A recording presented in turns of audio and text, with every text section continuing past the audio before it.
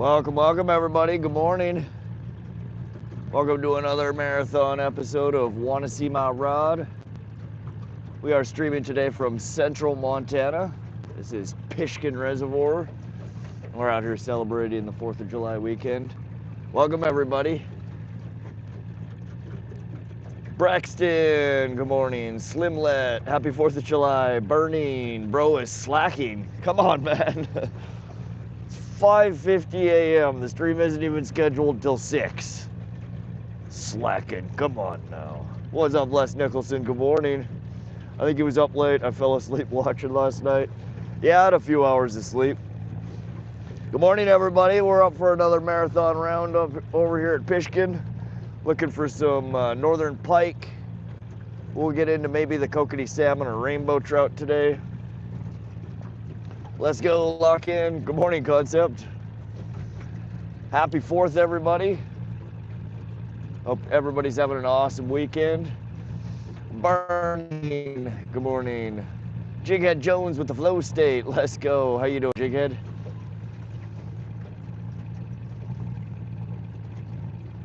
We just got in the water here. I just got both of our lines in. See if we can catch something today. Not 6 a.m., no, 5:53 a.m. We're Mountain Standard Time. Appreciate those thumbs up, y'all. Hopefully we can get on the fish here. I am marking quite a bit of fish. We're fishing over, we're starting a little bit shallow today. We're gonna try like 17 to 23 foot dive depth. Most of what we were catching yesterday was at like over like 20 to 25 foot bottom.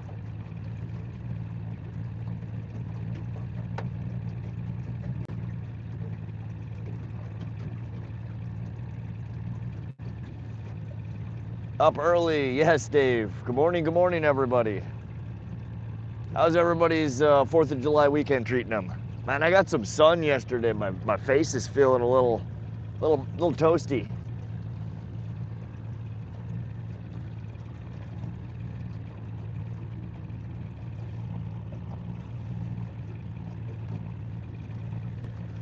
What baits today? We have the one dredger, and I had the cotton Cordell deep redfin or redfin deep in silver and black on the other line still, so I just threw that out for the hell of it. We probably won't run that one for very long unless we get hit on it. But yeah, we're gonna start out, we're gonna do a little bit of trolling for pike this morning. The cotton it's cotton Cordell. Redfin deep. Or on that maybe 15 minutes, 30 minutes. If that doesn't get hit, we're gonna throw down probably our lake troll or the Dodger fly. See if we can get a rainbow trout or something else in the boat today. Welcome everybody joining. Happy 4th of July.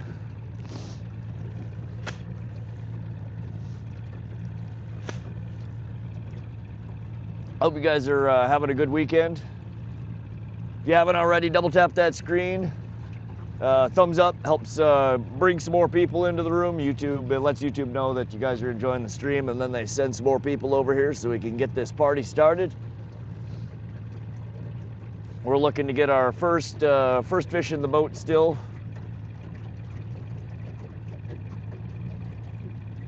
I'm still half asleep, so bear with me. Oh, look at this sunrise over here. Not pretty.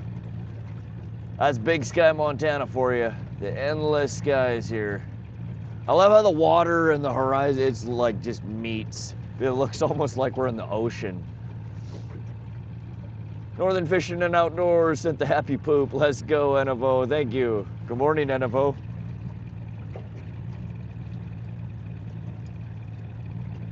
How is everybody doing this morning? Everyone's a little quiet. Y'all still half asleep, or is that just me?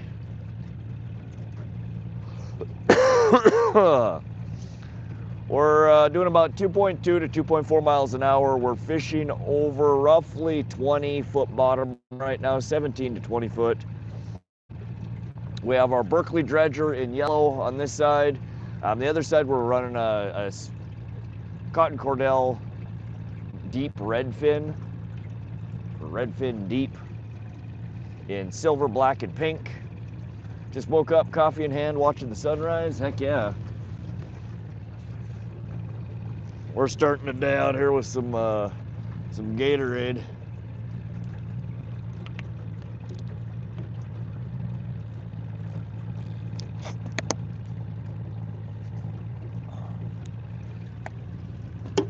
Oh man. Morning, Rod. Hope you slept well. Tim, thank you. Yeah, I slept like a baby. I finished watching a little bit of the movie that I had started last night or the night before. There was only like 20 minutes left of it, and I almost fell asleep before the movie ended. But yeah, I slept really well. Listening to the creatures. Good morning, everybody.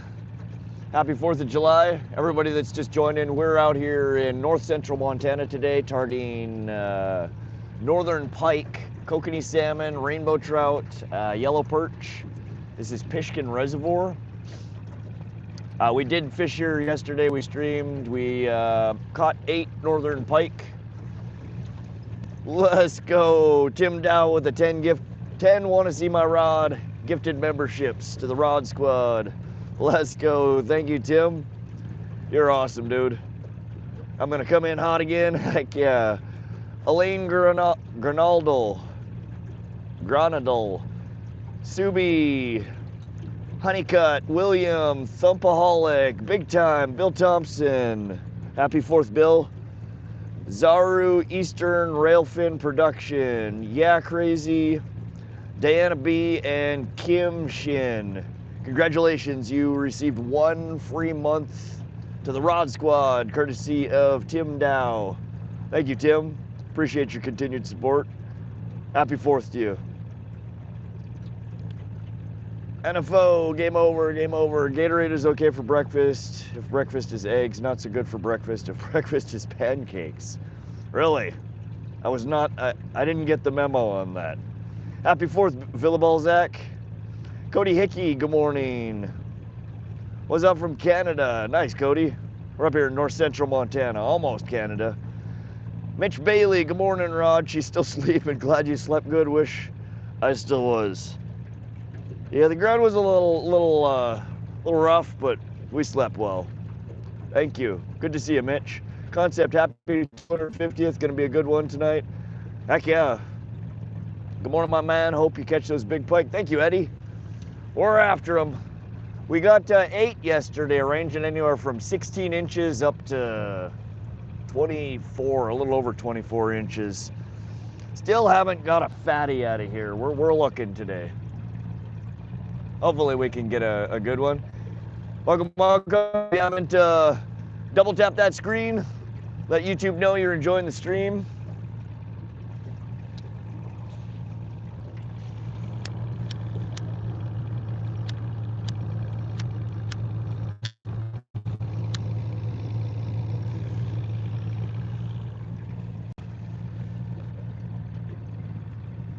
Zach, where should I go fishing on a boat? Where are you, Zach? I have no idea. Are you in Montana? If so, where at in Montana? If not, I have no idea, because I'm in Montana. 34 people already, wow. Yeah, we got 30, 40 people in here. We got a good start to the morning here. Every time somebody double taps that screen, YouTube sends a few more people in here. We had a pretty good stream yesterday, other than the technical difficulties. I think we had somewhere between 45 and 50,000 viewers yesterday, which is pretty good. We had almost 600 likes. Pretty damn good stream yesterday. But we're out here for another marathon live stream. Want to see my rod? YouTube live stream today. My voice is a little rough, if you guys can't tell. We streamed for 17 hours yesterday. So my voice is a little rough.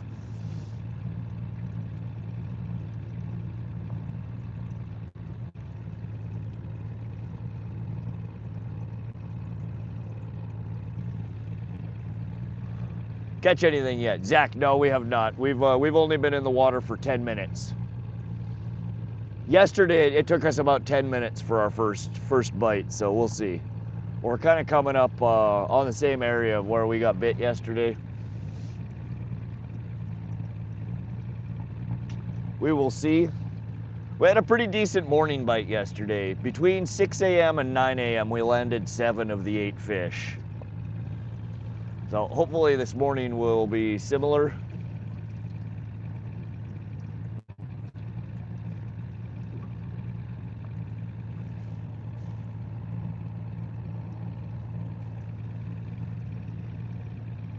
Went out before sunup, got 1 fish.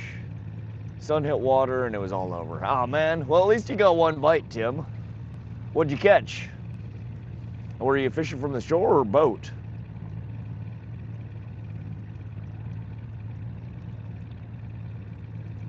The Raw Potato, appreciate you subscribing to the channel. Welcome to One My Rod, welcome to the Rod Squad. 3-pound bass, very nice.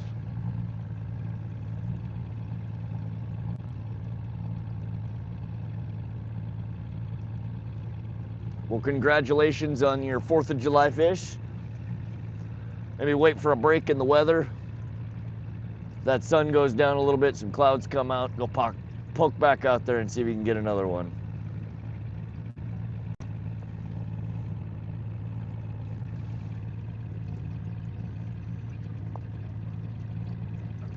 We're out here looking for the lunker today. We need something 10 pounds or bigger. We need 20 pounds or bigger would be nice. Water is glassed out, perfect fishing. Yeah, there's a very little wind right now. The wind, I believe, is supposed to pick up later on this afternoon. I don't think we have any rain in the forecast today, but definitely some wind. But we're gonna try and stay out here, depending on how the batteries do. We're gonna try and stay out here till somewhere around sundown. I'm gonna go ahead and kick our trolling motor off here, or our outboard off. We're gonna let the trolling motor control us here. Les Nicholson, Rod. Good morning, Les. Good morning, everybody just joining. This is Pishkun Reservoir. We're after northern pike, kokanee, salmon, and rainbow trout out here today. We caught 8 northern pike yesterday. Do see some clouds in the sky here. Good morning, Josh Reeling. Welcome to the stream. Chris NC, good morning from South Carolina. How you doing, Chris? Engage stealth mode. That's right, Concept. Stealth mode activated.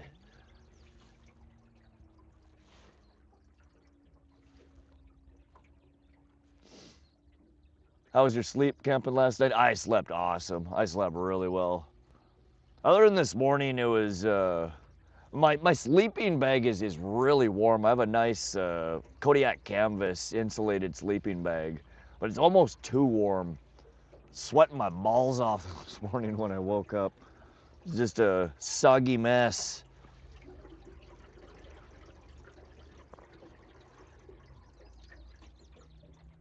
Hit that like button, guys. Let's go. We got 30 thumbs up so far, 52 people in the room. You guys ready to catch some fish today? I hope so. We will, I feel, we need to start the morning right here, y'all. Everybody, it's time for a fish whistle. Let's call in our first fish of the day. Never mind my voice here, I'm a little rough. I will probably be losing my voice throughout the day here. It's rough talking for, I think we streamed for almost somewhere around 17 hours yesterday. We got another marathon coming here today. But happy 4th, y'all. Fish whistles away. Let's call in the fatty here.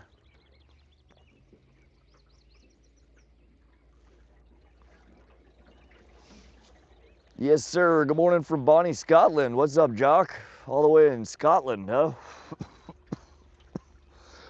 You guys guys got some good pike fishing over that way, don't you? Oh God, my voice is dead.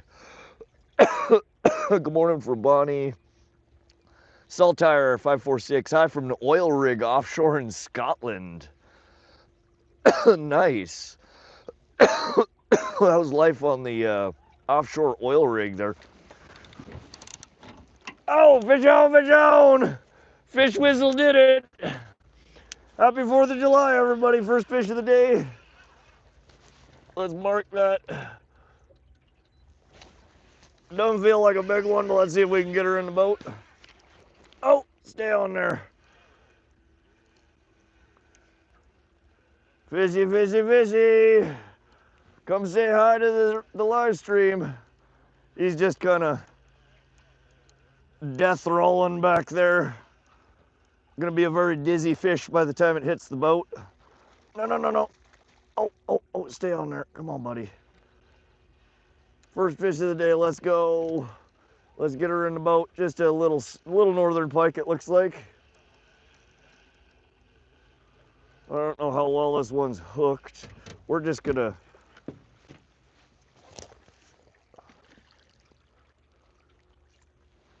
landed. Fish number one, 15 minutes into the stream. Not a great hook set. Let's get a quick picture of this for Fish Brain.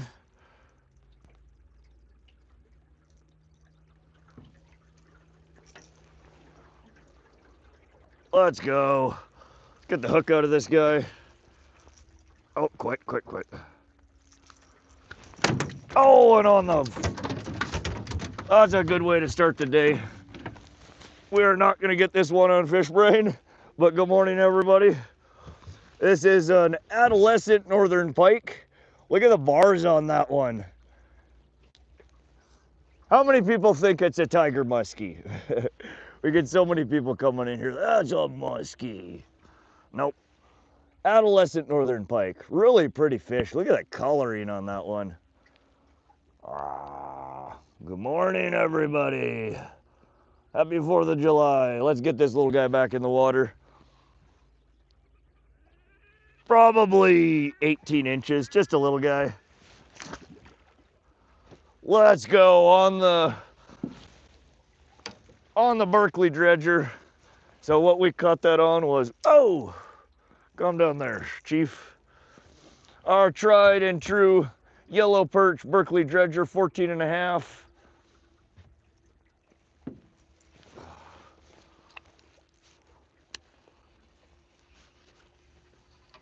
If there is a mod in the room, can you, good morning, everybody. I'm missing a few chats here. We're trying to get the rod back in the water. If there's any mods in here, NFO, can you type dot reset dash catches, and that'll reset our catch count, and then somebody type dot AC northern pike to add our next catch. I was out 60 foot. We're over about 20 foot bottom, doing about 2.2 miles an hour. Thank you. Awesome. You're on it, y'all. Thank you, guys. It's all good. Mods, I love you guys. You guys are awesome. Colorado Springs checking in. What's up, Sid? Perch color works, Rod. What can I see? Oh, yeah, the perch color works real good here. Happy 4th from Canada. Thank you, Bill. Happy 4th to everybody. We just landed our first fish of the day. Probably 18 inch, maybe a little bit bigger northern pike. Very pretty coloring. The adolescents, when they have the bars before it splits into the beans, they're so neat looking.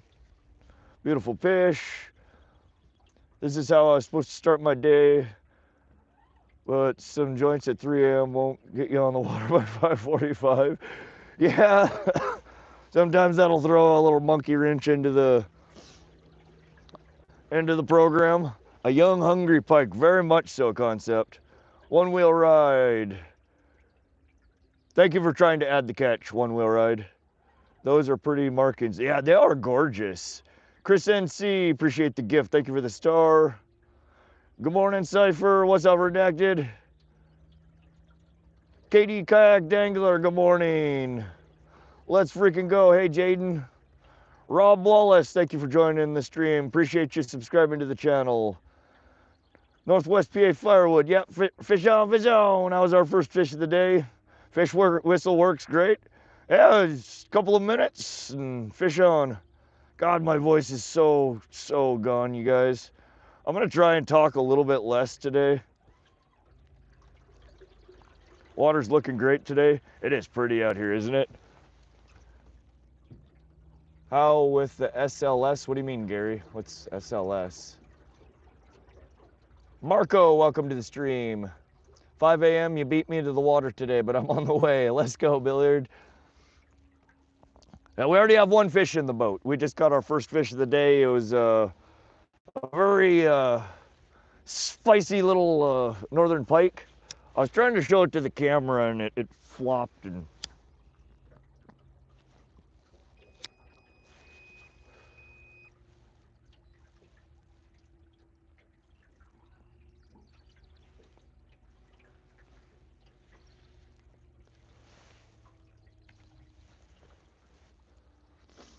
Good morning, Clyde.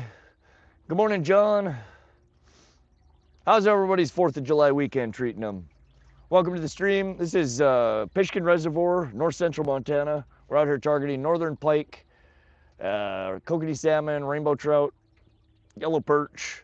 We just landed our first fish of the day. If you guys are enjoying the stream, don't forget to double tap that screen. Give a thumbs up. That helps YouTube let you know, or helps let YouTube know you're enjoying the stream.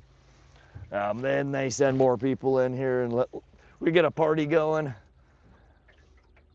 Glass, nice, no skunks today. Now we got the skunk out real early, just like yesterday. 10 minutes into yesterday's stream, we had our first fish in the boat.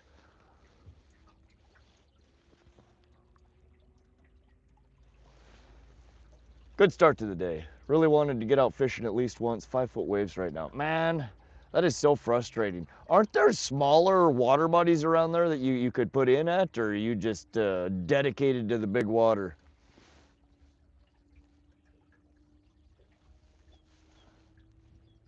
No, Justin, we caught one northern pike. Nobody needs to remove it. No, there are no bass in this water body. Northern pike, yellow perch, rainbow trout, kokanee salmon. I was on the water 4, off by 7. Dang, you were up there early, Tim. Basically dedicated to the big water. Fair enough. I put in wherever. If there's fish there and it looks interesting, we'll try it. We'll give her a go.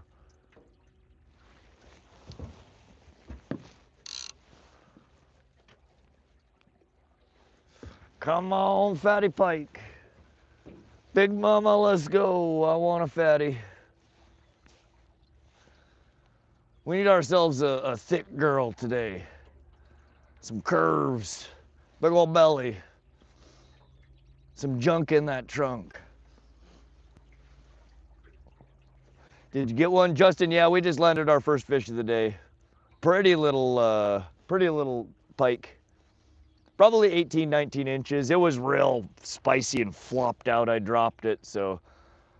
Usually, once it hits the ground, it goes back into the water as soon as possible. We don't hold it too long. They get a little temperamental sometimes. Shoto, Montana, temperature 52, feels like 47. Rain 0, wind 6.7, gusts 14.1. Not bad, pressure 29.9. 7-Eleven, what's up, John? America brought slaves. Do you think it was a great thing since we got better sports? Sour, don't start with that shit, man. I will give you one and only warning. We don't tolerate racist crap in here, so I don't know if you're just trying to be funny, but let's not. That is the quickest way to never get to see another live episode of Want to See My Rod. So please, behave. Be nice.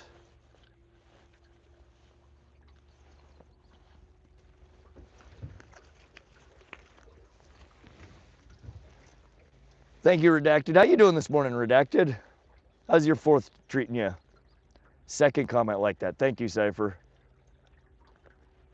Yeah, if you see him in here again and he says anything even remotely like that, that is the one thing that we permaban for. We don't tolerate that. I don't know when it is people will realize that humans are humans are humans are humans. Who cares what the fucking color your skin is, where you were born, what magic man in the sky you worship? Like, just be nice to people. He wants to see your rod. Lake Erie, where you fish. Here in Cleveland, 2 foot or less. Hairline's moving a little. Think you caught a fish? No, Amanda, when there's a fish on there, I'll show you. The line will bounce or it'll just bend and you'll hear this. When there's a fish on, you'll hear it zip in most cases.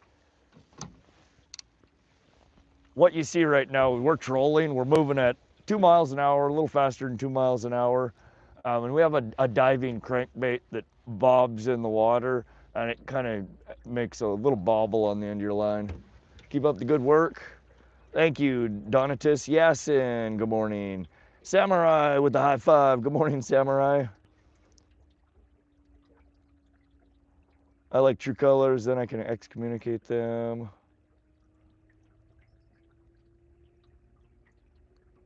You also smoke one cigarette after another while fishing? Yeah, I do chain smoke. It's also early in the day. Gotta get some nicotine pumping through my body here. We all bleed red, that's right, Les. People are stupid or smart. Throw him at me, Rod. What's up, Randy Koch? 100% agree with that, Rod. Stupid people. Morning, hope you slept well. Good morning, Dave. Yeah, we slept well. Other than a sub-zero sleeping bag is not the greatest when you're not in sub-zero weather. Man, I woke up sweating my balls off. She was toasty in there. Itchy fingers. Someone stole my wife's credit card, but I'm not going to report it. They're spending less than she does. I've heard that before. That's funny. Jonathan. What's up, John? Eastern Basin, Buffalo, Cattaraugus, Sturgeon Point. Samurai with the gold coin, let's go. I needed to skip to live. Okay, Justin. Yeah, it's confusing sometimes when you realize you're like 5 minutes or 10 minutes behind chat. By the way, happy 4th. Thank you, Amanda. Right back at you. Happy 4th, everybody. 250th. Oh shit, you're getting bites? No, not yet. The darting days. Tim Dow with a $2 super chat. Let's go. Here, fishy, fishy, whistle, whistle. Thank you, Tim.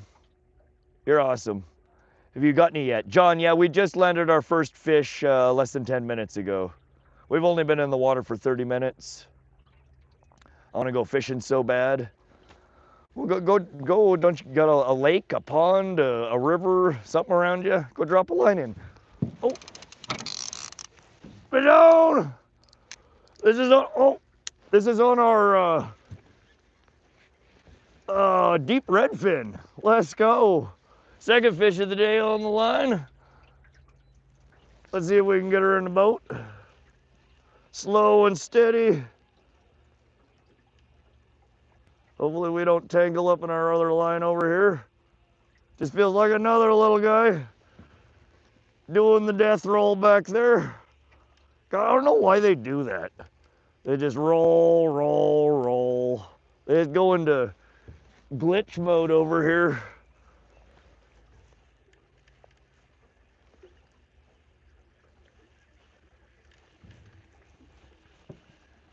See if we can get this one in the boat. No, stay. I don't know how well our hook set is on this one. This one's a much bigger lure. This one's a big old stick bait. 7 inches or so. We got a decent hook set, it looks like. See if we can just boat this one. Let's go. Landed. Fish number 2 of the day. This one is on our Smithwick Rogue. Or no, sorry, Cotton Cordell Deep Fin Red in silver and black. Again, another adolescent. This one doesn't have quite the, don't flop. All right. Let's try and do this without getting a hook in our hand, because that's no fun. Oh, damn it. Hold on. All right, we're not going to mess with it. This one's hooked a little funky. We're going to get this one back in the water. Oh, hold on. Let me get this first hook out of it. We'll do this over the net.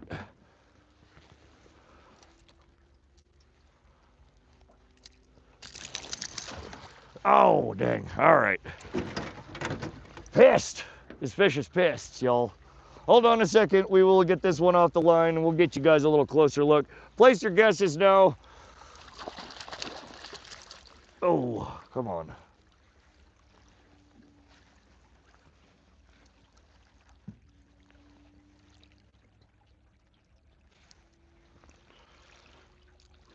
God damn it. Is this one hooked?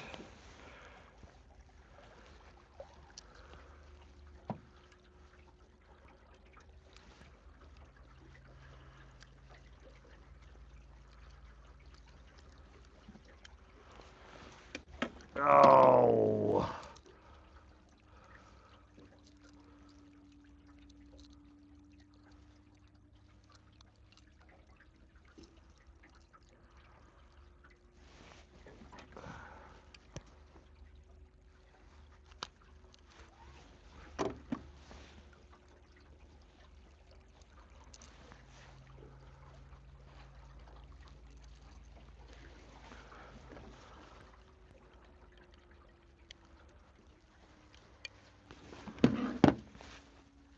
Man, I shouldn't have put this one over the net.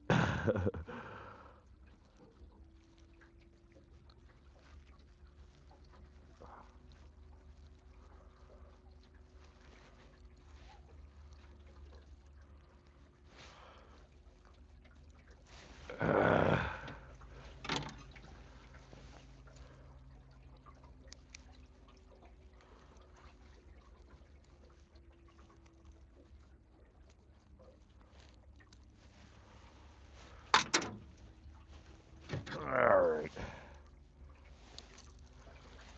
There we go. Dang. Alright, sorry about the delay there, guys. There's fish number 2 of the day. Another little northern pike. Very pretty. Adolescent. We're going to get this one on the bump board real quick. Place your guesses. I'm going to say this one's probably 19 inches.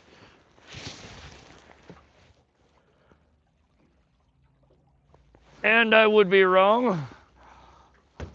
What do y'all think? What do you think the length is on that guy? Let's get our first fish of the day, or, well, we're going to pretend this is first fish of the day. We're going to get it on Fishbrain real quick. You can find me on Fishbrain at Vox, V-O-X.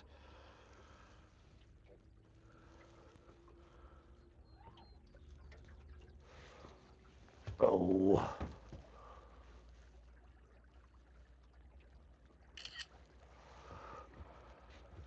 All right, we're gonna get this one back in the water, guys. Oh, dang, she almost jumped back in the boat. It went down and right back out of the water. God, I sound like I'm going through puberty, guys. Rod's finally going through puberty. My voice is cracking. Woohoo! Sorry, my voice is trashed. We streamed for 17 hours yesterday. Fish finder, what are you fishing for? Fish on, pike nice. Oh, my son, good stuff. Samurai with the flow state. Bill Thompson with the high five. Looking for live conditions, not a forecast. Pike be piking. 20 inches. Nice catch rod. 22, very close. Can you eat them? Yes, Dwayne, they're very good to eat. In fact, I should. We should fill a limit today. I got a couple of people that asked me for them. What did the other one bite on? The other one bit on our Berkley Dredger. This was Sage's pick from last night, the silver and black. I was just gonna get it out of the, take it out too. All right, let me get this out of the net and back in the water, and then we'll go over the size of that one.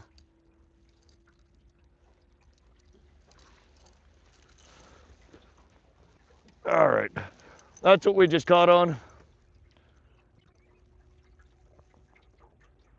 We're gonna get one back in the water.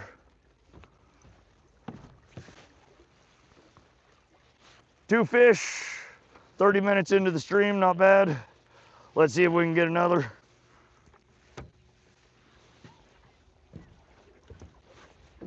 $21.5, Mitch Bailey, you got it right on the money there, buddy, $21.5. Hit that like button if you haven't already, double tap that screen.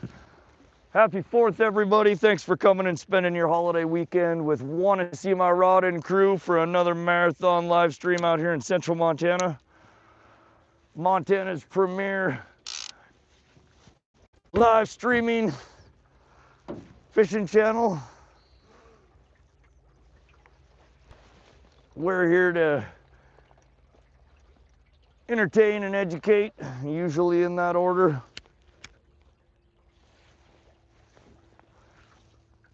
Pike are good eating for sure. 20 inches.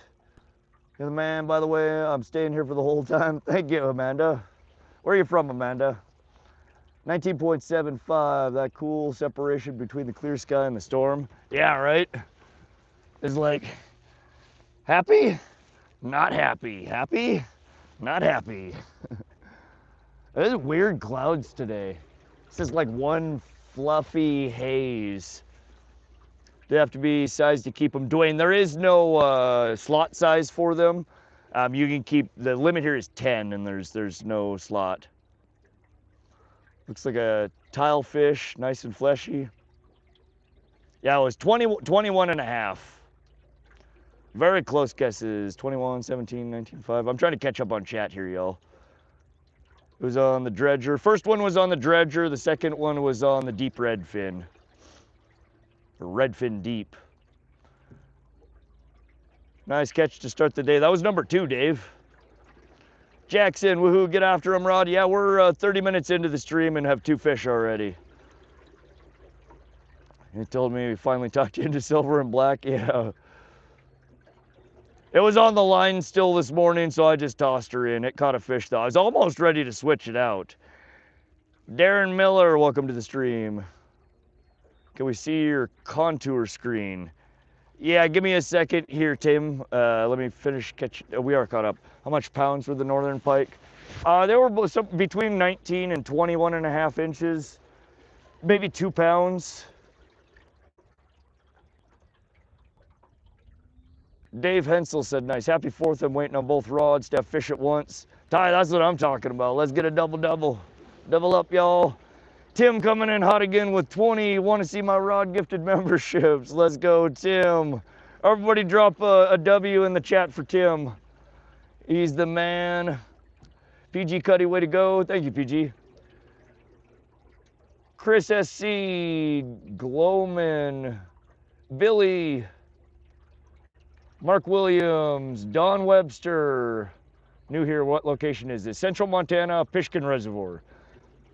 In the background here, you can see the Continental Divide, the Rocky Mountains.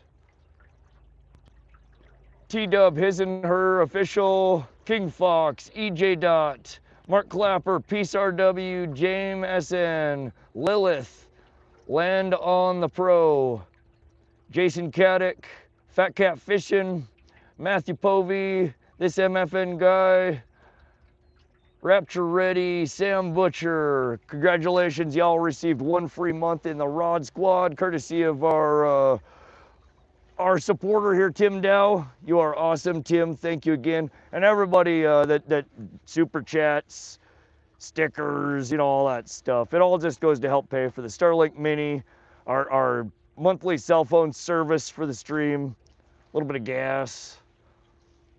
But thank you for your support. Is it cold out there? It's right around 50 degrees. It's a little chilly. It's not bad. It's supposed to warm up to almost 80 today. Fish on! Fish on, fish on! Let's go! We're on them, y'all. Fish number 3, third bite of the day. 22 foot of water, going 2.2 miles an hour. This is our Berkley Dredger, yellow perch. Another spicy little one here.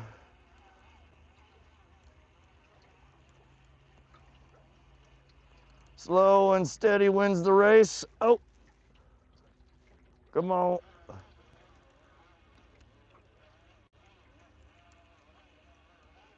Let's go, guys.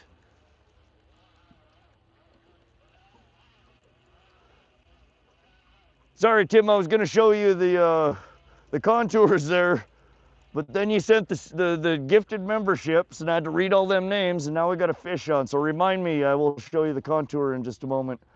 This one might be, about the same size as the other two. Well, this one's a little thicker, it looks like.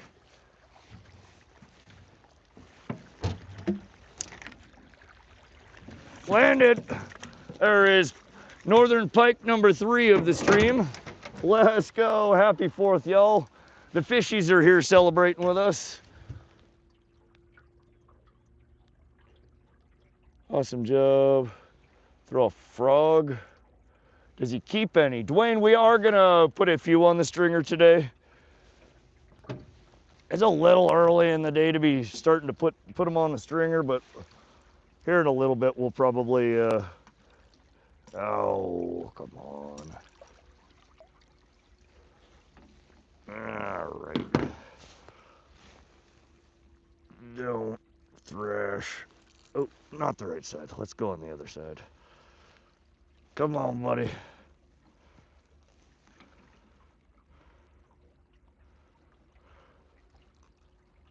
Trying to get a good grip on this guy before I, there we go.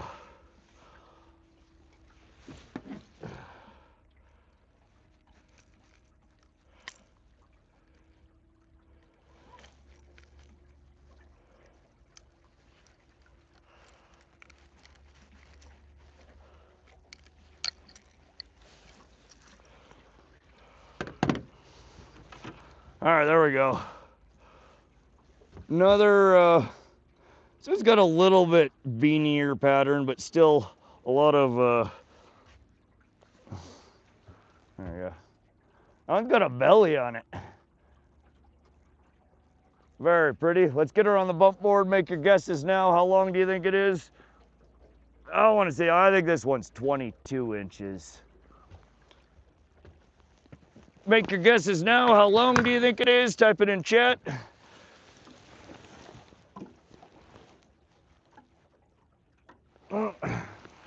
Close, but no cigar.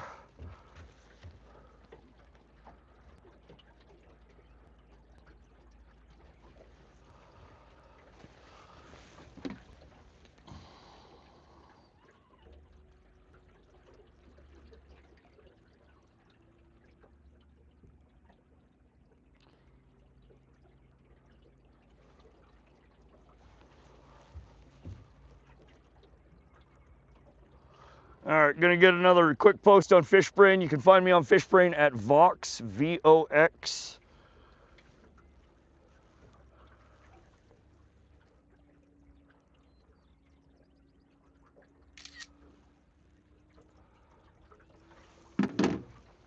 All right. Oh! He wasn't sticking around. Trying to torpedo it into the water, but that one just flopped. So, whatever.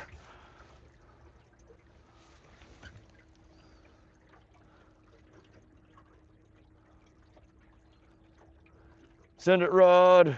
Better keep it, Rod. Let's go. 3 in the first hour, rock on.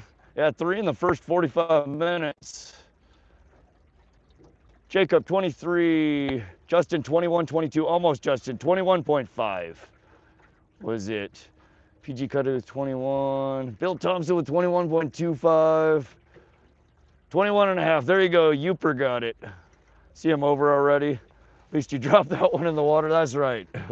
They're wild. Yeah, they're definitely spicy this morning. That's for damn sure. That was another one on our our yellow perch Berkley dredger.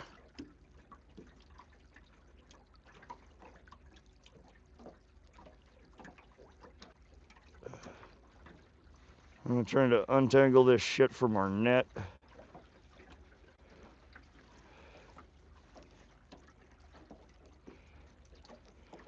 Ouch! The hooks are still sharp, that's good.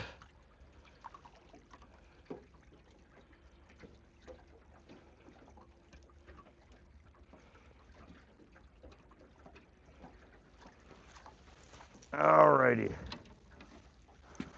That was our second catch on the Berkley dredger, 3D yellow perch. This is the 14.5-foot diver.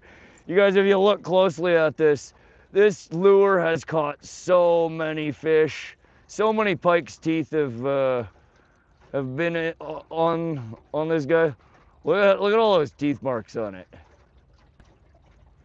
She is bit up. But let's get her back in the water. We ain't gonna catch nothing with it if it's in the boat.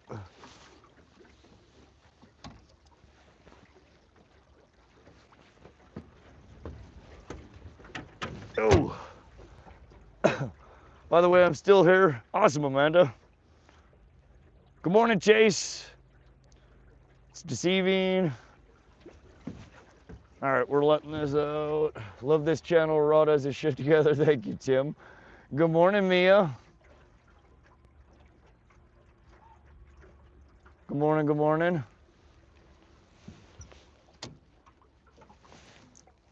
All right, we're gonna bring this in just a little bit. 60 foot or so. So we're fairly close to the boat.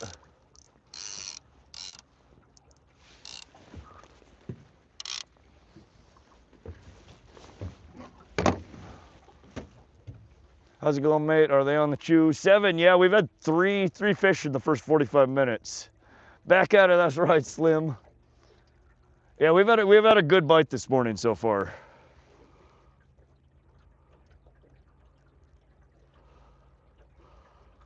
Another toothy critter. Hashtag live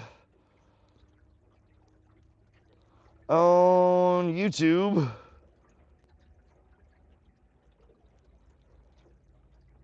Happy 4th. Oh.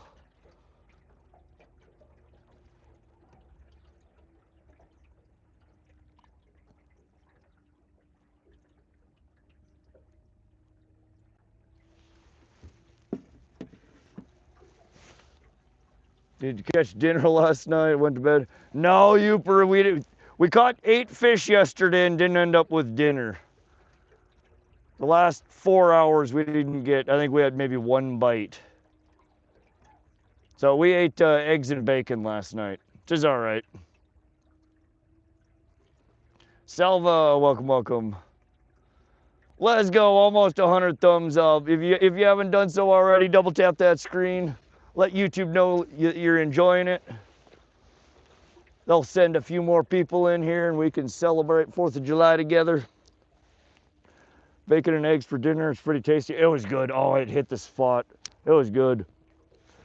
Had a goddamn deer mouse while I was sitting in the chair eating the food, stuffing my belly, and there goddamn deer mouse climbing up my leg trying to get on my plate and steal my food. I'm like, bro, I'm working here, don't you see me?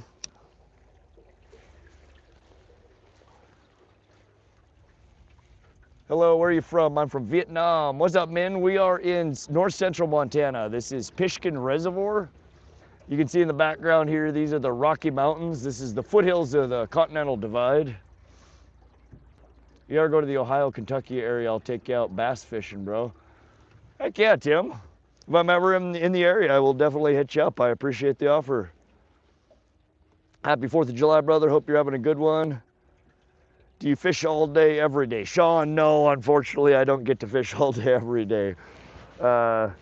We, on the channel here, we try to live stream at least once a week. Typically, it is marathon, sun up to sundown fishing. As the weather gets nice and when my schedule allows it, we try to stream at least 2 to 3 times a week. But it's usually at least once a week.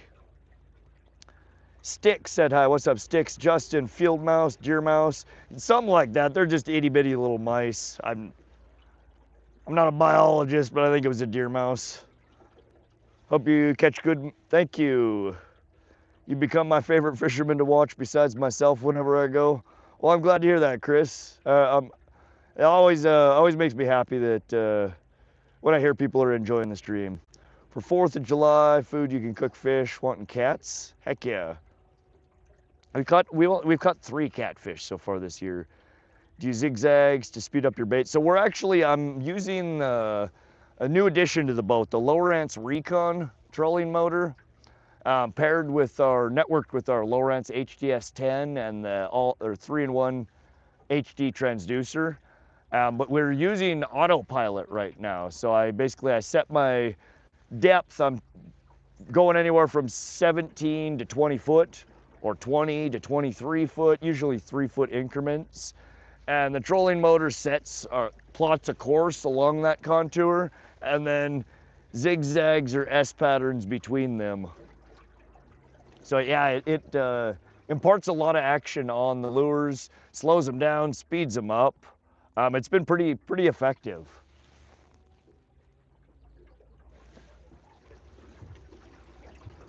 Don't spam, Jonathan. That's right, Mia. Mia will smack you with the band hammer.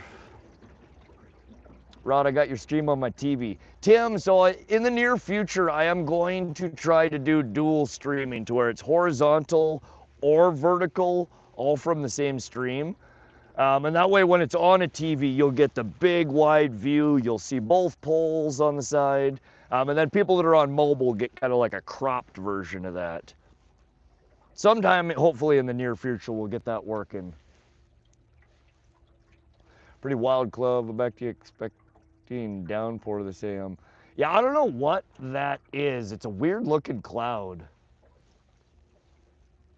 I don't think it's gonna rain. It is looking a little angry, but I don't think it's gonna rain. Where are you fishing at? Candy, this is north central Montana. This is Pishkun Reservoir.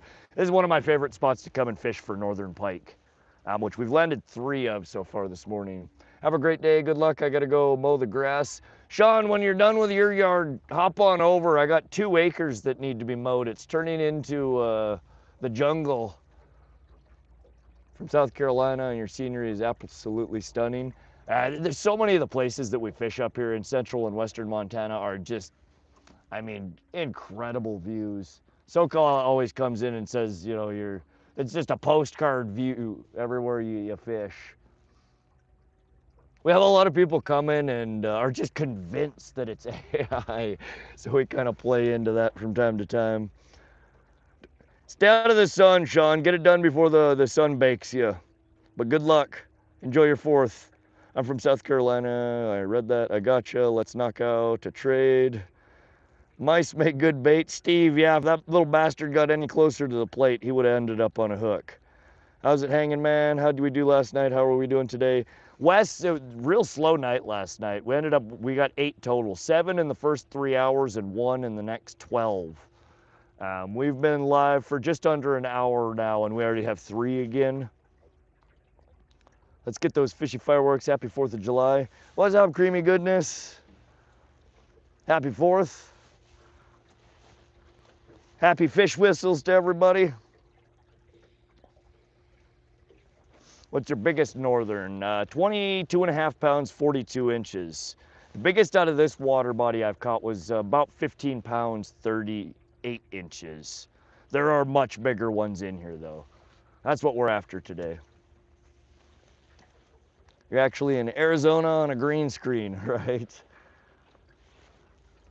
I always tell somebody my assistant crawls under the screen, hooks on a fish, and tugs on the line a couple of times, and we keep reeling in the same prop fish, one after another. 42 inches, very nice, Candy. Yeah, I've only ever caught one over 40 inches, and it was the 42-inch, 22.5 pounder. We're looking to improve that this year, hopefully. 95 thumbs up. Can we hit 100 before the 1 hour mark? If y'all are enjoying the stream, double tap that screen, give a thumbs up. If you don't like the stream, you can always take it back later. I never caught a pike, but a muskie here recently was about 25 to 30 inches. Didn't have a way to accurately measure it. I think I put it on your community page. Wes, yes, I did see that. Yeah, I carry with me when I'm fishing a bump board. They make them smaller than this. I have this because we're after a record. But it's just it's a measuring stick, and it's got a lip on it, 90 degrees, so you can bump the nose right up to it. You bring it down, pinch the tail together, and then find your measurement. When I go bank fishing, I carry a shorter one. It's about 30 inches, and it just slides into my backpack. But always nice to have one.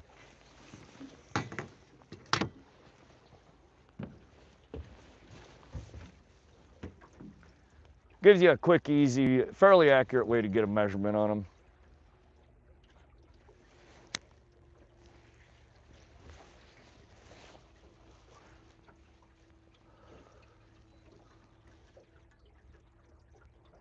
$101 by the 1 hour mark. Let's go. 103 thumbs up. Y'all are awesome. Happy 4th of July. Happy Independence Day weekend. Y'all, I hope you are having a good weekend. Stay safe out there. Don't do anything too stupid. Have fun though. Mic check. Let me replace it. The battery's dying in this guy.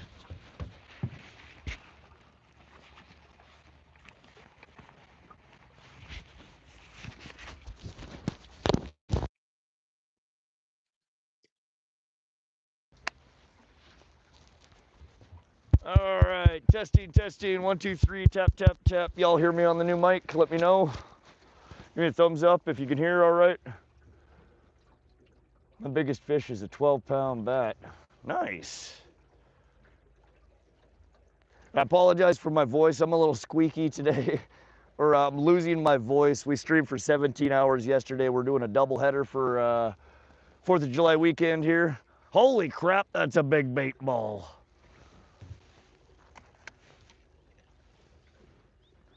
Look at that cloud. Good Lord. It's just a haze. You can see them on the down scan over there too.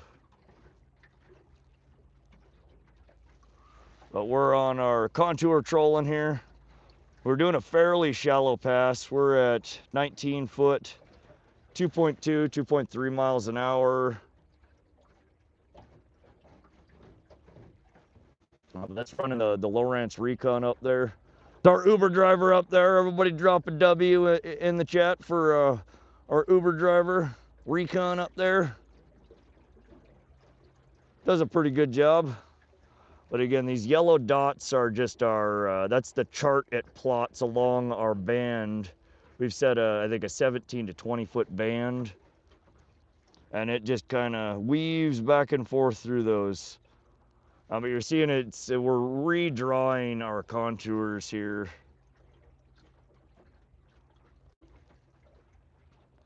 Yeah, it just follows that ridge. It stays or tries to stay within that green band.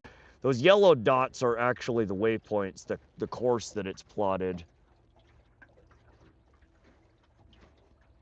And it just does its thing.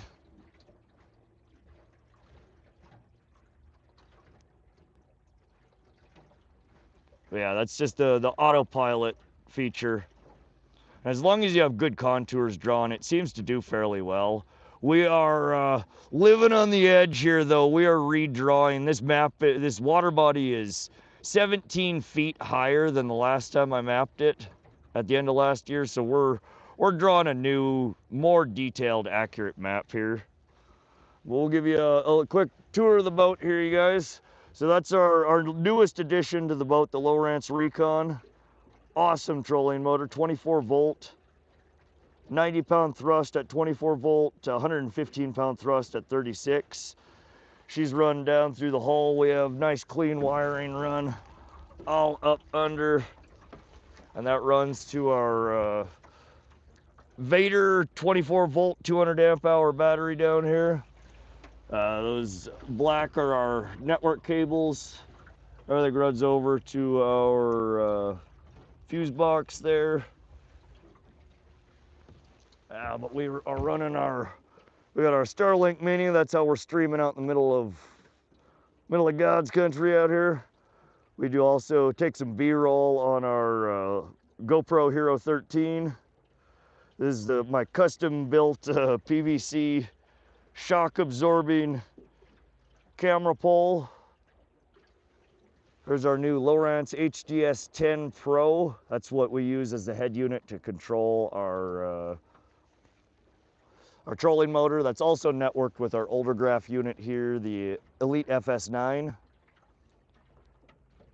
My second phone sits in the RAM mount. This is where we used to stream from, but any of y'all who remember my first year of streaming, last year when we started, this whole freaking helm shakes when the motor is running. So the whole time this camera's going, the stream's just shaking.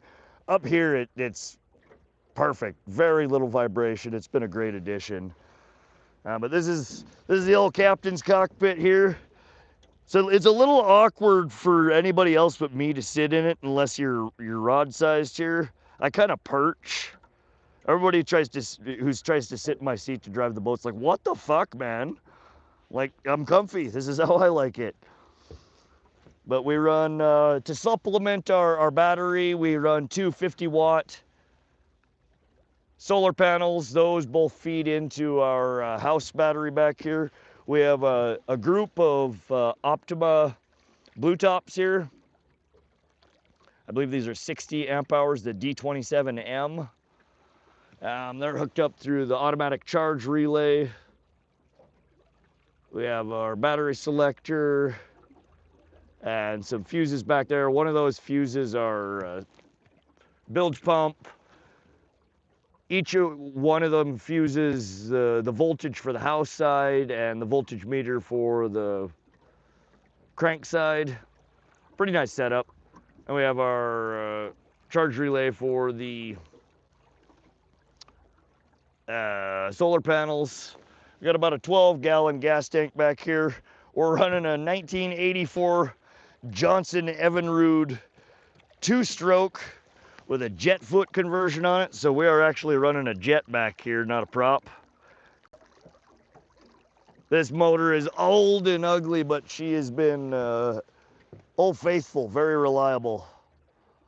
Well, there's a little view of the boat here. We have a partially completed floor. This is all star deck. I forget what it's called. It's a non-slip UV resistant HDPE.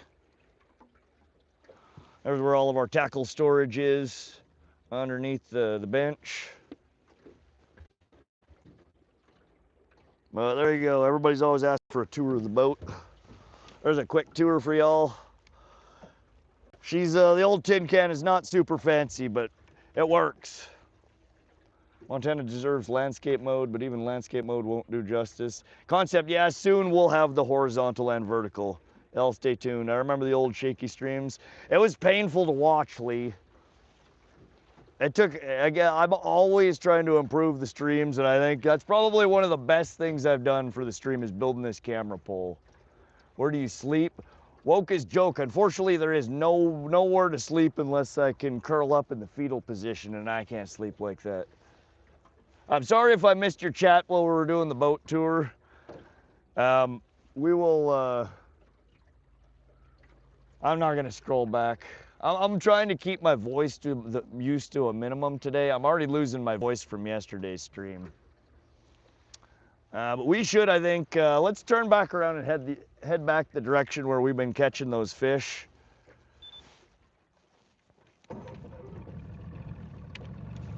So we're gonna turn the outboard off, or turn the outboard on for a second to pan us around.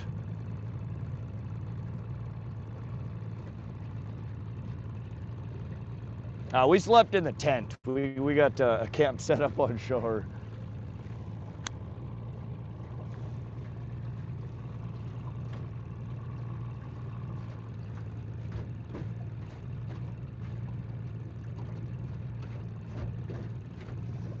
If you have not done so already, double tap that screen, let YouTube know you are enjoying the stream out here today. You can always take it back later. But thanks for coming and hanging out. We're here for another marathon stream Fishing for northern pike, kokanee salmon, rainbow trout, and maybe yellow perch. We've landed 3 pike so far this morning. We've been live for just over an hour. So 3 fish in an hour is not too bad. We're over a whole bunch of fish right now.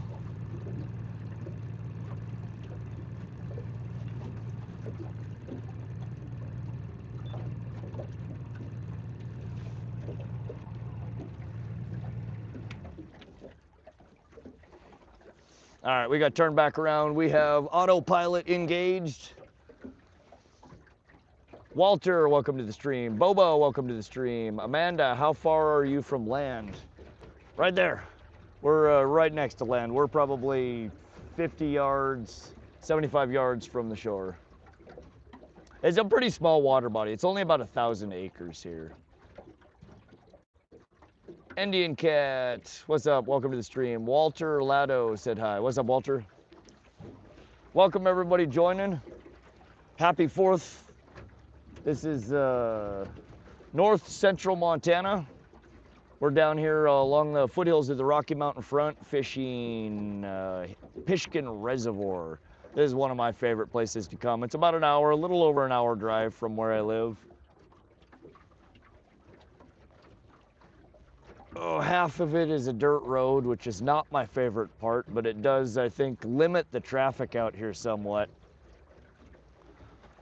Which leaves more fish for me to catch, I guess. Ready for the rod, let's go. Yeah, we've had 3 blasted so far this morning. I don't think it's gonna be too long before we get another one. So stay tuned. James with the fishy, that's right.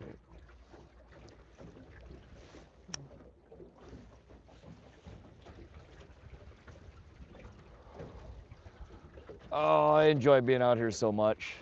It has been a very much needed getaway here.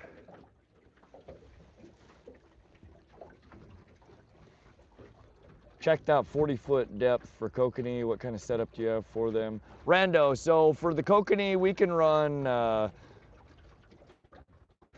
my best luck over the past few years has been either like a Dodger hoochie rig or lake troll and a wedding ring. Oftentimes either on my lead core line or snap weights are typically a little bit easier to get down to depths like that. Yeah, we're gonna run for a little bit here, trying to hit the pike. And we will switch. We're definitely gonna dedicate a couple or a few hours to trying to catch a damn kokanee out of here today. I think it was your name, wants to see your rod. Rando, sometimes small spoons behind a Dodger. Kokanee, they're not super picky in a lot of the water bodies around here. It's more so just about finding the right depth to fish them at. It's not Pride Day, it's America's Independence Day. That's all right, Warhorse. Celebrate to celebrate. It's all good, my friend. Ronnie, welcome to the stream. I have no idea what Deskening rainbow flag means.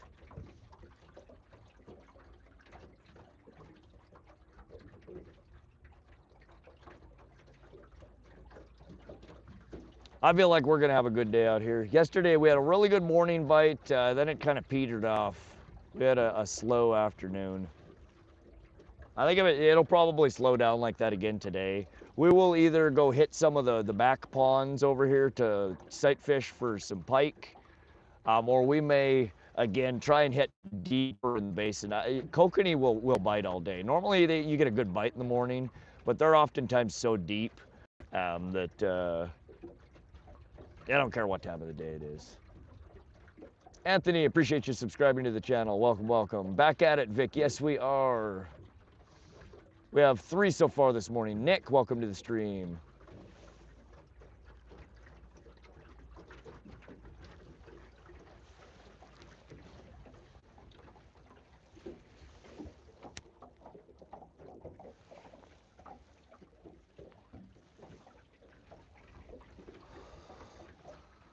But such a pretty morning out here. Weather is absolutely perfect.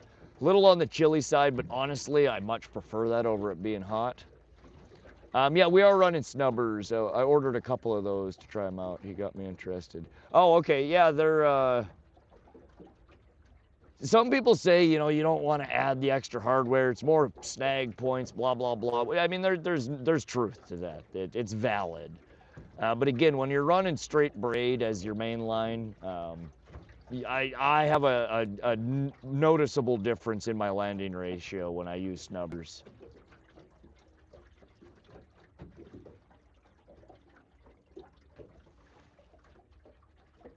Dang it, I need to tweak that forecast command.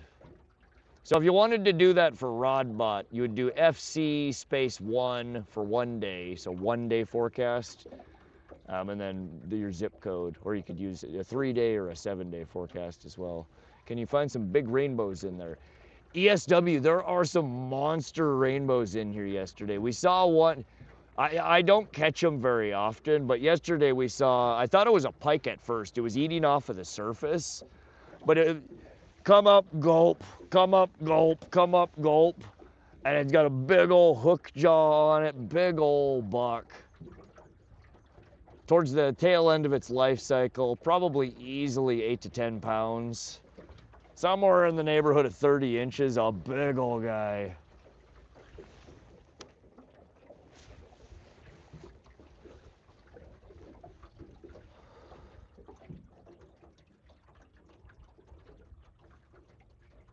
Good morning, Rod Chat. What's up, JV Joe? Welcome, welcome. All right, we are back over another giant bait ball here.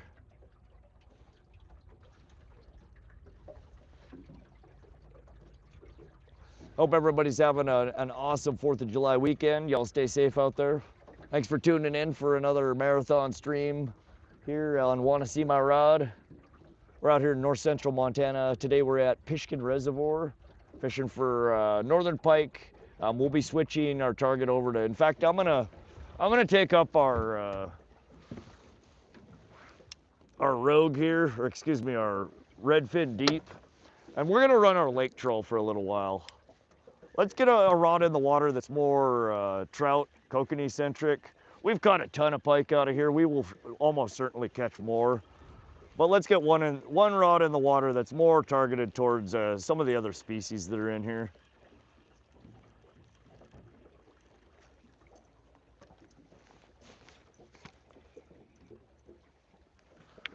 So what we're taking out, this is a cotton Cordell redfin deep in silver and black, and it's got a little pink spot on its chin.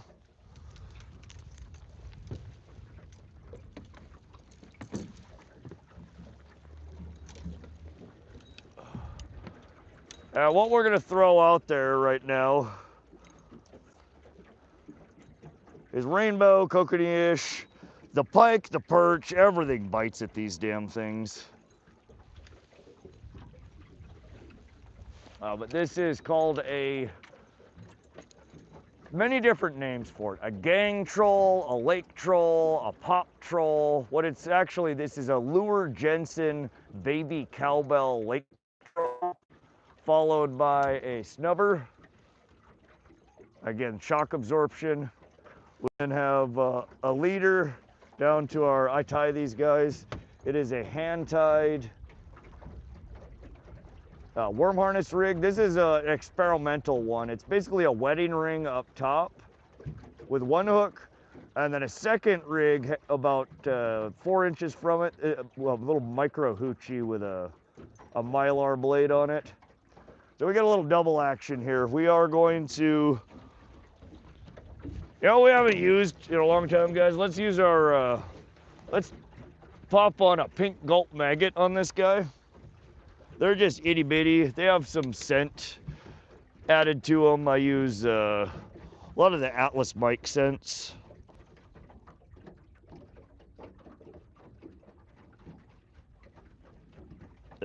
Crayfish, shrimp, garlic, anise, vanilla, lots of different things in here. So we'll get this one out. Maybe we can catch a different species here today.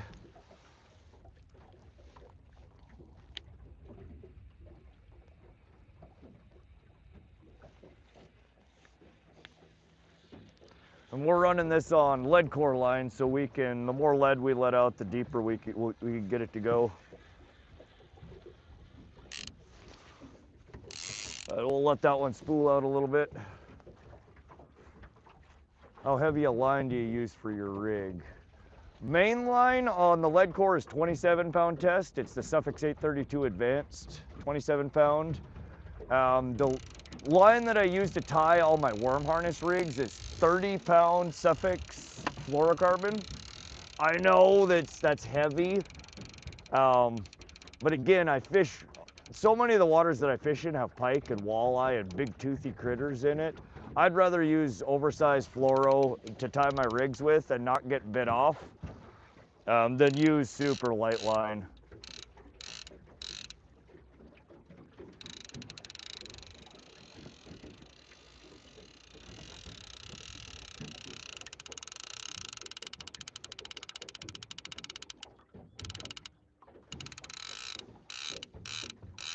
All right, we're on 2 colors on that, so 60 foot. That gets us down somewhere around 10 to 14 foot of dive depth.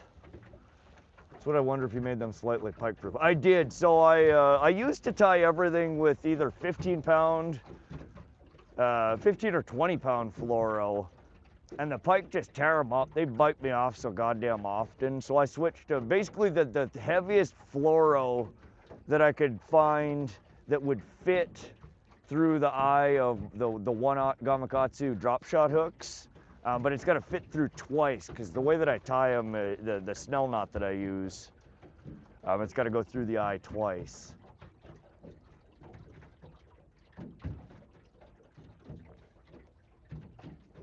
We're over about 20-foot bottom, fishing about 1.8 to 2.2 miles an hour. Laughed my ass off when that fish kicked your ass and went back into the belly. That goddamn fish. I'm over here spinning around like a ballerina, like, where the fuck did this fish go? Pick it up and flop again. Sometimes, man, I tell you, I struggle. Is that Siggy still going? No. We're at the little nubsy here. It's probably been out for, I don't know how long. Thank you. We're just carrying around a butt in my mouth. How's the fishing? Bart, it's been good so far. We caught 3 so far in the first hour.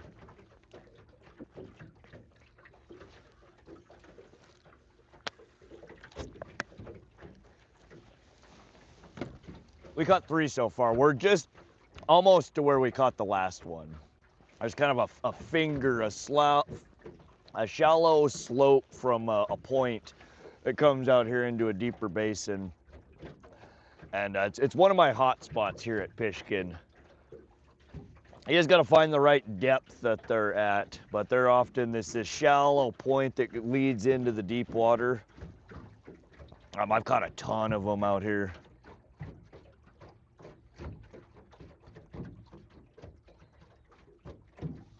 Yeah, it's been a good morning. We had our first fish in the first 15 minutes. 10 minutes later, we caught our second, and like 10 minutes later, we caught our third. It's now been about 20 minutes or so since our last one. But again, we just turned around. We're headed right back over where we caught the first 3.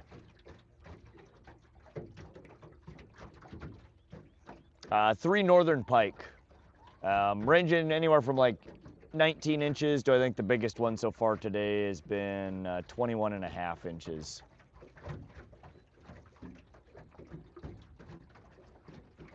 Let's go, 120 thumbs up. Y'all are awesome.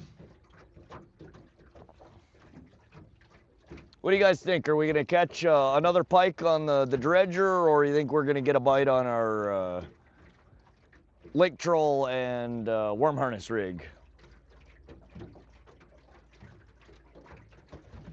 I'm undecided here. I'm not sure if our harness rig is gonna be the money today or not.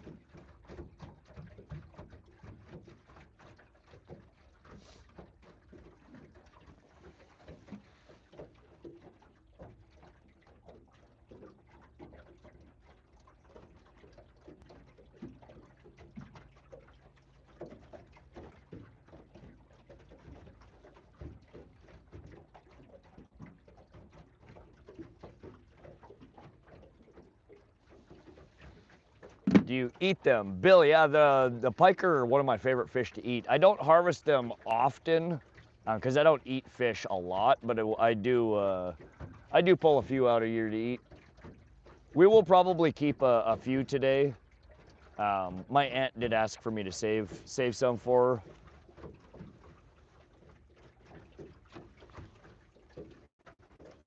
I should bust out the stringer and get it ready so we can get a few on.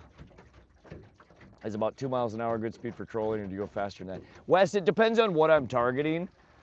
Usually I'll start out 1.8, 2 miles, sometimes 2.2 miles an hour. If I'm fishing for trout or kokanee, you can go slower than that. 1.2, 1.4. For pike, you can go quite fast, 2.5, 2.7, 3, 3.2. Usually I will start slower in the morning, and as the sun comes out and warms the water up, the fish get a little more active. You can start bumping it up. So what I would suggest when you're trolling is start at kind of a lower speed. And it really depends on the species you're targeting. If you're targeting trout, you know, start at that 1.2 miles an hour. Kokanee, again, same. Every, 15 minutes or half hour, if you're not getting bit, bump it up, a little bit. 30 minutes later, bump it up a little bit. But also you have to take into consideration that you'll see that my boat, I'm turning quite a bit. That impacts the speed and depth of your lures. So whatever's on the outside, like this one, when we're turning, it speeds it up. So that one's going faster now than it was. This one on the inside slows down. So you're always varying your speed because you're not going straight. So whatever your speed is kind of your median. Your lures are actually going to go slower and faster and higher or lower in the water column depending on which side of the boat they're on in the turn. But there's no real rocket science to speed with trolling. Vary it. Change it until something works, till they start hitting. And again, try and take notice of when they get hit. Is that my inside rod or my outside rod? Is it going faster than what I'm traveling because it's on the outside and I'm turning, or is it slower because it's on the inside and dropping?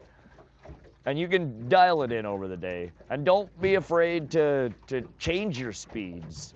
Oftentimes a good way to trigger a bite is speed up, slow down. And in fact, on stream a couple of times I've demonstrated that you might get a nibble at it and then it stops. I'll kill my trolling motor completely for 5-10 seconds and let everything settle down in the water. And then you kick the motor back on and goose it a little bit, which causes them to then raise in the water. And just those two actions will oftentimes trigger whatever it was that was following to bite again. So experiment. You're running a wedding ring. Doug, yeah, so we have on one rod our Berkley Dredger in yellow perch. That's caught 2 of the 3 fish today. We just took off our redfin deep from Cordell and we replaced it with our lake troll in hammered brass with a hand-tied worm harness rig, a wedding ring, and a micro hoochie in one. It's one of the a newer rig that I've been working on. Dredger's been hot fishing. Yeah, it's been a good lure. He's the only boat on the water this morning. There was one other one that jetted across right as I was getting down to my boat. They were starting their boat. But yeah, so far, me and one other boat. The S pattern is awesome. Yeah, it does help. It definitely does.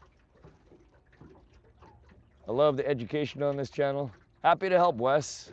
I try to share the knowledge or, experience that I have. Everyone else's mileage may vary, what I always like to tell people with fishing, there's no exact science to it. Experiment. What works for me may not work for you. What works for you may not work for me. What works for me at this water body may not work for me at the next water body. So just don't get frustrated. Change things up. Damn animal do. What's up, Trip? Good morning, my friend. It's picked. What's up? It's just subbed yesterday. You go out fishing every day? If so, I wish. No, we're out here for a marathon stream. We're camping here this weekend. So we did a I think 17 hours of streaming yesterday, and we'll probably be on for another 12 to 15 today if weather and batteries permit.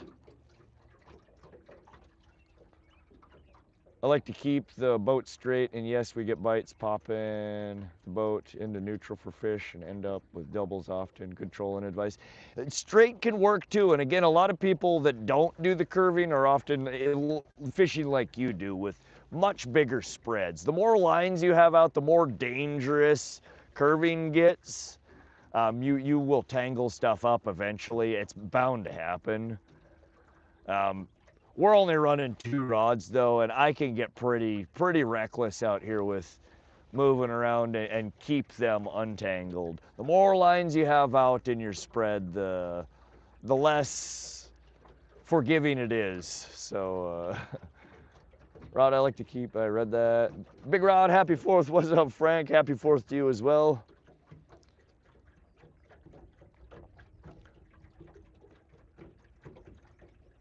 Link the Dredger, but only because it's caught all the fish. It's usually, oftentimes when I'm here, it's one of my creature, my comfort baits. It works. It runs almost the whole time I'm here. And almost every time I'm here, they produce. But you'll see that again, the fish, the bite will come, it'll hit, and then when the fish aren't biting or when you're not on the fish, it doesn't matter what you have in the water. I appreciate you're so willing to share information from rods to the lures. It's been helpful. I love to try and help people. I know that some of the water bodies that I go to, I wish somebody would help me. It's so frustrating sometimes figuring out a new water body, or even figuring out a water body you know, but a different time of the year. Or, you know, like conditions like this where it's flooded versus low.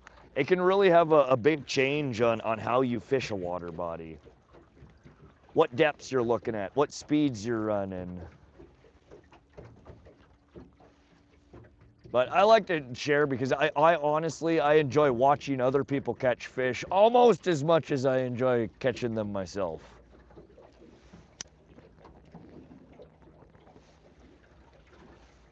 And I really, I like the feeling when somebody says something like that, you know, thank you, you've helped. Like that, that's all I'm looking for. Awesome. Mission accomplished.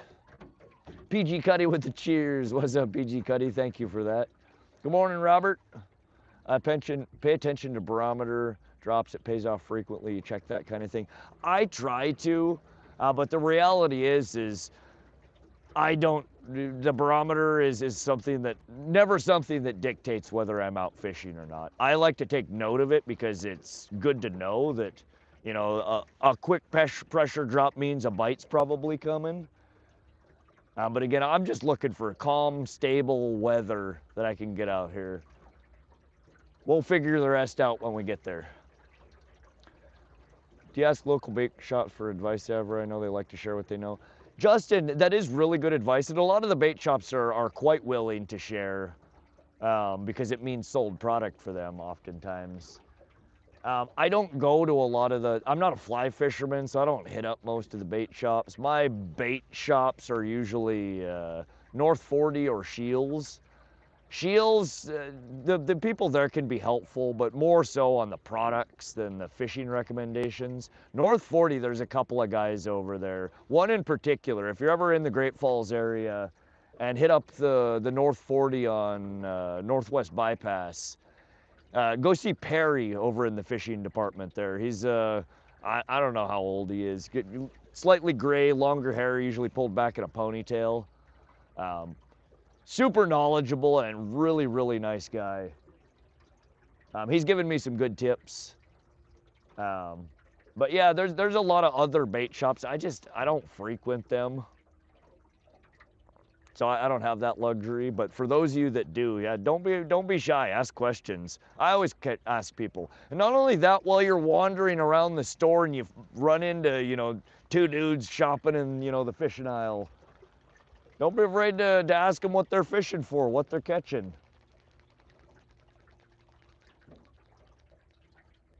These birds are weird. They literally flap, every flap they hit their wings on the water. Flappy, flappy, flappy, and it's just tapping the tip of the water.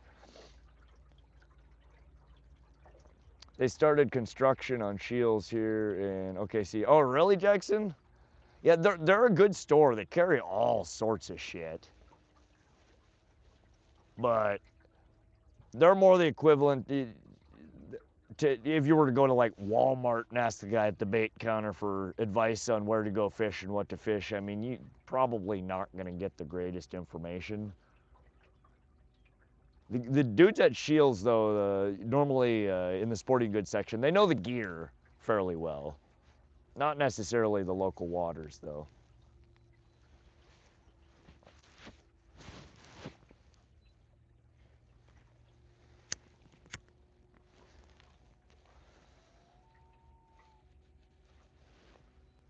Oh, come on. We had 3 hits and now what? That's it? Is that our bite? Come on. It's bullshit. Let's do this. I'm gonna let our lake troll out a little deeper. We're gonna go from 60 foot to 75 foot.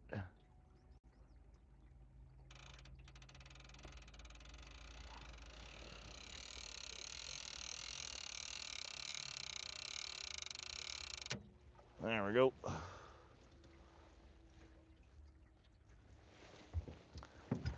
Let's do the same for this guy. Let's switch her up a little bit.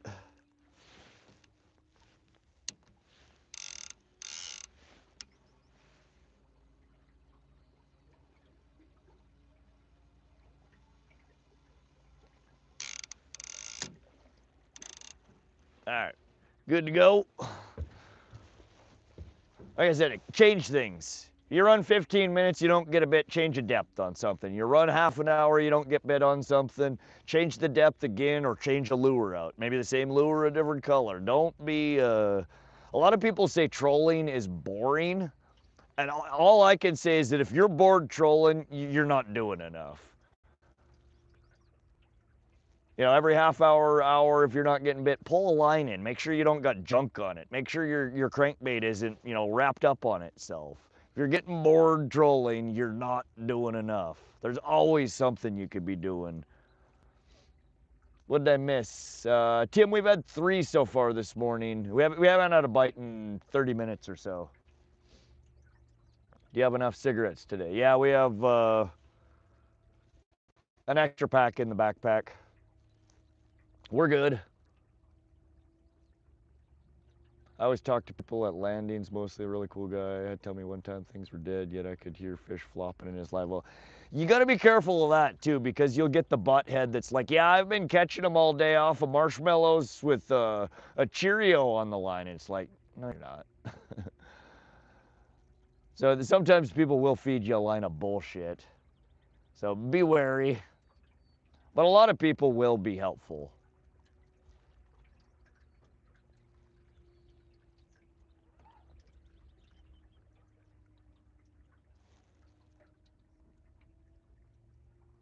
By the way, I'm still here. I'm staying for the girls on Roosevelt and stream. If you didn't hear that. No, I missed that. Amanda, where are you from? The girls on Roosevelt. What the hell's Roosevelt? Sorry, I miss chat sometimes when we're changing direction, switching lures. Sometimes shit just scrolls too fast and I miss them. Fisherman, welcome to the stream. Sometimes it's just a grindy type of day and they will say that. Absolutely, yeah.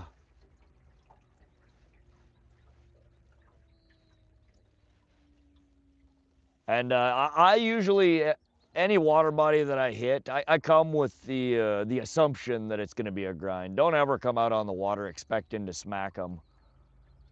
You will get humbled real quick oftentimes. And be okay with not catching shit. Like, yes, it's fun to get out there and just smack the fish up all day long. But part of the appeal is fishing is the anticipation of that next bite. You know, the knowing that you're gonna have to slog through shit for hours sometimes between bites. It makes the payoff so much better when it does happen. You guys see me, I get so goddamn excited anytime one of these poles explodes. It's like a little mini lotto win for me. Told Dad I caught a walleye on Spam. He started using Spam. Honestly, I think if you could keep Spam on a hook well, Spam would probably catch you a whole bunch of fish. Speaking of which, has anybody ever tried, it's a Hawaiian dish, Spam musubi, I think it's called. It's Asian, Hawaiian cuisine. The you fry like I don't know, maybe a 1/4 inch thick slice, sometimes a little thicker of Spam, a ball of like wet or white rice, kind of like sushi rice. But they fry the Spam with soy sauce and brown sugar, and you fry it on both sides, and then it gets laid on the little patty of sushi rice, and then wrapped in a seaweed wrap. And then you take and you hold it like a little sandwich, and you dip it in soy sauce. And oh my God, that shit is so good.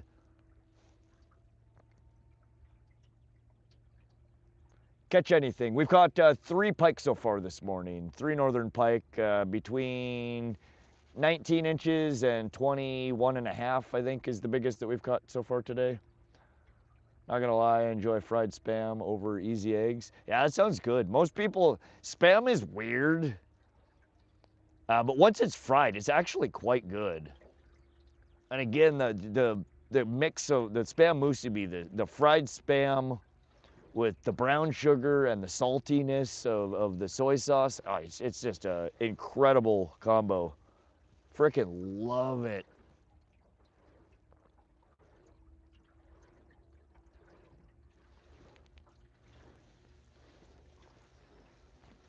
Big fan of the good old-fashioned Spam and cheese sandwich. I've never had a Spam and cheese sandwich.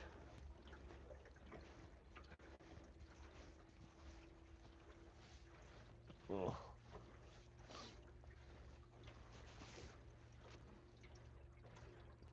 What's your favorite fish to eat? Northern pike, Landry. Northern pike and walleye are probably my top 2. I also enjoy a small channel catfish. They're quite good. Perch is good, but they're usually too damn small around here to bother with. From time to time, I do keep a kokanee salmon. Good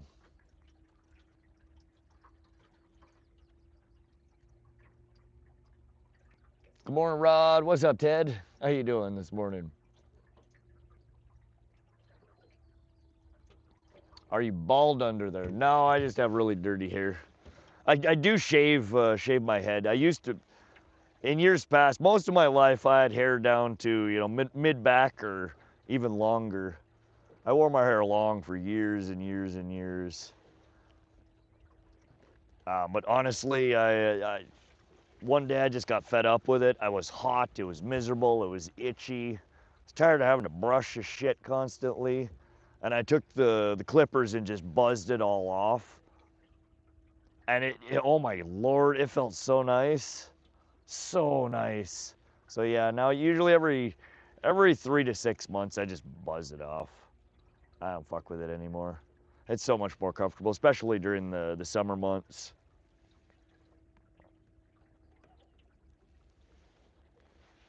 It's the key to fishing. Fish a lot, try everything. You'll have bad days. Then the stars will align eventually, and you'll have amazing days too. Yeah, and you learn tricks, and again, things that work in certain water bodies, things that work better certain times of the year.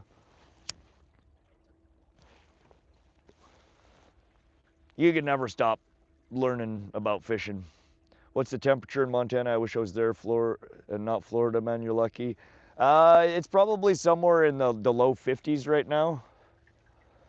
It'll probably get up to almost 80 today. It's gonna be warm. The sun's barely up in the sky though. It takes a little while for it to warm up. Surface temperature right now in the water is 62.8. How busy is the lake today? I bet it's rough. There's been one other boat on the water so far this morning. Lots of people camping. But it's not been the zoo I expected it would be. How's the morning bite? Pretty good so far, Ted. We've had 3 so far. We're just coming back over where kind of the hot spot has been. Hopefully we can hook up again.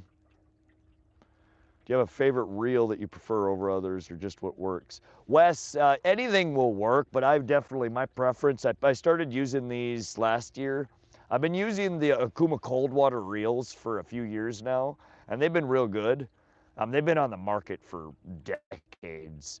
Just last year, they released an updated version of the Okuma cold water. It's called the Okuma Cold Water A series. And it's almost identical to the classic Okuma cold water. They have a redesigned drag system in it, and it just, I think the bearing system is slightly different too. They're just so smooth. That's what I have running on all four of my trolling rods in the boat right now. They're the Okuma cold water A series. This is the 30 DLA, left-hand reel. 30 size, so you got the 20 size, the 30 size, the 40, the 50. That determines the size of your spool in most cases, and the bigger ones do have a stronger drag system in them. I find that the 30 size is most versatile for me. I can fit, what do I have on here? 300 feet of Suffix 832 65-pound braid, the super line, as a backer, and then I have a full 10 colors, so another 10 times 30, another 300 feet of lead core line. It's the 27-pound test, Suffix 832 lead core. And then I pair it with the Okuma Classic Pro GLT planer board rods. They're a one-piece telescoping rod, and I run them in two different sizes. The 8'6", which is what this one is, that collapses down to 7'6". You just spin it and drop it down. Makes it much easier to store, transport, as well as to use in a small boat like this. It's a medium action, or medium strength, moderate fast action, so it's got a pretty decent bend to it. But it's also got enough backbone that when you do land a hog on there, that you're not trying to catch it on a Barbie pole. But if you're looking for a good, not top end, but good, run-of-the-mill, solid trolling rod and reel setup, I would highly recommend you check this out. I have 4 of them on the boat, and they're wonderful. Out of all of the rods that I've trolled, rod and reel combos that I've trolled with, I like these the best. What's up, Alexander? I'm about to the point of getting it cut off. Jackson, yeah, I love my long hair. I preferred how I looked with long hair, but honestly, when you get hot and sweaty, it gets itchy, and I wear hats and beanies a lot of the time, and it's just, over the years, it drove me nuts. It feels so much nicer having it just buzzed off. Largemouth, yeah, what's up, largemouth? Nicholas, wow, so early this morning, 50 to 80s as well. Looks sick in the background, my dude. It's pretty here. Yeah, we'll be panning around. You'll get a little bit of the Rocky Mountain front in the background here in a little bit. You're on talk now, voice later mode. Let me fix that, Ted. Ultra light rod and reel, I loved it. I've never used Shimano reels or rods. Are you following contours? Yeah, so we are running autopilot right now with the Lowrance Recon. We're following a contour of anywhere from 18 to 21 foot, I think is what I have it set at right now. Let me fix my mic. Oh, no, damn it. All right, I think dub mode should be fixed now. Let me know. Can we get a thumbs up in chat if the words now match my lips? 1, 2, 3, test. Thank you, Redacted. Thank you, Bill. Awesome. Had long hair as a young man, ponytail, short through my career, retired now, going back to ponytail. Yeah, like I said, I wore it most of my life. I had long hair. And I really did like it. It's just, I don't know. It feels so much nicer not having it. Looks better with it, feels nicer without it. This season I picked up a high-end Shimano saltwater rod and my Yvette reel. It's amazing. Yeah, I will be perfectly honest though. I have not tried a whole myriad of different trolling rods and rigs. I did play with a ton of them at the store. I've used a handful of other people's rods and reels when trolling. And again, I've had a fair bit of experience with this rod and reel combo, and I really do like them. Buck, thanks for subscribing to the channel. That telescoping feature on the rod is badass. It is, and they're hard to find. It's one of the models that I think sells out the best with the Akuma. But it's the planer board, the Dash PB series that you got to look for in the SKU to make sure it's the one-piece telescoping. What battery setup are you running for your trolling motor? We run a, I've heard it pronounced two ways, a Vater or a Vatrier, 24 volt, 200 amp hour lithium. And it's been doing real well. We get, unless I'm trolling super fast with it, I get pretty good, pretty low battery usage. Pretty good bang for the buck. We're talking Shimano reels. Yeah, bring one of your spinning rods with, cast shallow, lure while you wait for the bait. Ty, I did actually bring one of my spinning rods with today. If we end up in one of the back ponds today, if the bite just sucks out here in the deeper water, we'll throw some shallow diving cranks or something. Kuma cold water line counter will be what I use for freshwater trolling. They've proven themselves out for sure. Well, that's all I do is freshwater. I just know when you get into trolling gear, you can start spending thousands of dollars on reels. And I just, for the type of fishing that I do, these reels are, you know, 150, 180 bucks. It depends on where you get them. And that's plenty. That's really on the high end of what I like to spend on a reel. You know, rod and reel combo together is 200 bucks, a little over 200 bucks. So not bad. But again, you do not need specialized equipment to troll. If you guys are looking to get into trolling, just want to test it out, or you maybe want to troll from time to time and don't want to spend some money on new gear, you can troll with anything. I troll with my ugly stick, you know, I mean, it doesn't matter. But when you do get into it and you decide you really like it, you want to run, you know, 2-rod, 4-rod spreads, you want to have the option of switching between braid and lead core. You want more versatility. It does help. Versatility and consistency. Having a true trolling rod and reel with a line counter, you know, your clicker, good drag systems. They are nicer, but they're 100% not necessary. You can come out here and troll with anything.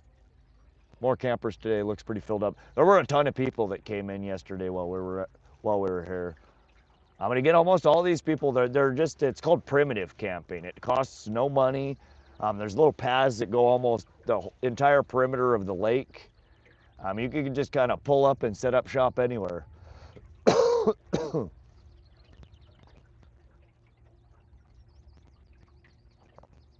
We are over just an absolute pile of fish here, and I don't know what they want from us. We're gonna work our rod here a little bit. Now you can do this if you're bored, if the bite's not happening. Just take and give her a bob, let it fall back, leave it a while, give her a little jerky. Just think about what your bait's doing down there. Picture a fish, or more than one fish, following, because we're over a ton of fish. We probably have fish following this right now. And oftentimes the erraticness is what will trigger the bite. They'll follow for a long time and wait for it to just do something different. So if you're just not getting the bite, don't be afraid to pick up the rod and yank her around a bit. Let some drag out, reel a little bit of line back in. I mean, get creative. Landry Miller, what boat? It's a 16-foot flat-bottom aluminum welded John boat. It's made by a company called Weld Tech. It's the Landau series. It's a 16-foot long, 52-inch wide. Just a little tin can. Gotta say, man, you run one of the better, if not the best fishing streams that I've watched. Well, thank you, Wes. I'm glad you enjoy it. I have fun out here. I'm just trying to have fun. Dang, there was a fish, a little trout. It came out of the water and ended up ass first. Not the most graceful leap out of the water I've ever seen. I hope he got what he was after. Throw a spinning gear often, 50 bucks, gets you 80% of performance. 99% of people won't get anything from $200 rods. Absolutely, Justin. That's like I said, and until you decide you really like trolling and you're gonna spend a good amount of time, don't bother with spending a whole bunch of money on it. But if you do it and you like it, get yourself a decent rig. You'll thank yourself. Any kokanee yet? No, we have not. We are running one rig on lead core line with a lake troll, a hammered brass lake troll, and then like a micro hoochie rig tipped with pink gulp maggots. We're not really at the depth where I would expect to pull a kokanee. That one will probably pull a perch or a rainbow, maybe a pike too. A little later today, we're gonna try some of the deeper basin areas.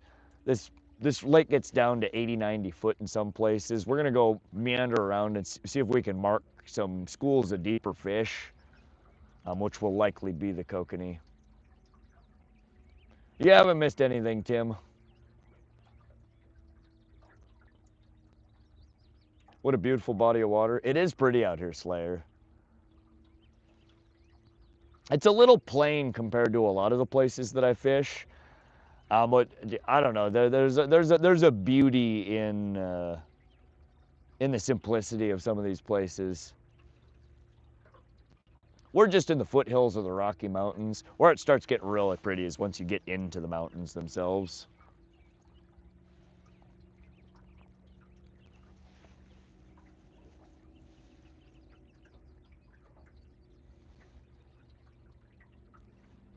Dave, no, biggest one so far today has been 21.5 inches, so we're still on the small side. We do need to in fact, let me do that. Let's set the rod down. I'm gonna get my stringer out.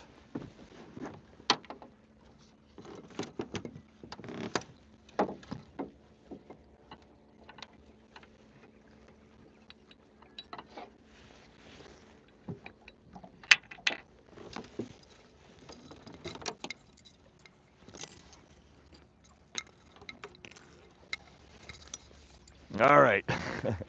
So I don't know if I've ever showed you guys my stringer. We had a couple of years ago, I had a series of unfortunate events that happened. I went through 3 different stringers over the course of probably 2 months. Because like I said, well, once I catch a fish, I bleed it and I leave it hanging on the side of the boat 10, 15 minutes, sometimes a little bit longer before it ends up in the cooler. And I was using these climbing clips, right? You know, they pinch, they go over whatever, and then it opens. Well, whatever happened, something happened. I ended up losing 3 stringers, not full of fish, but 3 stringers that had fish on it. My buddy lost 1 and I lost 2, but off of my boat. And it's just painful. I mean, you spend all day fishing, you got 3, 4 fish on a stringer, and then you turn around and your stringer's gone off the side of the boat. So I upgraded 1. I got a new stringers. These stringers are some of the best stringers that I've ever used. They're built with like super heavy fluorocarbon. They got these nice long sticks on them to keep them solid. Really nice hooks on them. And I have like 20 of these things. So basically I have a locking clip that as I catch fish, I just add the hook to the fish and then add the stringer to the hook. And then I also put a float on it, so if I do happen to lose it off the side of the boat, that it doesn't sink to the bottom. And this float does hold a decent amount of fish, weight. I've tested it. And then I switched to a rope, and I tie it around the same eyelets that I use to dock my boat. So I just add, for every fish I catch, I just add another little loopy there. I forget where I got these. I'll try and dig out a link, but they're awesome. Way better than all those cheap, junky stringers that you get at the store all the time. Carabiner, thank you.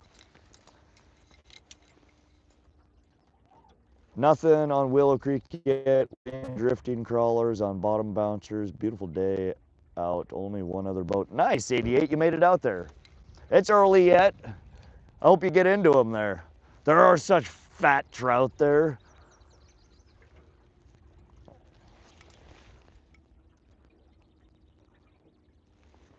That's sweet, no tangle. Yeah, absolutely. They're nice. And again, you can just, I have a whole string, pile of them back there.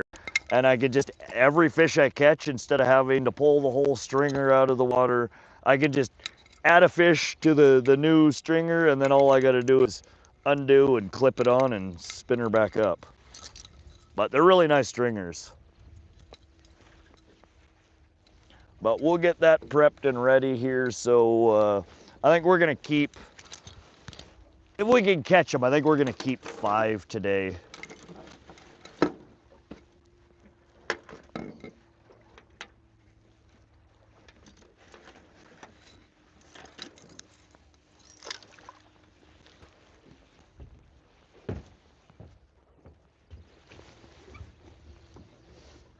Stopped using the hook style a year ago. I lost a couple of pike that rolled unclipped. Now I just use the rope stringers. Bill, the problem with the rope stringers in pike is you just destroy your rope. They get stuck in the damn teeth and the gills.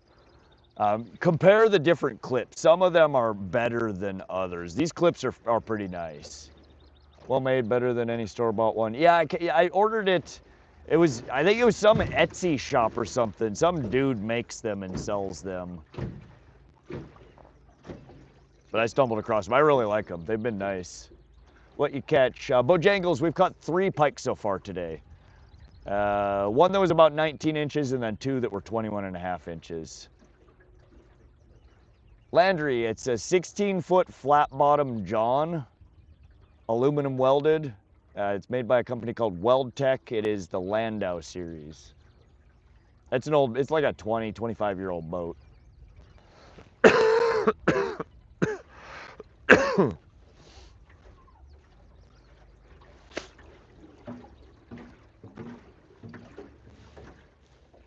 All right, what are we doing here, trolling motor?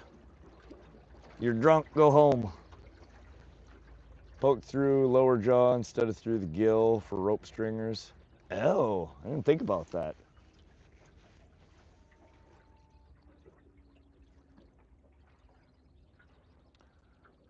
Youngstown live stream. Oh, okay, Amanda. All right, y'all, I think we need to, I think our fish whistle wore off. Let's give the old fish whistle a blow. See if we can call a few fish back in. Fish whistle 30, y'all.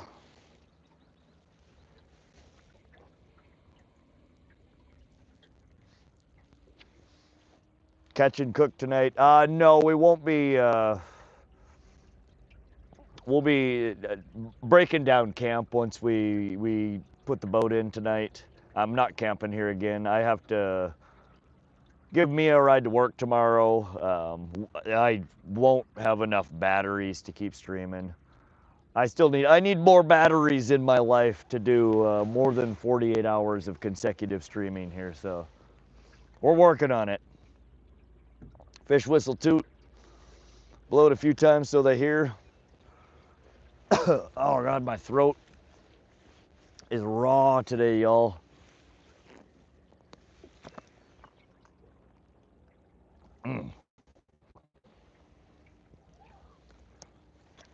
But the plan is, if weather is nice next weekend, I'm trying to convince Mia to come out camping. Good fish just surfaced right over there. Couldn't tell what it was though.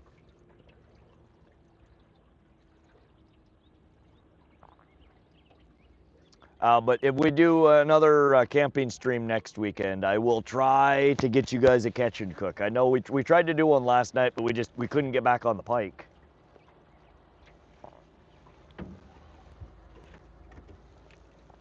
Let's go, Steve McMahon with the 19.99 super chat. Get some batteries, bro. We're looking. I'm always trying to improve the stream and get our setup so we can stream longer, so we can stream more stable, anything that'll make the experience more enjoyable for y'all. But thank you, Steve. I appreciate your support. We will put that towards the battery fund. How much runtime would you say you get on the battery for your trolling motor? It all depends on how fast I'm trolling and how windy it is. It does vary a lot.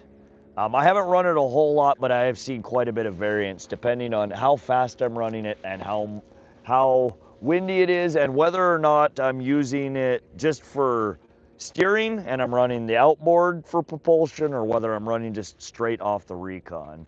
In calm water, if I'm going 2 miles or less, so basically if I'm trout or salmon fishing, I was averaging about 1 to 1.5% battery use per hour, so very, very low. At some points yesterday, I was reviewing the battery usage for yesterday. When we were running it in higher winds and running it like 2.4 to 2.7 miles an hour, we were using closer to 5% battery per hour. So there's quite a bit of variance, and it just depends on how heavily you're using it.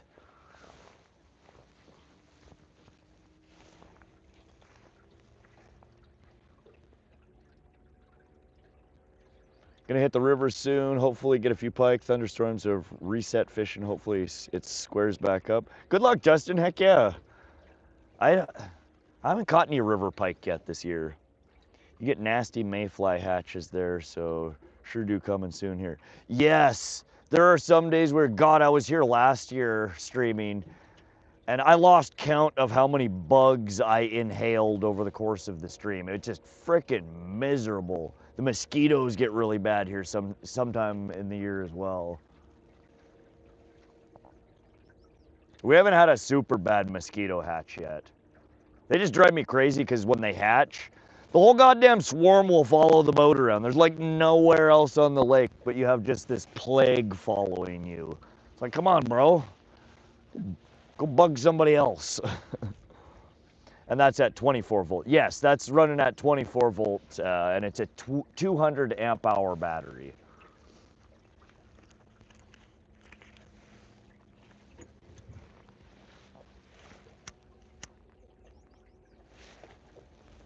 If you do run 36 volt, you get the higher foot-pound of the trolling motor, but it is also more efficient. My problem is that a 36 volt battery that's big enough to run it for as long as that I need to is too big for the spot that I had to put it. We're going down to the river today for pike and bass. Nice, Landry. Good luck.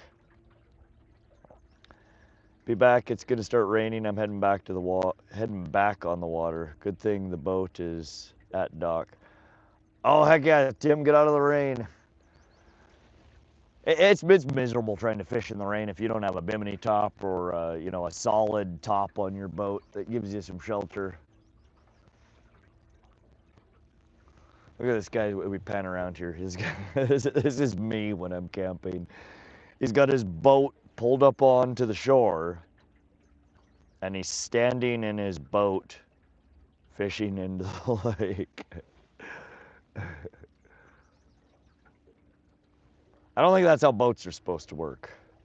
Rod, do you ever bank fish any of the streams, feeding or draining these lakes and reservoirs? Yeah, I have the canal that feeds into here. I didn't stream it, but I did fish last year for a solid amount of time trying to fish the canal that comes in here. I fished the drainage at Tiber. Spillway fishing is fun. I haven't done a whole lot of streaming of it though.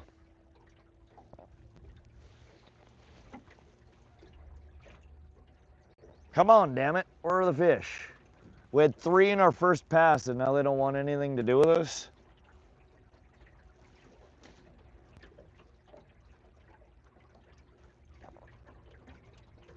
Do you ever run surface rigs? So like our Dodger and fly setup that we have on a rod tied up back there is basically a surface rig. Anything that's in the top 3 foot of the water column is a surface rig to me. You don't necessarily need to be riding like a whopper popper or a fluke that is a spook. Sorry, that's riding on the top of the water. If I do run it faster than a mile and a half an hour, it does. The fly basically comes up to the surface. I've never had great luck trolling like that, but I do know that it is a tactic that's used quite often for trolling for big trout. If you run a Dodger fly combo at the surface and at fairly fast speeds too, 2+ miles an hour, that you can get a really good rainbow bite. Must be a morning bite. Yeah, yesterday we had from between 6 and 9 a.m. we had a solid bite. We caught 7 fish in the first 3 hours. Today we caught 3 fish in the first 45 minutes, and now we haven't had anything in the last 45 minutes. Streamers and bucktail jigs. There you go, Dave. Yeah, rigs like that. Does the night bite get good there too for pike? Oftentimes there will be a decent night or dusk bite. After dark, I've only fished here a handful of times after dark. And I've never had a super great pike bite after dark. But sundown and until dusk tends to be a feeding period for them, definitely.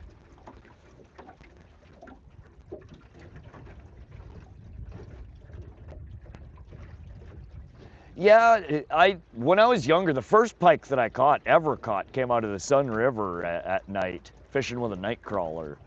See, they do bite still at night, but not usually as readily as they do during your dawn bite and your dusk bite. Sometimes there's a really good midday bite here too. Later in the year, that tends to be the case. All right, we're gonna flip back around.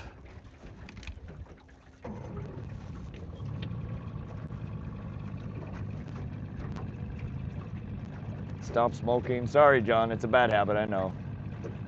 Fishing in pitch black freaks me out. It is a little sketchy, I won't lie. I still don't have, I don't like my light set up on the boat yet. It's not great for night fishing. We're still trying to dial that in.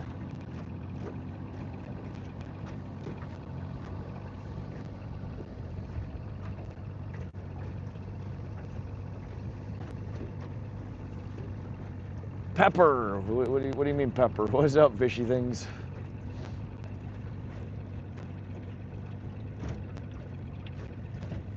Good morning, Viking.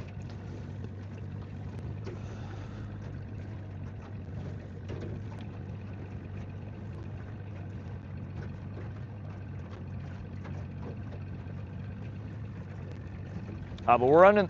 Oh.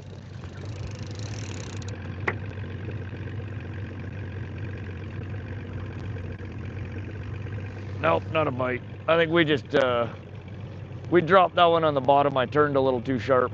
Dang, got me excited. That was our lake troll. Thought we might have a trout finally.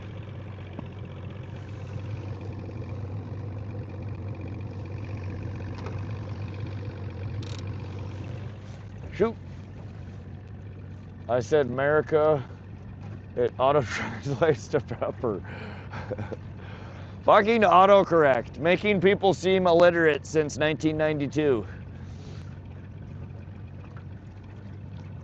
Garbage. I've had that shit for decades now. Can't somebody make it better? And text-to-speech, for the love of God, would somebody please fix text-to-speech? I sound like I'm from a foreign country when I try to use text-to-speech.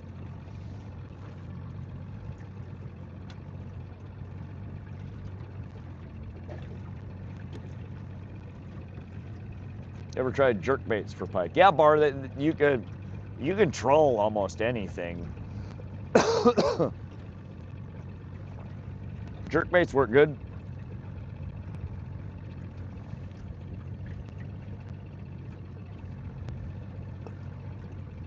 Fishy, it's .catches, .caught, or just simply .c.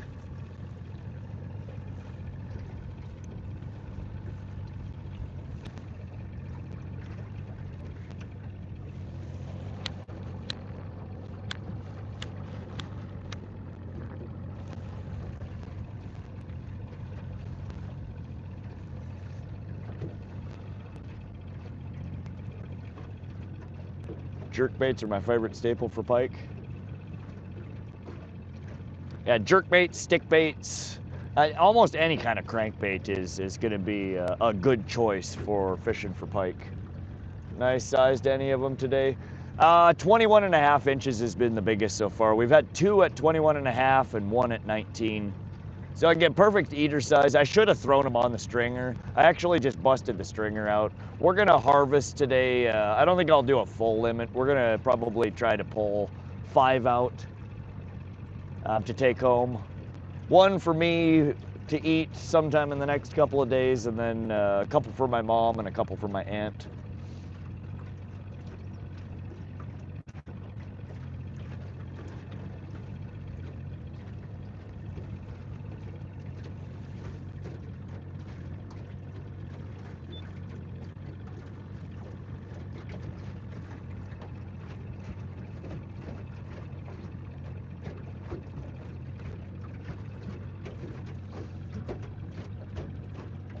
Good morning, Ryan. Welcome to the stream.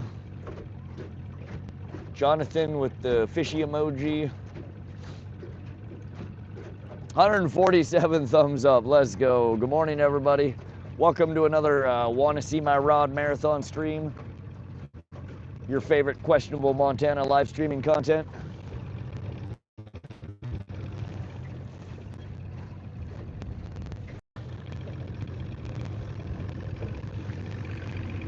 I think we picked up some weeds or something. Let me bring this line in.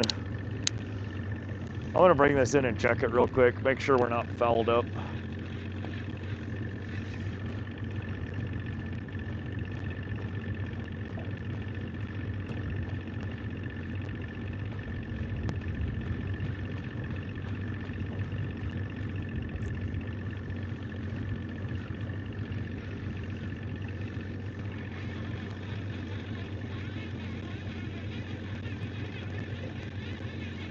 Uh-huh. Thought that might be the case. How many fish do you think would actually eat Swamp Thing over here?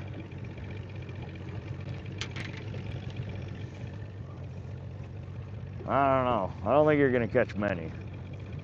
Maybe some though. Yeah, when we turned around back there, I'm pretty sure we touched bottom.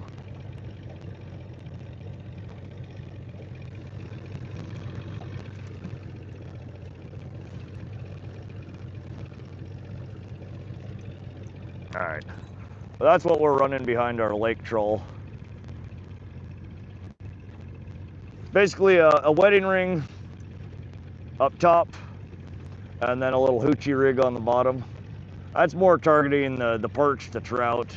Kokanee would bite this too if we could get it in front of them.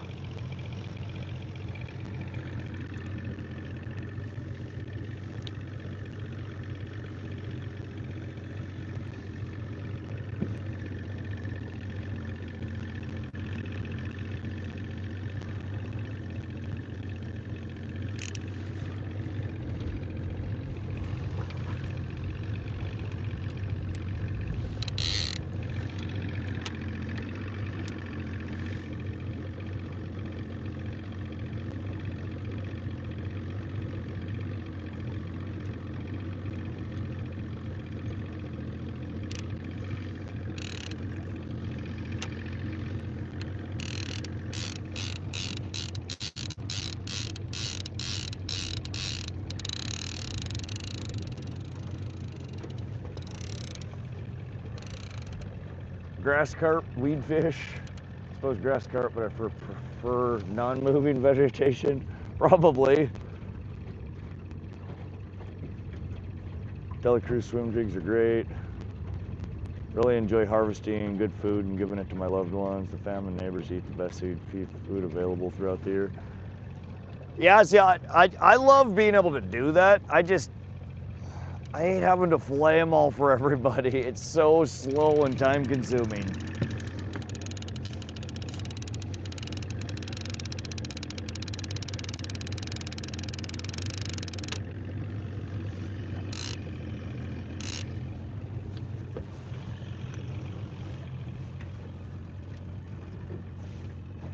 No, we didn't even get a bite from shore last night.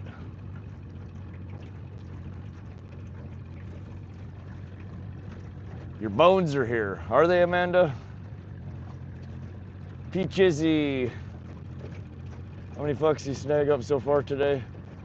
No snags so far today. We didn't have any snags yesterday either. I just accidentally dropped our rig on the ground while we were turning around and it picked up some weeds, but no, I don't usually lose a whole lot of tackle here at Pishkun. Used to fish out of my CT and fish the race surrounding areas. What a beautiful morning it is. It's pretty out here. Isn't it cool how the water just runs into the horizon back there? Kind of crazy looking.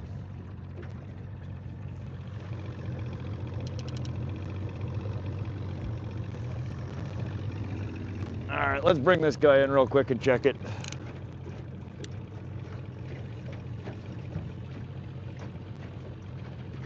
How many rods are you allowed to fish with one time in your state? It depends on where in Montana you're at. There's eastern, western, and central fishing districts, and it varies by fishing area. It also varies depending on whether you're fishing in a river, a stream, or a creek versus a pond, or reservoir, or a lake. In central Montana, where we're fishing in lakes, ponds, and reservoirs, you're allowed 2 poles with 2 hooks per pole. And we are fouled on this one. All right, it fixed itself. Let's dip this guy in the Potski real quick. Let's give her a little Potski fire gel love. Potski fire gel crawfish. There you go. All I do is take the bill, I rub it on the bottom. I just get a little bit of goopy on there, just on the bottom. You don't need a whole lot. And it does stay on there for a good amount of time. It's got kind of a waxy texture to it.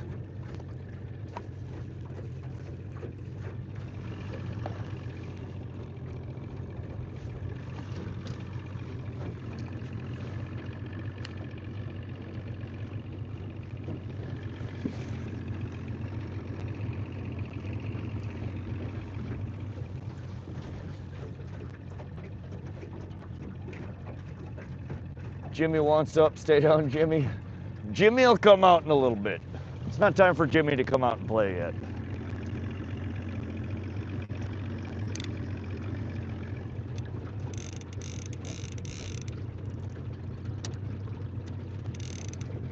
We'll let that spool out for a little bit.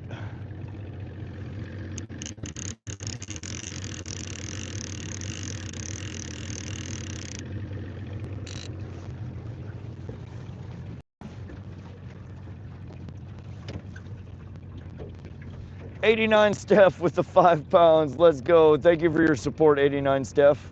Good morning. Happy 4th of July. Is that for scent? Yeah, so it serves 2 purposes, and the primary purpose that I use it is it masks my smell.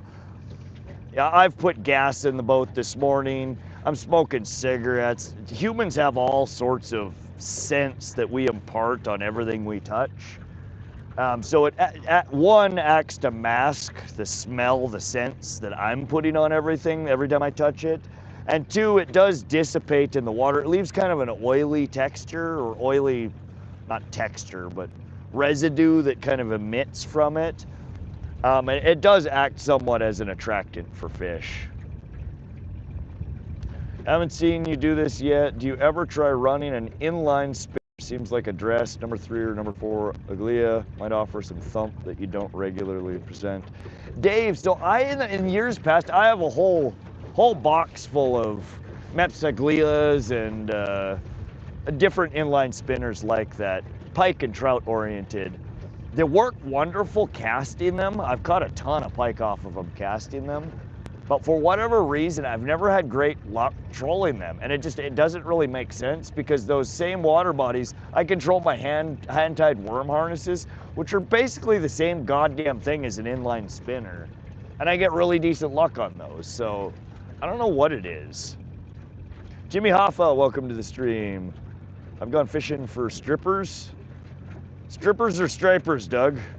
Big difference. Hi from Australia. What's up, Eddie? Thank you again for your support, 89 Steph. Happy holidays to you. Cardboard interceptors, did he get one? No, I was just resetting a line. I just read that.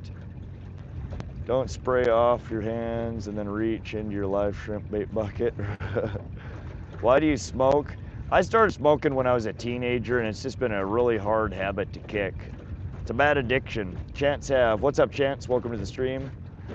Casanova, yeah, we've had 3 northern pike so far this morning. We had 3 pike in the first 45 minutes. And it's been almost an hour since we've had a fish.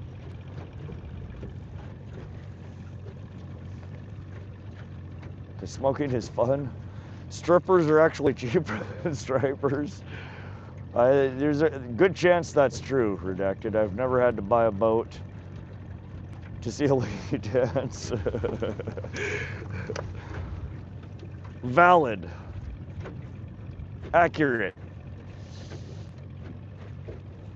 Smoking makes you look cool. I don't know about that, fishy.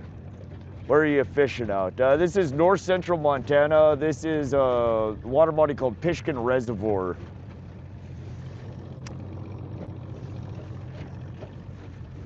We're at the foothills of the Rocky Mountain front here up in central Montana.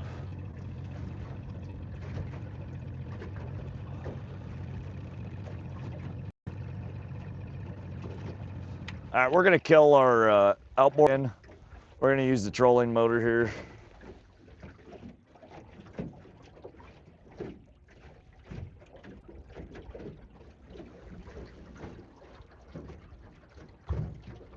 But we're fishing for, we have 1 rod out with our Berkley Dredger, 14.5-foot diving. Damn it, got me excited. I forgot it was still spooling. Come on now. I forgot we didn't have this one out to depth yet. I'm tired, y'all. I'm still half asleep.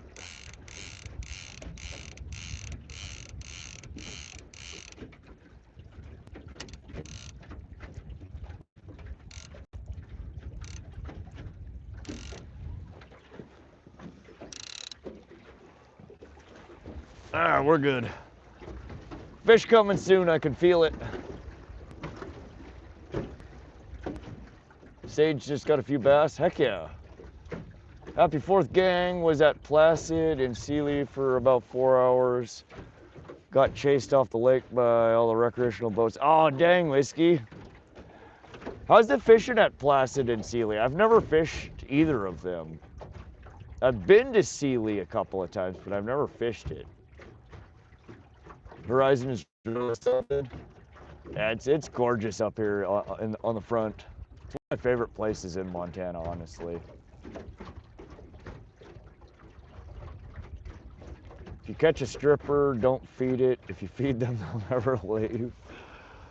Also valid and accurate.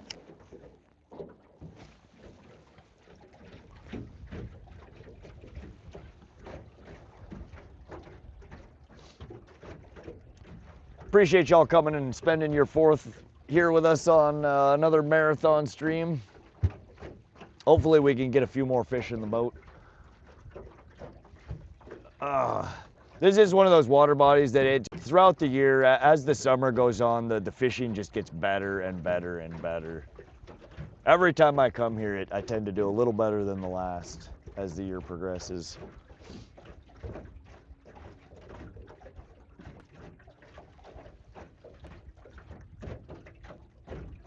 Really weird cloud today. It's just kind of like this weird hazy monstrosity snaking through the sky over there. Really pretty though. 8 cokes, 1 24-inch brown. Was pretty slow yesterday. 8 kokanee, huh? They're quite small there though, aren't they? Like 12-inch, 13-inch or less.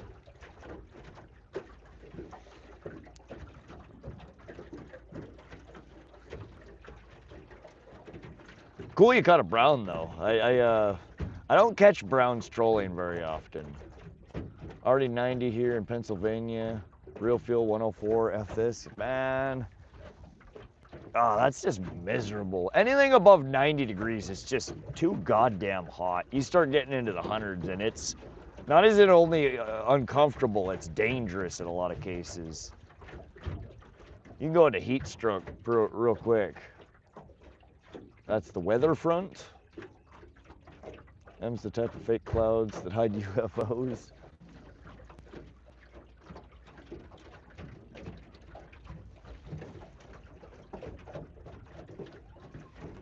My best brownie was 21-inch on a Panther Martinet. I was stoked. Heck yeah, that's a good brown. Yeah, I think my biggest brown I caught out of Salmon Lake a few years ago. Let's see if I have a picture of that.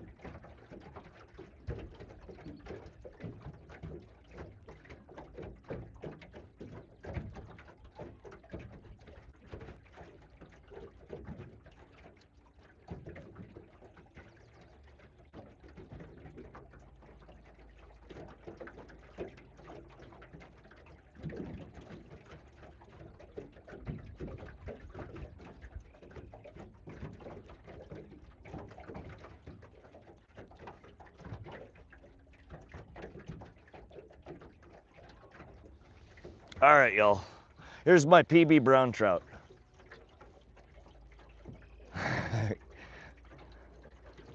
You ever caught a brown trout on a brown trout?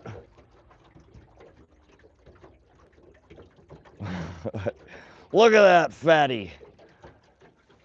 No, just kidding. That's the smallest brown trout I've ever caught.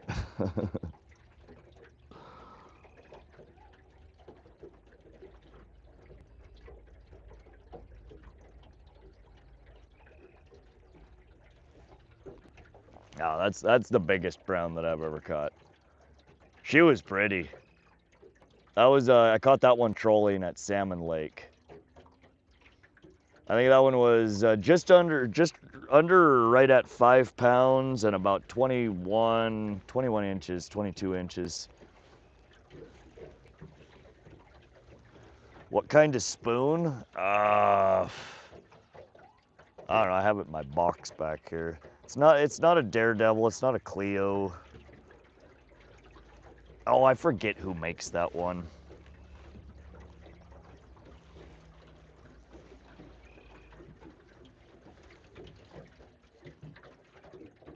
What's up, Montana Kids Adventuring? Dimpled spoon. Fishy, I think you might be right. Well, that's not the brand, though.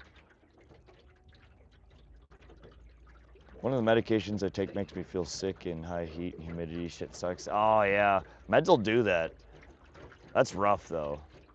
Because there ain't a damn thing you can do about it. Good smokers for the dip. That's the first brown I took from there on a coke rig. Nice. What were you catching the kokanee on? And did I miss? I asked how big the kokanee are that you catch there. Are they? I think that they're on a smaller size usually there, aren't they? Like 12 inches less, maybe 13. Oh! Fish on! Fish on! Fish off! Fish off!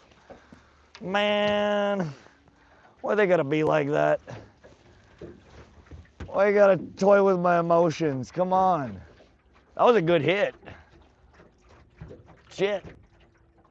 Johnson maybe, definitely hammered. I touched the pole and it fucked off. I wasn't holding my mouth right, I guess. 12 to 14 inch, okay.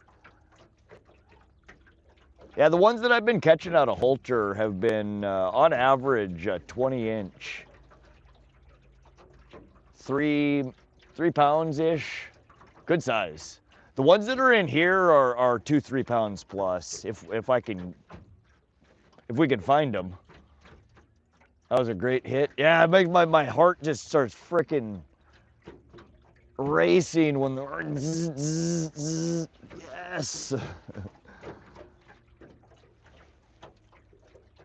Might have set the lips on that one. It was when they start doing that erraticness, it's almost always the smaller fish that do that.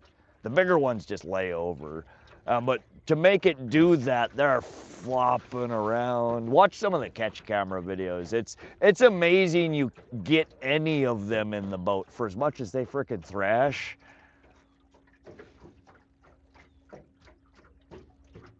Might have settled. There might be. We might have a chunk of lips on that one. But again, that was over about 22-foot bottom, doing 1.9 miles an hour. We're on a little bit slow today. But again, I do have the trout rig out there as well. So we're kind of hovering between slow side for pike, fast side for trout.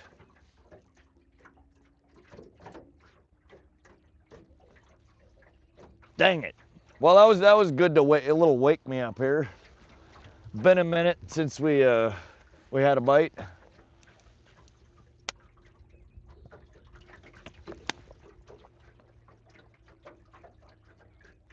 That's the first one we've lost today. So we're doing pretty good. 3 landed, 1 lost.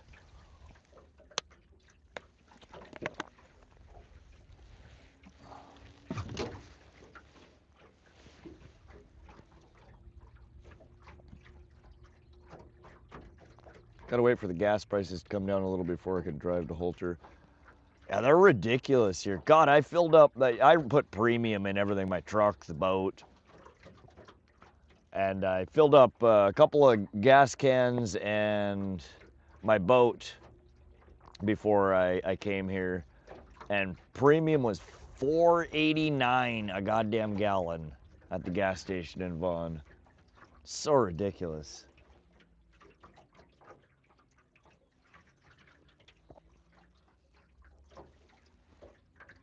Swear you hooked a dolphin, right?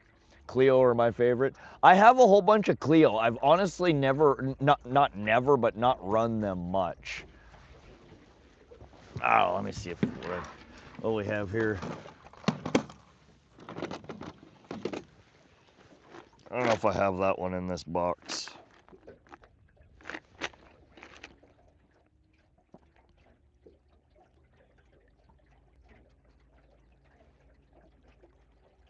Nah, that one's not in here. That one's in my, oh, that is, there it is. There she is.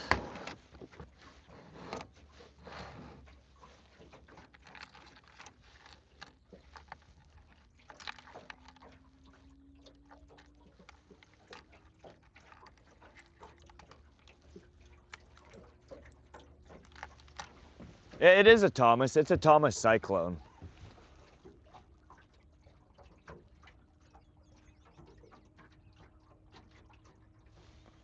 Thomas Cyclone, 1/4 ounce, S515.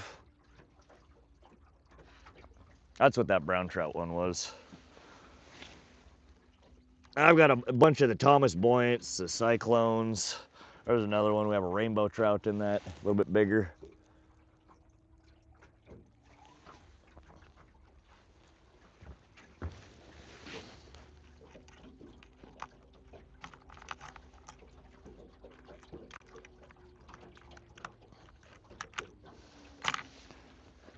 But I have quite a few smaller trout and kokanee spoons.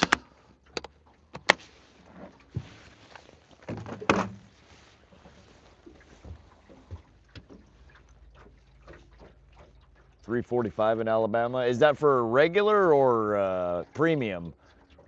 I put premium the 90, what is it? 92, 93, 91 octane, depending on where you get it.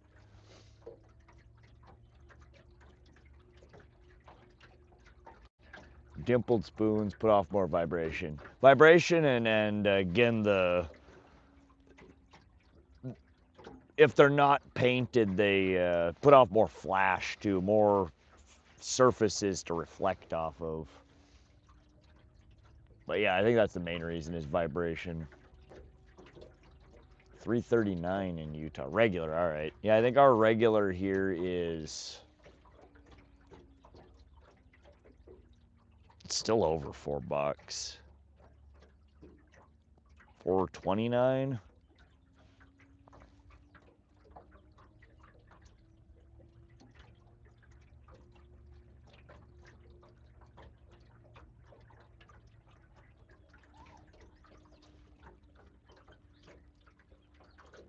Oh, let me fix my mic real quick, you guys.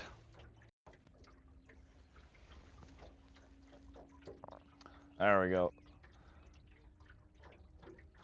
Bon Chris, appreciate you subscribing to the channel. Welcome, welcome. Rod, if we want to send you lures to try, how do we do it? Dave Hensel, email me at wannaseemyrod@gmail.com. And I can send you the shipping details. I'm gonna go to the post office this week and try and get a P.O. box set up, because I've had a bunch of people asking to send me stickers and random stuff. As much as I love y'all, I really shouldn't be giving all you weirdos on the internet my home address. So we're gonna go get a P.O. box set up. What you trying to catch? Papa Badger. We've caught 3 northern pike so far. We just lost another one. We have another rod out with a lake troll in hammered brass with a worm harness rig behind it, looking for trout or kokanee, maybe perch. But yeah, a lot of people have been sending me stuff asking for catch cam footage. They want to see what it looks like under the water on the water wolf. And I'm always willing to oblige. If you want to send something over to get some recording of it and see what it looks like under the water, I'm happy to shoot you some videos over. Come pick me up. Where are you at, Papa Badger?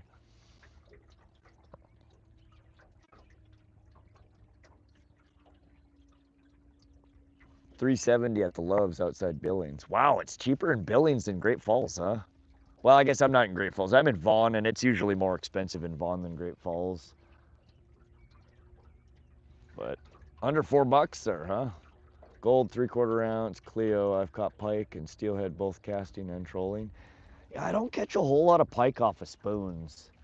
A gold 3/4 ounce Cleo. I've got it. Oh.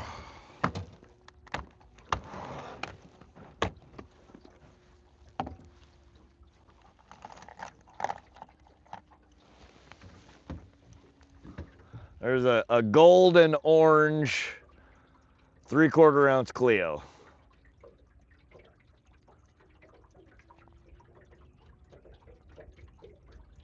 Is that what you want to see? Don't leave me hanging.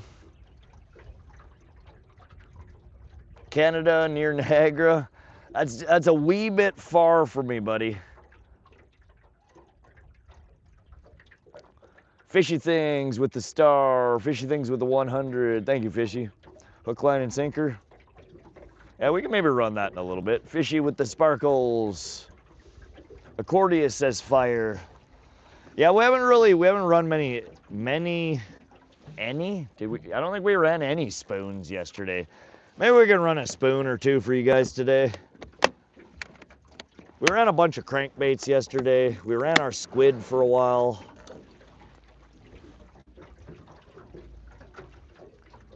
Rod was twitching, was it? Let's twitch back.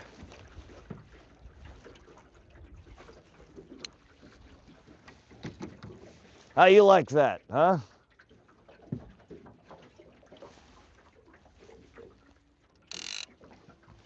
Still nothing. Sky looks beautiful. It is really pretty here today. Grimy, you ever run map Cyclops? Yeah, I have a handful of, I think I have a Cyclops here as well. I've never had great luck on them. It caught me, but I can't seem to catch any fish with it. got a Cyclops here somewhere. Where are you?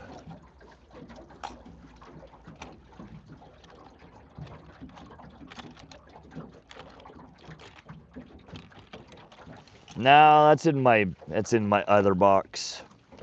We do have one somewhere. I got two Cyclops maybe.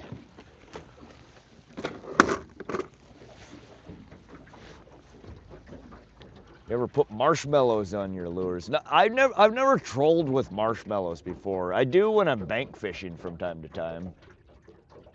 Do you have crocodile?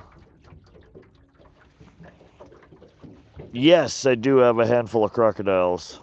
I've got a pretty big spoon collection, anywhere from small, like, you know, the Swedish pimple, like the little itty bitties, all the way up to big daredevils and meps, or excuse me, moonshine spoons. And what kind of boots are those? They're actually, they're meant to be worn with waders, I think. So they're actually not waterproof. The water drains right through them. I forget who makes these. They've been nice.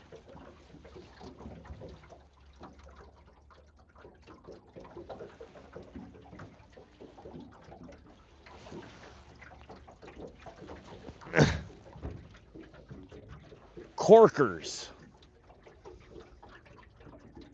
So I like to wear them when I'm fishing because nothing worse than stepping in the damn water and having your boots soggy all day. So these drain through and they dry out real quick. And they have really good grip. They're not super slick like a lot of shoes are.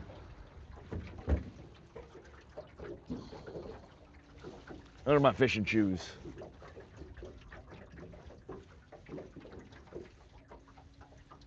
I was stuck back when you was asking about strippers and strippers. Got stuck on the strippers, huh? There could be worse fates in life. I use those with carbide spikes for jetty fishing. Interesting. Yeah, they do have. I think you're right. They do make add-ons, the spikes for a lot of these. Ever fish Lake Erie or Lake Ontario? I never have, Papa Badger. You're welcome, Steve. Match with some neoprene socks and your feet stay warm. Yeah, we're wearing, I'm actually wearing my winter socks. I shouldn't be. I'm wearing my frickin' wool socks. They screw in, okay. Yeah, I've seen ones that screw in. Is that a fish at the surface there?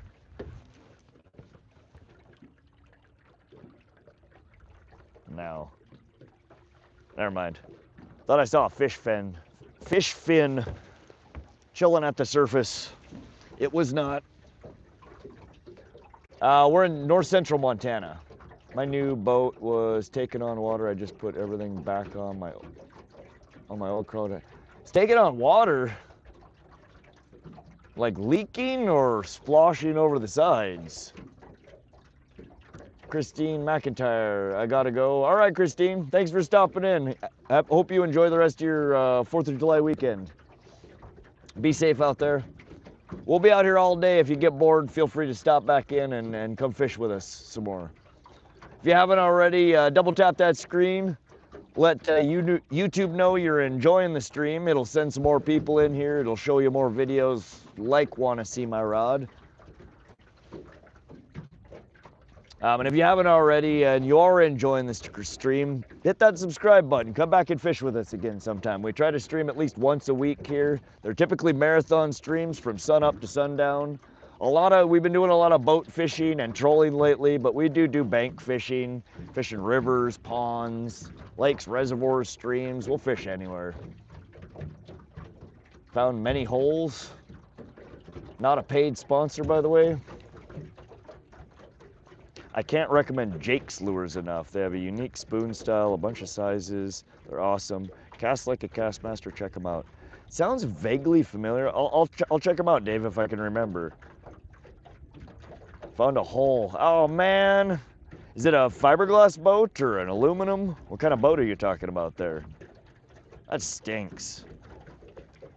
Some not so good. I'm in central Montana. I'm going night fishing at Canyon Ferry tomorrow. Heck yeah, Montana kids. I've never night fished Canyon Ferry. It's free to subscribe. Try it. You might like it. That's right. We've been adding it to all my video descriptions. I came up with a new tagline. You know you looked. You might as well subscribe. You know the channels want to see my rod. I was a little. I had a few fish whistles in me the other night, and I said that to myself and laughed out loud. And I was like, all right, I'm putting that in every fucking video description. You know you looked. You might as well subscribe.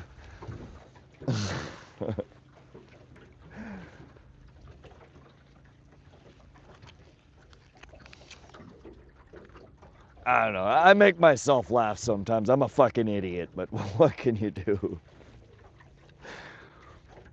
It's a nice line. There's Meaning Canyon Ferry. I've only fished Canyon Ferry a few times. There's some really big fish in Canyon Ferry. I would love to figure out how to fish that water body better. It's pretty far though. It's like a frickin' 2.5 hour drive. As long as I entertain myself, I'm good, right? Mark Burton, I appreciate you subscribing to the channel there. My wife says I'm the most stoned, sober person you'll ever meet.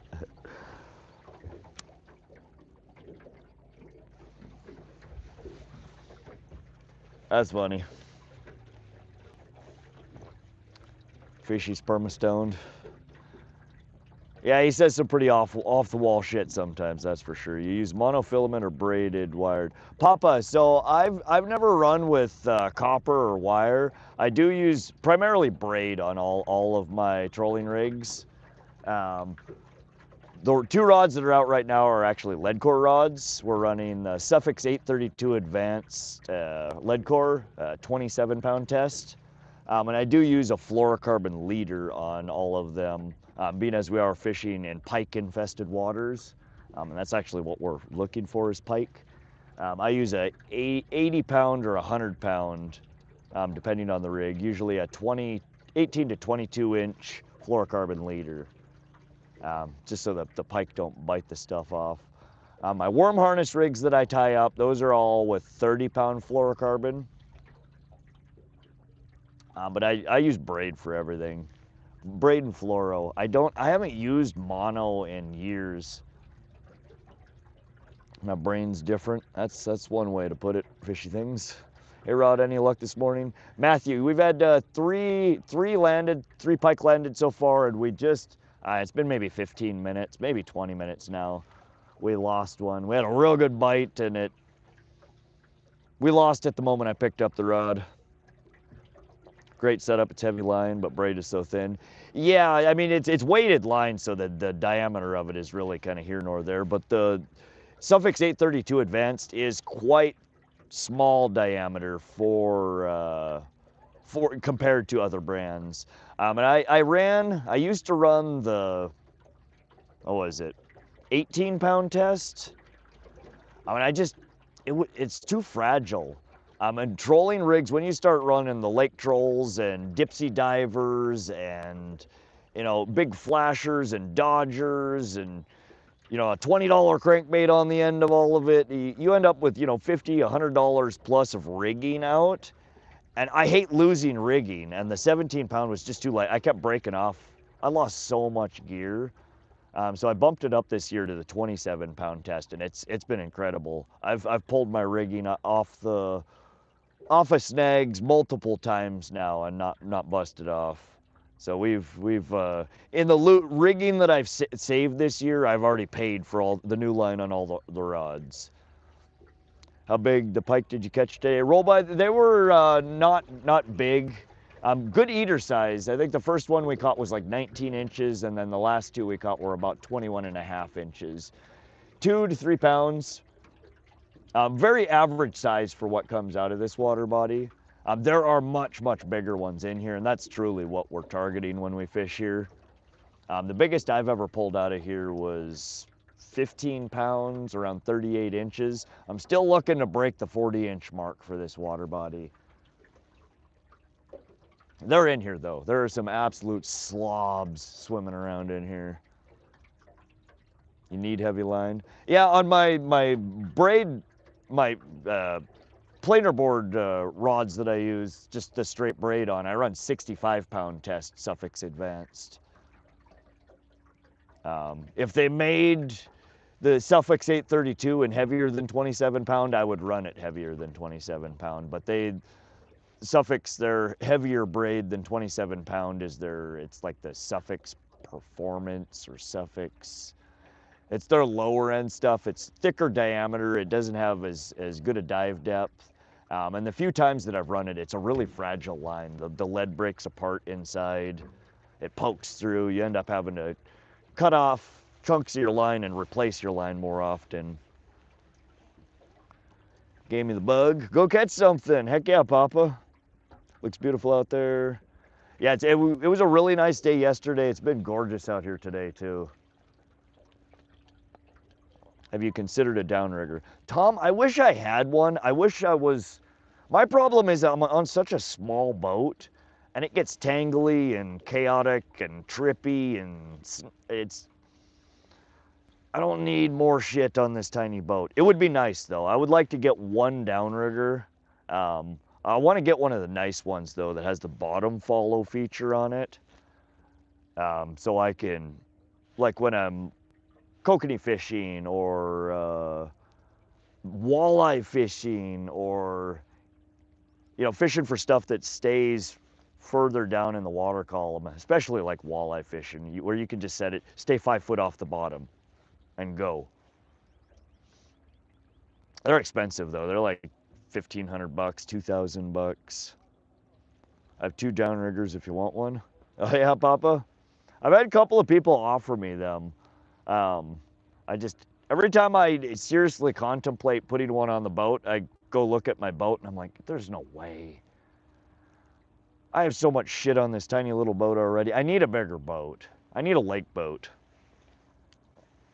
Get in touch. It's manual crank, but it works. Well, I very much appreciate the offer there. I might take you up on it someday, but for right now, we're gonna say thanks, but no thanks. We're done adding shit to the boat for this year for the most part. I blew $7,000 adding the new graph and the trolling motor and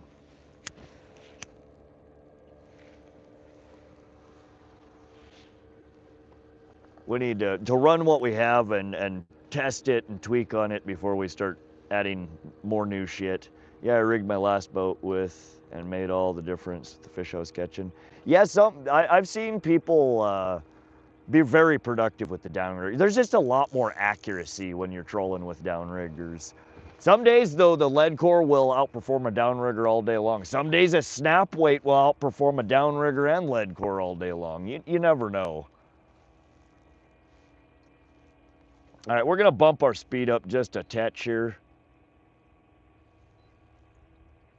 I think we're going just a little too slow for these pike right now. We're gonna bump it up to a little over 2. What kind of boat? You talking about my boat, PA?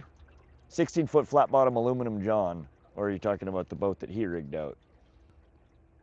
Sounds like a plan. Where are you in high point? Smoke it if you got it.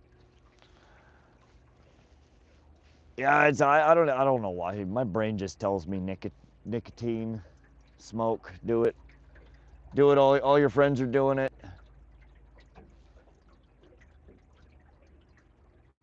Addictions are freaking weird.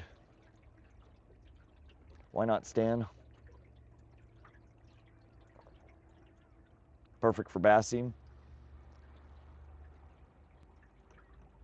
You tried Dipsy diver rod to get deep trolling? Yeah, I have not fished the Dipsies a lot. I picked up Dipsies and another brand that makes similar last year and got 3-4 different sizes. I've had them out half a dozen times now or so, playing around with them, learning them. But yeah, I've got a whole selection of dipsy divers here. I've got jet divers. We have a bunch of snap weights, dolphins. Again, I've got we have a variety of different ways to get down to different depths. This time of the year, though, unless you're fishing for, you know, like kokanee or most things, the water is still not warm enough that it's driven everything deep. We're only 62.7 degrees at the surface. These mountain lakes are still pretty cool here in Montana. Once the surface temperature starts getting like 70, the lake starts really stratifying, and then you start getting fish really pushing deeper. Later in the year here, when I'm fishing for pike, I'm usually fishing anywhere from 35 to 50 foot bottom, and pulling them out of 30 foot plus of water.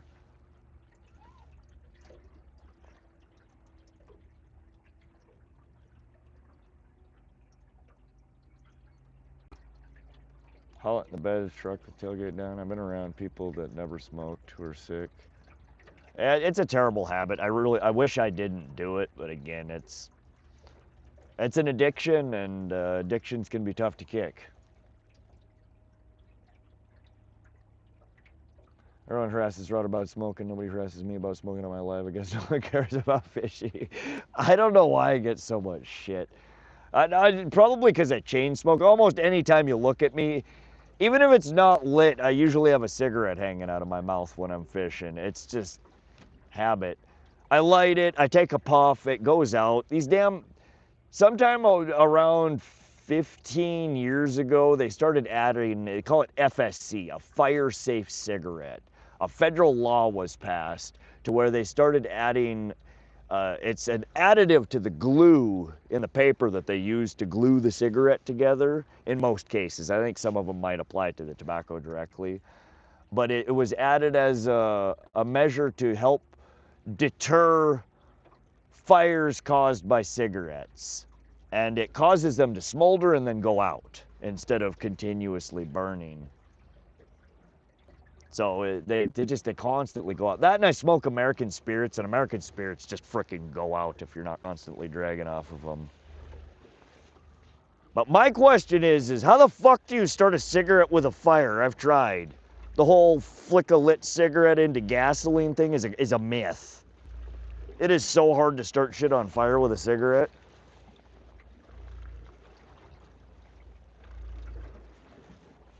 See, like right now, it's out again. I just lit it. And now I'm back to the which goddamn pocket did I put the lighter in game again. There we go, found it.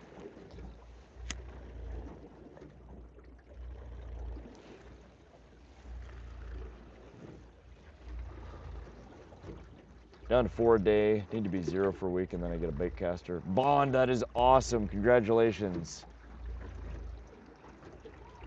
Makes me crazy keeping them lit. I would never entice someone to start. I don't even enjoy it most days, but my body, I just crave the nicotine and whatever the hell else is in here. It just calms my nerves. I get antsy and irritable, and it's just like, it distracts me from everything else. When I haven't had a cigarette in a few hours, like my brain just like won't let me think about or focus on anything. All I can think about is just need to light a cigarette. It's bad. It's a terrible, I don't recommend anyone ever start. And if you have the willpower, do quit. Bung rips tend to go out quickly after 2. Sometimes. You ever fish for anything other than pike and trout? Card, yeah, we fish for a bunch of different species here in Montana. We just did a couple of weeks ago catfish and sturgeon stream. Last year I did a bunch of pond fishing on stream for bass, for carp, for sucker, for bluegill, for crappie.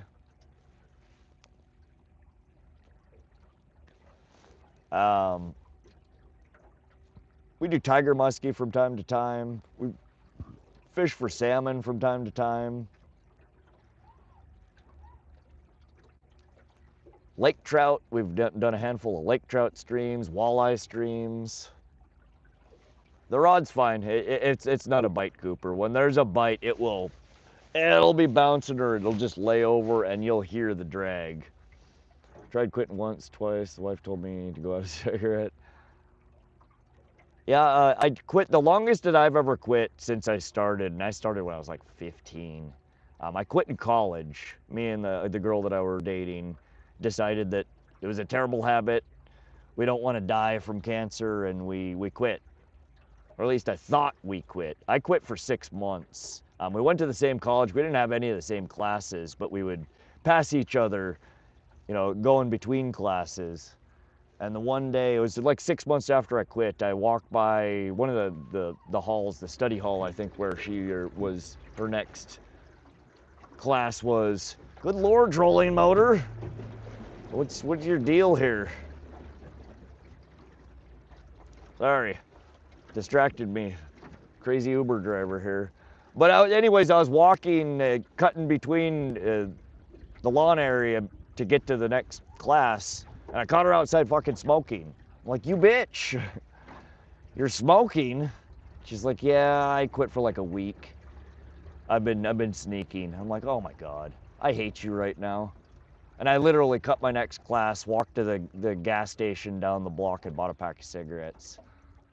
I'm like, if you're not doing this, I'm not doing it either. I mean, I still craved it the whole damn time, literally every day. You walk by, you smell, you know, somebody smoking, and it just, your brain gets triggered.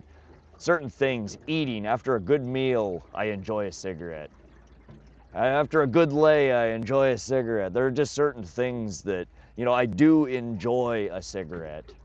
But most of the time, it's just, I don't even like it. They taste terrible, they make you feel like shit, they're expensive, really bad for you.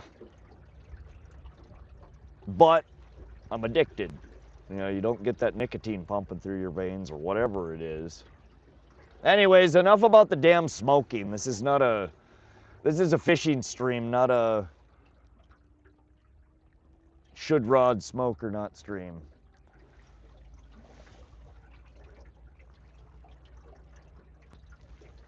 Bluegill is not common for us, just uncommon, like I said, but seriously, there's a spot where they don't care about license here and they make you pay anywhere you go fishing.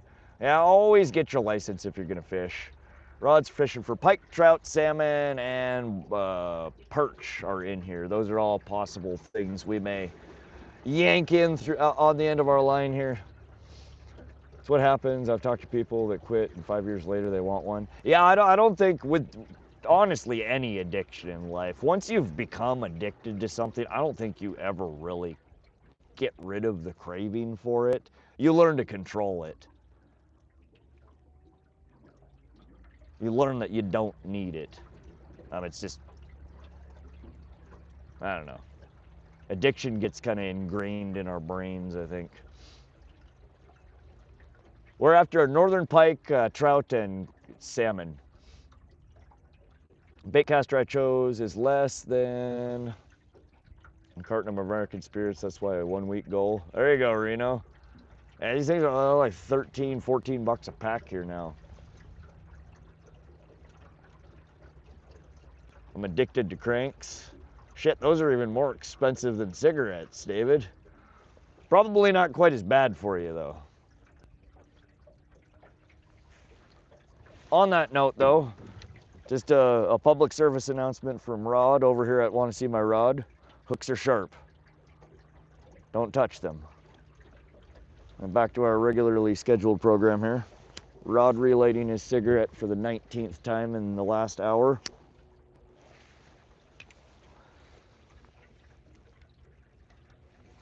Currently on an airplane headed to Hawaii. My alcoholism is a beast, always taunting. Ah, Dave, yeah, that's alcoholism is an addiction I know well.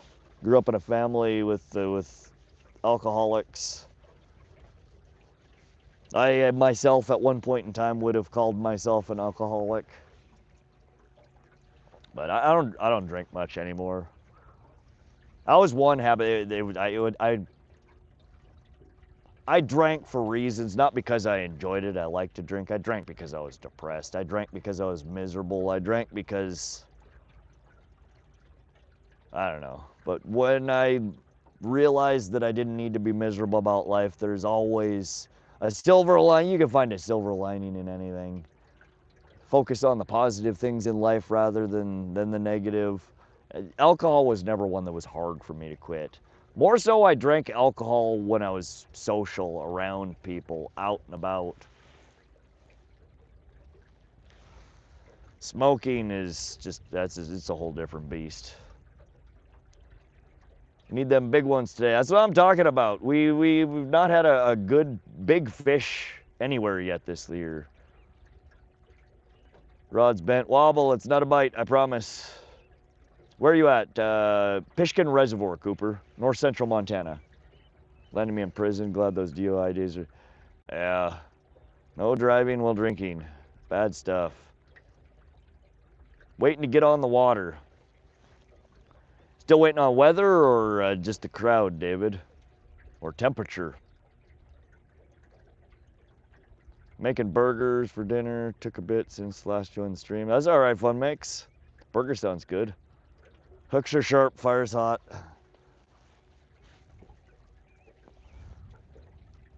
Just in case you didn't know, you know. We will fix the mic. Let me see. I'm trying to catch up on chat here.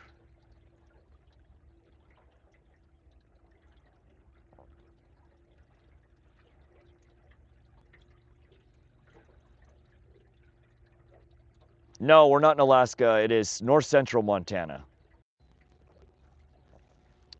All right, we are back. We should no longer be Kung Fu dub mode. Please, somebody give me a thumbs up if my mouth now matches my words. 1, 2, 3. Test. Cooper, what do you use as bait? We are running, thank you, Les. We're running on the rod here that's gotten all of our, 2 of our fish, 3 of our bites. It's a Berkley Dredger yellow perch. It's a medium diving crankbait in 3D perch pattern. It's one of my most productive lures for northern pike in general, and definitely one of my favorites for this water body. On the rod on the other side here that you guys cannot see, we are running a hammered brass lake troll. It's a lake troll, a pop troll, a gang troll. There's lots of different names for it. It's an attractant. It's got 4 Colorado blades that spin in the water and they create a nice thump.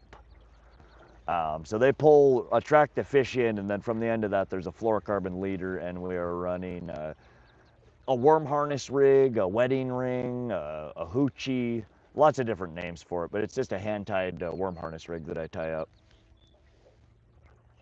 Don't let him fool you, he's fishing the Asimoto Creek in Okinawa, Japan. Obviously.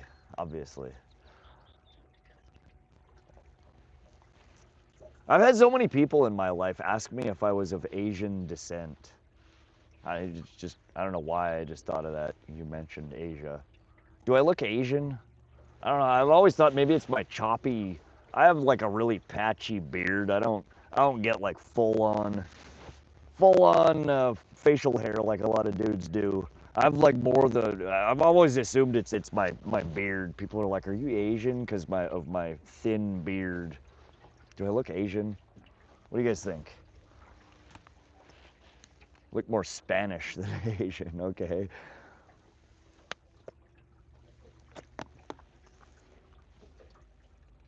Yeah, I'm a mutt. We're all mutts.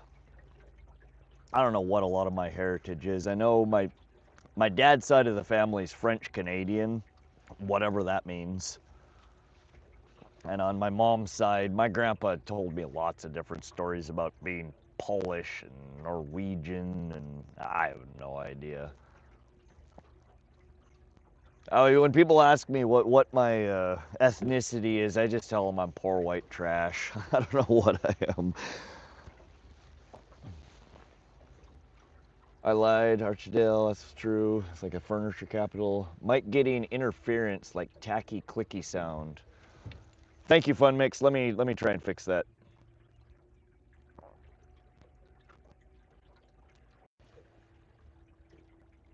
All right. I just swiped out and back in. Did the crackliness of my mic go away? Let me know. Or is it still being funky? It does that sometimes, and I've never quite figured out why.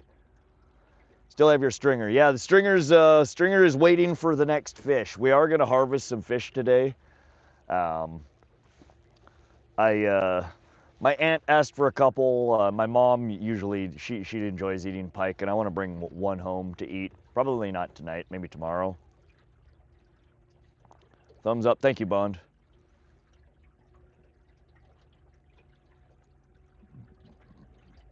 Maybe change the dredger color. We could. I do have Stunashad. I also have a fire tiger, and then I have like a purple one, a purple ghost, I think it might be called.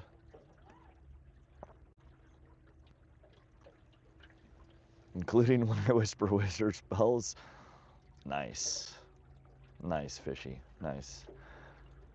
Braxton with the shield? What the hell is that, Braxton?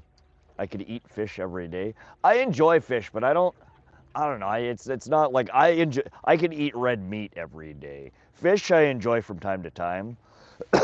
If I could troll for cows, we would be trolling cows right now. I'd be trolling for a big fat steer instead of fish. Unfortunately, you can't get a cow harvesting license, and I don't think I'd be able to get it in the net if we caught one. Fishy called you a Spaniard. Okay.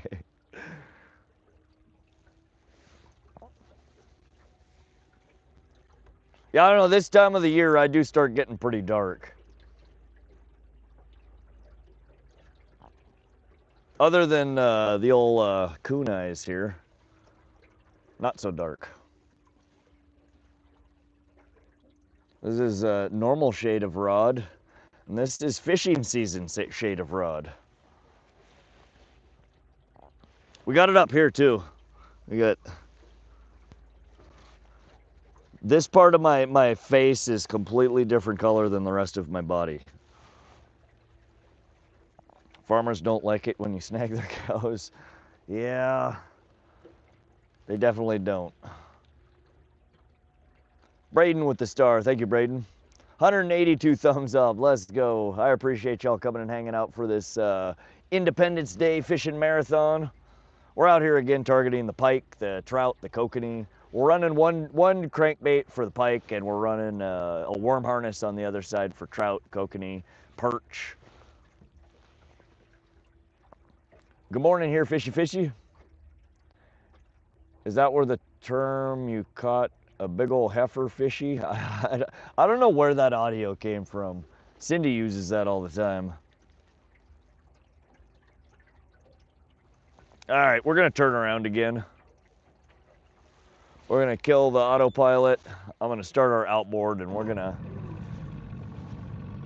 Let's do, for the hell of it, let's do one pass across the deeper basin here. We have not fished at all yesterday or today anywhere in the deeper parts. We've been basically 30 foot and under is where we fish. Let's go see if we can, if there's any kokanee lurking out here.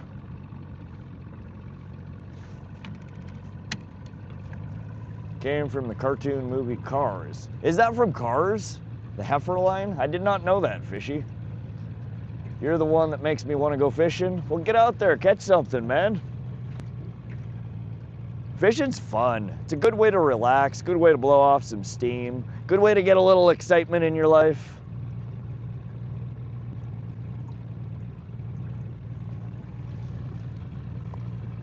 I had a friend who wanted to go out and steal a cow. I told him he had no idea what he was getting into. I want nothing to do with it.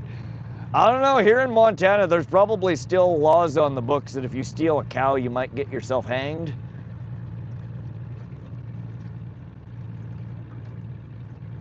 It is a serious crime. What's the time in Montana? I wonder when it's time for 420 lures. It is 9:06 a.m. currently. Just for the hell of it, our boat ramp is going to be a zoo. What's up, Ricky Bobby? Welcome to the stream. Fishy on my way to Laview Desert, Wisconsin. Never heard of it. I have to go to my cousin's house to watch fireworks, even though I already did watch fireworks. Okay, cardboard. Scenery's great. I'm on my way to Missouri. Nice, fishy things. I don't want to hang. It's a while to 4:20. Yeah, we still got a ways till little Jimmy comes out to play. 5 p.m. here. After work all day, at least I get to listen and watch some fishing. Well, thanks for coming and hanging out, Wiggles. We'll try and catch a fish for you. We caught 3 bang bang bang this morning, but we've lost the bite again.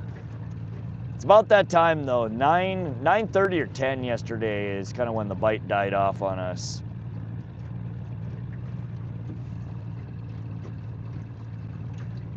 There are definitely fish out here.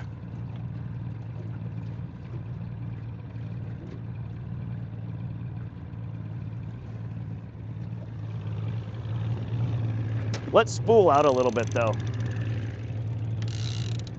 We're going out over the basin. We're gonna let out some lead core, get down a little bit deeper.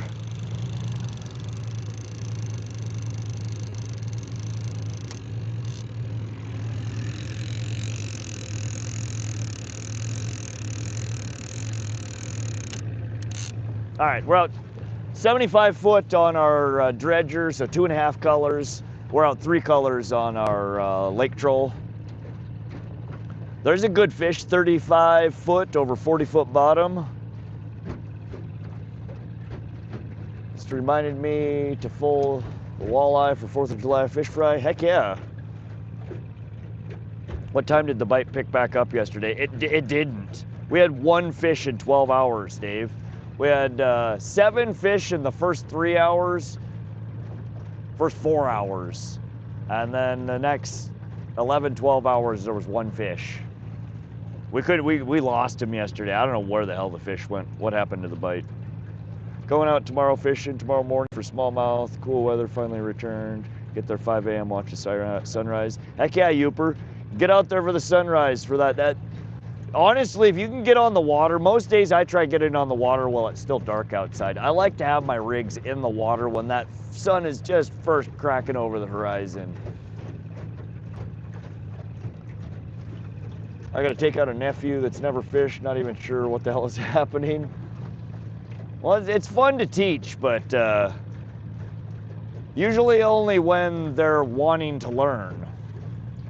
Get out and fish while you can. I got bad luck and can't go much at all anymore, and it sucks. Yeah, I mean, if you got the opportunity, take it. You never know what might come up in the future that prevents you from being able to do it. Any luck today? What are you fishing? Hey, Bass Brothers YouTube. We caught 3 northern pike so far, running crankbaits, Berkley Dredger, yellow perch. We do also have on our second line over here a Lure Jensen hammered brass lake troll, followed by a hand-tied worm harness rig in green and UV glow white, tipped with pink gulp maggots. That's more for the trout and the salmon. Don't even check radar, so thank you. Want to see my rod bot? Your bot helps out, not just in chat. Ricky, I'm glad the bot helps. The weather feature is nice. It's very convenient. Fish on. No, there's nothing rough frame. Caleb, welcome to the stream. Any eel crankbaits with the soft plastic tails? I have, the cranks with the soft plastics. No, I don't have any of the cranks with the tails. I have some of the bigger, what the hell are they called? The bulldogs, I have a handful of soft plastics, big old swim baits. We were talking about this later last night on my stream. I have a whole bunch. They do catch pike. They work well for pike. I usually don't pull them out unless I'm musky fishing. They're expensive and they're incredibly fragile. And these little pike just tear them to pieces. I catch like 2-3 fish on them and most of them are just thrashed. They beat them up.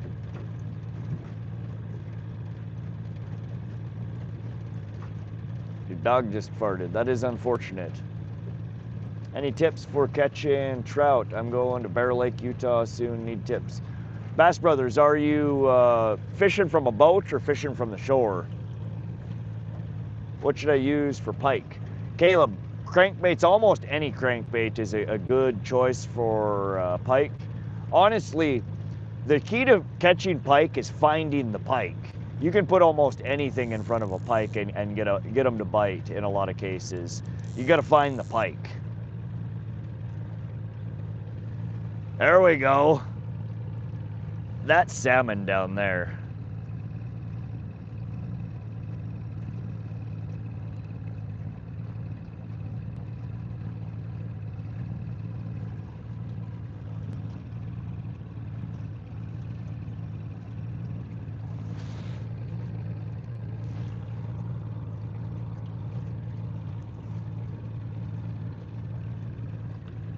Lipless crankbait. Bear Lake is a tough place to fish. Focus on eastern shore where the water is deeper. Awesome, thank you. If you guys recognize some of the places people are asking about, I love seeing people give advice and help other fishermen out that fish their areas. That's awesome, Dave. Where are you fishing? Caleb, we're in north central Montana. This is Pishkun Reservoir. We're out here. This is where I usually come to fish for pike. We're today also trying to see if we can pull one. There's really big rainbow trout in here, and there's really nice kokanee salmon as well.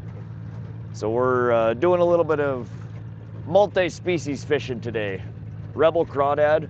Rebel crawdad works good for pike too. I've never caught a trout off of it, but I would imagine it could work well.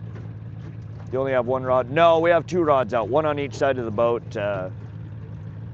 We're not running our planer board right now, so I can't get both of them on the same side for you guys to see. Thought I heard the drag. Nope, unfortunately not yet. Hang in there, we're still looking. I feel a drag scream is coming soon. I try, but I don't think anyone believes me.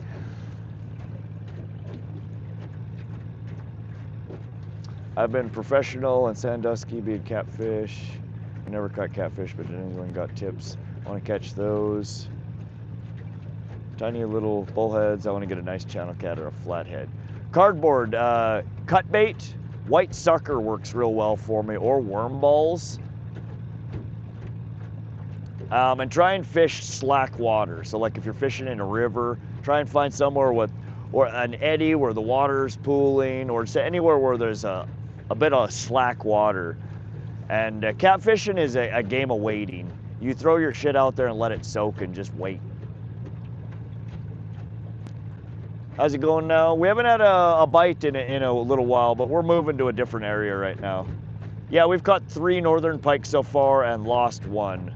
So 3 landed, 1 lost. Hey, Yasma.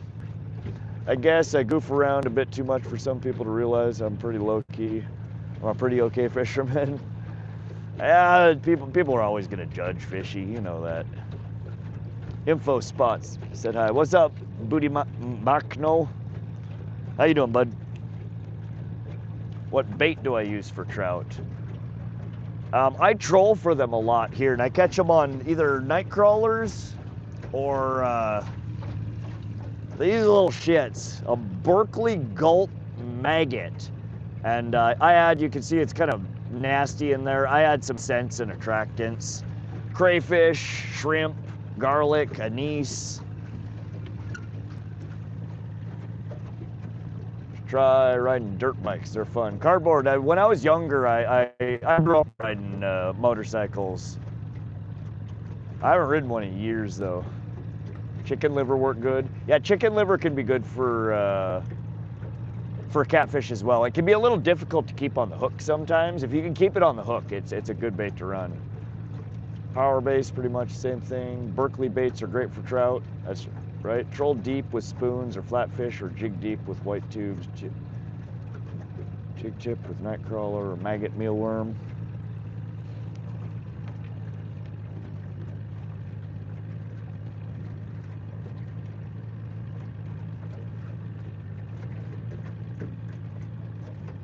Fishing with Blake, I got something when I went fishing. I got broken offline, really expensive lure. Oh, that sucks.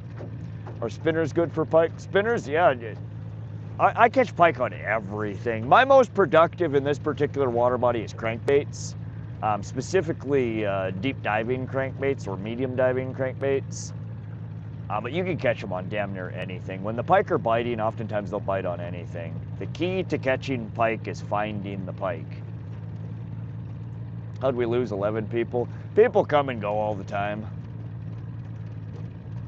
I used to fish other coasts, North Carolina for red drum. I used to cast net for shrimp. Finger mullet, they're highly aggressive fish. Put on a good fight, try it sometime. Okay. Red drum fishing is the truth. Yeah, I've never fished a water that had red drum in it. We have freshwater drum here, but the biggest that I've ever caught was, you know, maybe a little over a pound.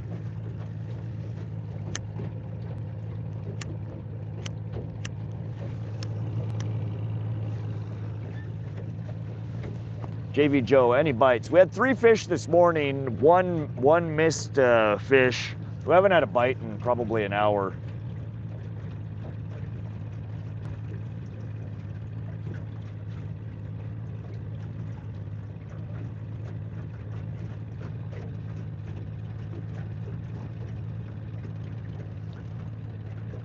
Pike are like stripers. They are not hook shy and they will eat it if they find it. Yeah, they're not. I always say they're like a toddler. You drop something on the ground and it immediately goes in their mouth. That's a pike. But they just have teeth.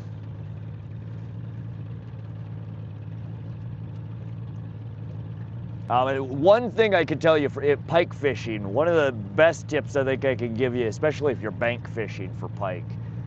Imagine you're fishing next to a crackhead and he's just doing all sorts of crazy shit over there, crackhead things while he's fishing. Fish like that guy. If you fish like that guy, you're gonna catch more pike. The more erratic, the more you switch up your retrieves, going from fast to slow, pauses to really wrenching it, banging shit off the bottom. Cause a commotion. Pike are the apex predator in almost every water body they exist in, and they are curious. Anything that's going on, they come to investigate. So fish like a crackhead, you will catch more pike.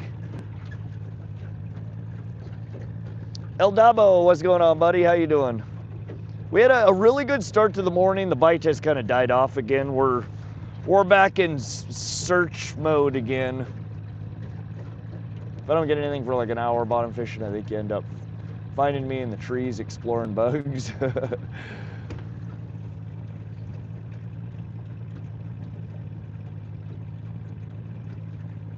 I might start referring to pike as tooth-fin toddlers. There you go.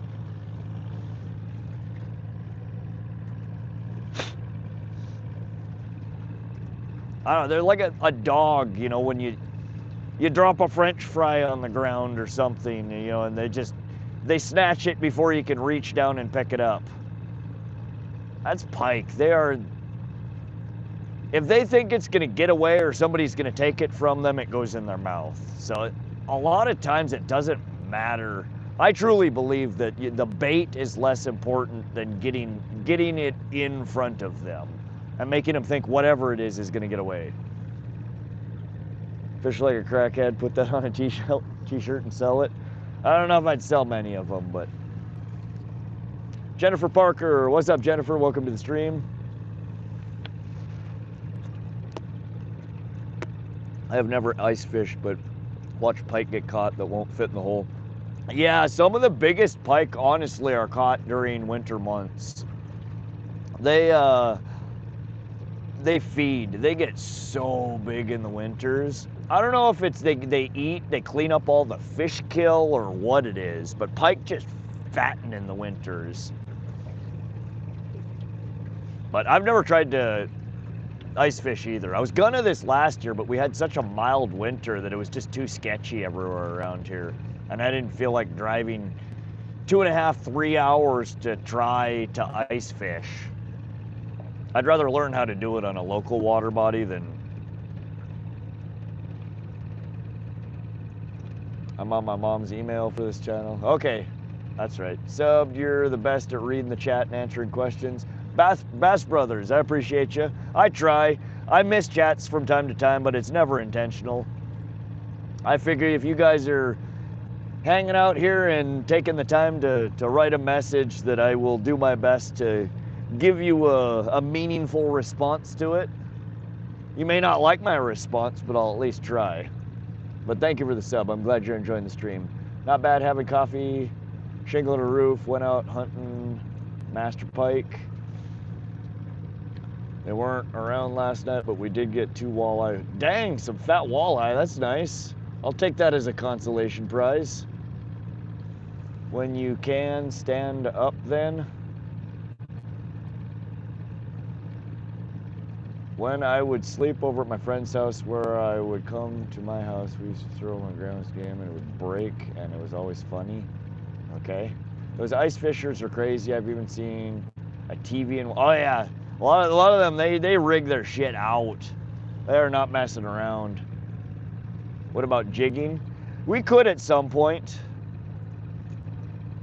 What time are you switching lures? I don't know, Mia. Do you want a new lure? What are you thinking, Mia? You can pick a lure. We'll run a lure for you, Mia. What's your biggest catch? Today, so far, 21.5-inch pike is the biggest that we've pulled out. Out of this water body, the biggest that I've pulled out of here is right around 15 pounds, 38 inches. In general, the biggest pike that I've ever caught was 22.5 pound, 42 inches.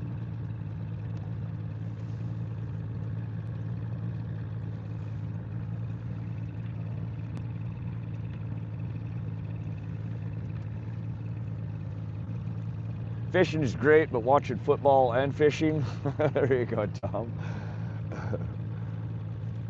It's like the halftime show, but the whole time. It's the whole time show.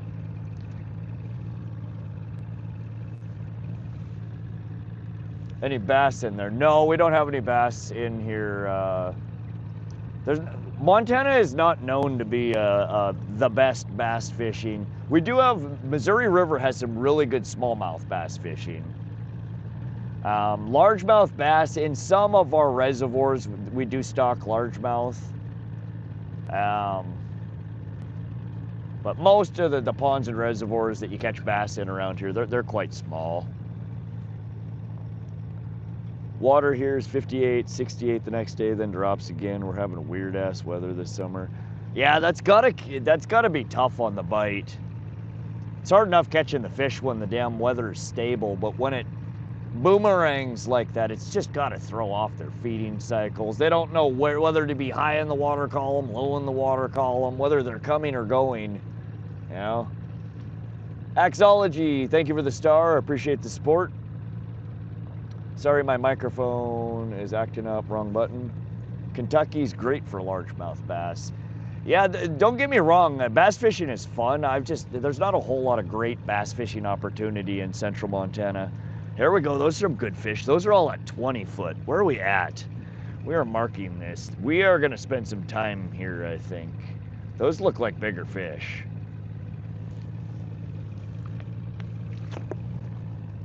"50-foot bottom.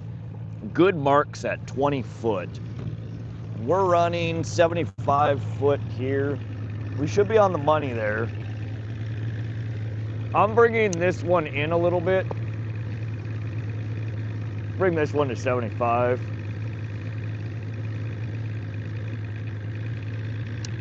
We'll fish right on their heads.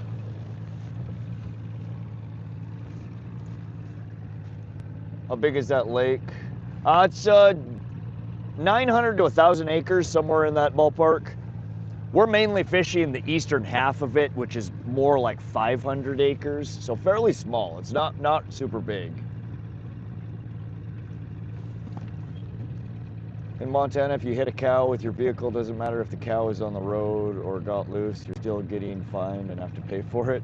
I've thankfully never hit a cow. I've come damn close. That would fuck your car up so bad.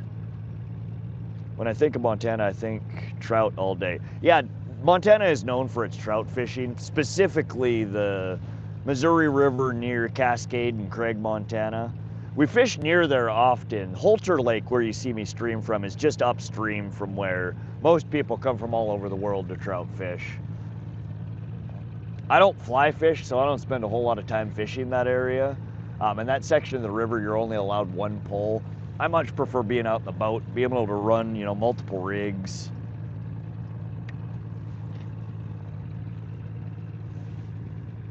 On a camping trip right now. Yeah, I camped out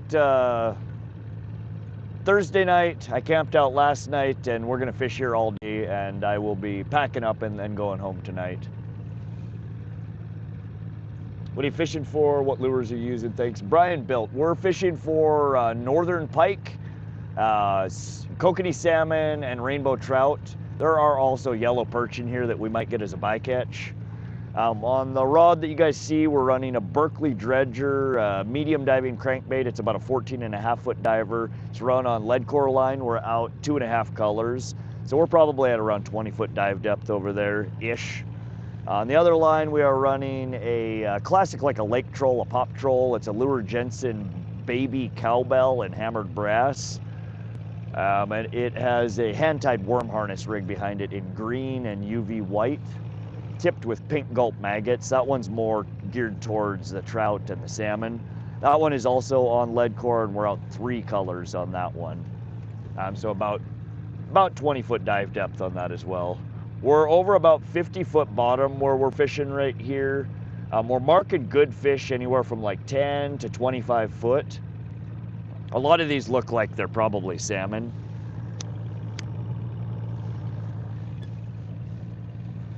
Do you eat fish or just catch and release? I do eat fish. We are going to harvest today. If we can get a few more pike, I will probably throw them on the stringer. We caught 8 yesterday. We've caught 3 so far today.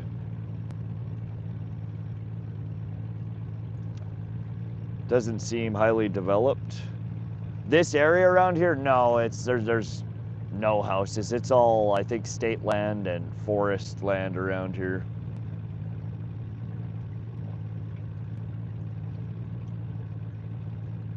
Not too many houses. There's 0 houses on this lake. There's one house kind of in between here and Shodo, kind of an oddball. There is some private land. I don't think any of it actually touches the water body. Temperature is somewhere around 60 degrees Fahrenheit. How'd you like it? Did you pull out your 40-foot luxury glamp route? No, I'll double. I camp out of a tent. It was good. We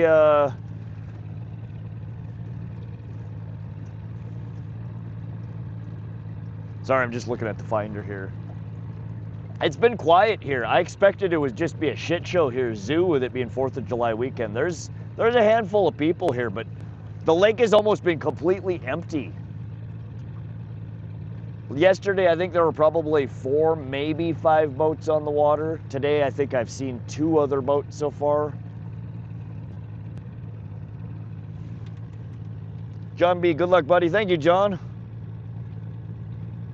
Yeah, all the what you thought maybe was houses in the background, those are all campers. Those are people's fifth wheels.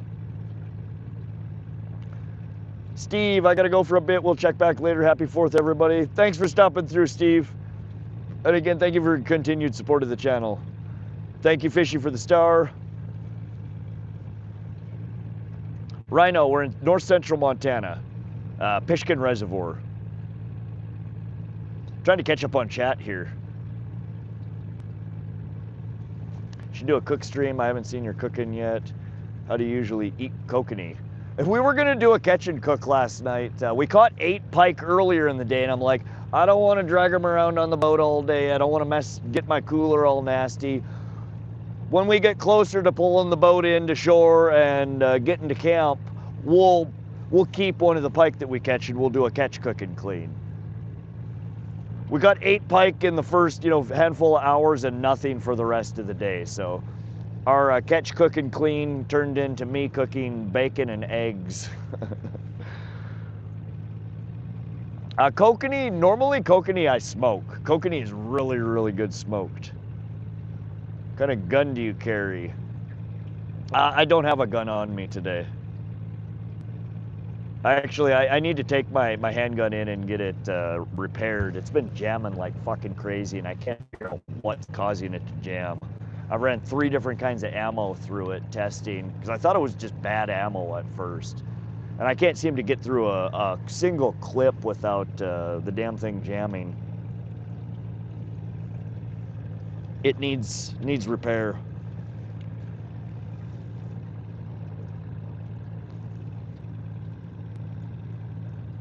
How much did that rod cost? It's a nice rod.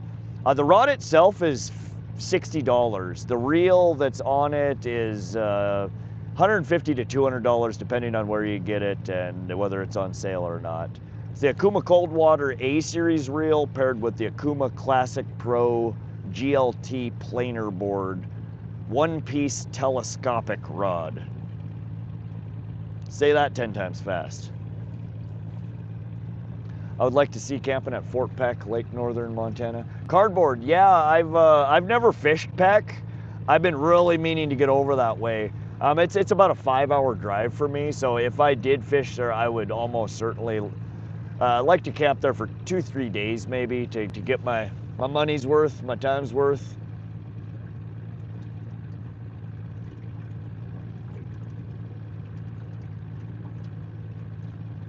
What do you use for pike? Seabiscuit, you can catch them on almost anything, but my most productive has been crankbaits here. We're gonna pull this up a little bit more. In fact, no, that's what I'm gonna do. We're gonna kill the trolling motor and put our,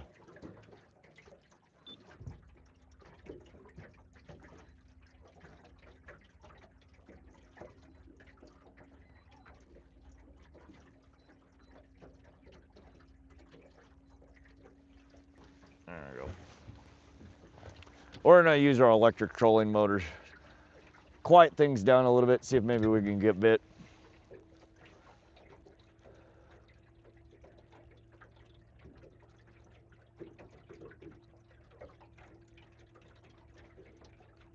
How often do you get out fishing? What do you do for a living? Love your stream. Brian Built, we try to stream at least once per week. It tends to be on the weekends, but sometimes it's midday. It really depends on weather. When the weather is good and when I have availability, I like to try and stream 2 to 3 times a week. Like this weekend, we did a double header. Yesterday we streamed all day, today we're streaming all day. We're out here, I took the time I had, 4th of July, and came out here for a marathon. For work, I work for a web development firm. I've been with the same company for 15, 16 years now. I've done a little bit of everything from full stack development to security consulting, architecture and hosting development, website management. I do a lot of work in the e-commerce as well as banking and health industries. Compliance auditing, just nerdy shit. Let me try again. Cardboard, I read it and heard you the first time. I'm sorry, I'm trying to catch up on chat.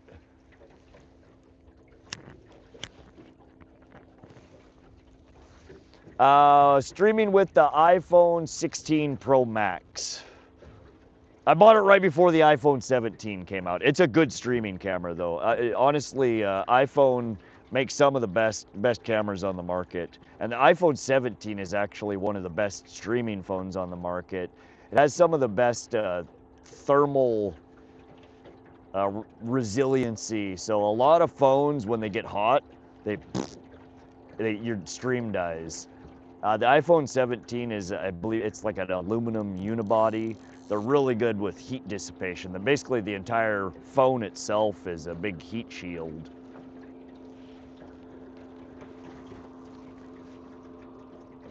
But I do also run, sitting next to the camera is a GoPro Hero 13.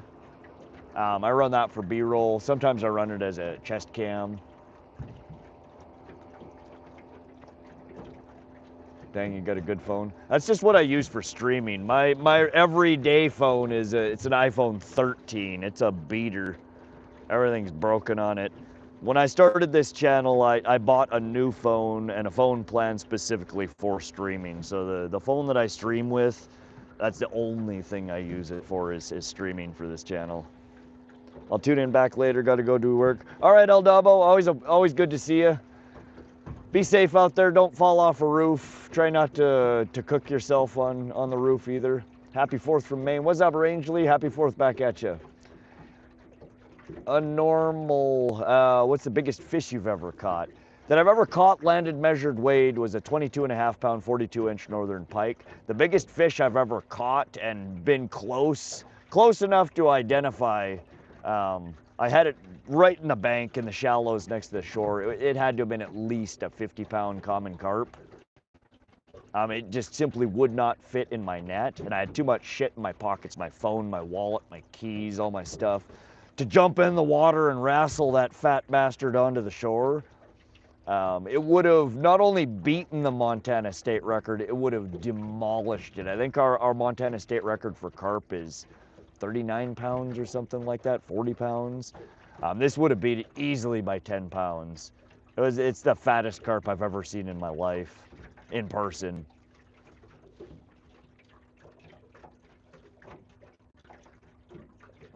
I've caught other big fish too, though. My biggest pike is 22 pounds. I've had bigger on my line here at this water body. Just couldn't get them in the net. I've caught some pretty redonkulous catfish, channel catfish. 18 pounds is the biggest that I've caught, measured, weighed, but I've had some bigger ones on the line than that. Sometimes you don't get the big ones in the net.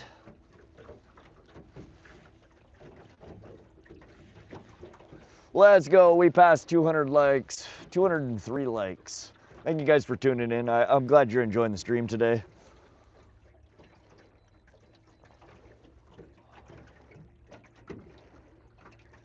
We just need to get a damn fish to bite. Sounds like you need. I did. We have upgraded to the Fat Bastard 3000 over here.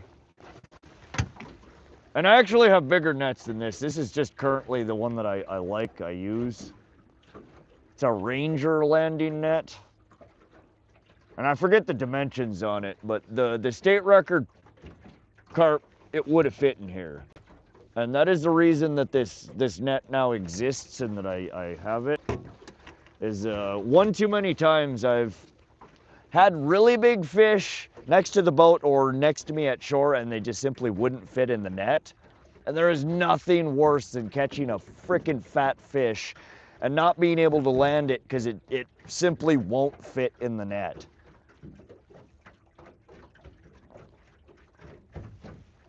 Why don't you try to jig some fish up? It's not working. Just gonna troll all day regardless if it works or not.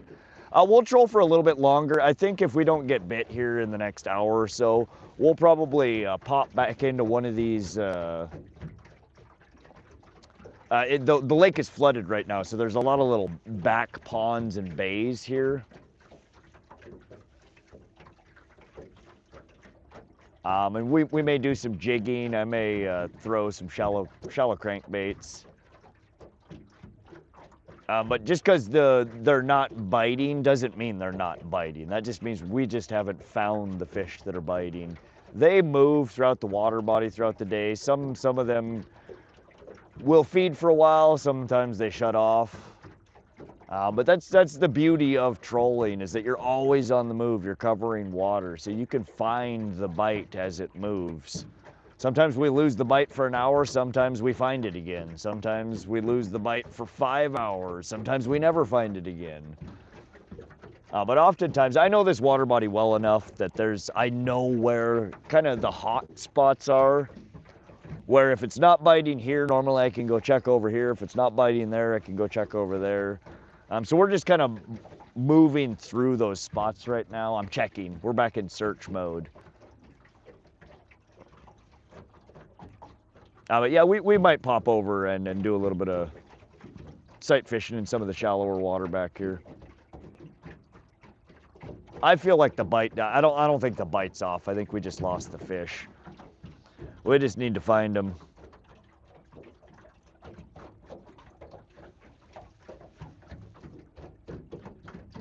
It's a fishing show, catches are coincidental, right, Anon? Happy 4th, have a good day, I have to go. All right. You Norm, Unnorm, thanks for stopping through. Happy 4th to everybody. Hope you guys are enjoying your weekend. Thanks for coming and hanging out with the Rod Squad here. We are looking for the fish again. We had 3, just bang, bang, bang this morning. We landed 3 back to back. And it's been a minute.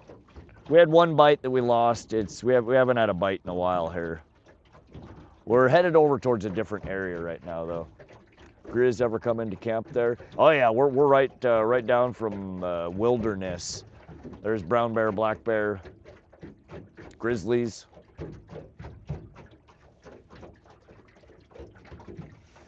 Night before last, the first night that I camped here, I'm fairly certain there was a bear in my camps. I was trying to fall asleep at like 2 o'clock in the morning and was like half dozing off, and there was something grunting and rummaging through the bushes near camp. I'm like, don't fuck with me, man. I have 2 hours to sleep before I gotta wake up. Just leave me alone. Rod killed a grizzly a few days ago with a knife. It was actually a spork, a rusty spork, Positrack. I couldn't find my knife.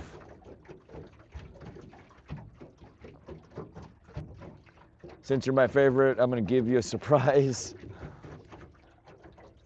Well, I'm glad I'm your favorite, Cardboard. Thank you. More clouds today, should be better than yesterday. You would think, one would think, Youper. Need a hand cannon sleeping there? Yeah. Oftentimes when I do come out camping, I do bring my firearm. Again, like I said, I've been having issues with it jamming, so I haven't been bringing it. Cardboard with the laughing disco, thank you. That's a good one. Appreciate the gift.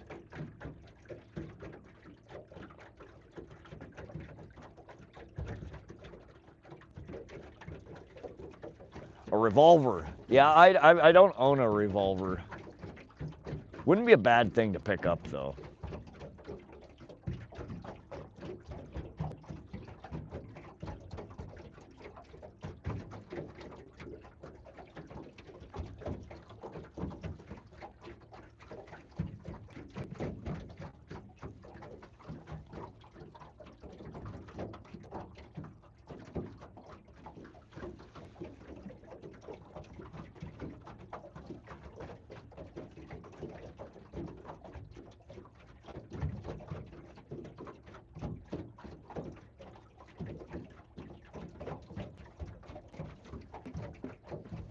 Here, fishy, fishy, fishy. Doesn't need a cannon, he just uses the rod from God. Beats his enemies into submission, right?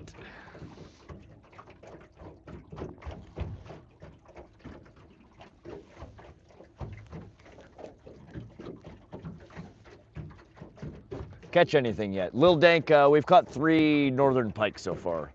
Still haven't managed to coax out a trout or a kokanee, but the pike have been biting this morning. Smith & Wesson 38 357 is the way to go.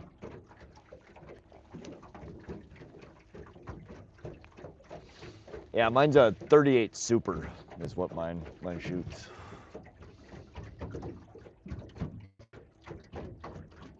Kind of an oddball round.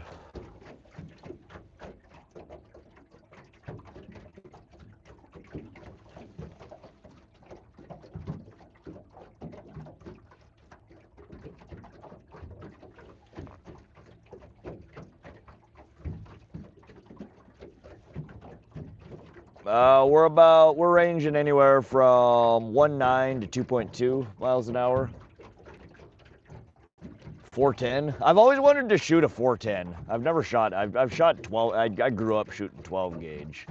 I've shot 12 gauge. I've shot 10 gauge. I've never shot a 410 because it looks like another grizzly killed the bear. Rod is a mean cowboy. I've been thinking about getting a little 32 or 38. Yes, yeah. A 9 is too small for, I mean, a lot of defense purposes. A 45 is too big for my small frame. It's got too much of a kick. I lose accuracy. I can't get more than a single shot off without having to reset and re-aim. So I went with it's what is it? It's a Kimber 911 HD2 Pro carry. So it's a fairly small, but it's caliber. It's a 38 super caliber, which is kind of like in between like a 9 and a 45. It's a nice gun. The last few times that I've shot it, I've had just shit problems with it jamming. I can't get through a single clip without it locking up on me. 410 slug is a formidable weapon though. 4-ton and tungsten's great turkey round. Crazy that Judge is literal looking revolver, but 410 rounds. Sig 40.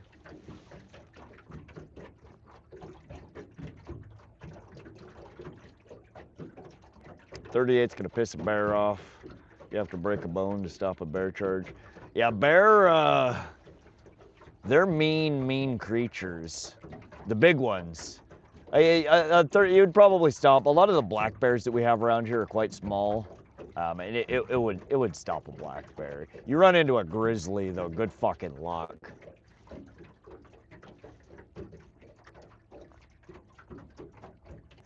When you're trolling, your rod would bend. It is bent. It's kind of swaying. We're not going very fast. I'm gonna bump our speed up just a touch here.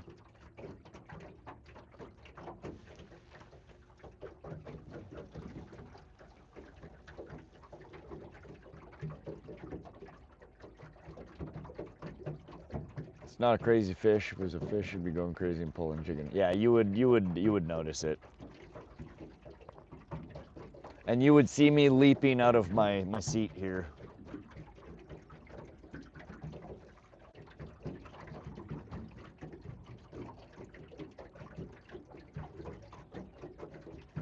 Judge seems like a fun gun, but I don't see it being a good personal defense weapon. Great turkey rounds, 12 gauge. You running a planer? No, we're not running a planer right now. We have one on each side of the boat. We're running lead core line right now. I don't like to clip snap weights or planer boards to lead core because I don't run. Some people who run lead core only spool up their reel with, you know, 1 color, 2 colors, 3 colors, and they run out all 3 colors and then they put the planer board on. I spin mine. It comes with 10 in the damn spool or in the package, so I run 10.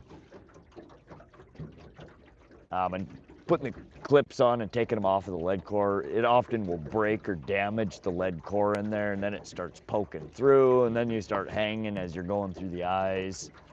So you got to be fairly gentle if possible with your lead core line. Otherwise you'd fuck it up, and it's expensive to replace.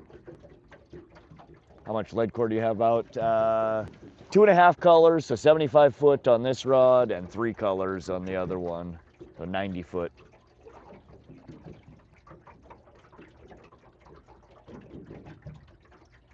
Waiting for the weather to cooperate here in Montana.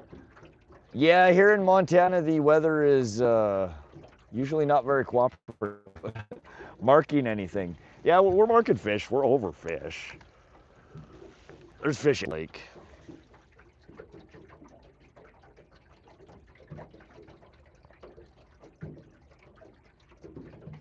They're in here. Most of this is probably perch and maybe small trout. Not seeing any real big, nice marks. That one's a little bigger. Most of those are small. I run the Suffix 832 Advanced Lead Core. It's got a dive depth of 5 to 7 foot per color out. So 3 colors is anywhere from 15 to 19 foot. 2.5 colors is, 12, 15 foot. Used to hunt geese with a 12 gauge gooseneck gun barrel. Yeah, I shot 10 gauge once. It hurt. Biggest I ever shot, the 12 gauge that I had would shoot all the way up to 3.5 inch mag, which is damn near a 12 gauge. I didn't shoot those very often either. Those fucking hurt.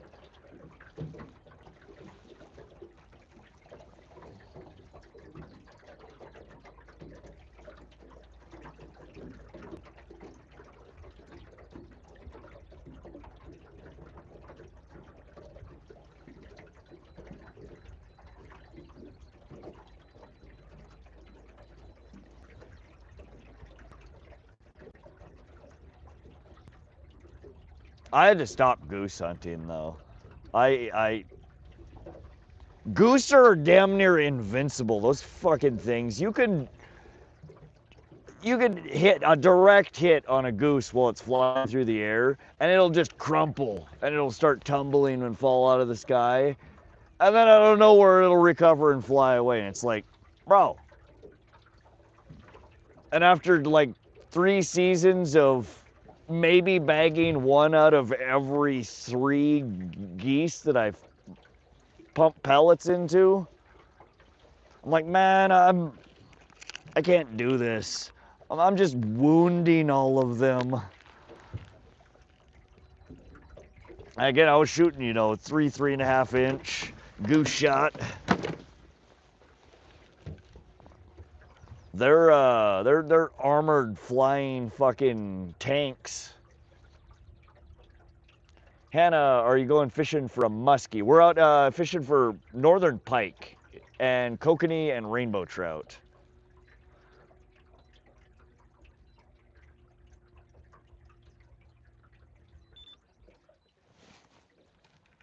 I'm gonna put our autopilot back on here. We're marking some good fish here. I'm gonna do this min depth 0.25, max depth 0.28. Okay, reverse.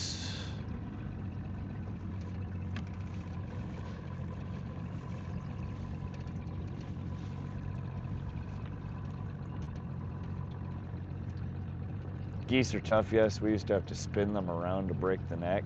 Yeah, they're dangerous. A lot of people bird hunt with dogs and think, well, I pheasant hunt, I duck hunt with my dog. I'll just, I shoot a goose, I'm gonna send my dog out to retrieve it. And it's like, you're probably not getting your dog back. That goose will drown your dog. That goose will break your dog's leg with its fucking wings. Like, geese are big and mean.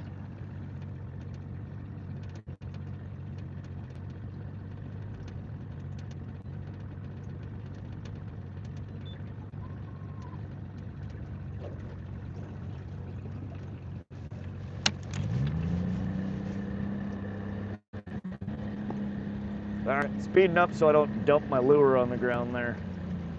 Trolling motor just spazzed on me trying to get on course here.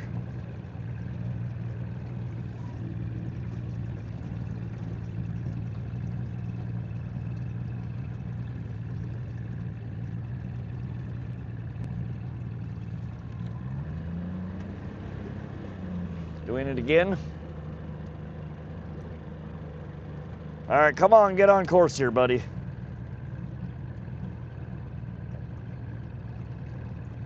There we go. Are we good? All right.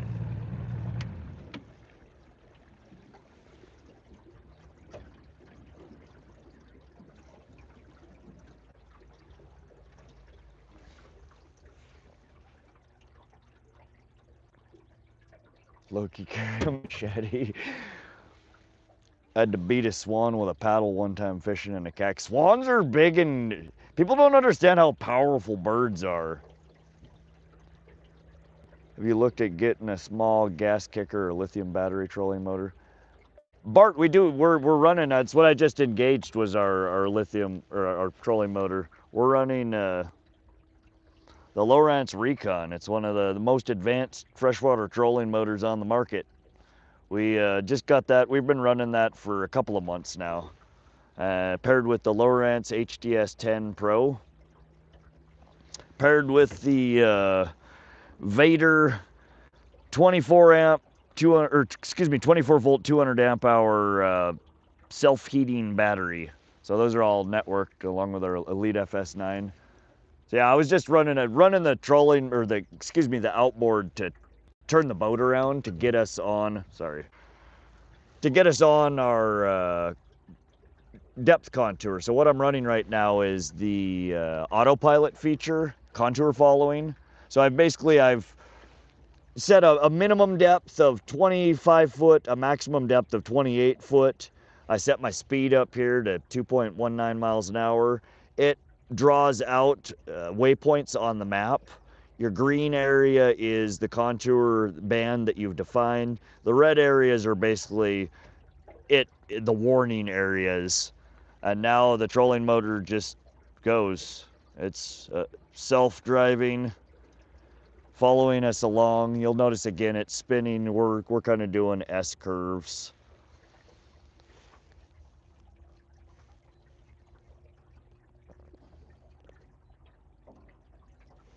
You guys can watch it. It will steer us along. We're the little black arrow there. The yellow is our next waypoint. So it's getting a little bit out of our area right now.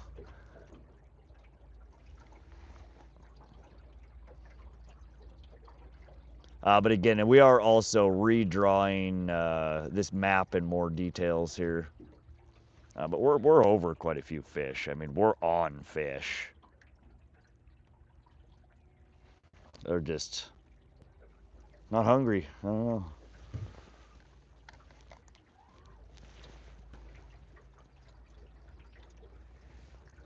Sorry, I've missed a bunch of chat, y'all. I'm over here BSing.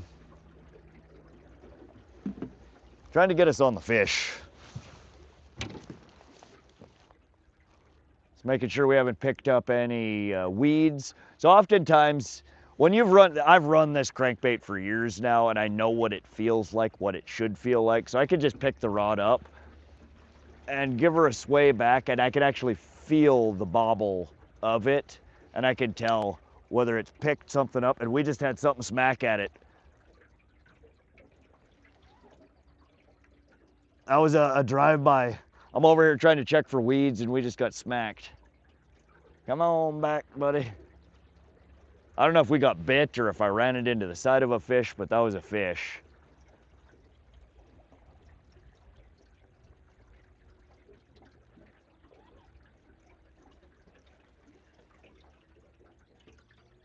Nope. All right. There it is, there it is. As soon as I set the pole down, did you guys see that? Fish on, fish on. He thought about it. Oh, oh, good fish. Let's go. I love it when that happens. I'm like, oh, we just got a fish, and I'm teasing it and taunting it. I'm like, no, he ain't gonna go. And I set the pole down, and that lure just stopped in the water when I set it down, and the fish smacked it. Let's go. Here, fishy, fishy, fishy. Oh, oh. This one doesn't feel super big. It's definitely feisty though. I'm gonna dial back our speed a little bit. It'll help us land this fish a little bit easier. We don't want to stop completely. We do have another rod in the water. If you stop while you're trolling and you got lines out, they settle to the bottom and oftentimes will snag up.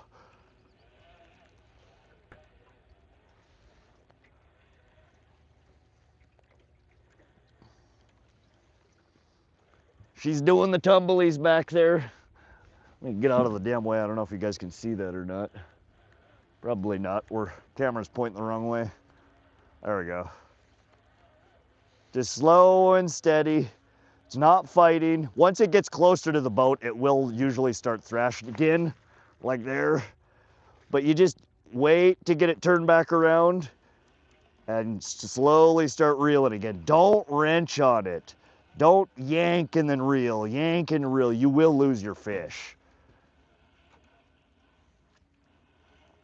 Yeah, this is a good sized one. Looks like a fairly decent hook set. Let's get this one's nose down there. No, no, no, no, no, no, no. Come on. Come on, buddy. Landed. Pike number 4 of the day in the boat. Oh, and she is all wrapped up in this damn net. Good Lord. Like a goddamn crocodile doing a death roll. It's got the treble hooks caught in the net like 19 times from every direction imaginable. Be very careful, y'all, trying to take pike out of nets and hooks out of pike. Be very precise in your movements, if at all possible.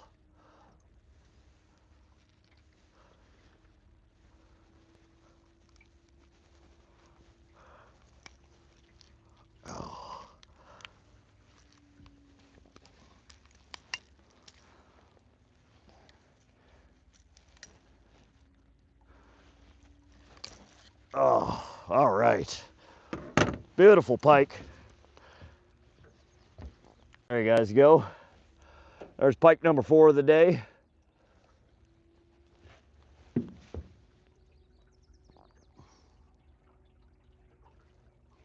guys guess measurements on that? I'm gonna say this is definitely bigger than the last couple that we've caught. I'm gonna guess 23 and a half. Put your guesses in. We're gonna throw her on the bump board here real quick, get a measurement. This is really towards, oh, no, God damn it. Ah.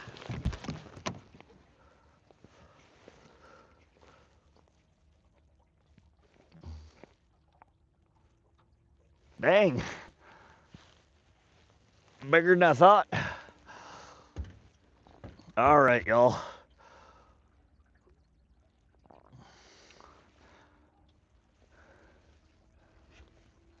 Trying to think if I should. It's gonna go on the stringer. We're gonna keep this one, you guys. It's on the bigger end of what I would typically keep. But I don't know how many more we're gonna get today, and I did tell my aunt I'd bring her a couple. So we're gonna throw this guy on the stringer. Very pretty coloring. Look at the coloring on that tail. They're just absolutely gorgeous fish.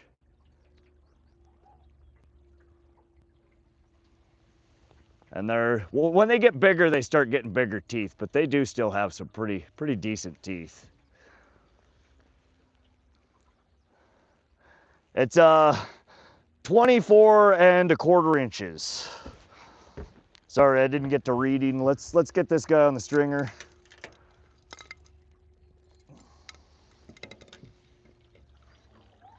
It's probably about 3 pounds, a little bit over 3 pounds.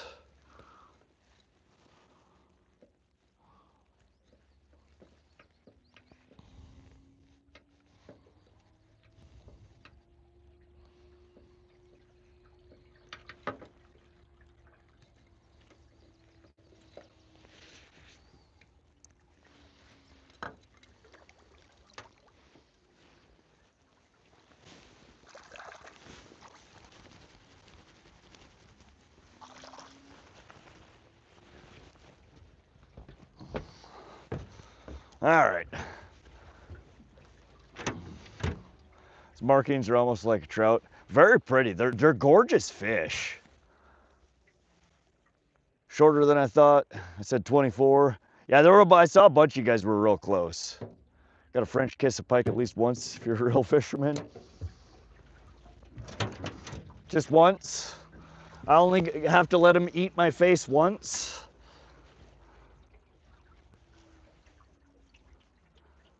Yeah, that one was a little bit bigger than what I typically will keep. 18 to 22 inches is kind of where I really like, where they're the best. God, he's pissed. He's smacking around on the side of the boat there. That one had a pretty rough hook set. I had to manhandle him a little more than what I would like to. So we'll keep that one.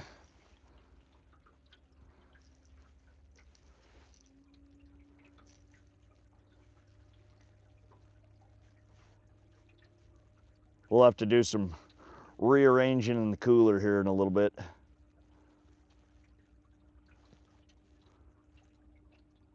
Oh God, this crankbait is so tangled in here.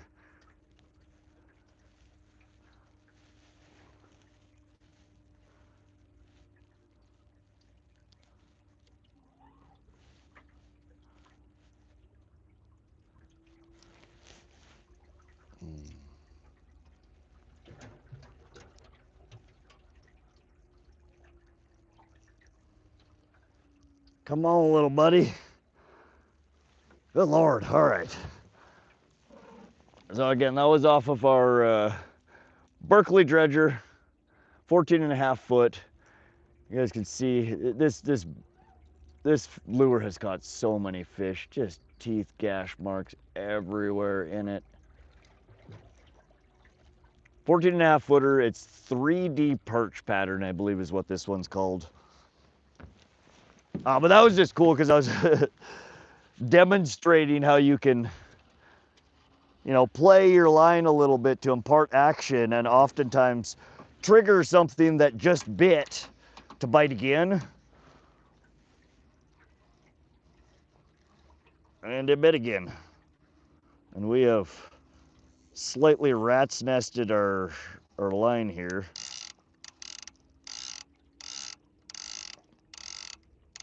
There we go. Kind of. Whoa! All right, let's bump our speed back up. We were doing 2.2 there on that catch.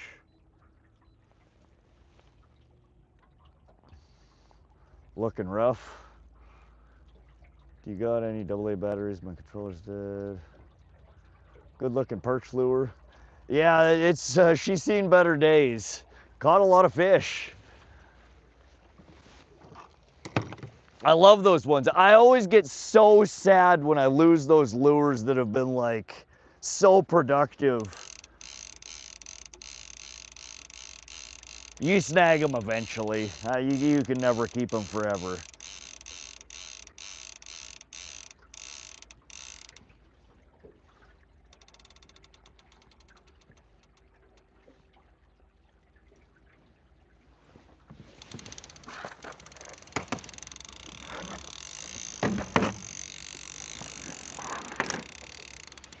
All right, we're just letting that spool for right now.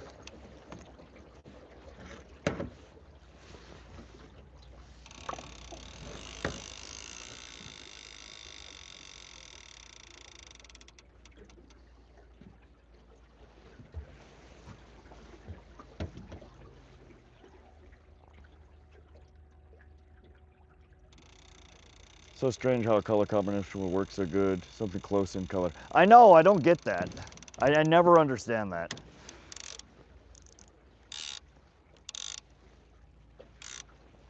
All right.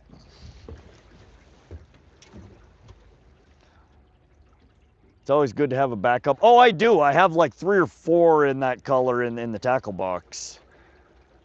The Berkley dredgers produce well. I've got a whole box full of Berkley dredgers.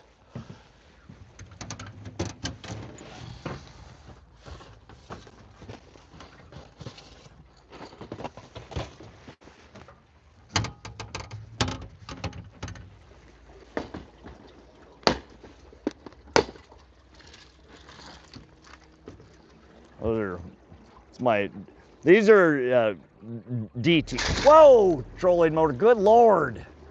She just tried to buck me off the side there, guys. All right. Yeah, these are Rapala dives twos, but all the rest of these are dredgers. We got 1, 2, 3, 4 other 3D perch ones. These are the deeper divers, but again, this is the same lure, but the 25.5 foot diving model. Look at this one. This one's caught many more fish. This one's rough.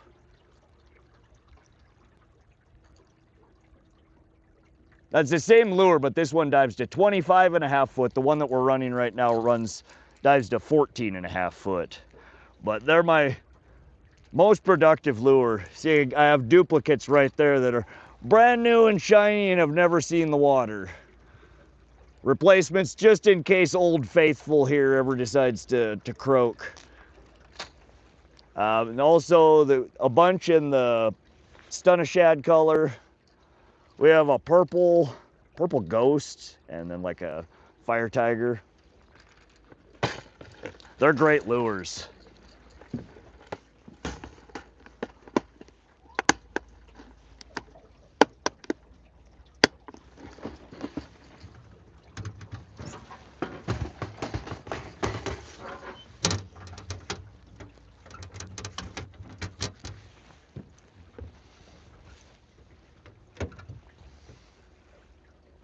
Nasty storm here in Glasgow last night. What's the max depth at that location? 90 foot-ish. Allures a warrior. It is. Every season I put new split rings and hooks on it. She's good to go. Hello from Gamble, Alaska. What's up, Jerry?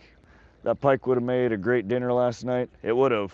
What brand are those crankbaits? Berkley Dredger is what they're called. Like the broken back Rapalas. Okay. I've got a bunch of segmented Rapalas. They're not as productive for me here. 89 Steph with the flow state. Thank you, 89. Figured, man, that place is beautiful, dream spot. When you're pulling that rod back and forth, causing the lure to speed up and fall back and slow down. That proved one strike, then another. The back and forth work versus the steady motion. Yeah, just imparting those erratic movements to it. What got the bite, I'm sure, again, that pike was following for a while. It hit while I was checking if there was weeds on it. It missed. It was a swing and a miss, but I felt it, and I was like, oh, okay then. So we started letting it back, bringing it up, but that pike, I'm sure, was following the whole time. What got it, though, was not the jerkiness. It's when I set the pole down, that lure then, because the pole was moved back quickly, settled, and probably started rising up in the water. And that was enough. That's what it took for it to bite it.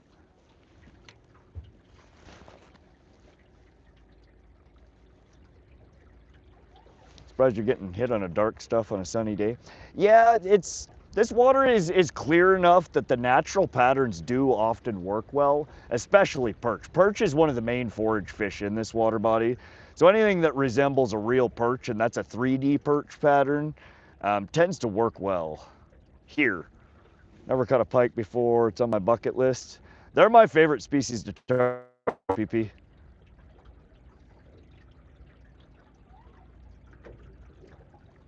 Pull the rod back and forth again. It proved one strike. Caught the fish, erratic version. We could play with it. I'm trying to get caught up on chat. Missing the parade. That's okay. We got our own parade here at Pishkun. How you doing, Dean? Rod, happy 4th. Thanks, Lake Effect Blues. Happy 4th to you as well. Jamie Langlis. What's up? Hey, Jamie. We're out here catching pike. We're having a blast. Have you caught anything yet? Yeah, we just landed our 4th pike. You just missed it. You ever hit Tiber?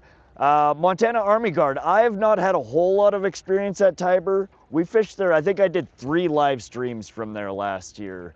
I'm still trying to learn that water body. I've caught a handful of walleye, a couple of rainbow trout. I'm still a little bit baffled. We've been skunked more times than not when I fish Tiber.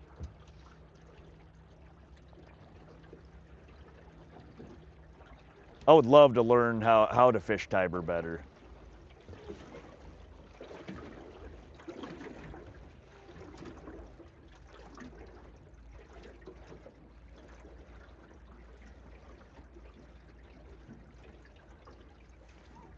Man, Rod, you're a dedicated fisherman. I'm just out here having fun. Oh.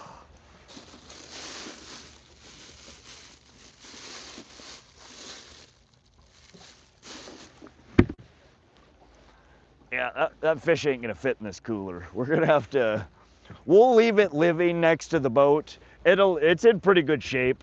Still kicking around there. We'll leave it alive for the next, till we get over on the other side of the lake. We might have to make a pit stop to unload our catch into an iced cooler over there.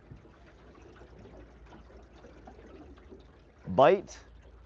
Now, if there was a bite, you will hear this when there's a bite. It'll zip. That rod will either start really banging or it'll just fold over. When it's just bobbing or when it kind of goes, that's not a bite.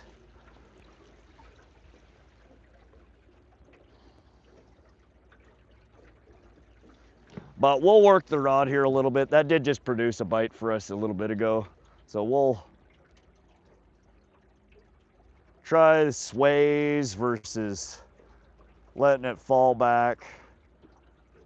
You can do a little jerky movements. Let it fall back.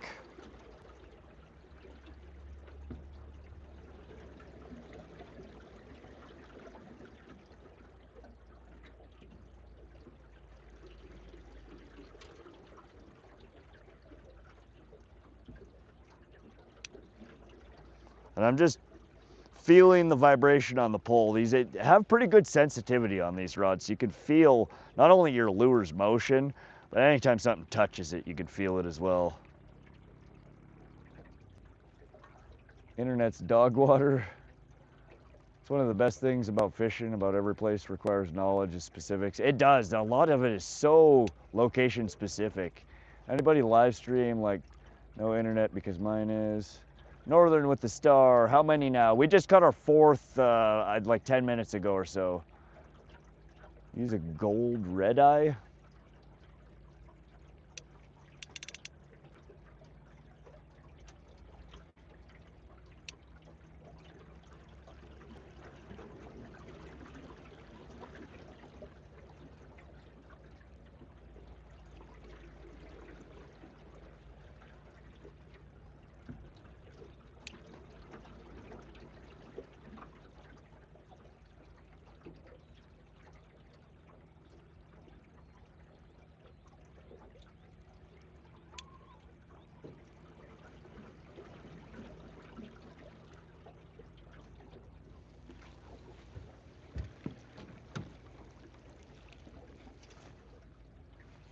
All right, I need a drink.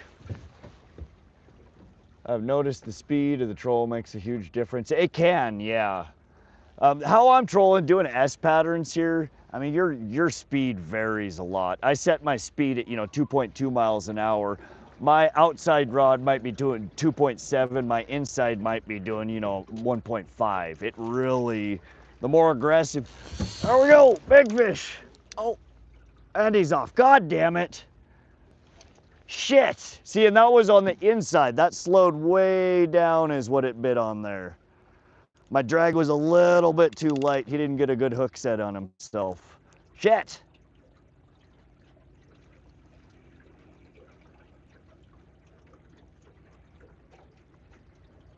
That was again right after I set it down again. So they're following us back there.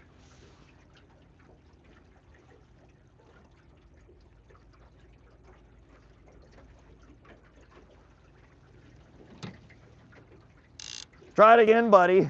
We'll get you next time, little fucker. Thank you for the gift cardboard. Fish on, fish off. Seems like they're liking it real slow. I think it's just the variance that drives them nuts. Jamie, this is the Berkley Dredger. It's a medium diving crankbait in yellow perch pattern. Still would like to see you catch a kokanee. Jacob, I know. We're trying to get a few pike on the stringer here, and we'll go drop them off at a cooler, and then we'll see if we can find the kokanee.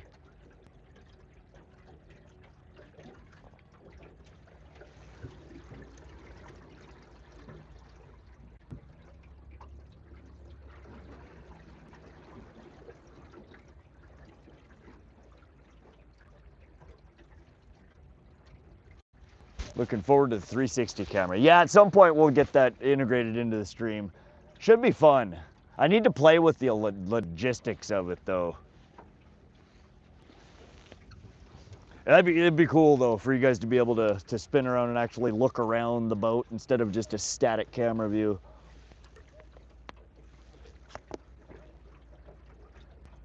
Want to see a big kokanee?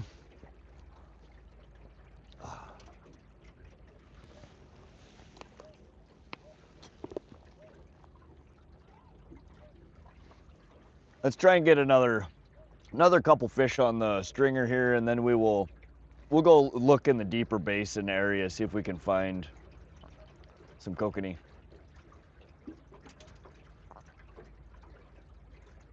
Good luck, I'm headed to work.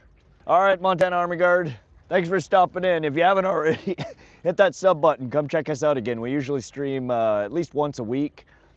And we stream all over. Tiber, Holter, Ackley Lake, Pishkun. We were up at Swan Lake a couple of weeks ago. We kind of bump all over the place. I want to see a 15-pound pike. Yeah, I would prefer the 15-pound pike over the fat kokanee, though I would absolutely love to pull a fat kokanee out of here. I get so excited when I get a kokanee on my line. That's Kokanee, kokanee, and it's a salmon, kokanee salmon. You may know it's a landlocked version of a sockeye salmon. You may know what a sockeye salmon is. They're all part of the trout or salmonoid family. Salmon and trout are part of the same. Somebody who knows more about it can explain that.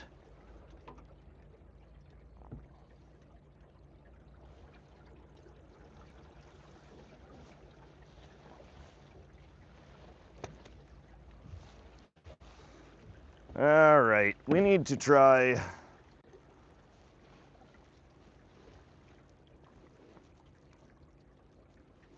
Trying to think what to run for salmon when we do. We'll probably be running, if we can find them. It depends on depth. We'll run probably snap weight, our braid line. Probably run Dodgers and hoochies, or Dodger and a wedding ring.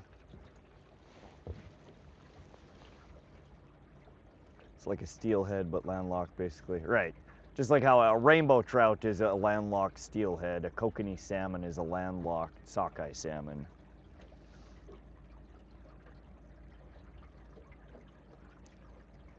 Salmonoid. There you go. That's the term I'm looking for.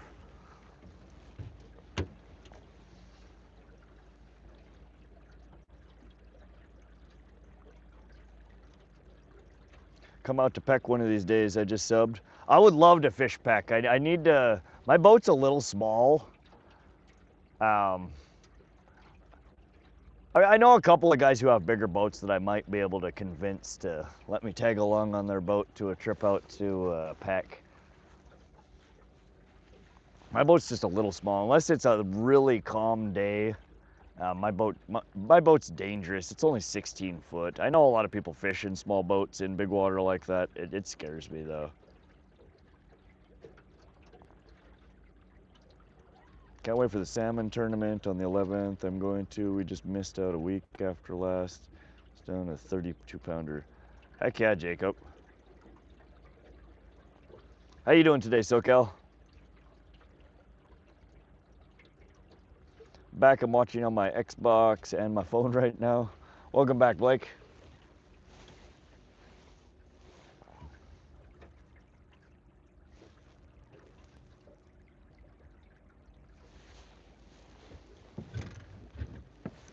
Let's bring this up a bit.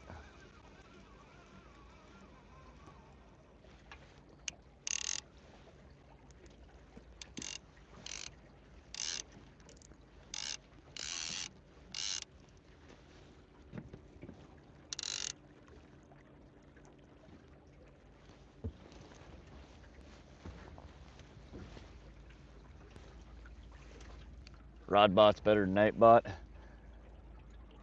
It is until it stops working, then Nightbot's better. Because Nightbot has all the quota. They've gone through the process. They've been approved by Google to use the API as much as they need to.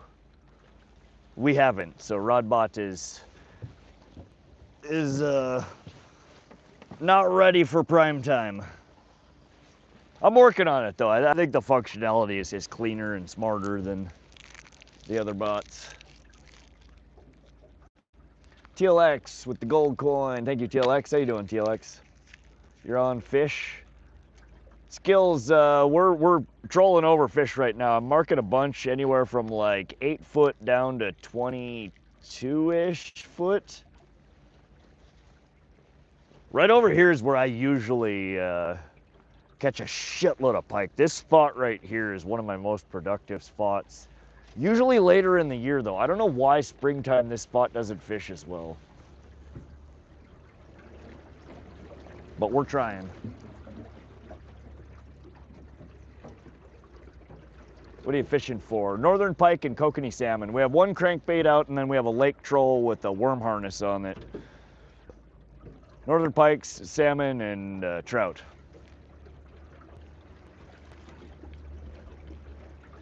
You ever fished Wyoming? I've never fished Wyoming, Hunter.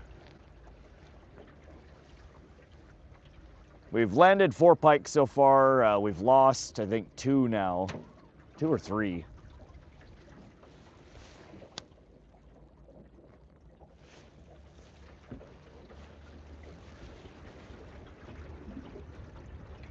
Are you in the ocean? No, this is freshwater. Pishkun Reservoir in north central Montana. Probably gonna help my dad today work on the camper. We gotta change the axle. That doesn't sound fun, Blake, but it's nice of you to help.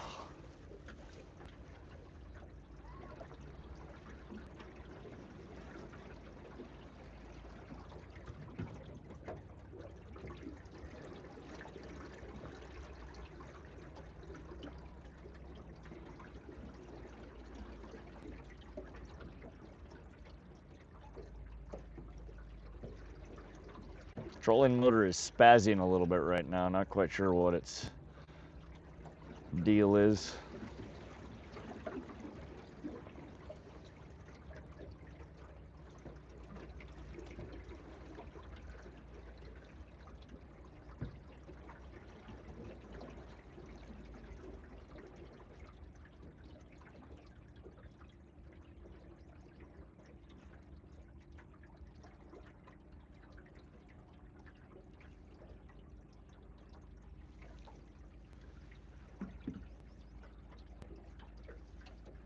Jacob, we just put our first one on the stringer. It was hooked.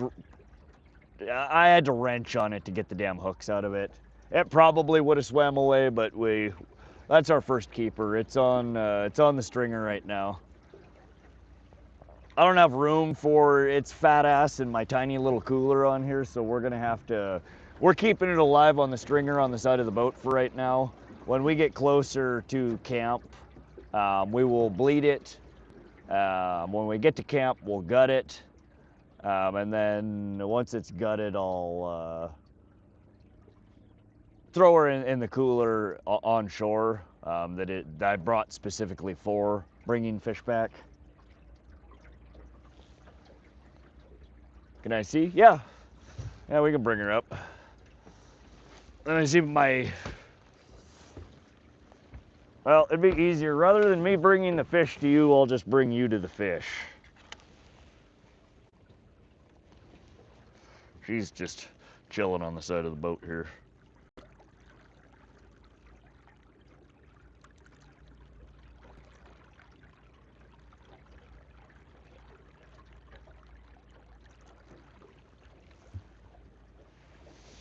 "24¼ inches, probably 3 pounds, maybe a little bit bigger.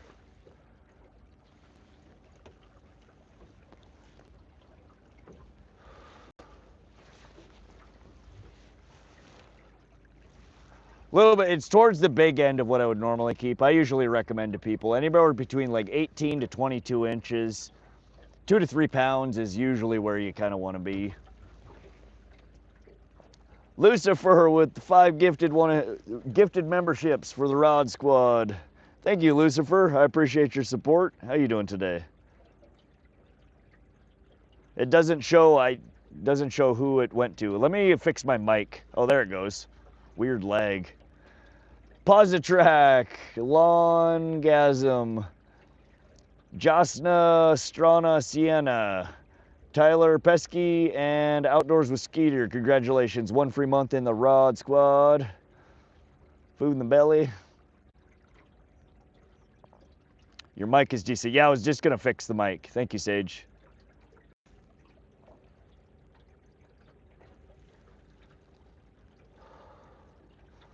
All right. I think mouth should match words. Lucifer, welcome to the Rod Squad. Thank you. Thank you for your support, y'all. Any and all donations to the channel, they just go straight back into the channel. It goes to help pay for the Starlink Mini. That's how we stream from these remote Montana waterways. We're out here in the boonies, y'all. There ain't no cell signal. So we use the Starlink Mini on the boat here. We power them with DeWalt Power Stack batteries there, our Hot-Swappable custom system that I built.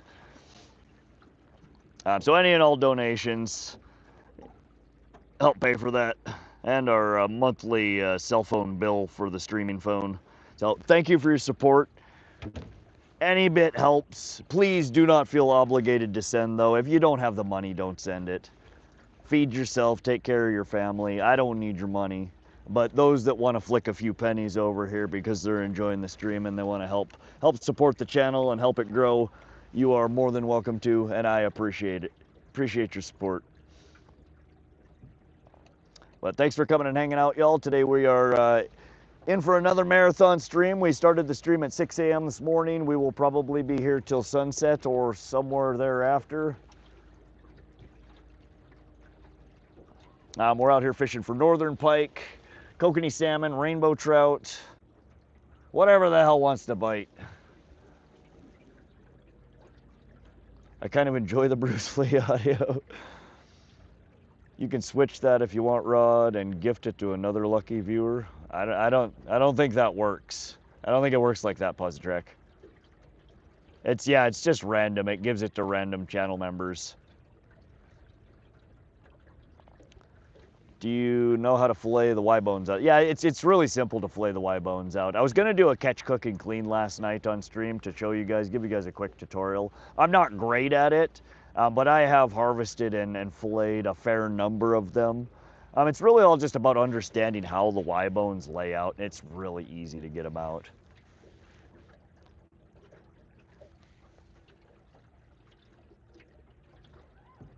My dad would throw those batteries in the water. He only uses Milwaukee, he hates DeWalt. Yeah, I'm part of the DeWalt ecosystem. I have DeWalt everything. But I happen to build my streaming battery setup around DeWalt because I already have so many DeWalt batteries. I actually get these 8 amp hour batteries. I get 5 to 6 streaming hours per battery. And I have it hot swappable, so when the primary battery is low or is dying, I could swap it out and it automatically fails over to the second battery, and then when I put a new battery in, it comes back to the first battery. And it doesn't kill the stream. The stream died every 5 or 6 hours. I'd have to put a new battery in, then it takes 3-4 minutes for the Starlink to boot back up. I've solved that problem, so it's completely hot swappable. And I could basically continuously run the Starlink. I just have to feed it batteries from time to time. Let's go, Axology. 2 months in the Rod Squad. Thank you for your continued support. Y-bones are easy. You just have to make the same cut below. Exactly. You follow from the top. It swoops down. You cut off your back strap. Once the back strap is removed, you follow on the other side of that bone the same curve, and then you get your bigger fillet. A lot of people try to keep it on the skin and keep it one fillet. They overcomplicate the process. It's easy. I'm not very fast at it. Gary Wolf, we've caught four pike so far. We've lost a couple. Cardboard, welcome to the Rod Squad. Appreciate your support. Out of context, you're a good rod man. A little bit, Positrack, a little bit. I wanted to become a member, so now I'm a member. Thank you, Cardboard. Well, I'm glad you're enjoying the stream and want to support it. It's only 99 cents. I mean, you're flicking a few pennies over here. YouTube takes half of it right off the bat. The Apple Store takes another chunk of it. But that's what pays for the streaming service, so whatever. You had a really funny edit. So funny. Which one did you like, Positrek? I like your hoodie. Oh, thank you. Yeah, it's my it's one of my sun shirts. I wear it up so the back of my neck doesn't get sunburnt. And then this is actually a snowboarding jacket. I looked everywhere. I hate most camo patterns. And I've been looking for a long ass time for an interesting, unique camo, and it happened to come from a snowboarding brand. So it's not waterproof, but it is highly water resistant. It sheds a lot of water before it still really starts taking it in. And it's not a super thick, heavy coat. The key to staying warm in weather like Montana here, staying warm and staying cool, is to wear layers. So if you have a really thick outer heavy coat, when it gets hot out, you got to take it off. This coat, it's thin, it's thermal. When it gets too hot, I just take it off and take an inner layer off, and then I put the jacket back on. Taking the donations like that is wild. What do you mean, Pustrek?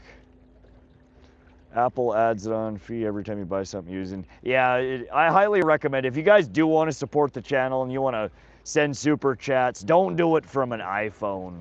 Stickers, super chats, gift memberships. YouTube tax on, or iPhone, the Apple Store tax on an additional fee on top of YouTube. If you hop over to your computer or an Android device, it'll cost you the same. iPhone, Apple doesn't get their cut, and more comes to me, the actual streamer. But, I mean, it is what it is. They just everyone has got their little grubby hands. They want a piece of the pie.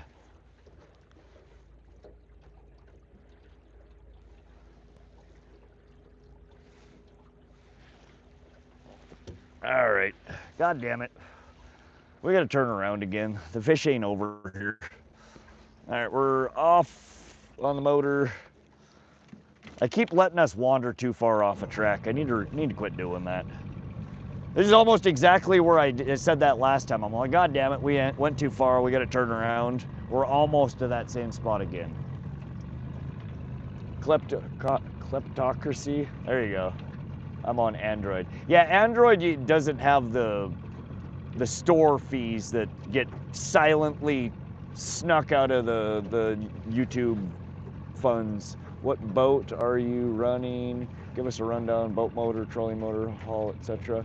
Justin, so it's about a 25-year-old boat. It's a 16-foot flat bottom aluminum welded John boat. It's made by a company called Weld Tech. It's the Landau series, 16-foot long, 52 inches wide. I call it the little tin can. It's nothing spectacular. It's a good, solid aluminum welded boat. So that's our base. The motor is an old motor. It's a 1984 Johnson Evinrude two-stroke, 75 horsepower with a jet foot conversion. So we're no prop on the back of the boat. It's a jet. And just here recently, in the last couple of months, we have added some new toys to it. We added the Lowrance Recon electric trolling motor. We're running it in 24 volt with our Vader 200 amp hour 24 volt battery. And it's a really good pair. It's paired with, networked with the Lowrance HDS10 Pro graph, as well as the hell is that?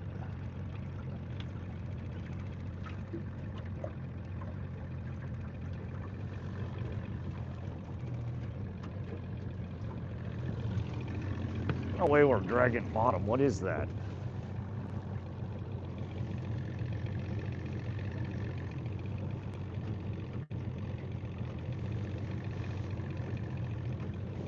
Well, no fish. I don't know what the hell that was though. 24 volt, 200 amp hour Vader or Vatrier battery. It's a pretty nice setup. It's expensive. I splurged. I bought myself an early birthday / Christmas present for the next 10 years.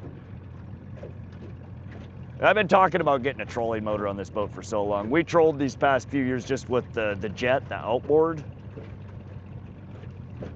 But we run, I have a pretty, not a super advanced, but a pretty advanced electrical setup on this boat. We have our house battery and crank battery separated. We're running two Blue Top AGM D27M batteries.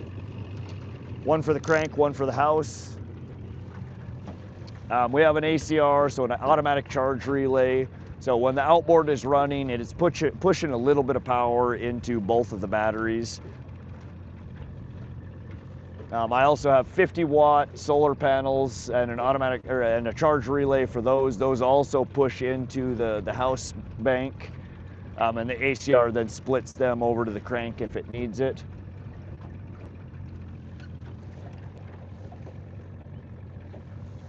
Yeah, the Cash App SoCal, that's true. I never advertise my Cash App. I do have, if you type dot, no, I don't have it. That's Rodbot. I think Rodbot's gone. It's just $ want to see my rod, just like my channel name. I've never got a Cash App. Nobody ever sends Cash App to me. It's just, they buy the stickers, the gift memberships. Jared with the red card, Jared with the gold coin. Is Lucifer Has Been Hotel fan or something? Maybe. I like Has Been Hotel. Though I was Vox before Vox was Vox. That's been my name for many years. Gone by Vox online for a long time. Jet drives are very uncommon in my area. It's the maintenance. There is almost none. I gotta grease it every time I come out. There are almost no moving parts in a jet. Once every, they say you're supposed to do it every season, but I don't. I troll the shit. I use this motor more than most people would use a jet. If you were running rivers and like running bullshit through your motor constantly, you'd have to do it once a season or maybe more than once a season. Changing out the little rubber impeller. And it's about I don't know, it took me, I've done it a couple of times and it takes me maybe 45 minutes to drop the lower end, take it apart far enough to replace the little rubber impeller in the jet, and then you just put it all back on. But other than that, I grease it between every trolling session. That's the only maintenance you need to do. New spark plugs every couple of years. Jet drives are incredibly low maintenance compared to a prop boat. There's nothing to it. There's no fish, Connor. Whistle blow, yeah, we'll blow the whistle here in a minute. I'm trying to get onto a depth here to turn our electric trolling motor back on.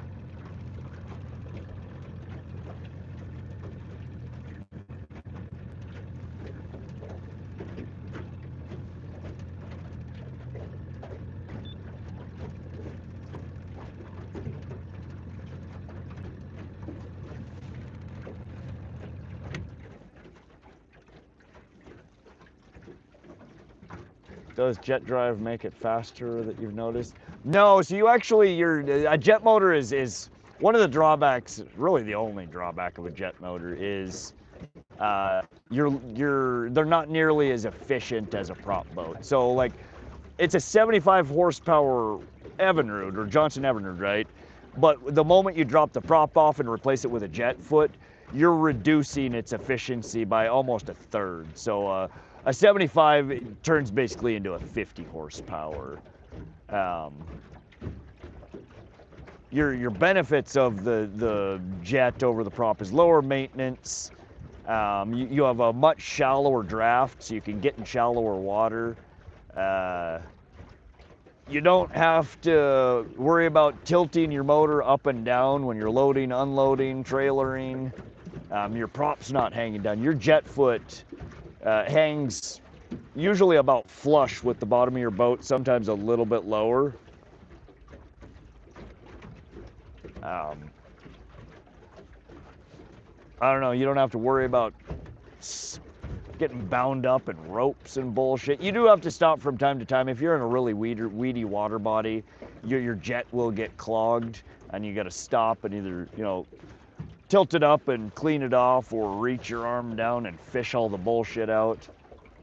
But I like jets. You don't have as much control with them though. It's like, if you guys have ever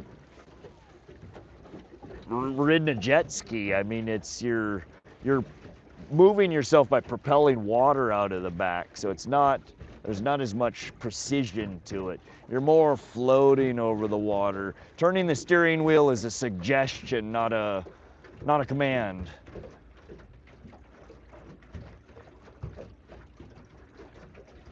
Next live stream under, there's a whole guy putting fake teeth in his mouth and literally just playing with it in his tongue. It's disgusting. Yeah, so much of YouTube is brain rot, especially the live streams.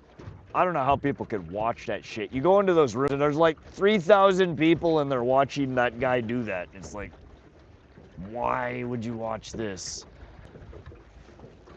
Scrolling on YouTube Live is is a dangerous activity. You never know what you're gonna run into. Oh. Hashtag wanna see my rod. Maybe it's a can, who knows, man. Different strokes for different folks. I try not to judge too much, but goddamn, some people, that shit's just weird.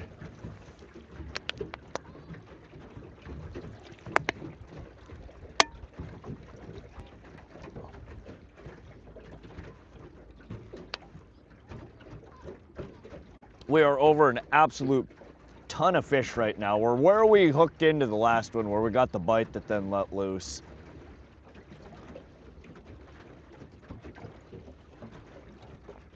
Scrolled down and there's 2,500 people watching a woman peel. Yeah, there's a whole segment of people peeling eggs.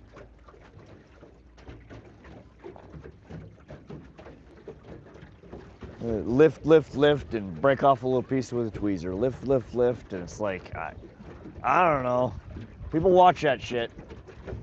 Makes me want to stay home.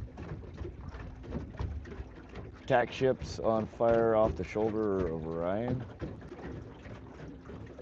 Oh, really? The only good live besides yours is NJ Fishing Maniac. There's some good channels out there, but they're few and far between.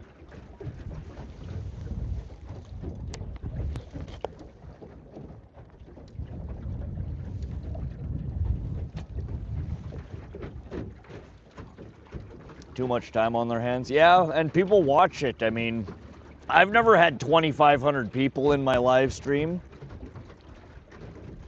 The guy screaming its obscenities at a toilet has 5,000. I mean, he's on to something, I guess. I'm all right with that, though. I'll take 100 people over doing just bizarre, crazy stuff on camera. I'm out here trying to accomplish something, not just rot people's brains.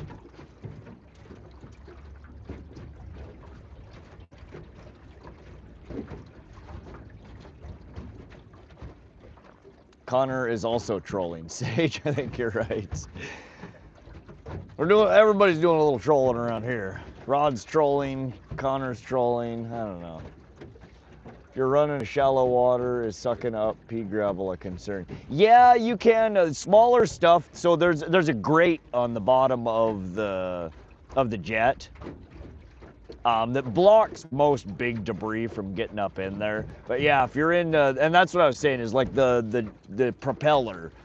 I change it every every 2 years. I've been swapping mine out, and it's been in pretty good condition when I've swapped it out, other than the first one that I swapped after I bought it. But again, I'm not running it in super shallow water, up rivers, skipping through shallow rock beds and shit, because pea gravel, stuff like that, will suck up in there, and it'll gouge up your propeller blade, because you do have a prop. It's just inside. It's more, a screw, a corkscrew beneath the grate, and that shit will go up. It'll gouge up the aluminum of the prop, and then it'll get sucked up into your jet itself, and the little rubber propellers, those little pebbles, will absolutely tear it up. And then the tiny little gravel pieces, all that water you're sucking up is being circulated all around your motor to keep your motor cool, right? That's how you keep your outboard from overheating. And little pea gravel and shit can and will get lodged in the myriad, the maze of frickin' your cooling loop. So you do have to be careful about running. If you get in super shallow water, it's usually, especially if you're not moving at speed, oftentimes it's best to just cut the outboard off, and I carry a push pole with me, and you can just push yourself back out into deeper water where you're not sucking up a bunch of crap. Lucifer, Cash App, did you? I have my first Cash App. Thank you for your support, Lucifer. Connor, stop saying fish on. You've been asked multiple times by multiple mods. I'm gonna ask you this once nicely. Stop. When there's a fish on, you'll know there's a fish on. If you continue, one of my mods will block you. You'll take your juice box and go sit in the corner for 20 minutes.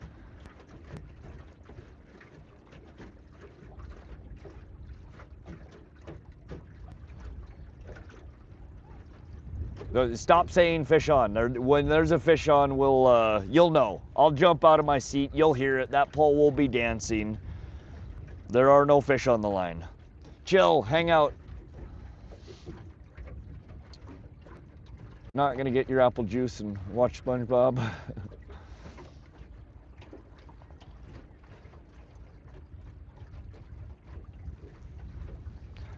We're over so many fish. What do they want from me? Come on.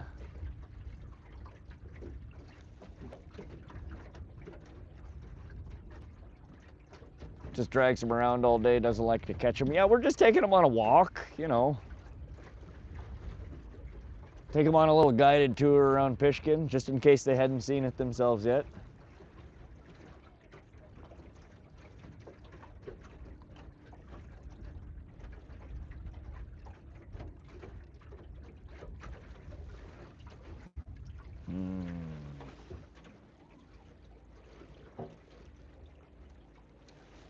What are we doing? 2 point. A little bursty there, trolling motor.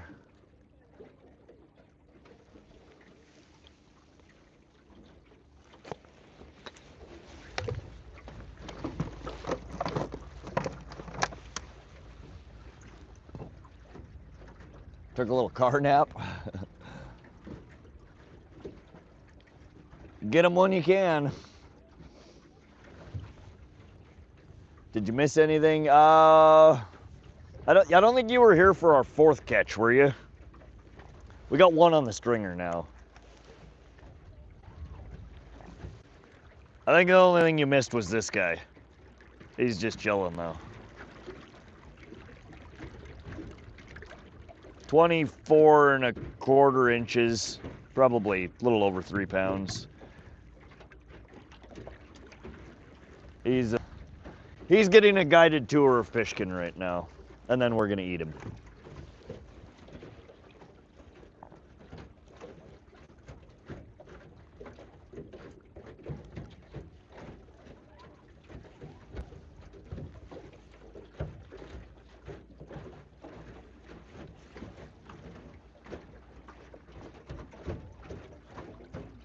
Two and a half more hours. Connor, you can't be a mod. Can we say fish on if there is a fish on? Yes, if there is a fish on. But every time the rod has a little dingle dangle, y'all buttholes over there like, fish on! Check the rod, there's a fish on the rod! And I have to say 1,000 times a stream that that's not a fish. You'll know when there's a fish. It won't just be a little twinkle twinkle. It'll smack you upside the face.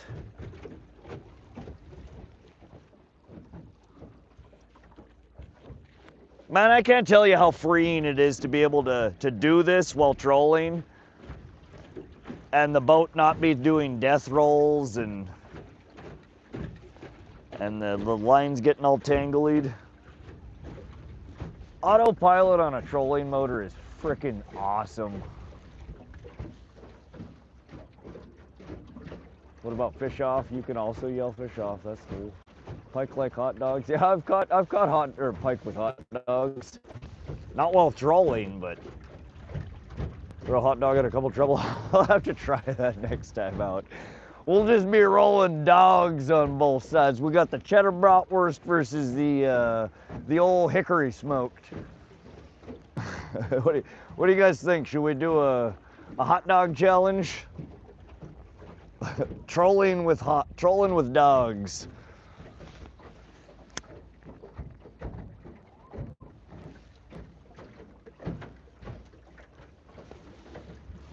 I would die if I caught a lake record on trolling a dog.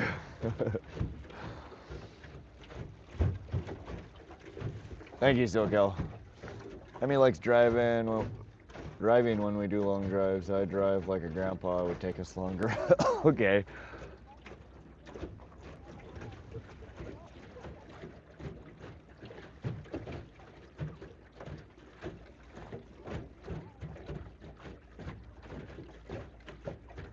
I'm finding this strangely helpful for my holiday weekend hangover. Well, I'm glad you're enjoying the stream, Rob Wallace. Feel better. We're, hopefully we'll get back into the fish here. I don't know, this sun kind of has poked back out, trying to burn us out here. I think we could still find another bite or two. There's goddamn fish everywhere in here.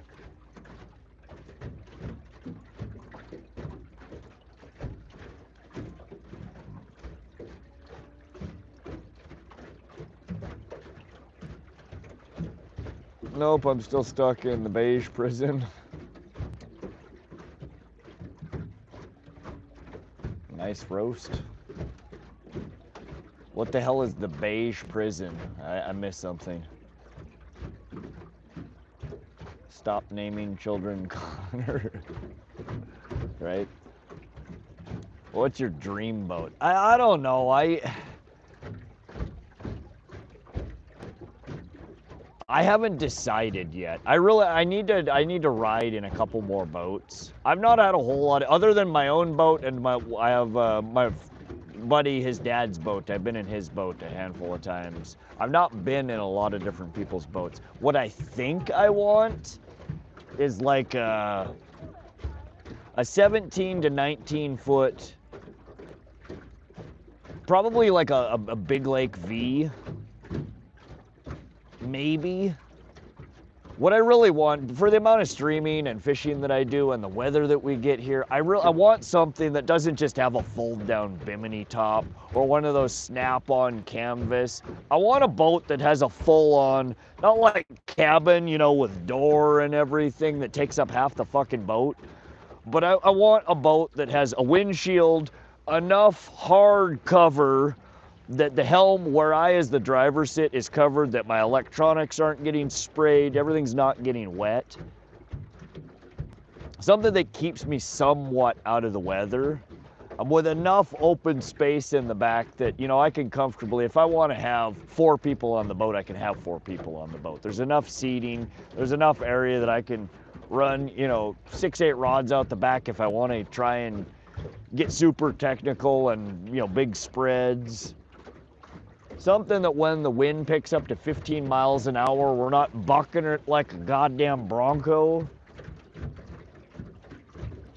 There's a company called, oh God, I forget, every time I tell this story, I forget what the hell they're called. They're out of Michigan, Wisconsin. They build mostly river boats. Oh God, so...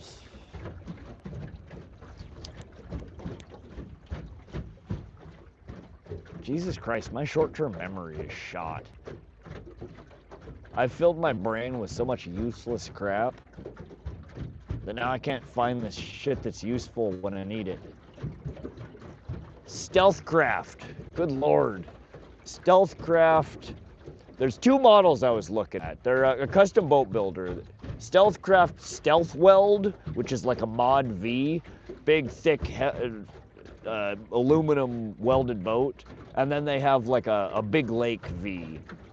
I've been really eyeing those, but they're like $50,000 to $75,000. Which is, I mean, that's, you want a nice big boat, that's just what they cost. That is kind of the low end of them. I don't know. He's right below Glacier. Yeah, we're a little ways below Glacier. It's still a couple-hour drive from here. Big deep B bolt with a pilot house, something like that. but not so monstrous that I can't pull it with a half-ton truck.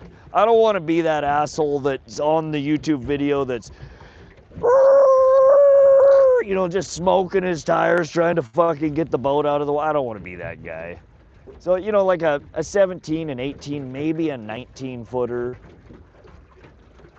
Something that's wide. You know, mine's a 1652. I want like a 1996, you know, something that's a few feet longer, much wider, so you can get up and walk around.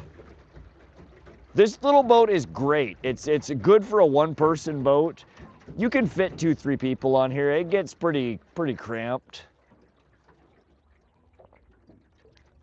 But it gets beat up. It gets really unsafe to drive a small boat like this in big water. 18-foot Apache craft. Old timer took good care. Next time, check the lure. Jerk it a couple of times if a fish is following it. Bait fish mimicking, nervous. Yep, I know.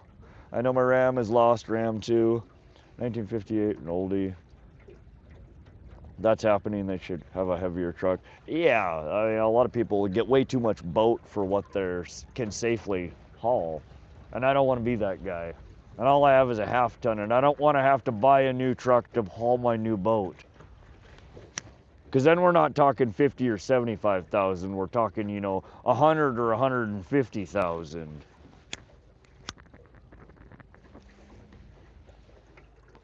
Truck do you have? It's like a 2015 GMC Sierra, which is like a half-ton, and it's got the tow package on it, so it has a little bit heavier towing capacity, but not, I mean, it's a half-ton. Half-tons don't tow big boats. 4-wheel drive. I mean, it's a good truck, but it's not, I mean, it's a small, you know, just a standard half-ton. 17 to 19 is perfect. If you get too big, you need to slip. Yeah, and I don't want something that's just unmanageable for one person to load, unload. This little boat, I can manhandle around. It's heavy, but I can still move it around. Anything much bigger than this, I'm gonna struggle. I'm a small dude. 1-ton 4-wheel drive dually, 6-speed Cummins, nice truck. Yeah, that's a nice fat truck. That'd definitely pull more than my half-ton.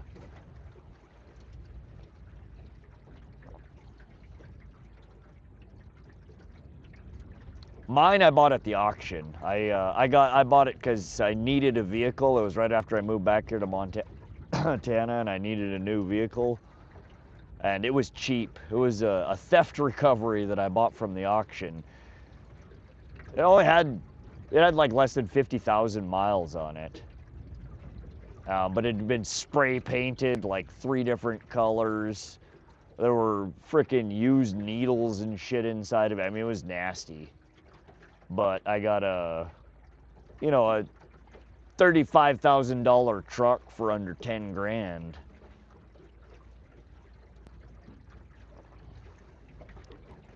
Stock trailer gooseneck hitch. What's up, Chandler? Jamie, are you at a Helena or Great Falls? Closer to Great Falls area. I'm actually at a Vaughn, which is about 15 miles or so outside of Great Falls. We fish around Helena quite often, though. Holter, Hauser, I fished Canyon Ferry, the Causeway.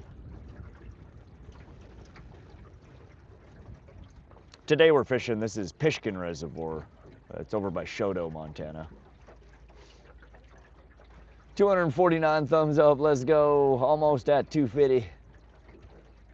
Happy 4th of July weekend, y'all. Somebody blow their fish whistle real loud. Call us in a fish. My damn lips are chapped. Mia, if you're watching, will you please remind me to find my damn chapstick? Out here in this wind, oh my lord. They just get dry.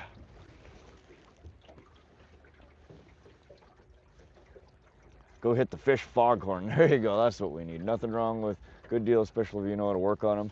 Yeah, there was a little bit of work I had to do to it. I mean, Headlights were busted, the bumper was fucked up, so I had to do a little bit of work on it. The stereo was smashed. They had cut a whole bunch of components in it, trying to disable the GPS, the OnStar shit in it. That was a goddamn pain in the ass to figure out how to get working again. But yeah, legit, I mean, under $50,000, a 2015, and I bought it and it was like 2021? So it was 5-6 years old, almost, you know, not an old truck, but fairly goddamn new and under $50,000. And I think I paid all in after all the taxes, the fees, and delivery, a little over 9 grand, 9.5 grand. How do you have service out there? Jamie, I run Starlink Mini on my boat.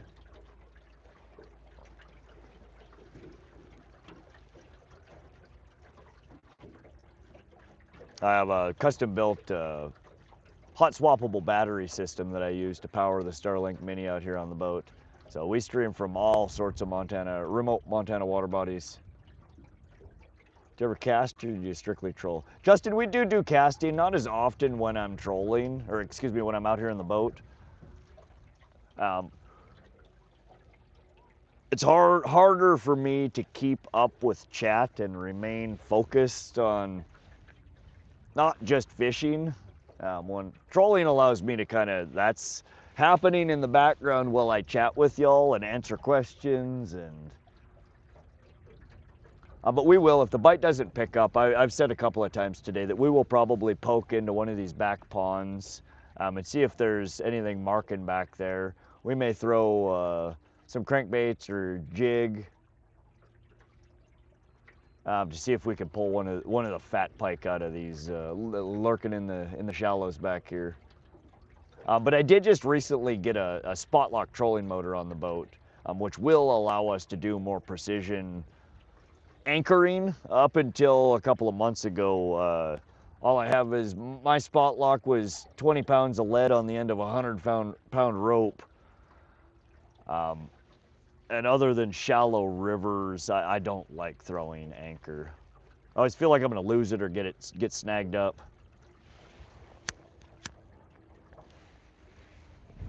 And in deeper water like this, it oftentimes doesn't hold me real well. A little boat like this, when there's wind blowing, oftentimes you need 2 anchors, one off the bow, one off the stern, really, to get your boat to stay still.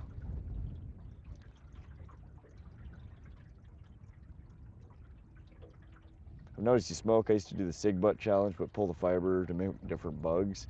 I've always joked about using, people always say, oh, throw a cigarette on there. I'm like, I could probably catch one with a cigarette butt. I've never tried it, though. Cardboard, yeah, sure. What's something crazy? Gave it 2 long blasts. Hopefully they hear from me. Heck yeah, Dave. Let's go, fish. You've been summoned. I know you heard it. He blew it loud.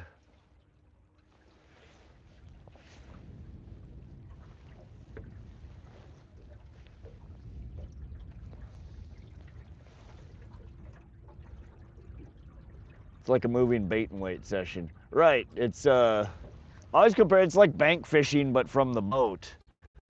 You know, you got your pole holders, your rods are out, and you're just waiting for them to fold over. But you're also covering ground, you're exploring, we get to see all the scenery. And I like mapping.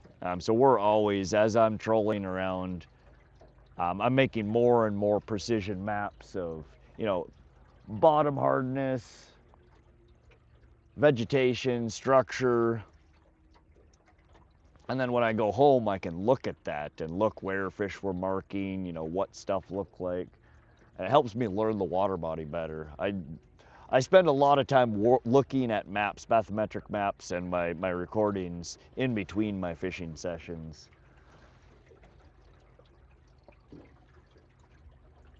Anyone else on the water looks to me like you have it yourself. 4th, unheard of where I'm from. There's, most of the people that are here this weekend are all camping. Some of them have little kayaks, paddle canoes. There's one other boat on the water over here. They're in a little kayak. There have been a couple of motorized boats that we've seen today, I don't see any of them on the water right now, though. They're either docked up or they're on the other side of the lake. But yeah, it's been a freaking ghost town here. I thought this place was gonna be a zoo. Little Jimmy will come out in a few hours. Flat track race, and there was a huge crash. Someone got sent flying. Someone got ran over a few hours later. Dang, that's rough. Dangerous sport.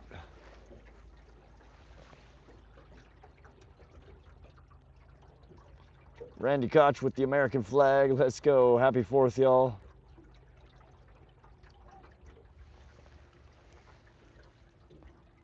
Now, and I do more casting. Every once in a while, I'll stream from near my house. There's the Sun River, and it's a really good pike hole, bank fishing pike hole.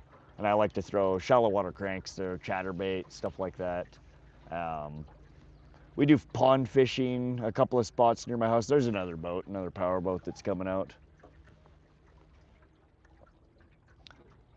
But for the boat streams, to be perfectly honest with you, trolling for me in the boat is one of my most enjoyable ways to fish. We will be playing with spot lock, though. We're going to be doing some jigging and casting this year, for sure.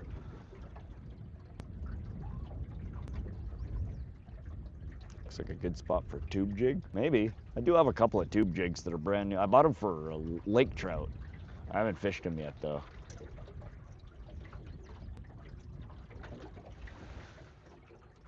But to be fair, he did say, want to hear something crazy like 22 fishy. He did. I have ADHD, so I kind of get it. Fair. Dan Bromley was working on a bike, and a kid came and said, "Can I sit on your bike?" He would always say yes.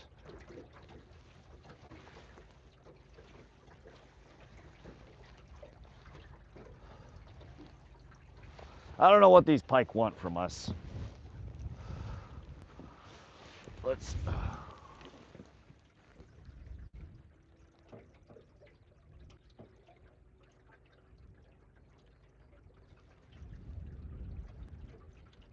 I can't believe these trout haven't bit yet. I don't know why these trout are so picky here.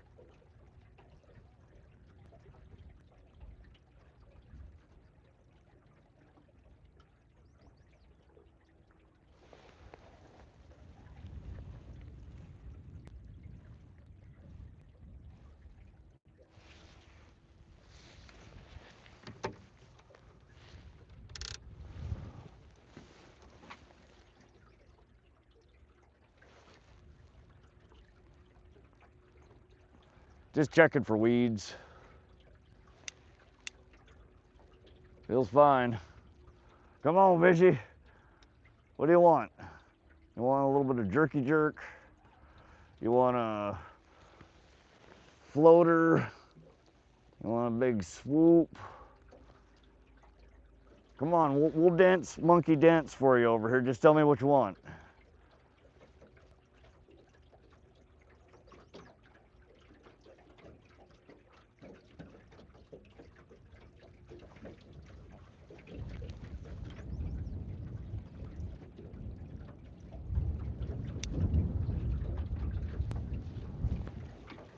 No love, not even a little bit.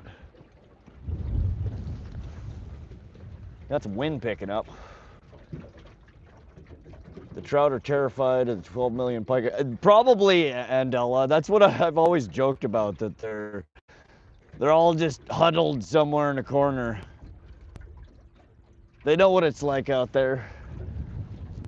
It would be a rough life living in a lake full of pike if you were another kind of fish. 100%. Got 6 pikes in an hour at the river, posted to the community. Heck yeah, Justin. Let's go. We've landed 4. It's not been a super great bite today. You watch UFC? I do watch a lot of fighting. I don't know why, but I end up watching a lot of fights. I don't ever watch any of it live, but I end up watching them replays. No live scope. No, I've never used live scope.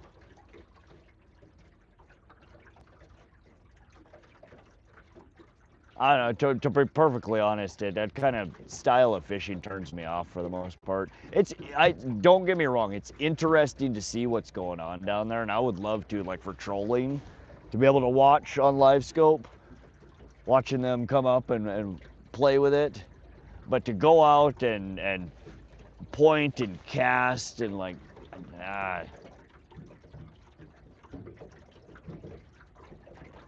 I got nothing against the people that do it. I am a huge fan of technology and fish how you want to fish, but that's just like some people don't like trolling. I don't.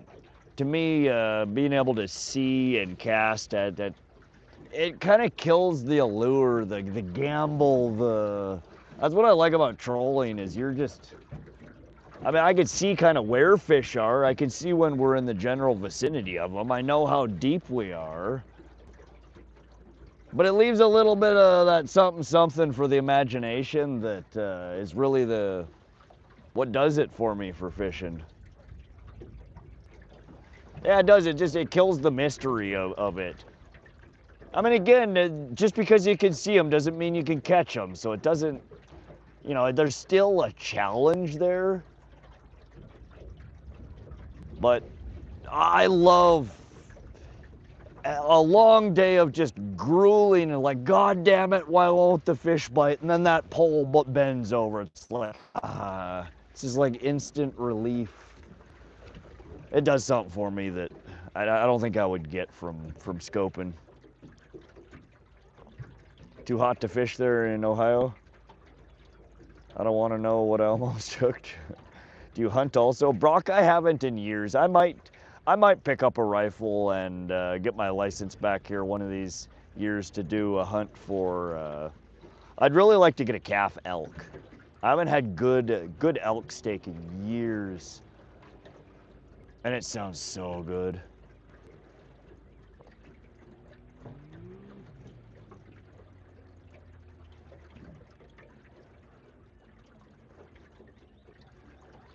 Rapala DT12, DT16, or Perch would be a mimic of the Dredger Perch he ran yesterday. We're running the Dredger Perch right now, and I have two DT16s there. I don't know what the pattern is called. It's kind of a yellow with a green belly, similar to a perch color. And they've been bit decently well here.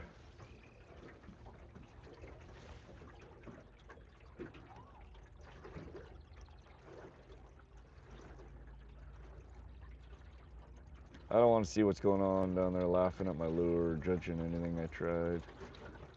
Well, see, I kind of get that. So Lucifer, the water wolves that I run, I don't get to see them real time, but every time I get home, it's like I don't know. It's like Christmas. You get to go check the stocking. You get to go see the goodies. Like after every trip I go out that I run the water wolf, I then get anywhere from 3 to 6 hours of potentially seeing something really cool. Like, holy shit, there was a monster following, or that big bite I got. Wow, that fish was big. Or like this water body, some of the coolest footage that I've captured is the perch. You'll get a whole goddamn swarm of perch following. It looks like a hive of bees following your lure. So I like that. I like being able to see it, but again, just like seeing it and casting at it, I don't know. Sight casted a lot of steelhead. Well, it's different too when you can actually physically see them in the water, like visually through the water.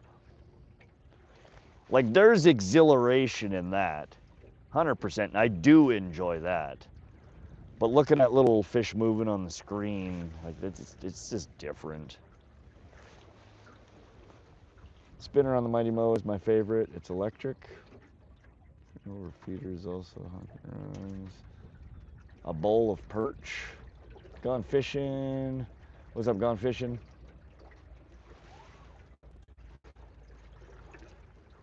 Takes the fun out of the hunt. You don't live scope deer, walk out, shoot when we hunting. Occasionally seeing silhouette a 24-inch rainbow or something that followed you, retrieve and dipped when you least expect it. Some of the best stuff fishing, right?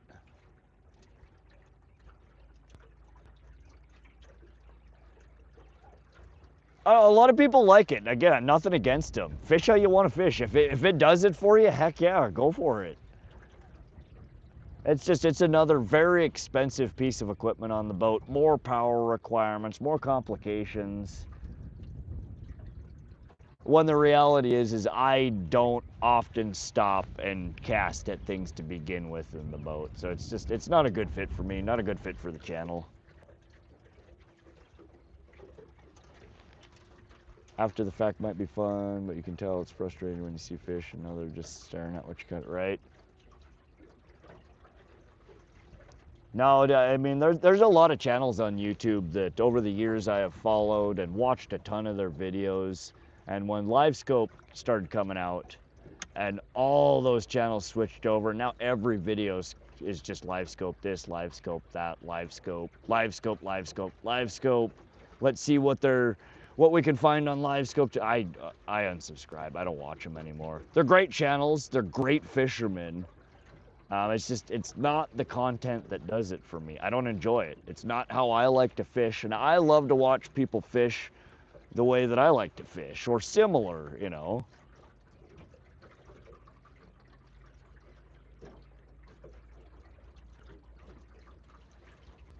Water looks very clear. How much fizz? So I always have a tough time describing it. It's not clear water. It's not stained water. There's always an algal bloom in a lot of these water bodies up on the Rocky Mountain front. And this one's not bad. It's got a green haze to it. Certain times of the year when it does start to get warm, you do get actual clouds of algae in places. But for the most part, the visibility is fairly decent. I always say that there's roughly 10 to 12 foot of visibility. When you're sitting over 15 foot of water, deepen in a little bit, it starts getting clearer and clearer.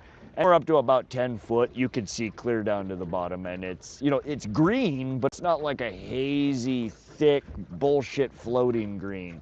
It's just a green color.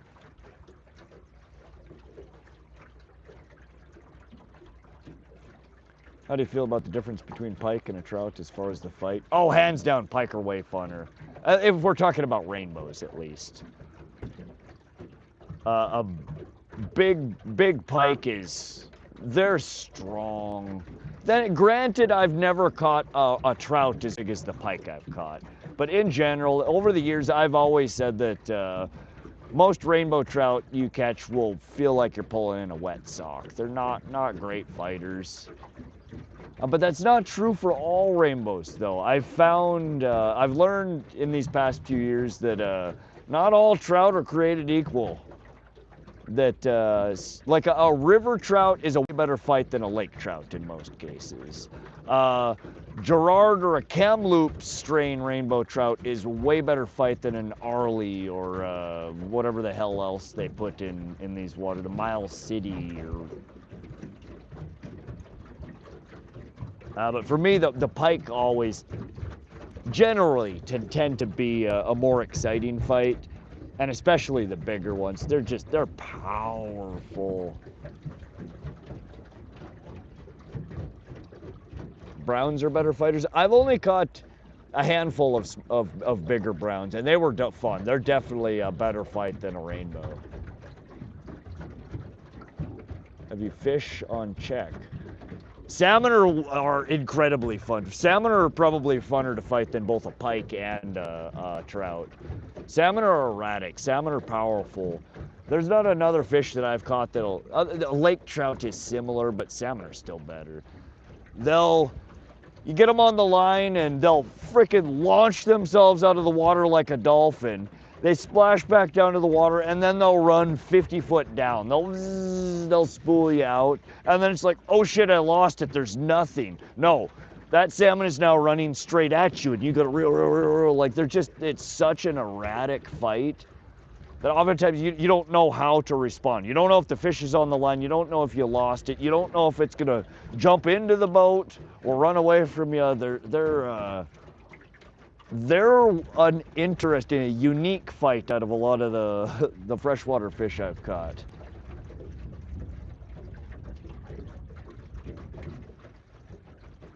I want to do salmon steelhead someday, bucket list for me. 20-pound salmon's an excellent fight. Yeah, see, I've never caught one that big. The biggest salmon that I've caught is the kokanee that I catch out of Holter. And I caught one around the 5-pound mark. And it was way better fight than a 5-pound rainbow. Way better fight than a 5-pound pike.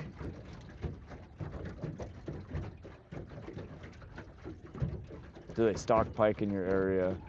No, there's been, I don't think Montana has stocked pike anywhere since like the 1940s or 1950s.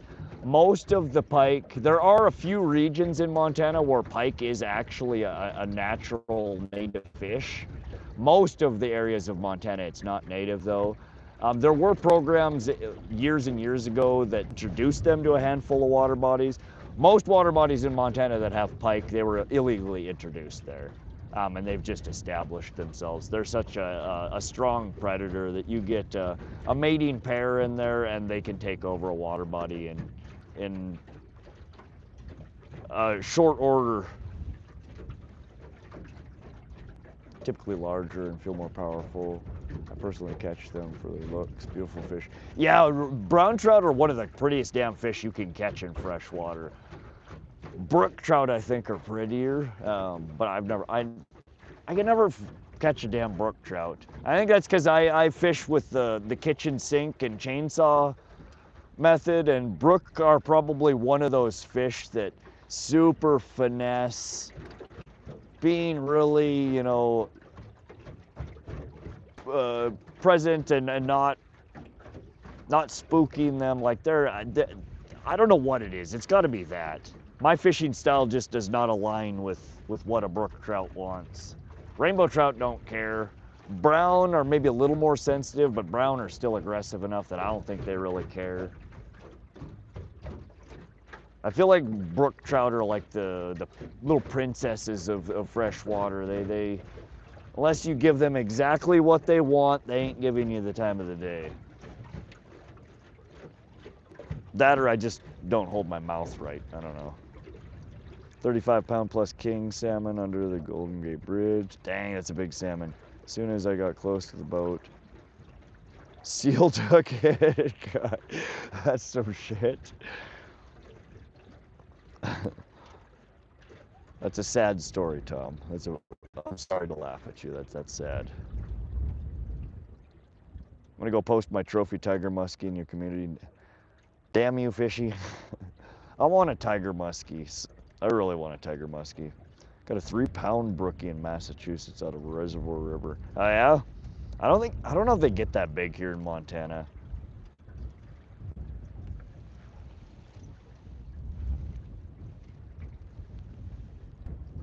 They're pretty though. I think out of all the different trouts, a brook trout is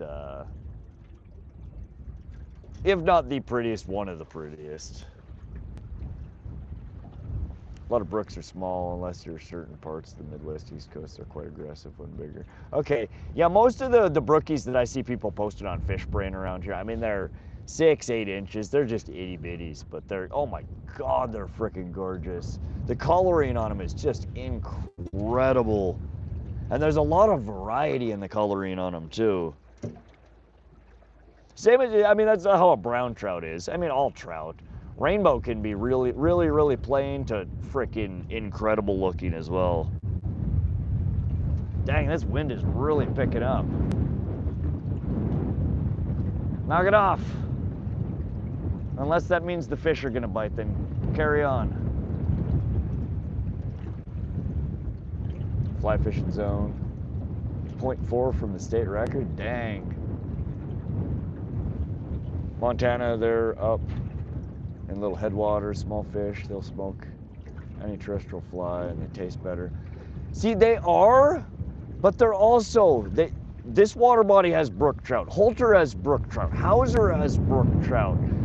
They're in so many of the lakes and reservoirs around here, and I never Then again, I don't really see people catching them out of those reservoirs either. Most of what you see is those, you know, small mountain creeks and tributaries. They're up there, you know, in waders, walking a mile upstream into the boonies. And again, fly fishing, finesse fishing, little itty bitty, much more technical fishing. And I'm a lot of things when it comes to fishing. Technical is not one of them. Like I said, we use the chainsaw and kitchen sink methodology. 41-pound king salmon. Dang, Wiggles. Where'd you catch that at? I gotta go again. Have fun, everyone. All right, Tom Brooks, good to see you. We'll be rolling around here looking for fish.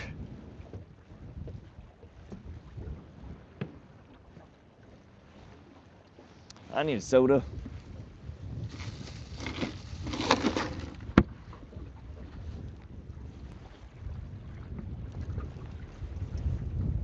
Columbia River here in Washington. Nice. There's some of the best tiger fishing in Buffalo, Wyoming. My uncle retired from the game. It's for the tigers, I gotta do it. Yeah, I've never caught a tiger trout. They just started a tiger trout program here in Montana a few years back.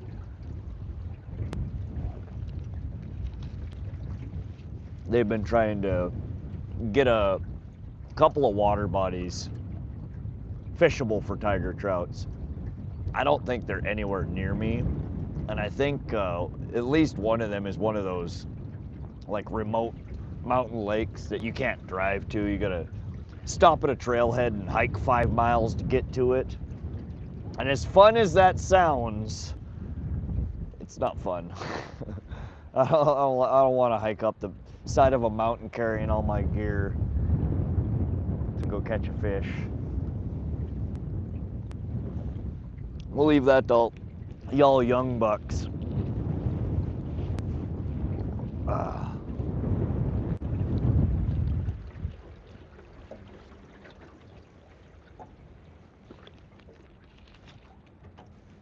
gonna go buffalo hunting, Buffalo Wild Wings. Probably a good spot to get them. The steelhead are fun.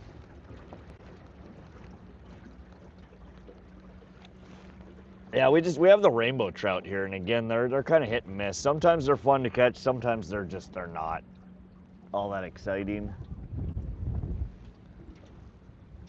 I wanna try targeting. There's a handful of lakes. I've been trying to research different water bodies in central and western Montana that stock Girard or Kamloops rainbows. Those are two strains that are known to grow faster and larger than a lot of the other trout. I want to catch a big trout. I've never caught a truly monstrous trout. And they're in here. We saw one on stream yesterday. Big old fat fucker. Big old gnarly kite jaw on it. I've never caught one of those, and I want to. But the Kamloops and the... God, these guys scare me. There's like a sunken island over here, and I don't think a lot of people realize that just under the surface right over here is a giant rocky mound, and they just blast through there.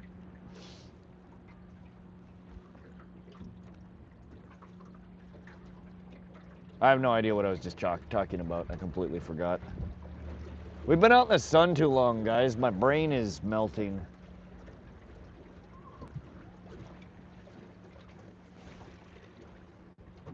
No, I've never fished in Utah, William. I've only fished in 2 states, Florida and Montana. Temp 74 feels like 60. Gusts to 13.6. That's not too bad. Just posted my 5-pound PBs in your community post. A muskie, a bass, a flathead, a channel, and a blue. Heck yeah, I'll check them out, fishy.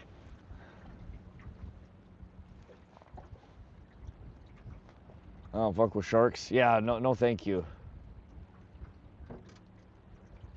Those are nope fish.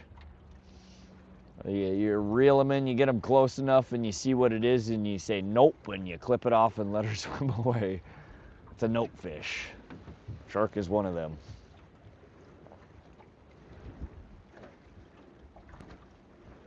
It's like a nope rope, aka snakes. A shark is a nope fish.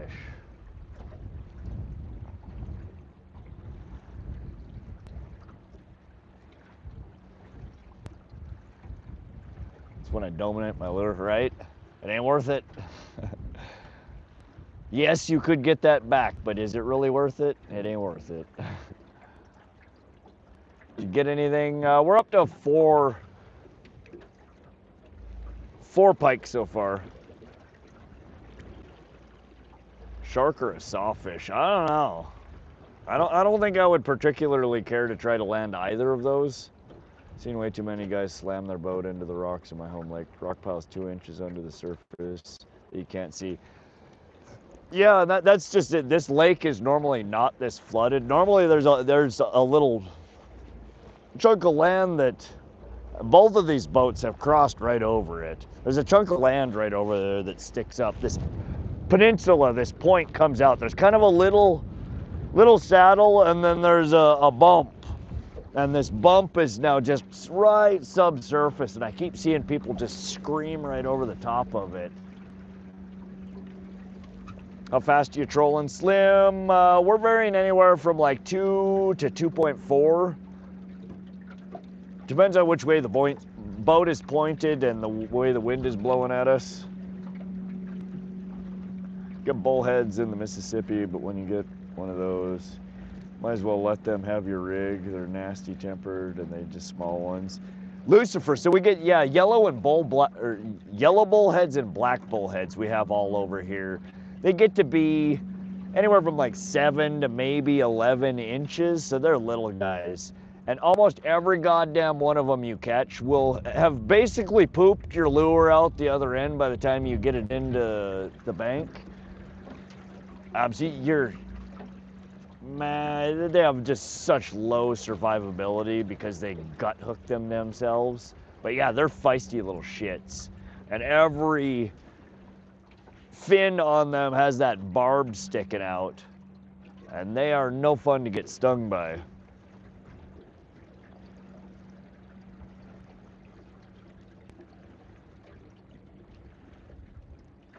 We have shark gear, it's expensive. Fish on, fish on. No, Connor, there's no fish. Bye, Connor.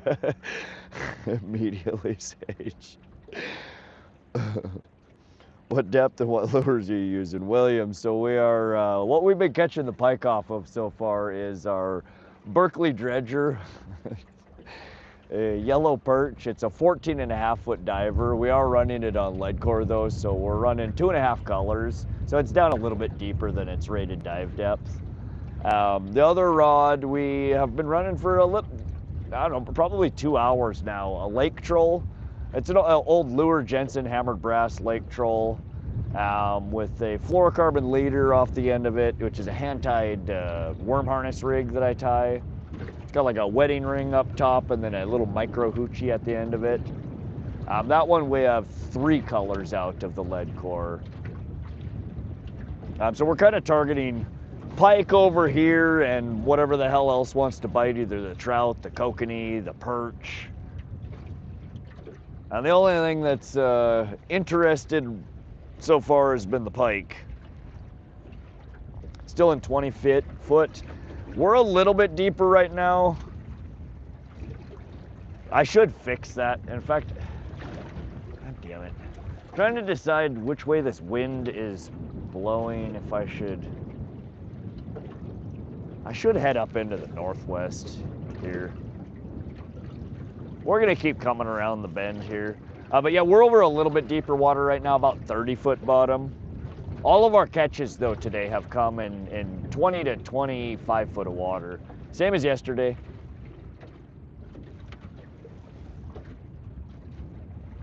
Dream trip, any kind of sail fishing. You ever just get a bump up here on the top of your head? No? Did you Did you fall on your head, Dave? Oh! Ow!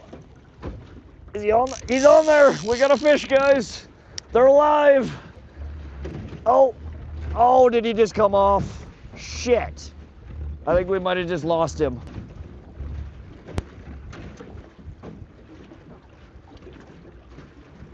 It was an itty bitty, but I think we lost him. Unless he's just... I can't feel my lure action. Maybe he's still there. I think we lost him. Didn't feel like a solid hook set. Shit. No fish, no lips, no glory. False alarm, guys. No fishy for you. It woke me up a little bit at least.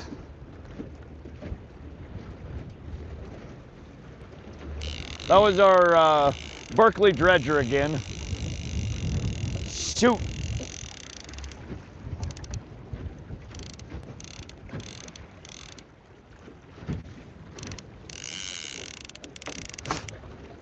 That's the second one. The last two bites we've lost. We're sucking at life right now. We'll let that spool back out to 75 foot.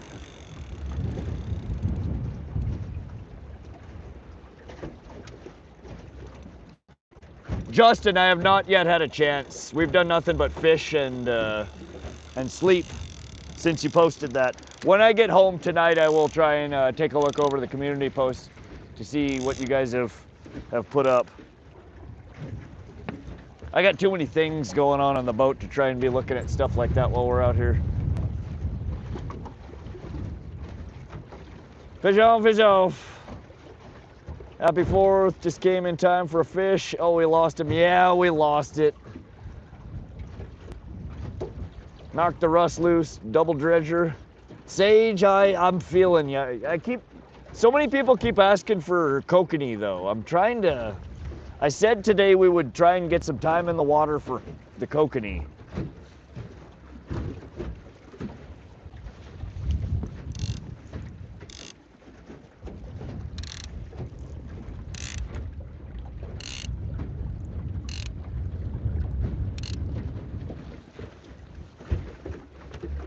I don't want to throw a reef runner down. Yeah, we did catch one fish this morning off the silver and black redfin deep, cotton Cordell.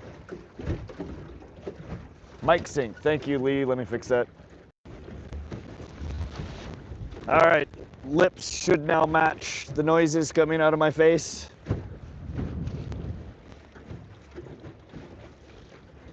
Don't say you wanted to check out the ponds today. Yeah,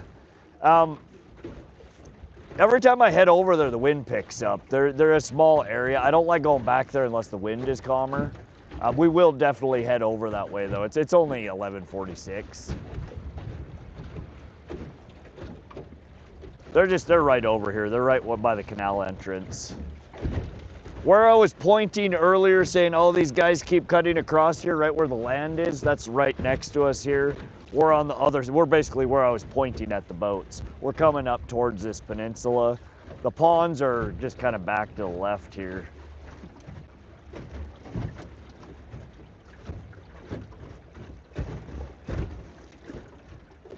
Will they hit a rattle trap worth trolling lipless? I have never caught a fish trolling a rattle trap. I've tried for hours and hours and hours and never got bit. I don't know why. I'm sure you can. It's just not one that produces well for me, at least at this water body. I've caught a lot of them jigging or casting and retrieving rattle traps, but I've never caught anything from trolling them.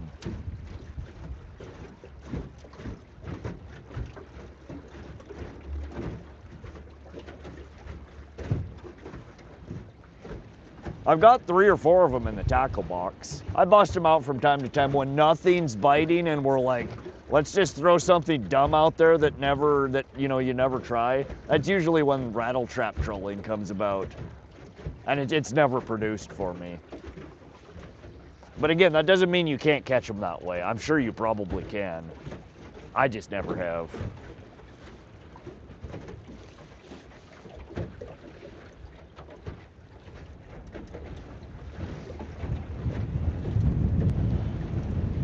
This wind's picking up. I'm gonna turn on my outboard to help the trolling motor out a little bit.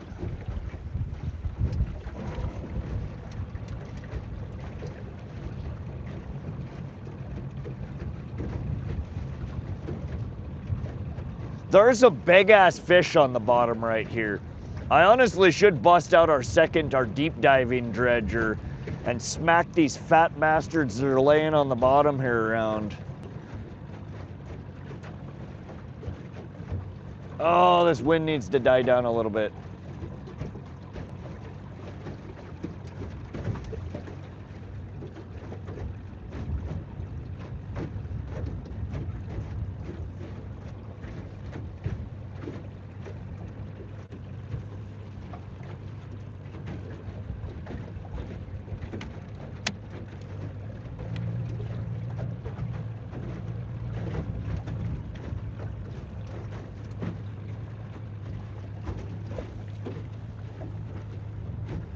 Anyone ever have a panfish on and have a pike grab it? I've never had that happen. He's going, yeah, we're coming home tonight.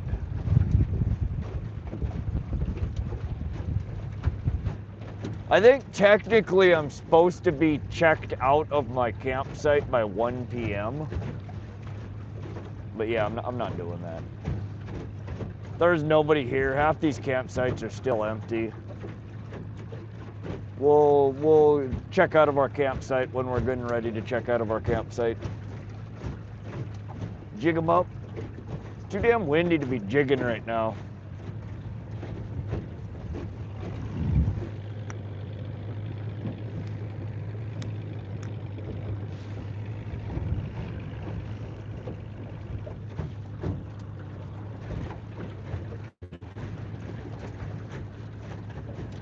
The primitive campsites, no. The ones, I'm at one of the registered campsites, and it's a 12 bucks a night, so it's pretty cheap. Some of them, depends on where you're at here in Montana, they range anywhere from 12 bucks to 35 bucks a night. And it's super cheap here. They're 12 bucks a night here. Quinn has the day off, you're fine. They won't kick you out of your campsites. I mean, technically, I paid $12 for the first night of camping for 2 hours. I mean, I slept for 2 hours and then we got on the boat.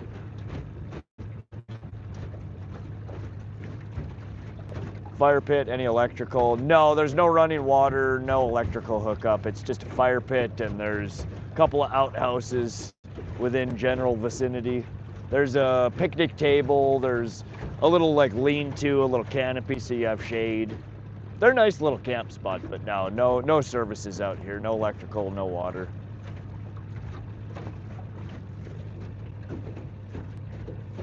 Where are you going tomorrow? All I know that I'm doing tomorrow is giving Mia a ride to work, cleaning. When you get home from camping, there's always a bunch of shit to reorganize and clean. Same with the boat. I'll be reorganizing the boat, cleaning, prepping for the next trip tomorrow, which will probably be next weekend.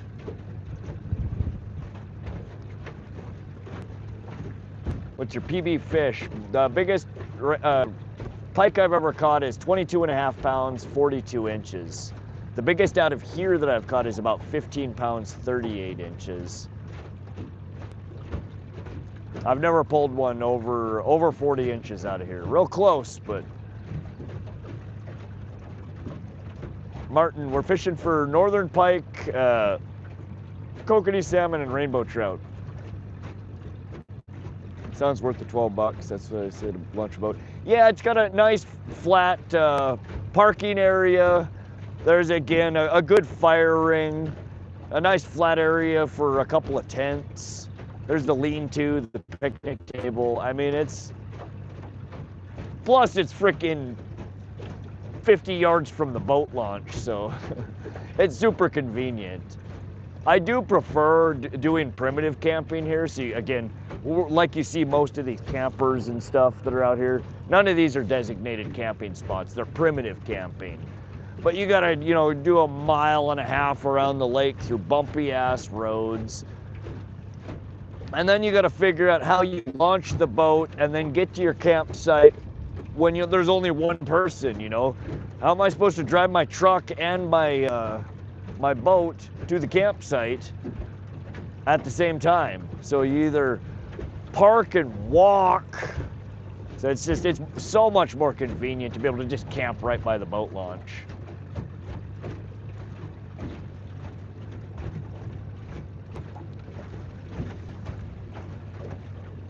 Montana chic. Yeah, that's right. 22-pound catfish. Very nice, Brian. Biggest catfish I've ever caught was about an 18-pound channel cat.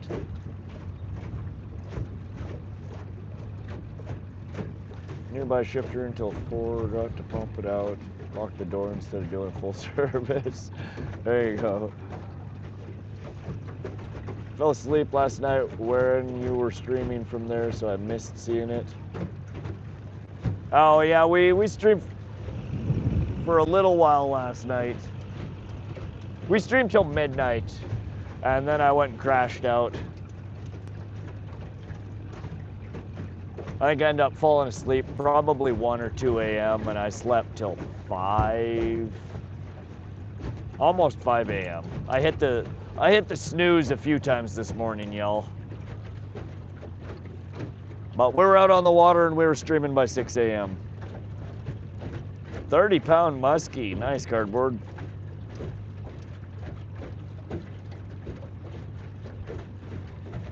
I caught a 22.5-pound sunfish, light tackle. I bet you did, pause the track. 30-kilogram catfish, that's a big cat. 85-pound halibut. Dang, William, that's a monster. What kind of elevation are you sitting at? Rob, that's a good question. I'm pulling this directly out of my butt, but I think it's somewhere around 3,800, 4,000 foot. We're right in the foothills of the Rocky Mountains here, the Rocky Mountain front. The true elevation comes when you scale up these the mountain pass in front of us. I'd have to look it up though. I could be way off.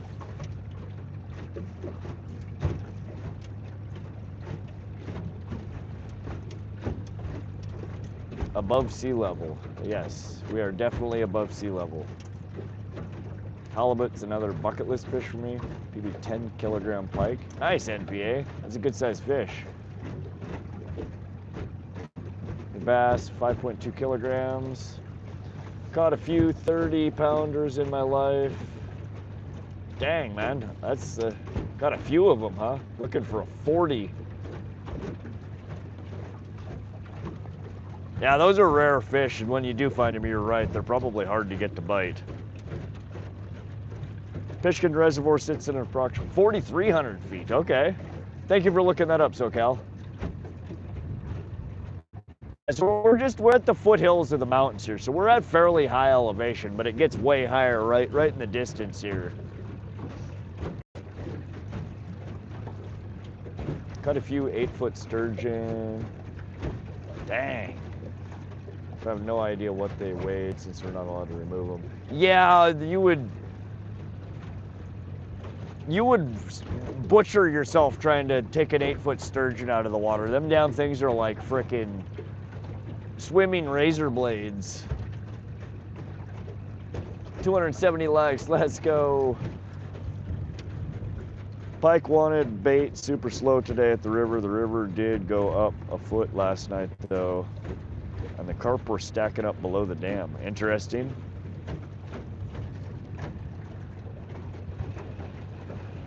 $25-pound Chinook king out of a river. Wow. Out of a river nonetheless. Goddamn tourists. Welcome to the stream, everybody joining. We're out here for another marathon stream session on Wanna See My Rod. This is the beautiful Pishkun Reservoir. Windy, but beautiful. We're in the foothills of the Rocky Mountain front here. We're targeting northern pike. We've put 4 in the boat so far. We've lost the last 2 bites that we've had. We are also running a lake troll and a worm harness rig over here, hoping we can maybe convince one of the fat trout or kokanee to come out and play. They're not having it though, so we're my money's on the pike rod over here probably for our next hit. Scuba gear for sturgeon. Time I went to Colorado to fish for a week, the landscape out west was insane. Colorado in places is really pretty.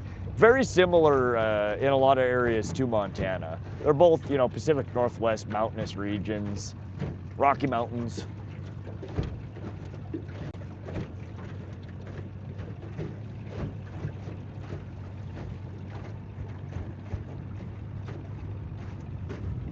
I had a sturgeon on last week and I could not move him. He finally went under the boat and broke my line.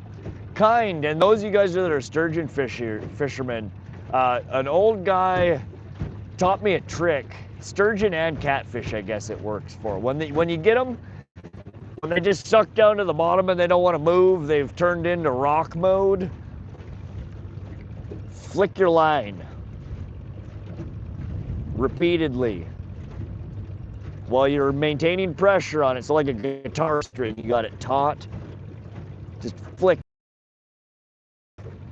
They will come right up off the bottom.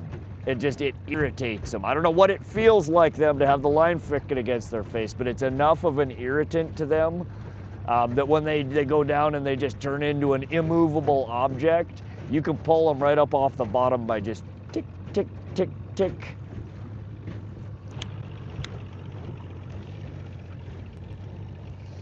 Yeah, I was fishing a couple of years ago at Loma fishing for catfish and sturgeon.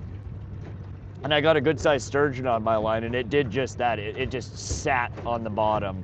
It got a few cranks on it and it just did not want to move. It frickin' suctioned itself to the bottom. And there was this guy that was fishing next to me. I'd been fishing there all day. He rolled through and he's like, "Hey, how you doing? You catching anything?" I started talking with him. And as he was starting to walk away, he turned back and he's like, "You know, I came down here to fish and this is where I usually fish when I'm down here. I noticed that you're all by yourself. Like, I hate to be that guy, but would you mind if I fish next to you?" I'm like, "Fuck, I don't care, dude. Roll on in, man. There's plenty of room." So he came and we ended up fishing there all night together throughout the night. But yeah, anyways, I caught the sturgeon and he came over and he was like, "It's a sturgeon, right?" I'm like, "Yeah, it definitely feels like a sturgeon." He's like, "Just flicky, flicky, flicky." I'm like, "What?" He's like, "Yeah, man, it drives him nuts. It'll bring him right up off the bottom." And sure as shit, within like 10 seconds of me flicking, you could just feel the slack in the line. It pulled right up off and the fight was on again. I was like, hell yeah. I wish these fuckers came with directions. I never heard that before. Darts and do, that's what we do. That's right. Plasmod said hi. I'll give it a try. Vibration is one of the secrets to the universe. Fair point, pause the track. Every time I catch a big sturgeon, I need 3 to 4 days to recover. I've never caught one that big. I'm afraid if I go to Montana, I won't come back. You probably would come back during the winter. Then again, you're probably used to some pretty nasty winters. But people love Montana until winter hits, and then they're like, "Fuck it, out. This is unreal. Why do you people live here?" They go from it being the greatest place on the planet to why would anyone live here? And I get that. It's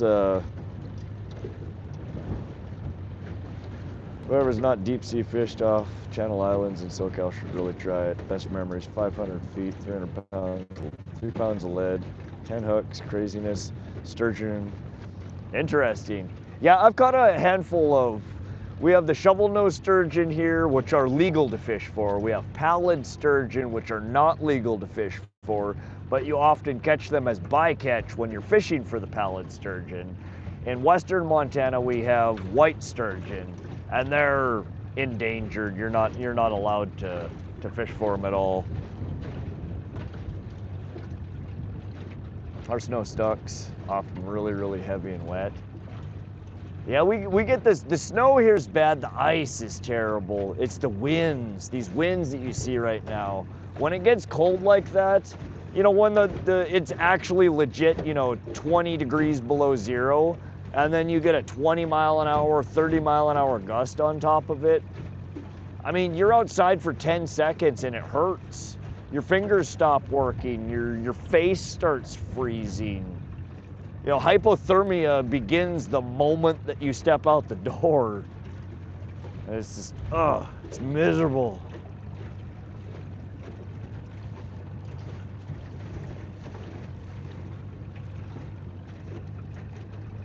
Are there any in southern Montana?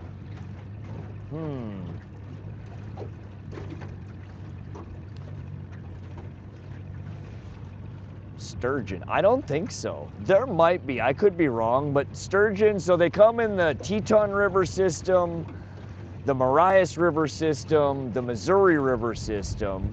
The Missouri River technically starts in Three Forks, which is kind of southern Montana, but the sturgeon aren't in that portion of the Missouri. They're not till you get down past the series of dams. I don't think you can catch them anywhere upstream of Maroney Dam. But that also, they're basically in from there all the way down to Tiber and below Tiber Reservoir.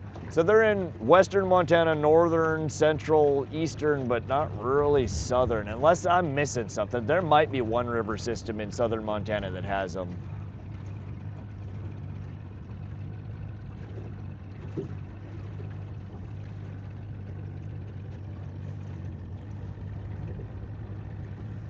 Irritates him, makes him try to get away. Yeah, that makes sense. Lee Dog said hi. What's up? You had a bite? No, there wasn't a bite. Bitterroot Range in the area up. Lolo Pass still. Heavy snow. You just have to be careful about where you are and the storm's rolling. 100%.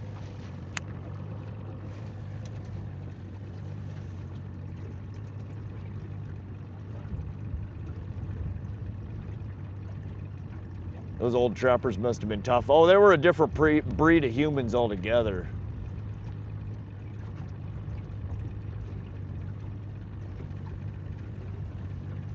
Learn something almost every time I'm in this channel, mostly fishing, great community. Yeah, there's a lot of, we have honestly a really cool group of people out in here. A lot of people that are knowledgeable about fishing. A lot of people that are curious about shit. I love it.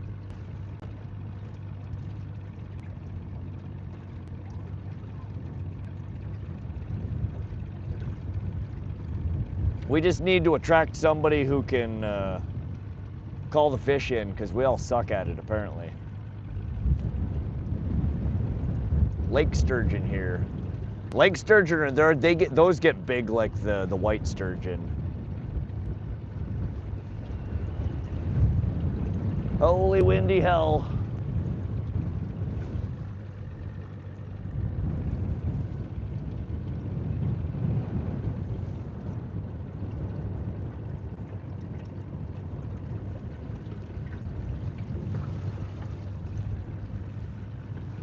We're over a bunch of fish. We're over about 25-foot bottom right now, 27-foot bottom.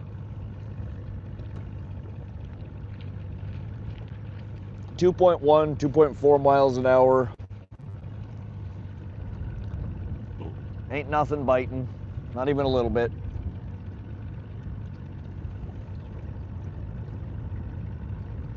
Yeah, we're running with the wind blowing like it is right now. Anytime the wind picks up, I've started turning on my the main outboard as well as the trolling motor. This trolling motor, it struggles a little bit when the wind starts bucking me around. A couple of times it's tried to spin us in a circle, which is what we're trying to avoid. But as soon as I give it a little bit of propulsion from the back and it's not having to steer and propel, it's much more accurate in how it's steering us. So I just turned the outboard on, pointed straight back at basically idle, just to give us a little bit of oomph.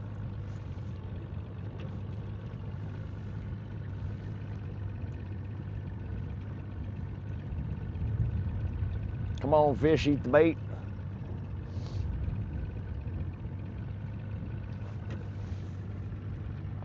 I don't know how they did it, horseback with just black powder. I cannot imagine. They stayed in the backcountry through the winter, though. I mean, you learn to build shelters. You learn to read the weather and know when to stay in, how far you can travel before the weather front hits. I mean, when you live like that, you get more in tune with the land. You're not sheltered inside all the time. You learn what the different clouds mean, what happens when the wind blows from this direction versus that direction. I mean, it's a tough way of life, but you get good at it, given enough time, enough practice. Out there again, living the life. Yeah, we double header. We streamed all day yesterday. We caught 8 pike yesterday. We're up to 4 so far today. We have 1 on the stringer.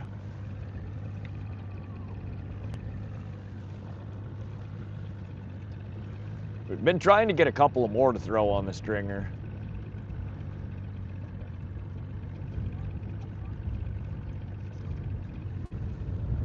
Joshua, just got 160 pounds of old batteries and wiring out of my boat. Might make it out to Flathead tomorrow. Glad to see someone on the water. Nice, dude. 160 pounds, good Lord. I don't know, I guess my trolling motor is 85, the trolling motor battery, the 24 volt, 200 amp hour. I have 2 blue top AGMs. Those are, I want to say 35 pounds or so a piece. So that's 70, 140, 150 pounds. All my DeWalt batteries probably weigh 10 pounds, so I got about 160 pounds of batteries in the boat. You're fishing at Flathead, huh?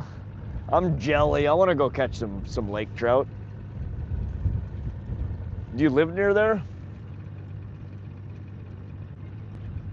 Joshua, yeah, you do. You're from right around Flathead, I think. So hard to keep track of people. There's so many people that come in here. Must have hightailed it before spring through 7,100 grizzly walking up. There's 600 grizzly in Montana today. Yeah, no, that's true. You deal with a lot of predators. That'd probably be the scariest part. Humans are not apex predator in Montana wilderness. There are plenty of things that would happily eat you. Bears, any one of the wild cat species. The moose might not eat you, but they'll happily stomp you into a fucking smear in the middle of the woods.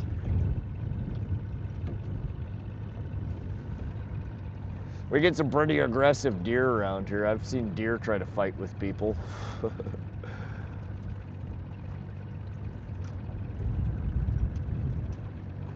You live near the lake. All right. Big bloated AGMs. Glad to have them gone. Yeah, so the problem, from what I've read, some outboards will run fine with lithium. A lot of the older two-stroke outboards, everything that I've read highly discourages you from trying to run them with lithium. Some of them say the outboard will damage the battery. Some of them say the battery will damage the outboard. Everything that I've read basically says that unless your outboard manufacturer explicitly calls out the use of this specific make and model of lithium battery, and that lithium battery then confirms that its battery works well with that make and model of outboard, not to mix them. So I didn't mix them. We went with AGM. I changed from lead because I did read this particular, the blue tops do say that they work with, I reached out to their support and they said that they should work fine with the old two-stroke outboards. But yeah. See many bears. You don't see them very often, but there are quite a few encounters every year with hikers and fishermen, campers.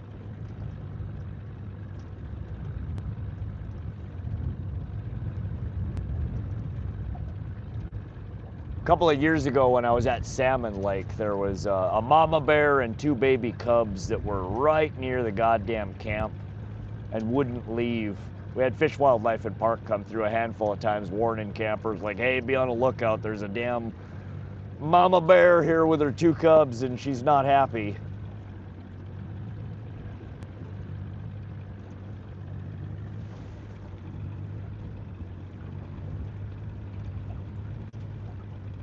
Seeing a big bull moose in person's pretty cool. It's cool, but it's terrifying.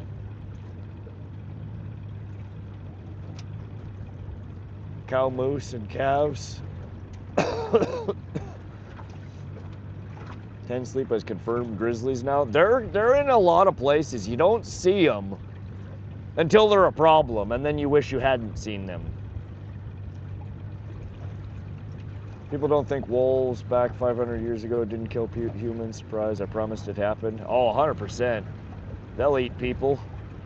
Damn, this wind is getting raunchy. Spending the 4th in Gig Harbor, Washington, catching some spiny dogfish, the ocean carp. I have never heard of a, oh, I guess I've heard of a dogfish. SoCal's caught some dogfish. I don't know if they're spiny dogfish. Do still have one deep cycle cranking battery, but the trolling batteries are now to replace with lithium. 2 separate circuits. Very nice. Yeah, so I run, my trolling motor is on its own lithium. The Starlink is on its own lithiums. Everything else, my crank is 1 AGM, but it's hooked together with an ACR, an automatic charge relay, with my house battery, which is also an AGM. That's what I power the lights, the graphs, the cameras, and everything else off of.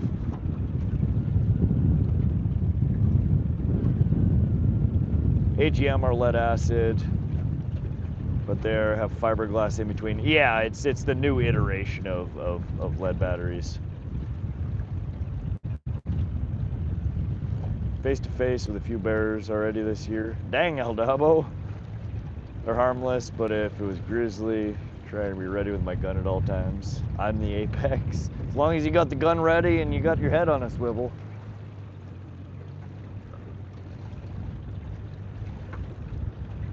Rod can't stay long, but wanted to wish you good luck today. Hope you have a great 4th. Catch lots of fish and enjoy your day. Thanks, Live Outdoors. Happy 4th to you as well. We'll keep at her. Hoping this wind dies down a little. It's getting a little sketchy out here. I know my fat, you can't really see much, but we're getting some pretty decent whitecaps out here. It's crazy how a 1,000-pound animal can just disappear, right? Frickin' ninja. Cardboard with a $4.99 super chat. Let's go. Hope you get a big fish. Thank you, Cardboard. I appreciate your support. We're due for a damn big fish. We really are. We're right in front of our camp right now. I'm honestly contemplating whether we should bump over to the camp and drop off our passenger here into the cooler.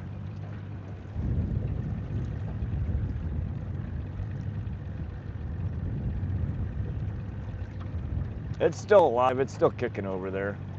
It does look wavy. It is. Yeah, our wind is kicked up. These are easily 15-mile-an-hour gusts. I mean, you guys, I don't know how well you can see it on the camera, but like, look at this. I mean, it's not super bad, but we're definitely getting some white caps. They're rollers here. They're coming at us from this direction. But it's enough to rock us around. You can see nice white caps all across the lake there.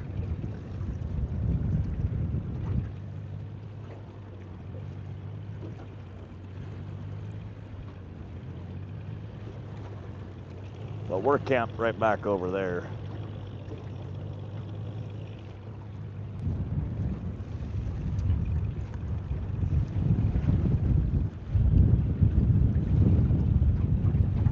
Little white caps. Yeah, for those of you guys who fish big water and bigger boats, this is nothing. But for this little boat, this is kind of danger line. It gets much bigger than this and it's extreme danger. Hey, we're not bad right now. They're consistent, they're not big. But they get much bigger than this and it gets real potential of sinking the boat out here. See the shit I take my whaler through. Well, I also don't have a death wish over there. Like I said, I like being on the water, not in the water.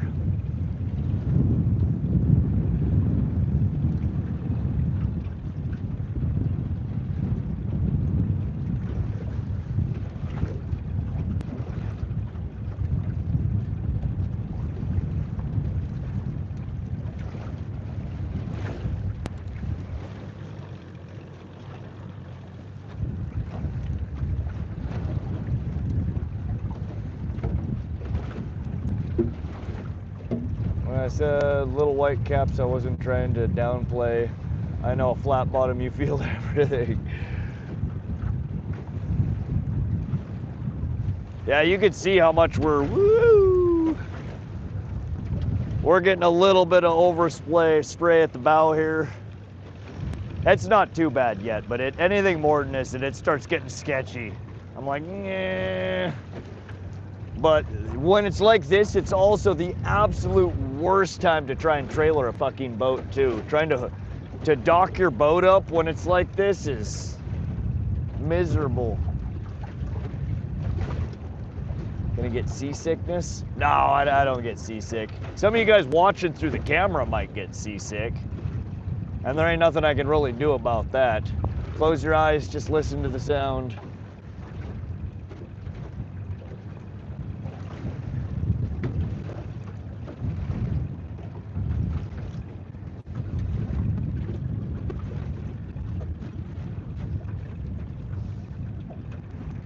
Getting sporty out there? Oh yeah.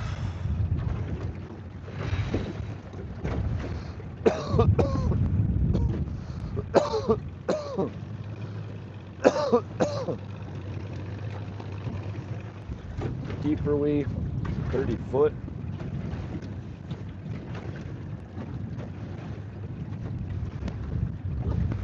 Walleye chop is what we would say.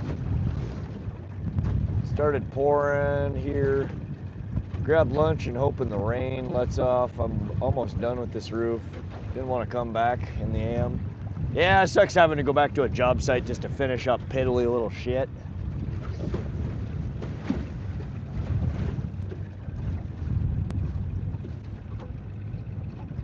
Well, I hope the weather changes for you and you can get back there and finish. Stream Josie, welcome back.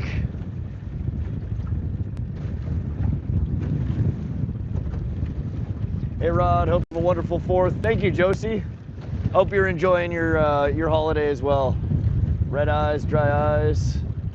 I always thought it was funny on the open party charters when Navy guys that brag spend their life on a boat get seasick. They were the first ones to get seasick.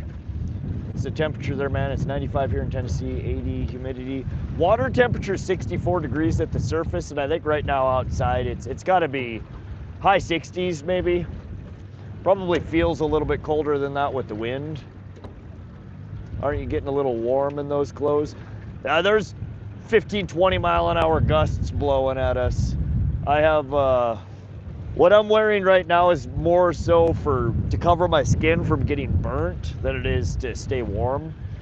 But that wind blowing down off the front, we're right at the base of the Rocky Mountains, the Rocky Mountain front, and there's still snow back there, so that wind blowing down is cold.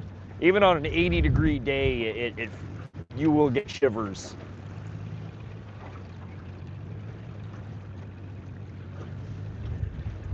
Happy 4th, hope you catch a bunch. Thanks, Clifford. Happy 4th to you as well. I got roofs to get done this week, but it's gonna 30 plus starting tomorrow. Dang, that's dangerous. Ain't no way in hell you get me on a roof in 30 mile an hour wind. High 60s nice, yeah, wind burn is no fun. Yeah, the wind and the sunburn, no.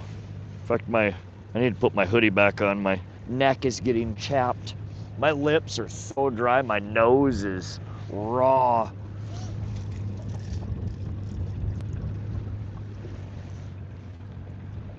Trick I heard from Captain was to sniff an alcohol wipe for it. Huh, that helps with motion sickness, huh?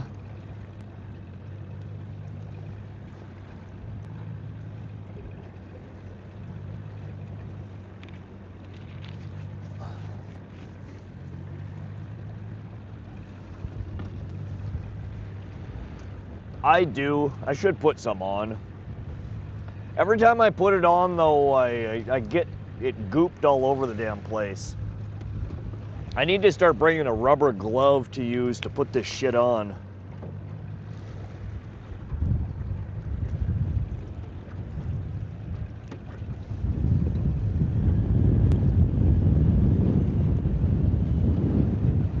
Oh, that feels nice. We're just using the pinky so I don't get it all over everything. The last couple of streams I've tried putting this shit on and I end up with like a gallon in my hand.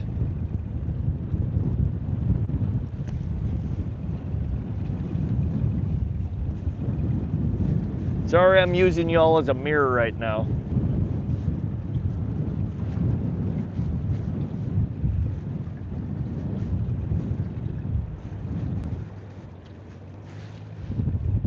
Oh, good Lord.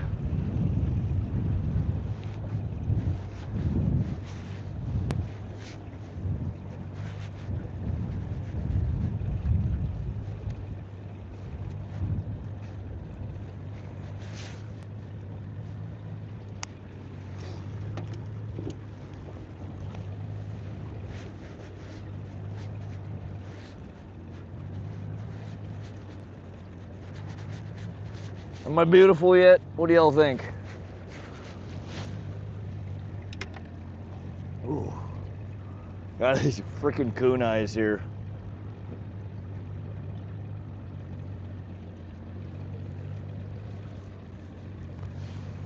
That's why we're wearing all of this. I'm all freaking bundled up. Is not so much the weather, it's the sun and the wind. Icy hot's the best for sunscreen, so I've heard. We'll let you test that out first, Dave. Let me know how it goes. Mirror, mirror on the wall. Who's got the worst sunburn of them all?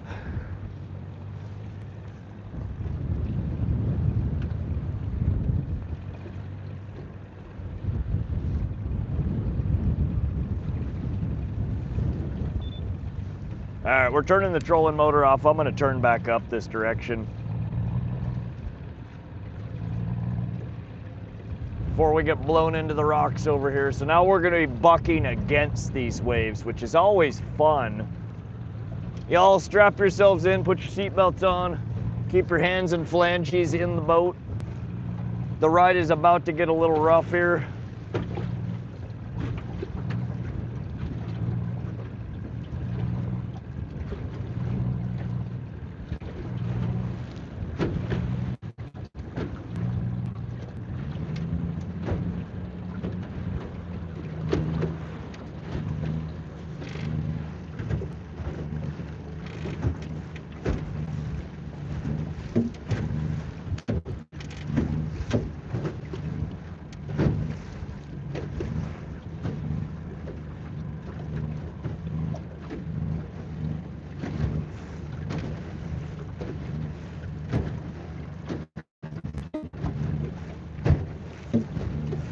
Mountain time, that's right.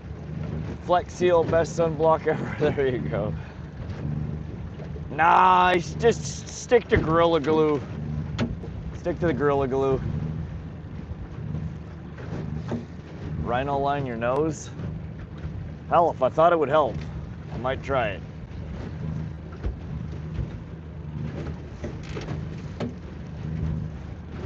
Man, I know that the wind forecast was to be a little bit sketchier today. I'm hoping this gust dies down a little bit. When it's like this, it's not fun to fish in. Got water spraying up every goddamn time we crash into a wave. The added weight up here makes so much difference though. This isn't nearly as bad as what it was last year before we had the battery and the trolling motor in here. Fish will start biting again at 2. Okay. Let's go 1890 surfer style and use old school zinc. There you go.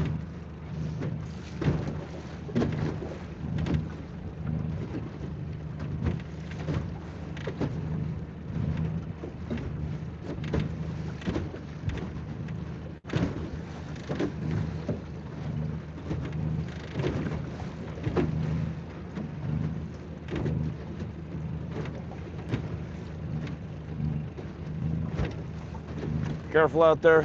Thank you, Josie. Yeah, we're fairly close to camp and the boat launch. If things get sketchy, we got an escape path right over here. we'll stick fairly close until this weather dies down a little bit.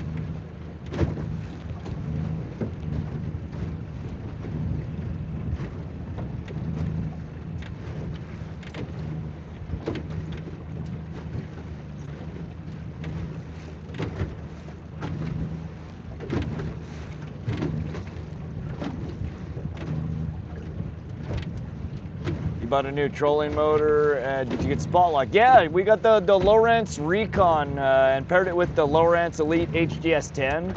So we have contour follow, we have spot lock, we have all the fancy shit. I forgot you haven't been in here for any of the demos that I've done with it.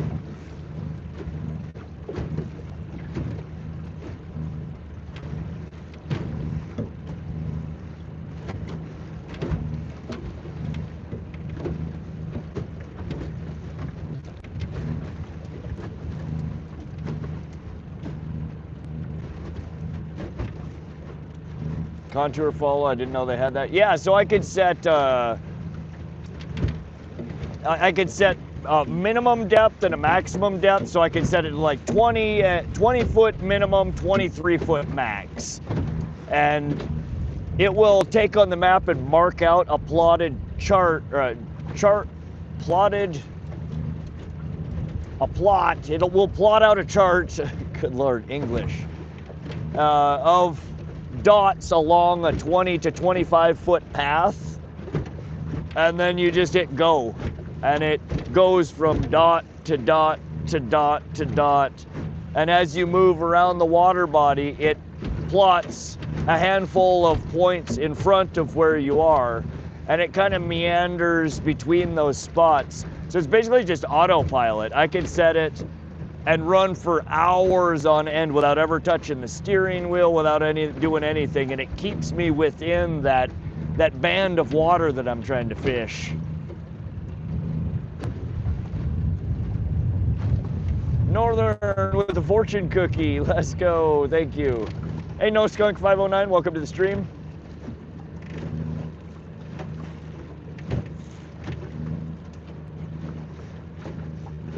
Yeah, the Lowrance Recon paired with the HDS 10 is one of, if not the most advanced pair of graph and trolling motor combinations.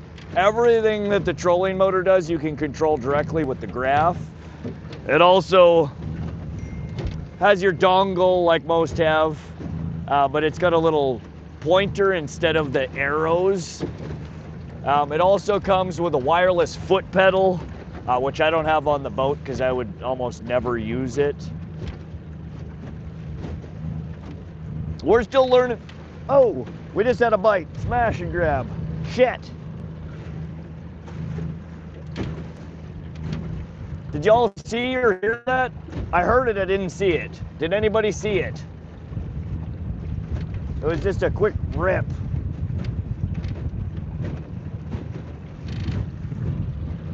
What the hell was that?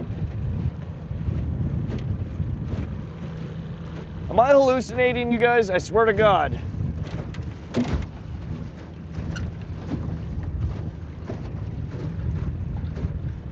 Huh. Saw you jump, that's all I saw. I don't know, you guys, maybe it's just me. I've been on the water for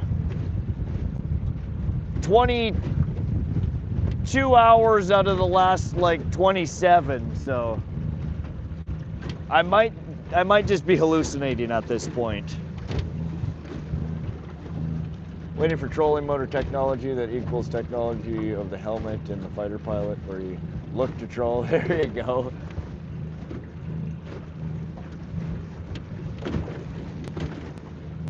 I don't know what it was. Maybe it wasn't a fish. Maybe it was just something rattling on the boat. I have no idea.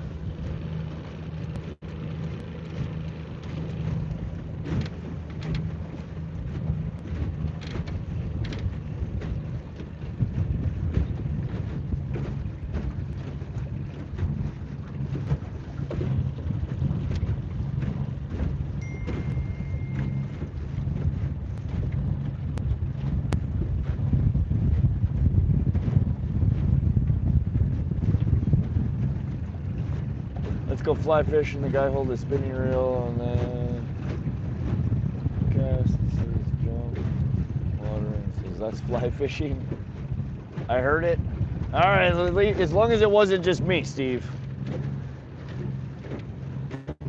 Fanatic Fishing with the 100. Thank you, Fanatic. Welcome to the stream. Ryan Bennett, Loch Ness. Something could have swiped it. Fish blind.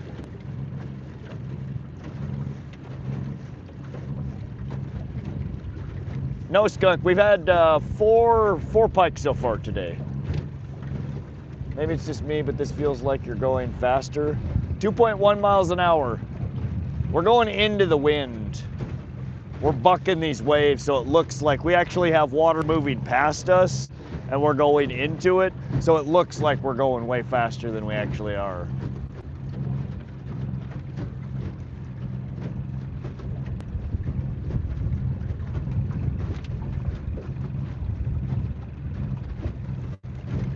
You're cooking too fast. What do you think, fish?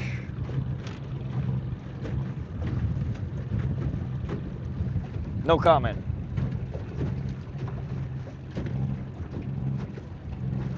Justin, it's definitely rod that would be going faster.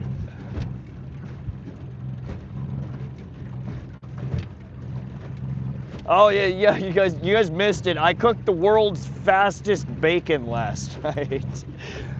We had bacon cooked in fucking like 45 seconds. From the time it hit the cast iron grill till the time I almost dropped the pan in the fire and retrieved our very cooked pieces of bacon. Bacon in under 1 minute. That fucking pan was hot.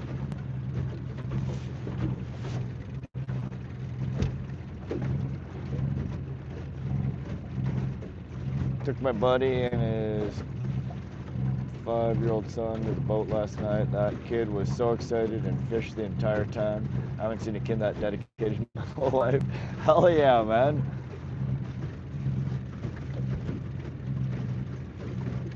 I've seen a handful of videos of little kids fishing. It always gets me. Got like a 4-year-old, a 5-year-old, and he's like, I'm gonna get it, and he casts it out there, and the dad's like, man, you did that all by yourself. Good job, buddy. And he's like, I'm gonna get this fish. And he's like, oh, got it. It's like, damn, that little kid's getting it. That's my spirit animal right there. I need that kid in my boat. It took the dad like fucking a minute to realize the kid actually had a fish. He's like, oh, you got a fish on there. And this kid's over there like, yeah, I'm getting it, dude.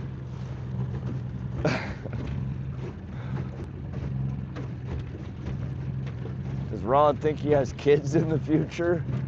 We got a kiddo. He's 10.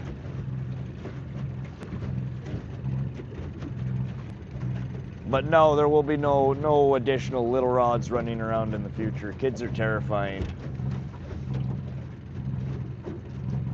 And it's a 6-inch bluegill. 6-inch bluegill, I don't care.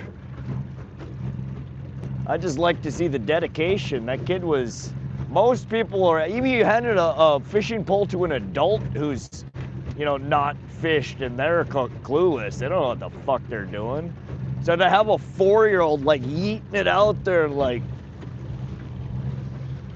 it's just, he gets it, he enjoys it, he's a natural.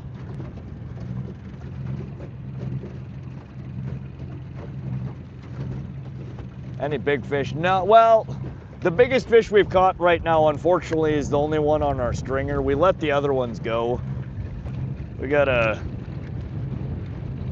very pretty pike. He's about 24¼ inches, probably 3 pounds. We'll make a very good eater. We're giving him a scenic tour of Pishkun before we fillet it.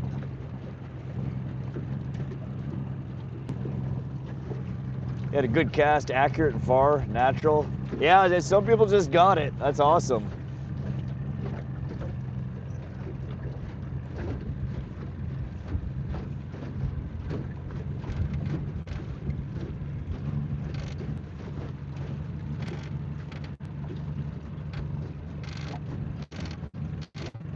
When I sent the $5, I got 700 XP, then it just dropped down. That's stupid. Yeah, I don't know how the whole XP thing in chat works. I never click the button. It's the leaderboard. Every stream it refreshes. So I don't know. It's just like NFO right now has the king, the number 3 badge. He's the 3 in the leaderboard. It doesn't really do anything. It typically just means you're either most active in typing, you've gifted more than other people. I don't know.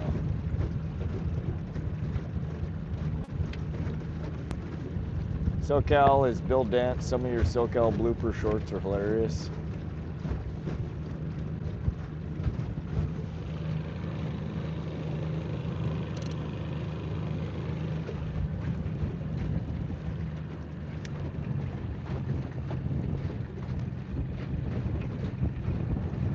All right, we need another fish. It's been a minute.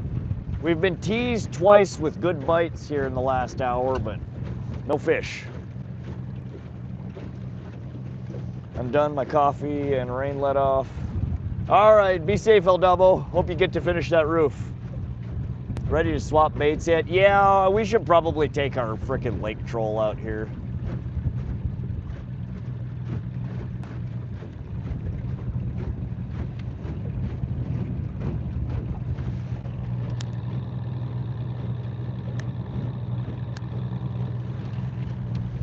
Trying to find a little shelter from this damn wind is what I'm trying to do.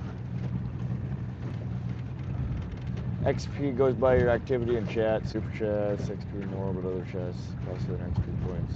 There's a new show on YouTube hosted by Randy Moss, the football player. It's Bass, of course. It's recommended for sure. Yeah, I haven't seen or heard of that.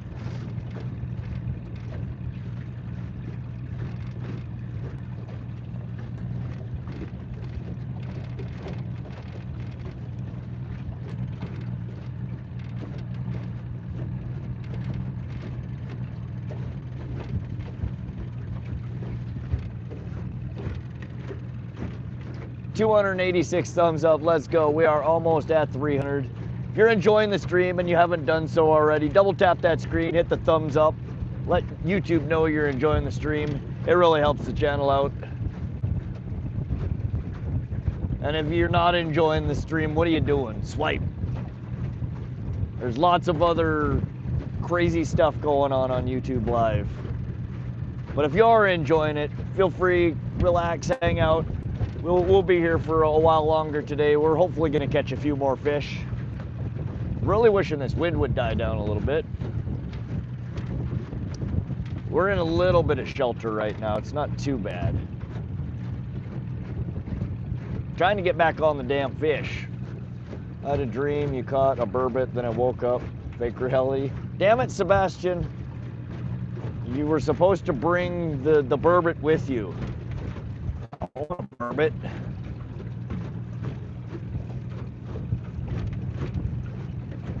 Then you woke up in a fake reality. Hate it when that happens. Decided not to fish today because the lake was a zoo and now it's overcast. Perfect conditions for big bass. Come out roaming.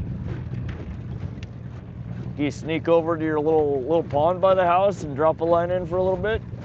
There's some fat fish in there too. Excuse me.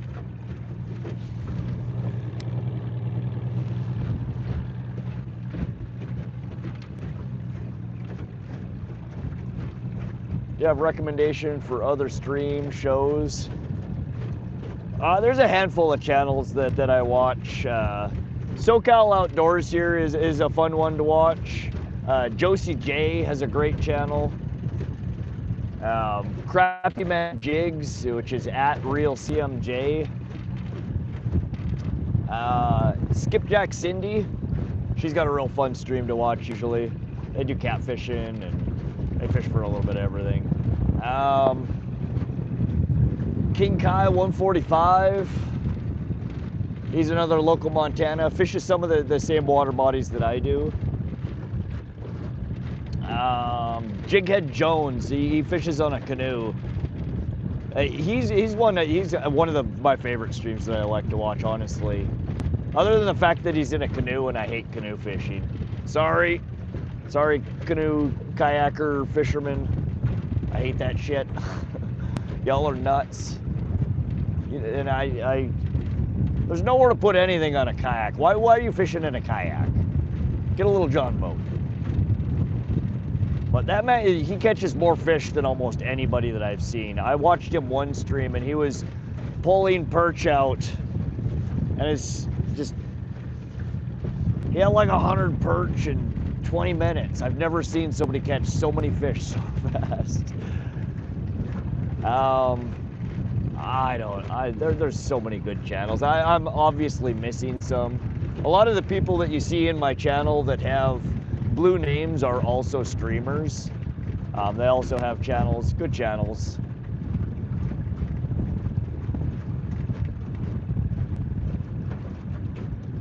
I don't know, I doom scroll through fishing channels. I subscribe to most fishing streamers.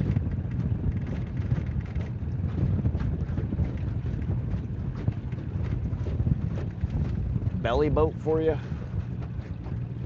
Not as bad as mine, Sebastian. He caused me to dream of the old lady hurried me in the yard. Welcome back, Cardboard. Caught a smallmouth off the dock before we decided to bail. Crowded out in half an hour. John, that stinks. At least you caught a fish. But yeah, today everybody and their kids are out. Everybody's trying to get a little time away from the house. So.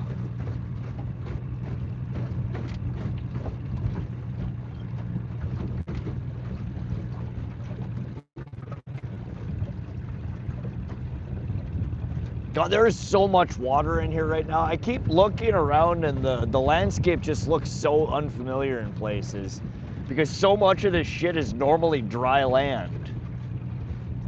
It's like I feel like I'm a mile from the coast here, but it's 10-foot depth all the way from here to the shoreline over there.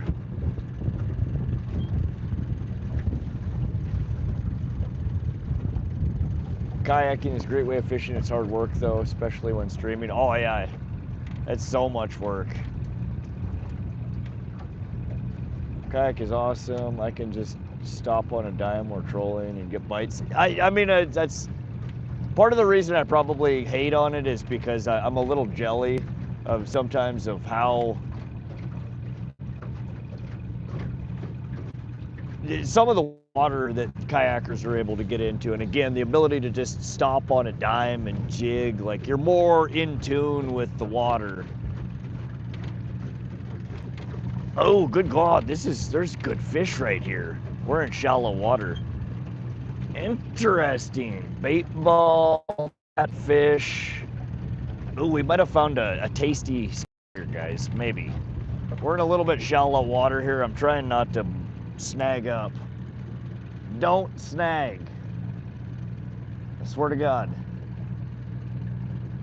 We're moving, we're getting out of the shallow, just hold on.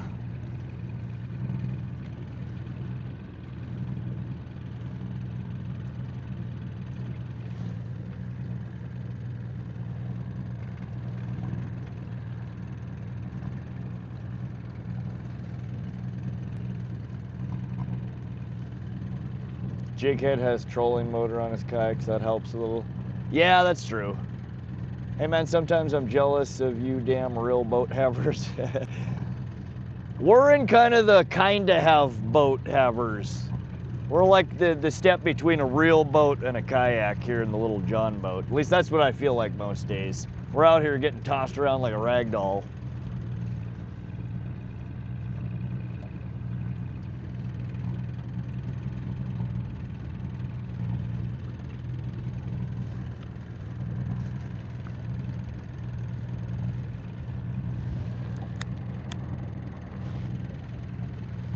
I just like, well, what the hell do you do with all your gear on a canoe? Like you got room for like a tackle box. What the fuck am I gonna bring on the boat in one tackle box? I can half the time not figure out what I want to throw when I have everything in the boat, let alone trying to decide what I want to throw before I even get in the boat.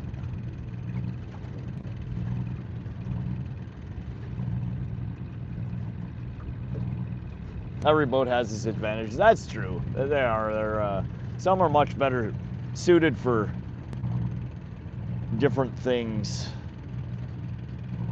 I don't know. I hate on my boat all the time, but I love this boat. I've taken this boat so many damn places, seen so many new water bodies that I never would have otherwise been able to play with. It was such a spur of the moment purchase, and it's probably been one of my favorite purchases of the last decade. How much do you bring and use? I mean, basically everything that I can fit in my boat. Most of my tackle is in the boat at all times. Prison wallet. We're not hurting for space that bad yet, Buster Track. Almost, though. Now, small boats, it comes down to oftentimes planning and finding, you know, containers that fit the spaces you have.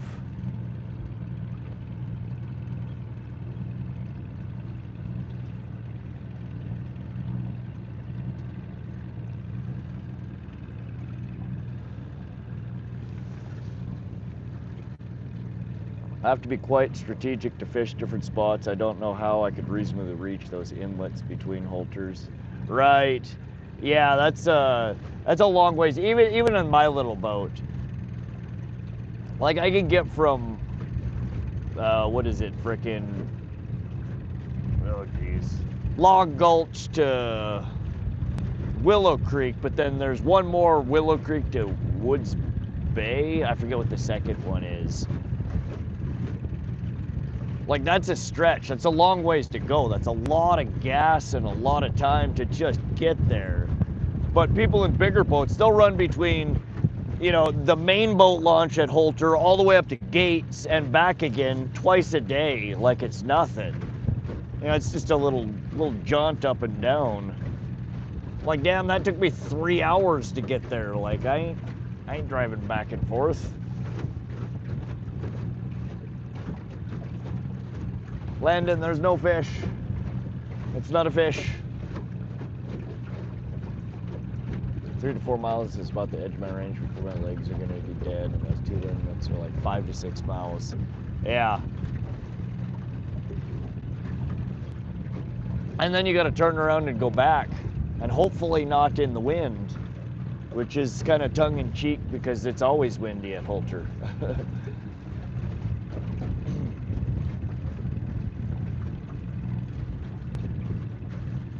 That's all right, Landon. No, when there's a bite, that pole it'll be really wrenching or it'll just fold over. What you're seeing now, the bobbing is, we're in wake and waves. We're doing 2.2, 2.4 miles an hour.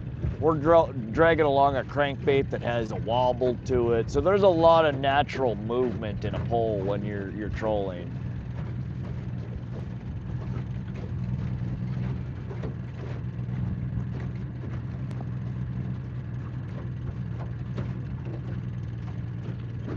Are you staying the night again? No, tonight we are going to be packing up and heading out. I need, most of my batteries are going to be dead here in the next 5 to 10 hours. Other than bags of chips, I don't really have much more food. I guess I did just score a pike, so we could have food. But main thing is I have to bring Mia to work tomorrow. Have the kiddo to watch. I got some shit to do. We'll be back out probably next weekend for another, I don't know if we'll do a double decker or just a single day, but probably for another day of streaming. Maybe featuring a guest to the stream, Mia. We'll see.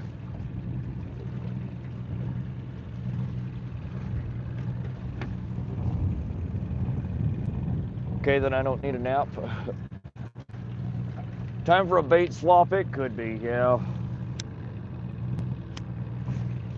I don't know why anything won't bite this damn lake troll today. Usually when I run these damn things, I can't keep the pike off of them.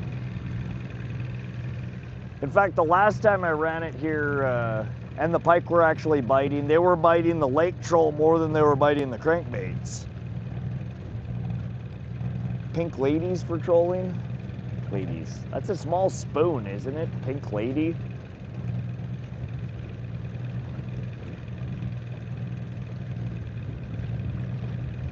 What's your absolute top spot? The Y gather in this 4-mile trip? Early fall. That depends on what I'm targeting, but my favorite, Pishkun. Hands down Pishkun, because I like pike fishing, and I know there's huge pike in here. Not a lot of people are into pike fishing like I am, though. A lot of people like trout. If I were after trout or kokanee, I would probably be fishing Holter. Either Holter down by the dam or the Log Gulch boat ramp are my two favorite places to launch from. Gates of the Mountain is also an interesting spot to launch from. We fished that for the first time recently. So it depends on what species I'm targeting. But it'd be a toss-up. If I were after pike, or Pishkun. If I were after trout and kokanee, I'd be at Holter. Though there are trout and kokanee in here, and there are also pike in Holter. They're just, some water bodies have one species or another that are more prevalent and more readily catchable.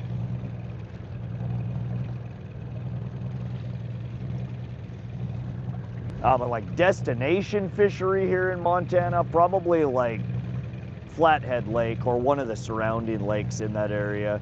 They're some of the prettiest places on the planet you will ever visit, and they have some of the biggest fish, freshwater fish you'll ever catch. Finally caught a walleye. Yeah, we've caught a few walleye this year. I think we caught 2 the last trip, 2 or 3. And then I accidentally caught 1 earlier, leaving the boat ramp. Yeah, I struggle with the damn walleye at Holter. But that's another fishery though.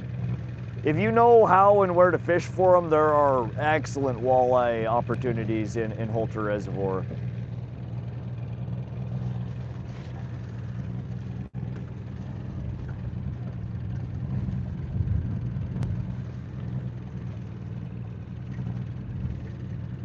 All right, let's turn our depth routing back on.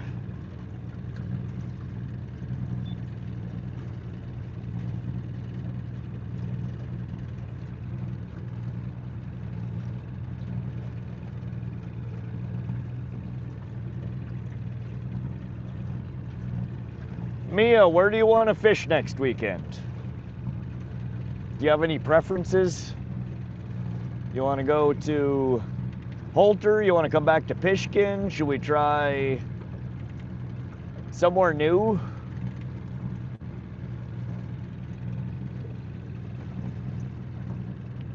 Look at the fishing rod. We're trolling. There's no fish on here, I promise.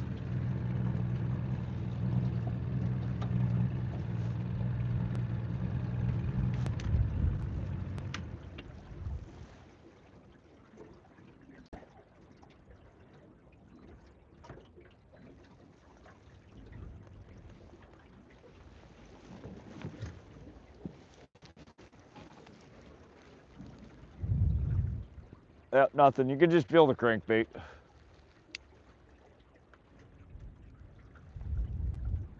Here, fishy, fishy.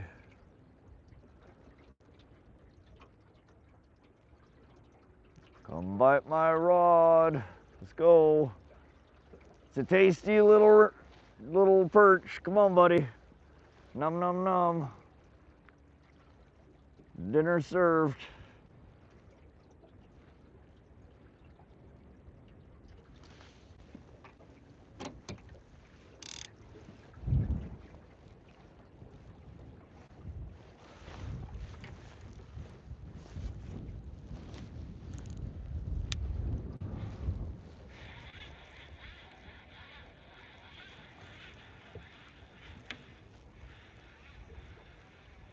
Rod's fine.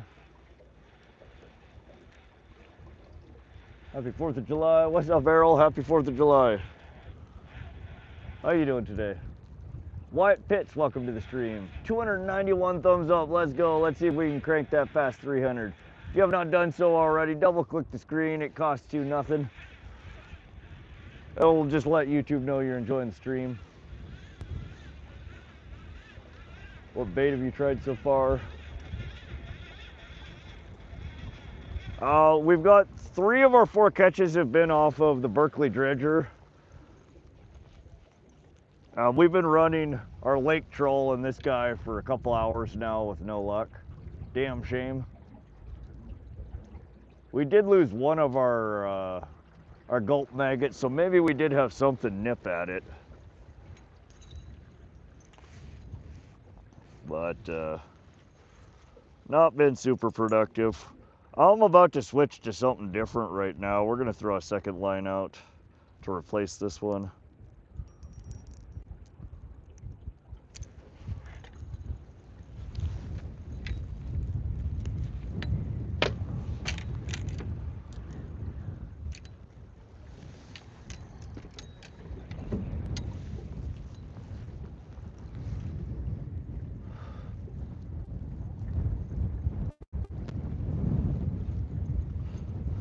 I kind of want to throw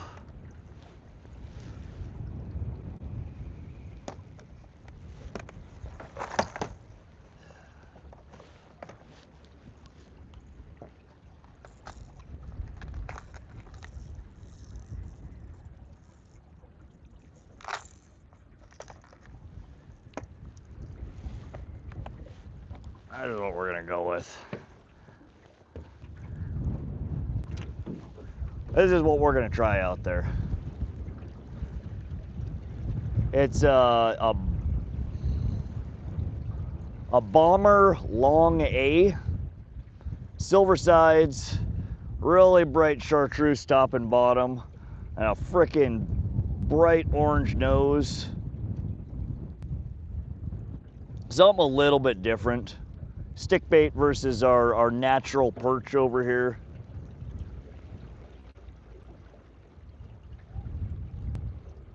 Yeah, there were a couple of bubblers that you sent me. Fuck, that's what I forgot. I don't have all the yours on the boat today. I cherry picked out the squid and the other one the last time that I came, and I forgot to put the rest of them in the boat.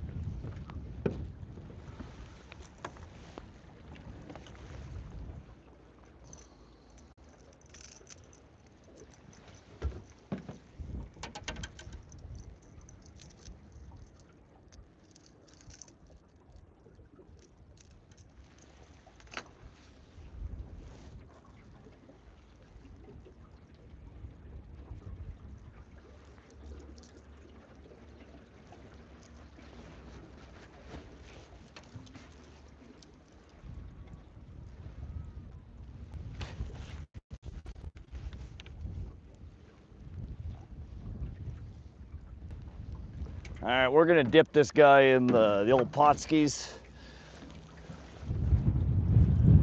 All right, camping rod. We camped Thursday night and last night. We're going home tonight. I don't ever tie directly onto my lures. I know a lot of people swear by it. I switch lures so often. I don't create more work than I have to. I put just a swivel or a clip on the end of my my cranks. A lot of them will have a split ring that a split ring and a clip.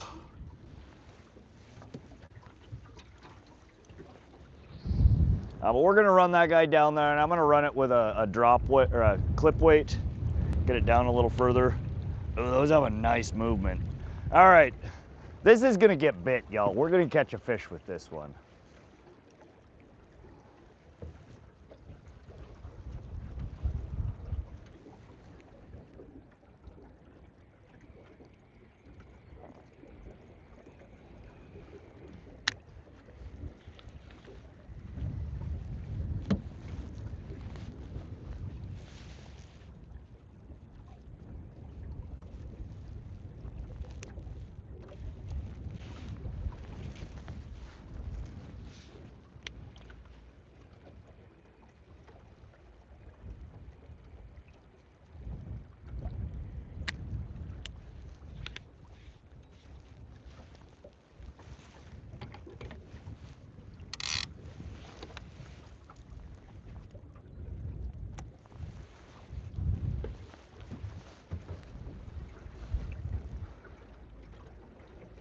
Yeah, I put a 2-ounce snap weight on it.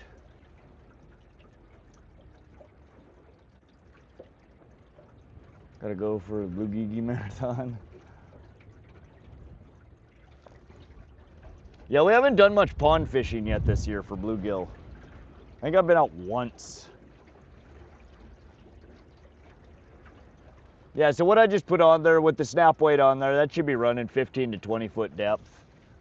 We're over about 25 to 30 foot bottom right here.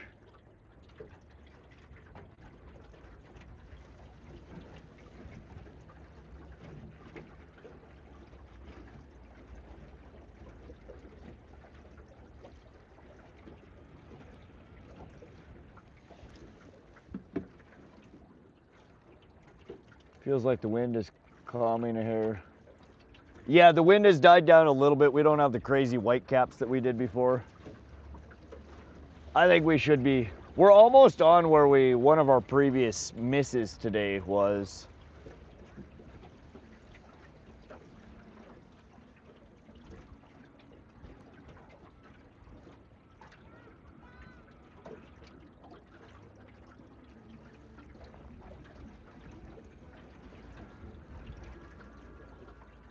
What's the height of the wall? What wall? I'm not sure what you're talking about. Got a sunfish a couple of months ago. Nice NPA. Boat, yeah, there's another boat right behind us. Looks like a dad and his kid out there catching some fish. Or trying to.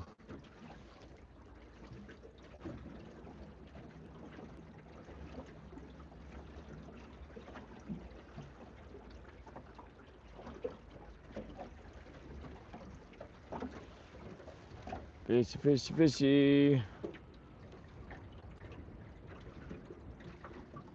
If their pressure is high, they will be up closer to the top. Okay. 29.9. I don't think we've had a pressure increase. Again, there's fish all over in here.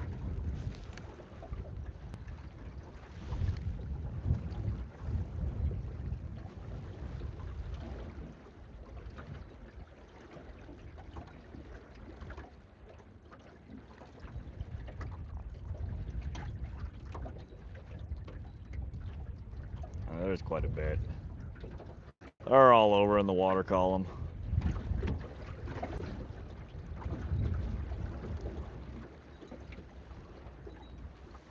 Yeah, we're in freshwater lake.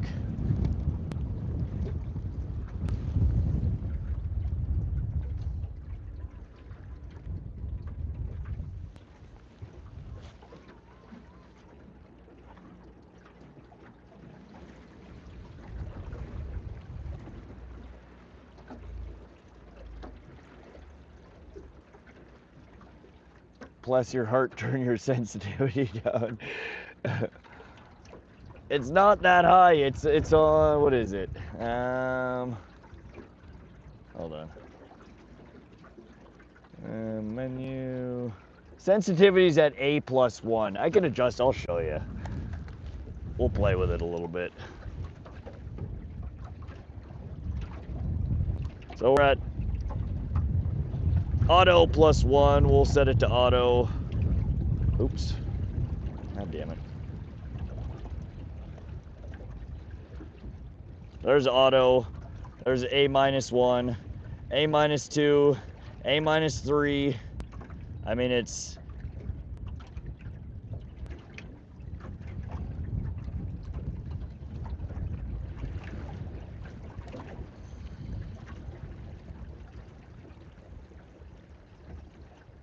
I don't know, I guess that's maybe a little better.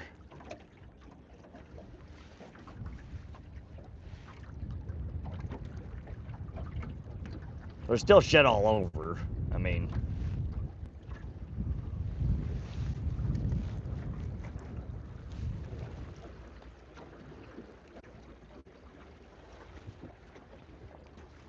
What did I just miss there?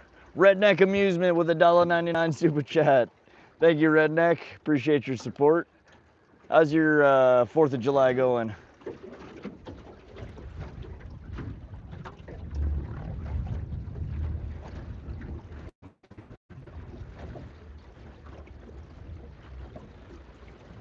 Camping tonight or going home? We'll be headed home tonight. I contemplated staying for tomorrow, but honestly, I don't have enough battery and food. I didn't bring supplies for an extra day. And I forgot my damn AC charger that I usually plug into my truck to recharge my DeWalt batteries from. I need to start looking into and buy a dang small generator to bring on camping trips. Go good, man. Was way too hot at the parade in town, left way early. Yeah, it seems like everywhere is just toasty today. It's not too bad out here. We've had a decent day. The sun is bearing down a little bit. We're definitely getting a little pink. I just put on some sunscreen a little bit ago. 300 likes, hell yes, there we go. Thank you guys for the likes. Thanks for coming and hanging out and fishing with us. We're struggle busting it a little bit right now. It's been a minute since we've had a good bite. Though we have had 2 bites in the past couple hours. Didn't manage to land either of them.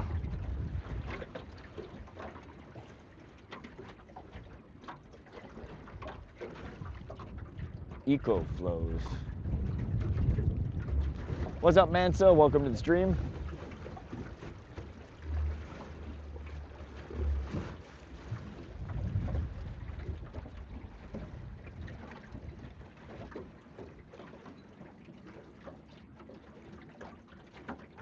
Reef Runner's been any good lately?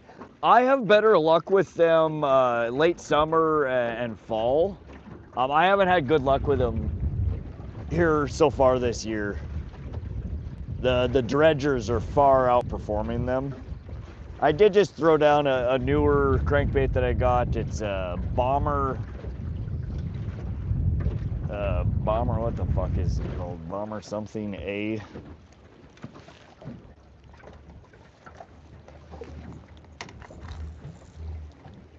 Bomber Long A. I just put one down similar to this.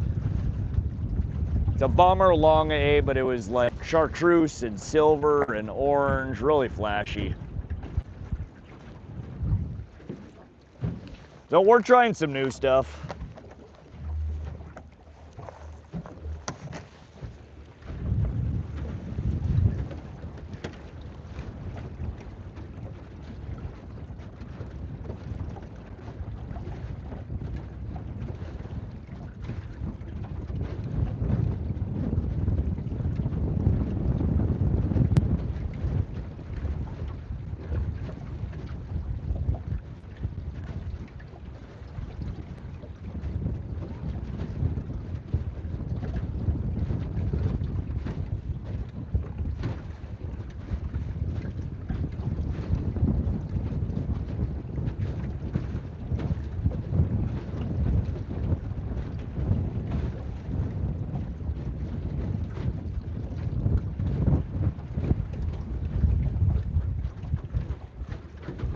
Nice, yeah, I gotta try them. I'll see what they look like.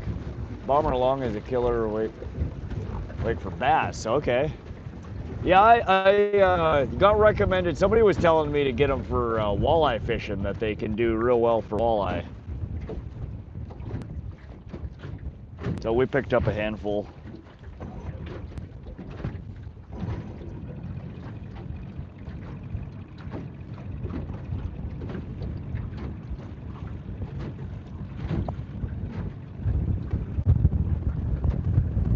.4 miles an hour. We're getting bigger gusts than that. Is that Ice Age Lake or not? No, this is it's an irrigation reservoir. It's a man-made lake.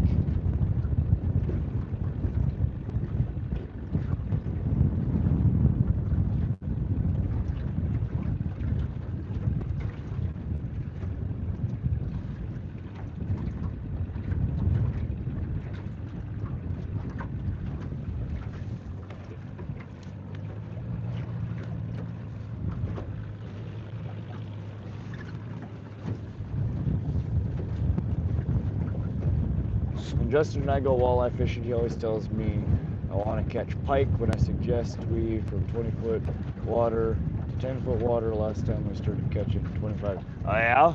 Super shallow, huh? That's what everybody keeps telling me, that I gotta go shallower. I gotta go shallower.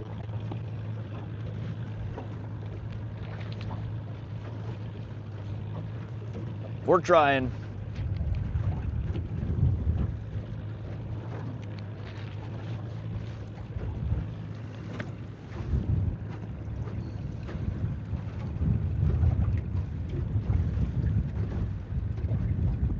Right now I'm headed out into the open basin. I have an unmapped portion here. Hold on, let me show you guys this.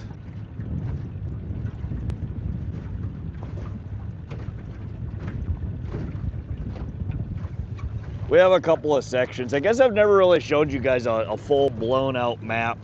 So this is where we're at right now.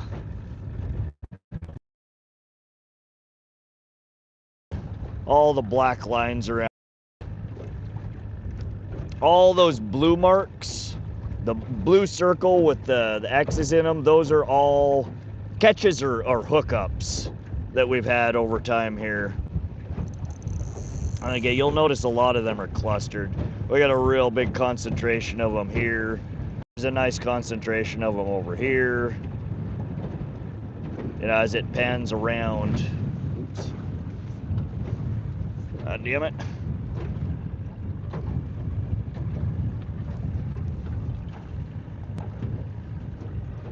But I'm gonna go out. We're gonna head out into. This damn wind is killing me here. All these blue spots are areas that I haven't mapped recently, so I'm gonna go try and crisscross across a couple of these spots to mark out some new spots on the map.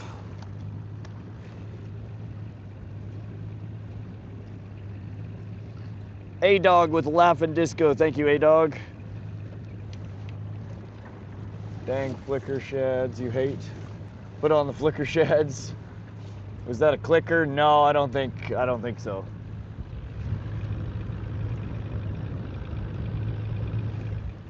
No. What's up, Mazama? Greetings from Spain. How you doing? Hotter than yesterday, more wind.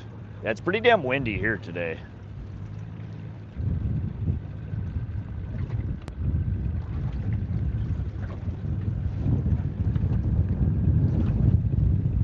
So when you snag them, you don't care. Fair point, fair point.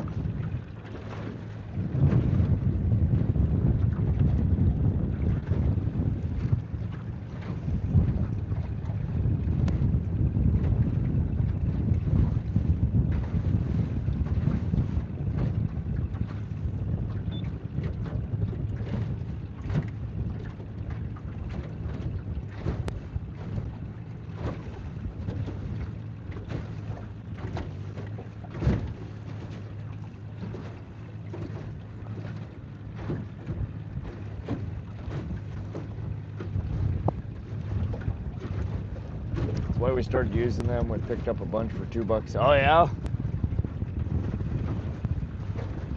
It's not a bad idea, go pick up a bunch of fucking bargain basement lures from the clearance section.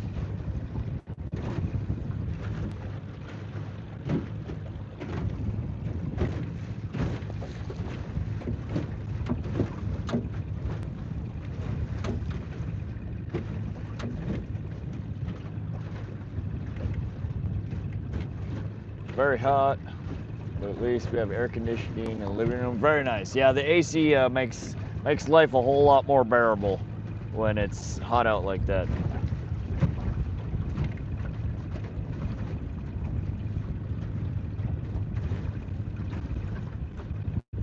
Blue water runs deep, nice and clear.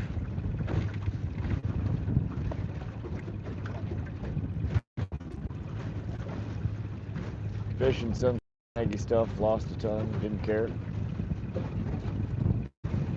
That makes sense.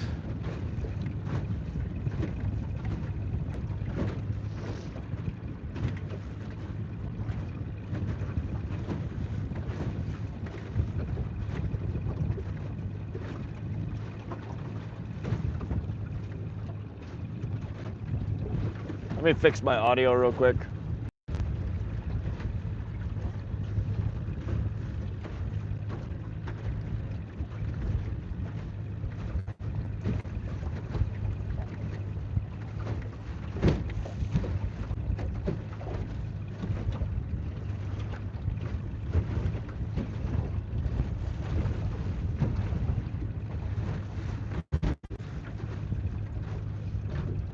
Watching you 4 hours ago, you're committed. We marathon stream here. We usually stream from sun up to sundown. Most of our fishing streams are 12 to 15 hours long.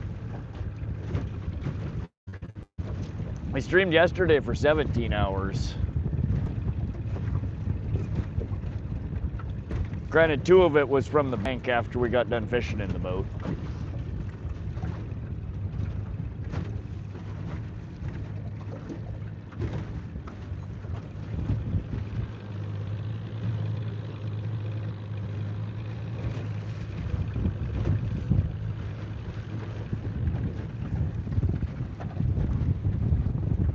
But welcome back to the stream. Welcome everybody just joining.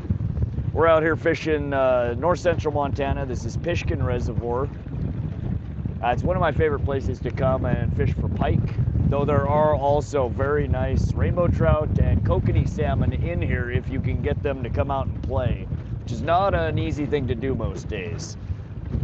But we're after primarily northern pike. We've put 4 in the boat today. A little bit slow. We landed 8 yesterday.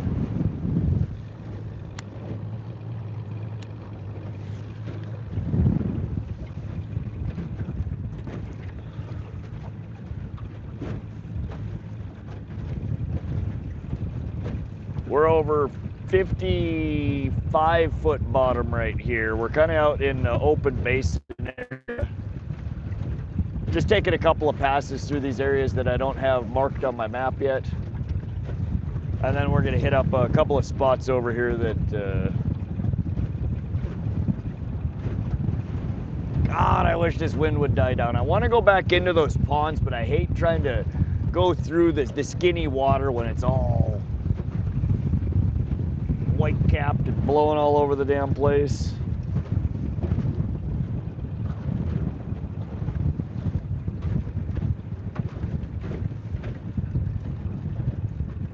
You have extra fuel just in case? Yeah, I have another 5.5 gallons at the camp, and I topped off our tank this morning. So we had started with 12 gallons this morning. Plus, I also now have the electric trolling motor, so we have plenty of propulsion.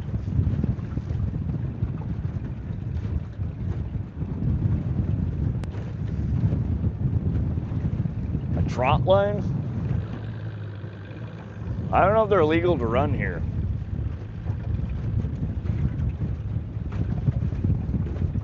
Or you mean trout line?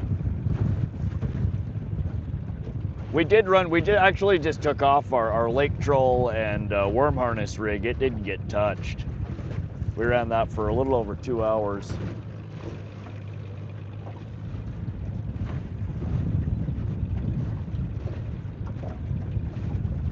Game plan was to hit the ponds, man. Go with your gut, navigate there. It'll be worth it.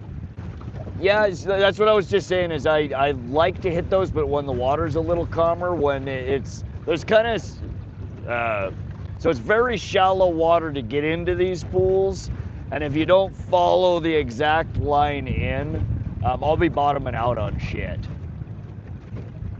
So I don't like navigating to those parts of this water body until the wind calms down a little bit. When it's choppy like this, I kind of get blown all over the place, and it's not, I don't like going back in there when I don't have good boat control.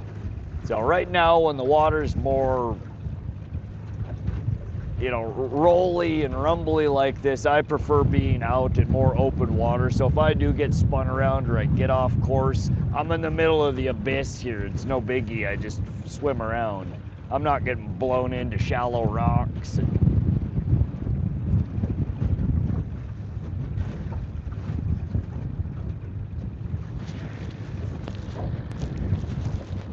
Sound should be good.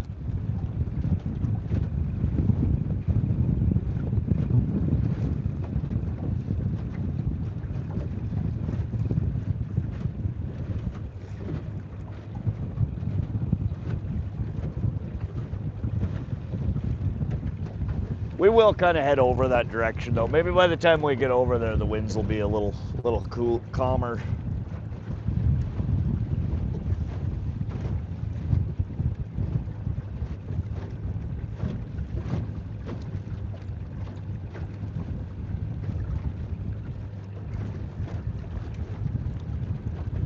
Sounds fine.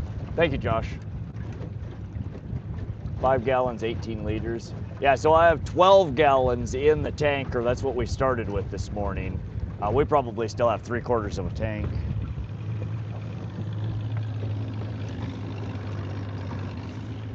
Yeah, we probably have at least 9 in the tank and then another 5 at camp. We got plenty of fuel.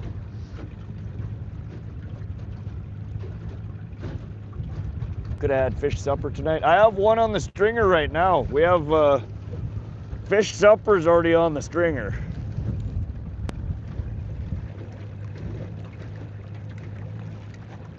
It's 24 inches, probably about 3 pounds.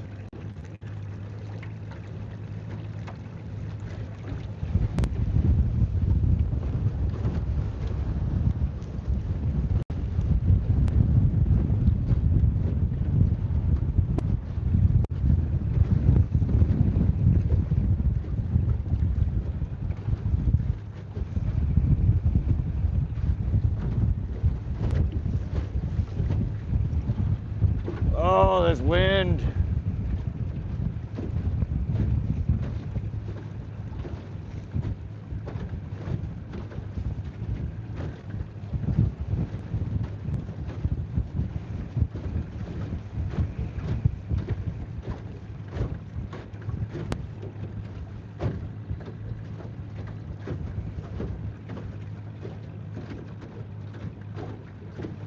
Thought you had a well. No, there's no live well on this boat.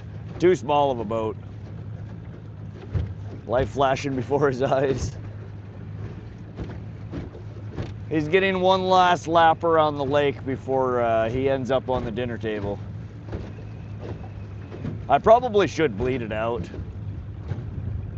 before he actually croaks and then no more blood flowing. He's been doing good though.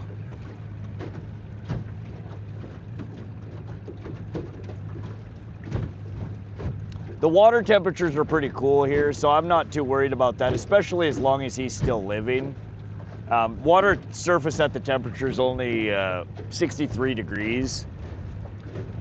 So him floating around at the surface for a couple hours is not going to impact his meat quality at all. The thing you got to worry about is once they're dead and the blood stops flowing, then your ticker kind of starts. I am going to bleed him out here in a moment, and we'll let him run on the stringer for 10-15 minutes after we bleed him out, and then I'll throw him in a bag and throw him in the cooler. We just have kind of limited cooler space today.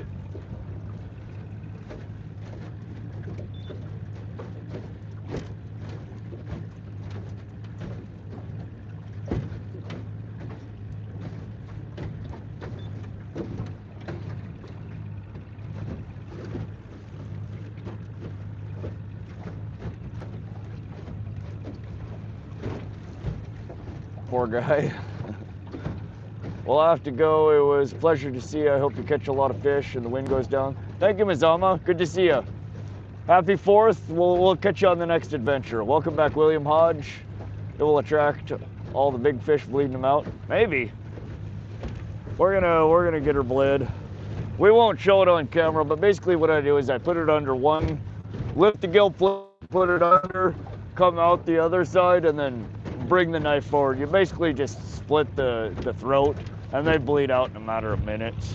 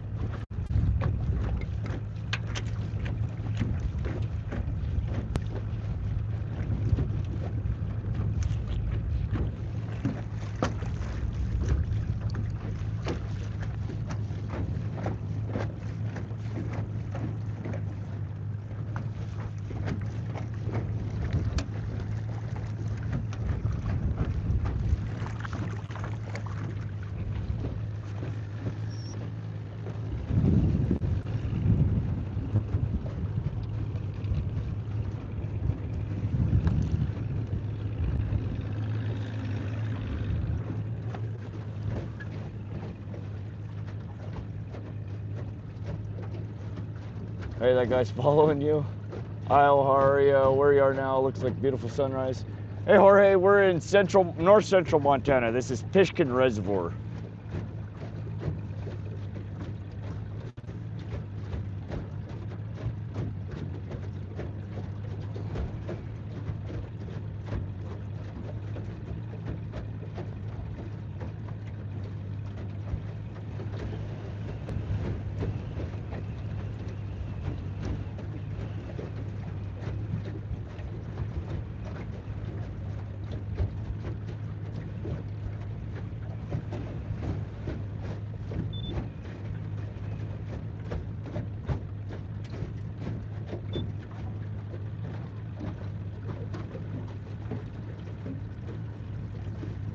Yeah, we've caught four pike so far.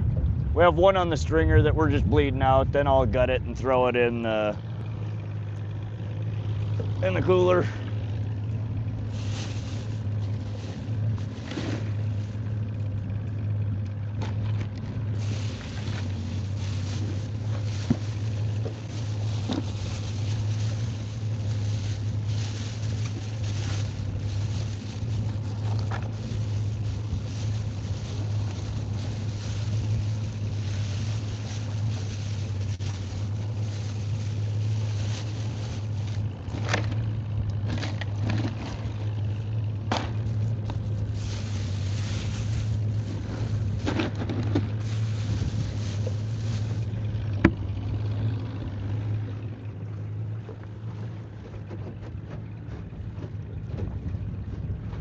Any walleye? No walleye in here. It's bleeding out right now, Mia.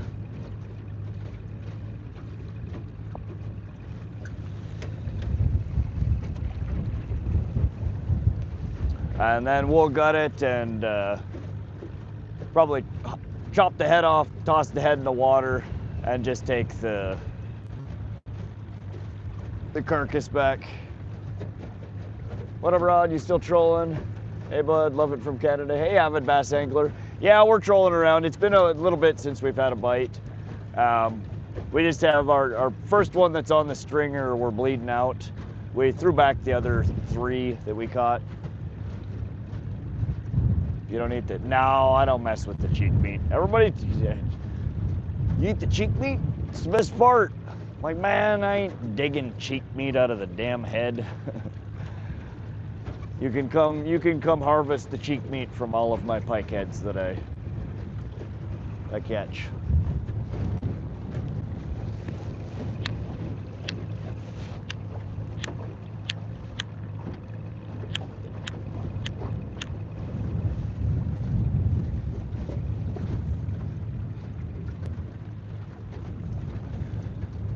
Cheek meat on the walleye is the best. That's what everybody tells me. No, I normally don't mess with trying to dig out half of a bite of fish from each cheek. There is no cheek meat, bro.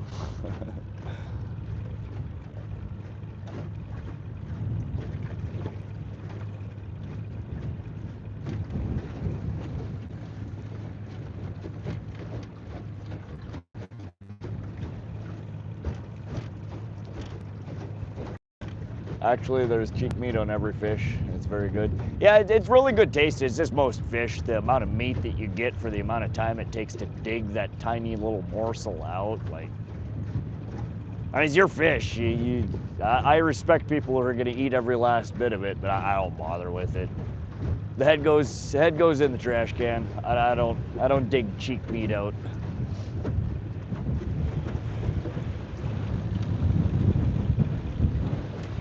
Oh, the wind. Avid Bass Angler, $2. Thank you. Appreciate your support, Avid. Happy 4th. Yeah, no thanks, not the head. I eat shrimp, but not head. No, all fish do. They have a chunk of flesh that's, you know, in the cheek area that you can carve out. And it gives you a tasty little nugget. But it's a pain in the ass to carve out. You then have to try to get the skin off the outside of it. A lot of people just cook it with the skin, which I don't really care for. So it just ends up being a whole lot of effort and work for not a lot of reward. Bill Thompson, how's the fishing? It's been a little slow. We're real windy. It's been kind of kicking our butt. I almost took the boat back. After I ended the stream last night, I went and laid down in the tent for like an hour watching a show, and then I woke back up to go shut off the truck to turn off the internet. And it's almost a full moon, and the lake was just dead calm. No wind. Nice light from the big old moon in the sky. I was like, man, night fishing looks so nice right now. It's like the perfect time to go out and night fish. Fishing Extreme, welcome back. Colin Moss, welcome to the stream. New fruits. After you robbed me on temples, let's not go into science now. Not much, but love your drive, bro. Thank you, Avid Bass Angler. I'm just out here trying to have fun, and that's what drives me. I enjoy the shit out of this. It is one of my favorite things in the world to do.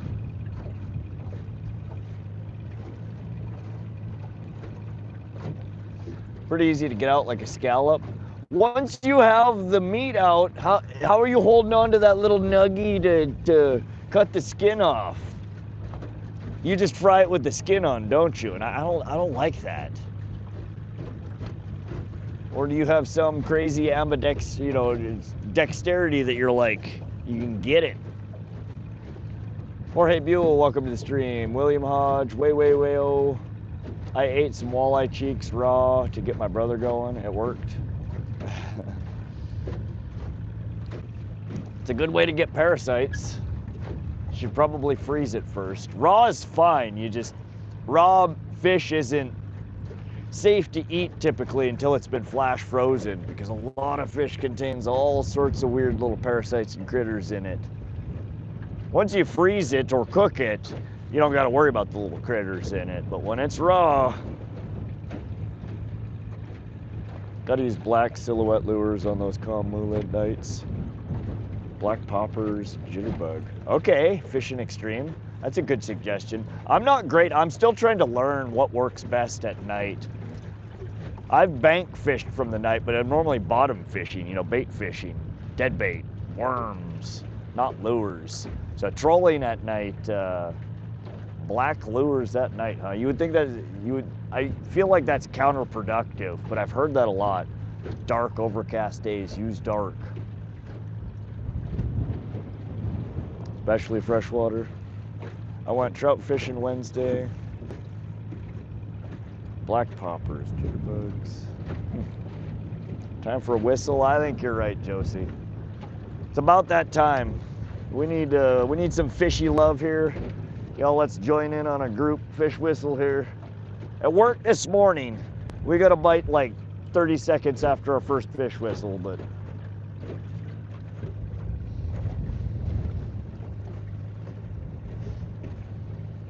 parasites are for fish, not people. That's not always true. Tapeworm, ringworm, all those things that can live in the flesh and the body of a fish will also happily take up roost inside of you. Gotten sick from eating fish that wasn't iced fast enough. Oh, the bacteria, interesting.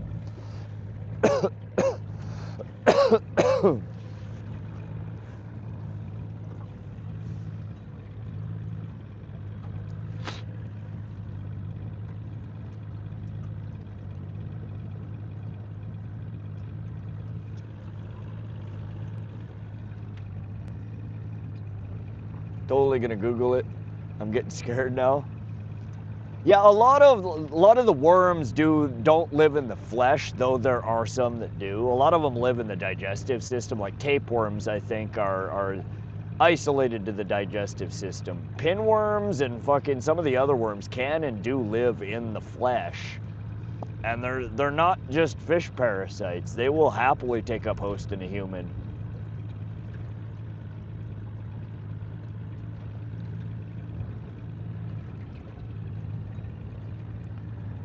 Soon time to do the 4th of July fishing, do some firework fishing. Yeah, I don't have a rocket launcher on the boat here, so we can't shoot off any fireworks. And it's probably not a good idea to be lighting shit on fire with a boat full of gasoline. But I share your sentiment. Happy 4th. No, sushi isn't sketchy because they flash freeze it. That's a thing that a lot of people don't understand. They think sushi, they think parasites. Any sushi sold legally in the United States of America is required by law to be flash frozen before consumption. So that fresh fish you're getting in sushi restaurants is fresh, but it was also frozen. Most commercial vessels that harvest fish that's served in sushi restaurants have the capability to flash freeze on the boat itself. Those catches, as soon as they're brought in and sorted, are flash frozen on the boat. Then they're brought to the markets and then they're sold. So then the restaurants buy them, they thaw them out, they fillet them, and you get flash frozen. So it's fresh, ultra fresh. It was frozen within minutes oftentimes of being pulled out of the water. Just tried Jack in the Box for the first time. I've eaten Jack in the Box a couple of times. I was not a huge, it wasn't terrible, but I wasn't a huge fan. What do you think of it? I call sushi bait. I like my fish cooked. Dude, sushi is freaking delicious. I love sushi. It's most people think, oh, you're eating big chunks of raw fish, and you're really not. Most sushi rolls have thin little, bite-sized pieces of meat on it. It's all super fresh. Cleanly filleted. It's good. I love it. Put all my fish on ice as soon as they get them, and they perish in ice water. Interesting. It's another way to get worms, Jack in the Box. I love a jumbo jack.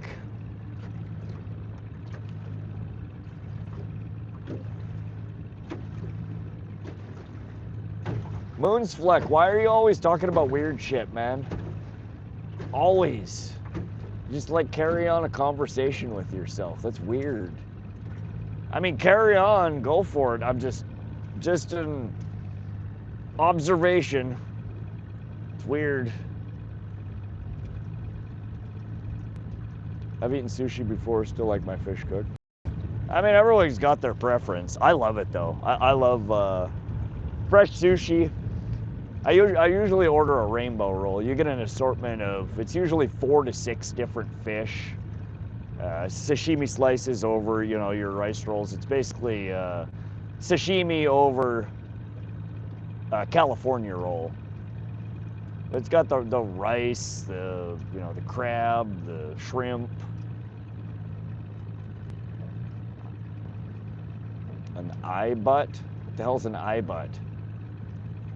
What's up, Rod? What's up, real Texas fishing? I like eel sushi. I'm trying to think if I've had raw eel. I know that I've had cooked eel, but normally the cooked eel was battered.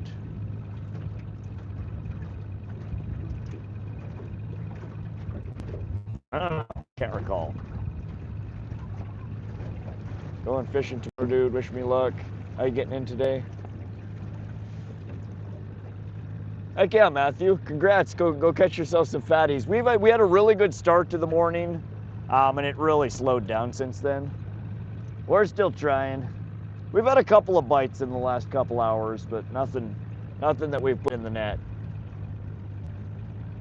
Get some medicine for liver flukes. I got sick as all in 2021, probably after eating that shit. Lost 50 pounds in 20 months. Oh, damn. That's sick. And there are, man, it's like I said, that's what they flash. It's required by law to be flash frozen before consumed raw. And it's for that specific reason. Fish, and again, they're harmless. Once it's flash frozen or cooked, they can't hurt you at all. They're dead. And again, they're oftentimes so minute that you don't know. I mean, even your cereal you buy from the grocery store has a certain allowance of rat shit in it. So I mean, eating a cooked dead parasite is whatever. But yeah, don't eat raw fish without it being frozen or cooked first.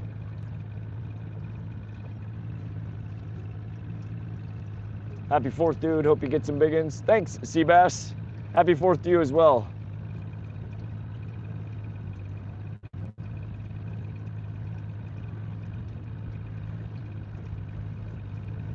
Might have give Jack 6 out of 10 if they didn't put mustard on my burger. Yeah, I don't mind a little bit of mustard on my burger, but oftentimes restaurants will get a little out of hand with it.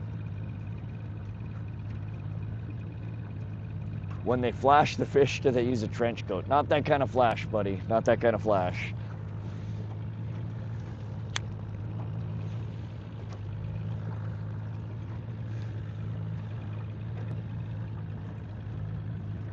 Should have taken ivermectin. There you go. Cure your parasites and maybe your COVID too? Probably not.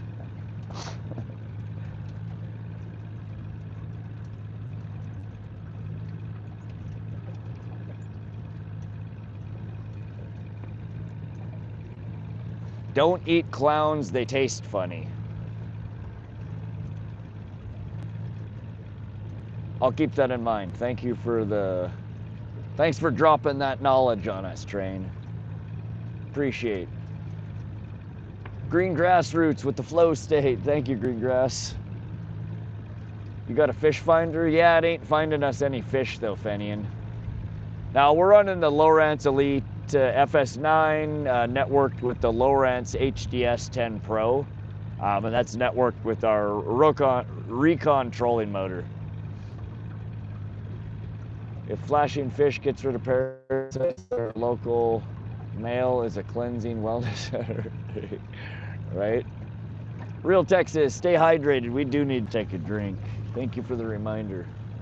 I'm in Missouri, and I thought you was. And you thought I was mess. You got some good ones today.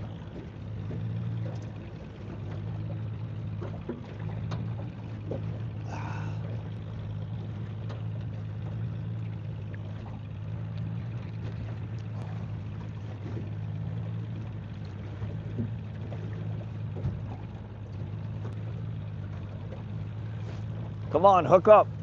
Let's do this. I'm gonna go clean this fish, and I expect one of you guys to catch something before I get back, goddammit. Hang on, I'm gonna go empty the entrails of this fish out.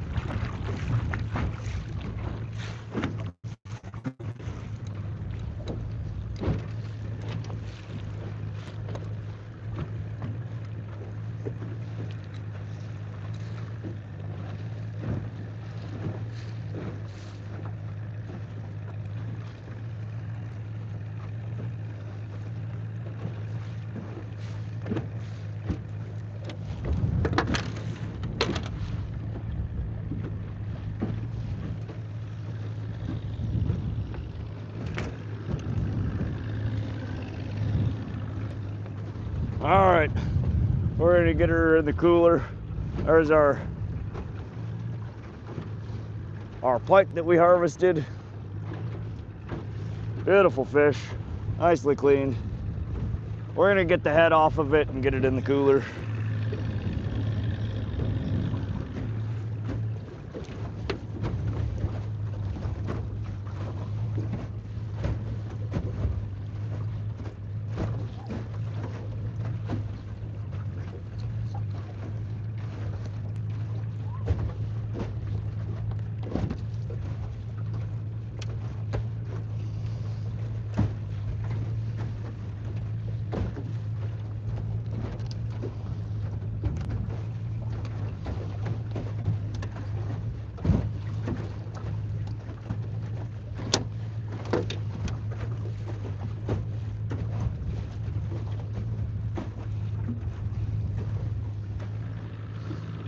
All right, who am I sending the cheek meat to?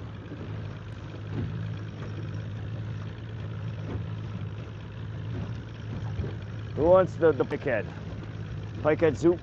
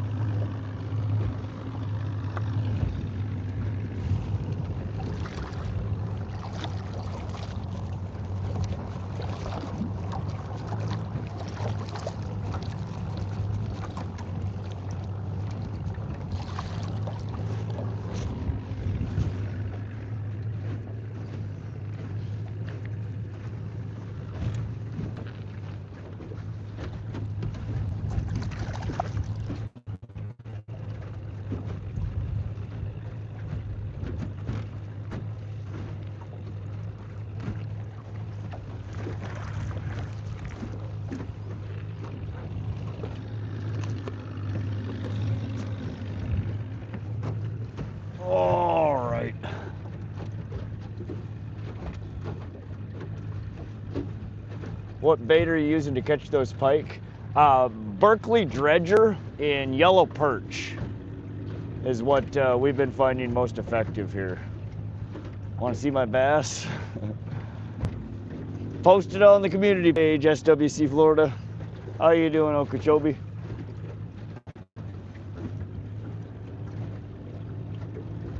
I've always cut their belly open to see what they ate. Found pork chop bone and a catfish once. I do usually check their belly. This one was empty. He was hungry. Normally they're full of craw here, crawdad.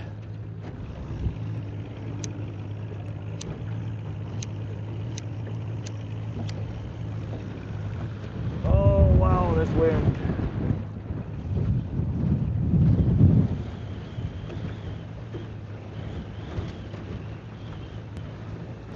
They're looking at your rod, probably. Just got off from work, hope you fellas are staying cool today. They'll look at your rod, man. I bailed to a pool party barbecue, catch some fish rod. Heck yeah, Justin. We're trying to tough out this wind here. It's being a little crazy. Remember that time I ate the walleye raw?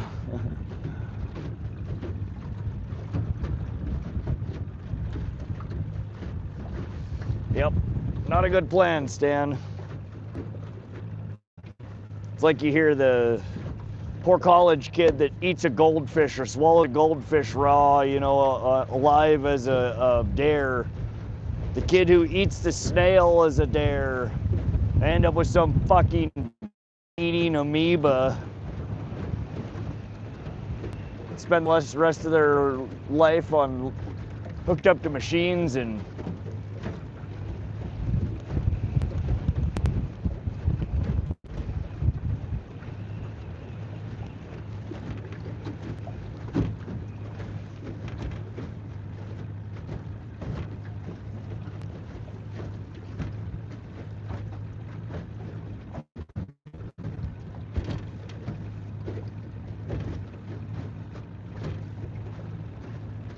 one out of every 10 doctor says run raw walleye is good for your chakras.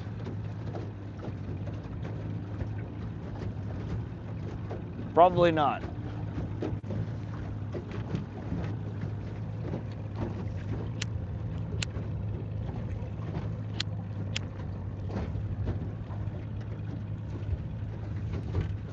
Putting in that work, we're trying.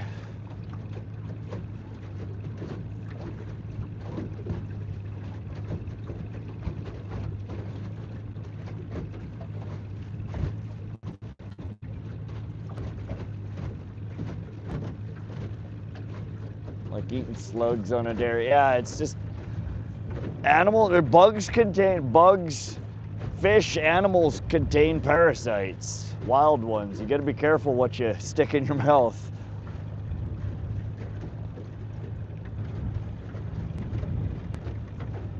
Chilly day there. It's not bad, the temperature's not bad, it's just windy. Quite windy. Like almost enough wind that we might need to dock up. It's not bad yet, but we've been kind of on that point a couple of times.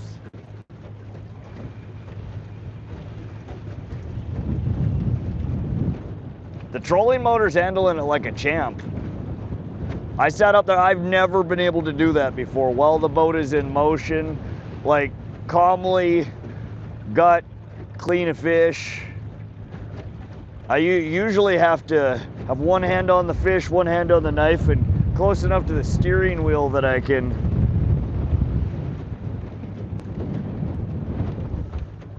we've definitely living the good life now.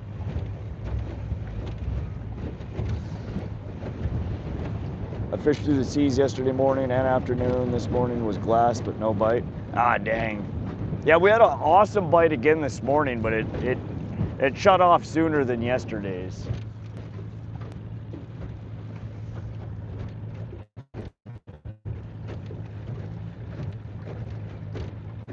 Beautiful woman? Where? I'm not a beautiful woman, I promise. I can assure you I am not a beautiful woman. Just saying.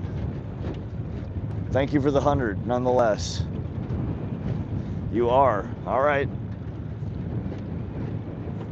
If you say so.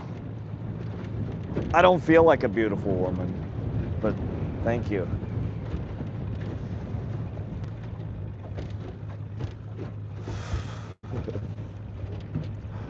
Seen some 18-pound Lakers caught yesterday. Nice.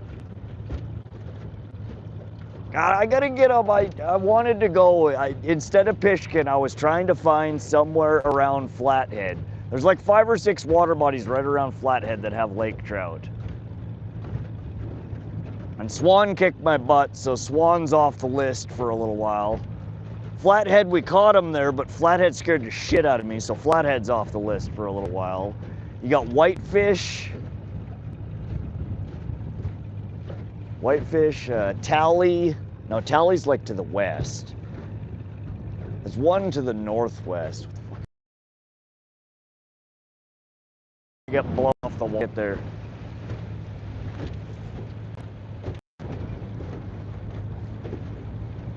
All right, I think we're back.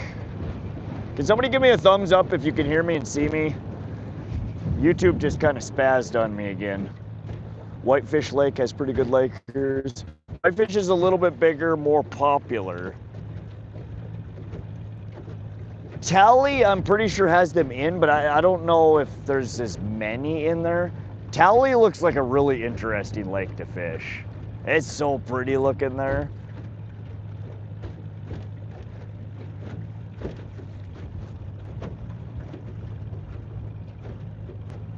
Thank you guys. Okay, cool.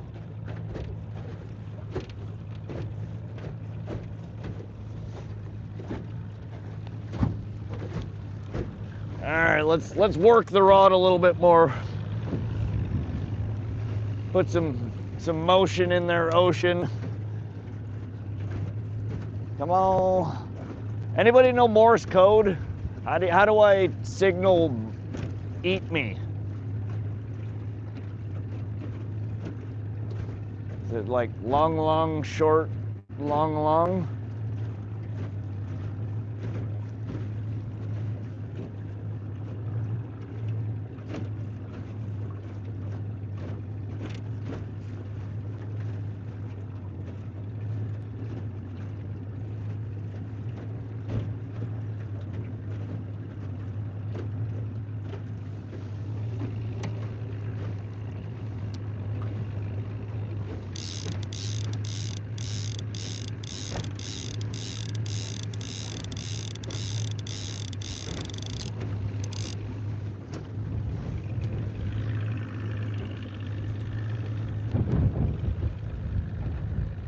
Gotta finish driving. I'll be back in a few. All right, Carl.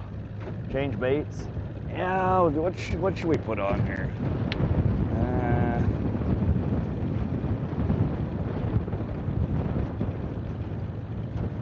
Dot dot dash. Dot dot dash.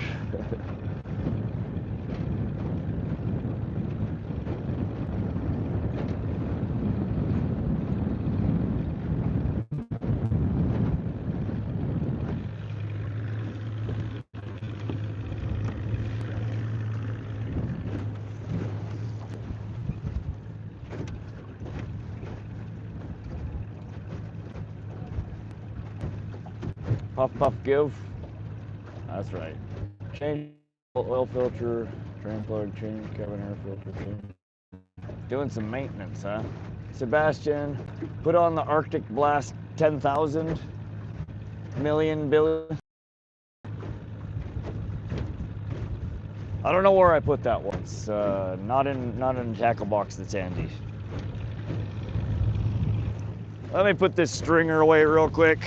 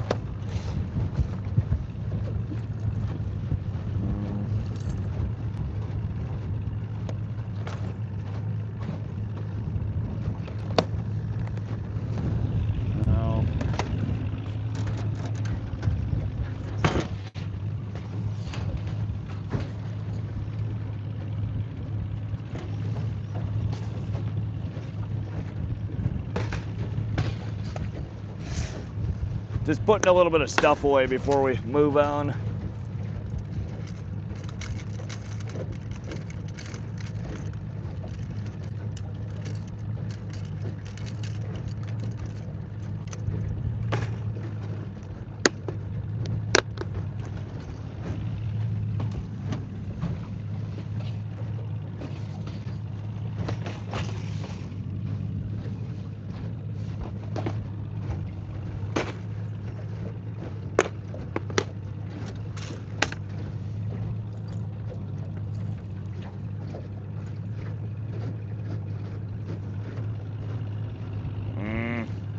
I don't know where to put you. You don't have a home yet. You're a new lure. God, we should run this one again. That lure is so pretty. Berkley hit stick and rainbow frickin' glow trout.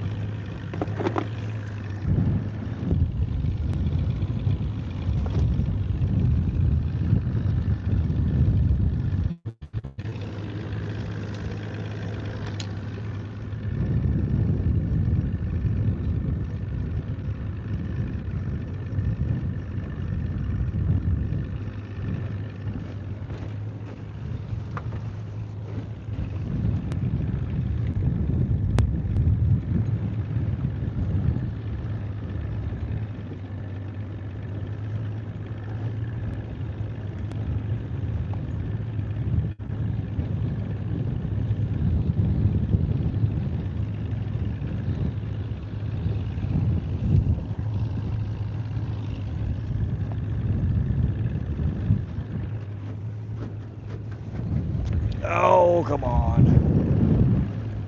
Stupid wind.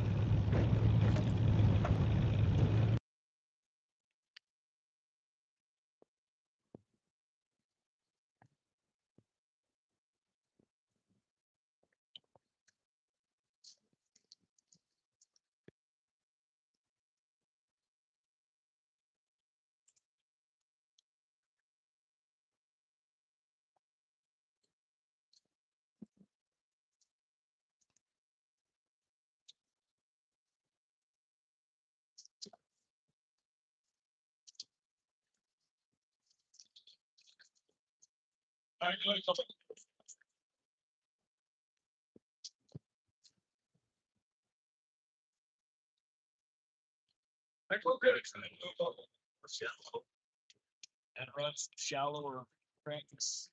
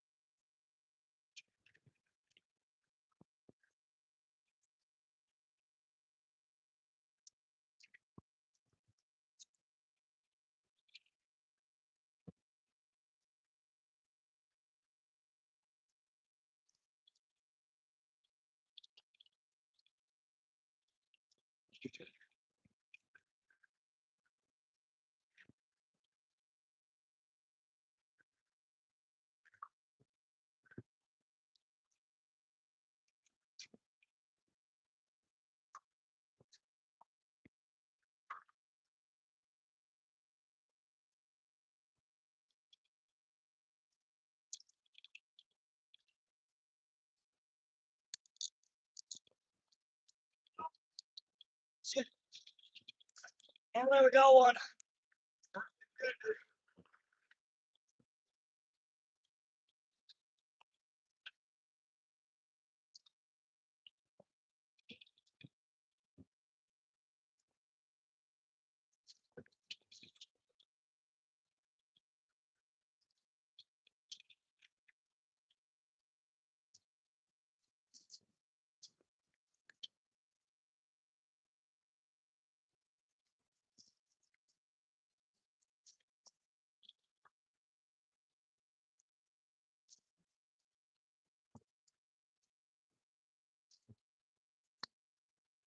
Shit, I'm sorry, my bike is dead.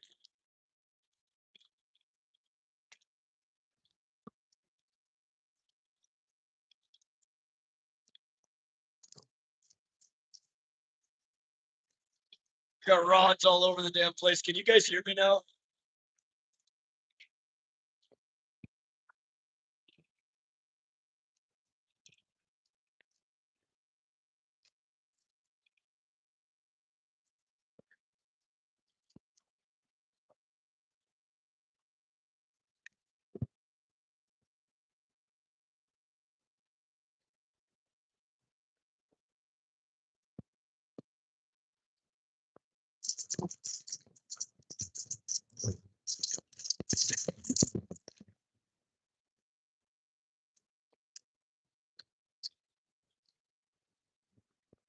Sorry, guys.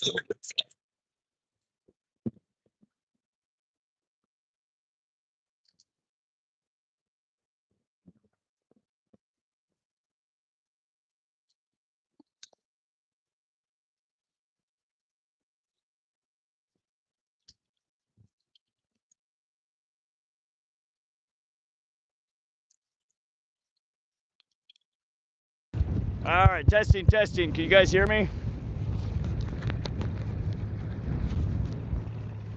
Yeah, that's an eater. Good.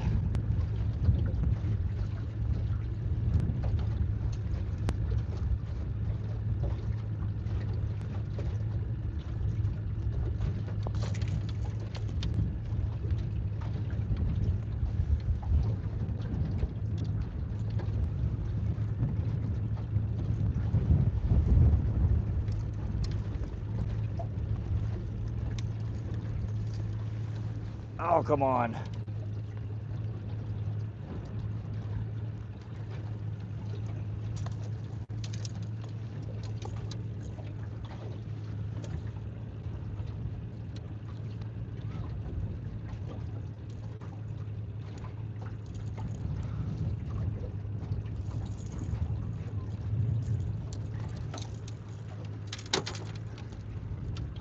Oh my lord, I have like two fishing poles tangled over here. He flopped into everything.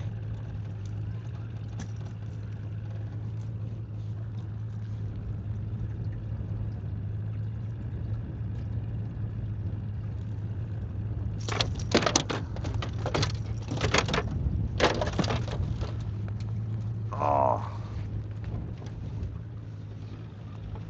All right. There we go. Pike number 5. This one's a little shorter. Take a guess on length.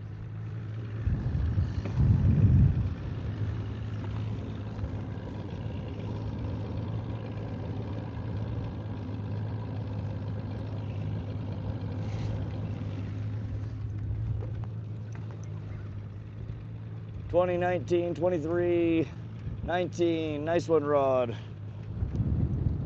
Damn it, now that we just put the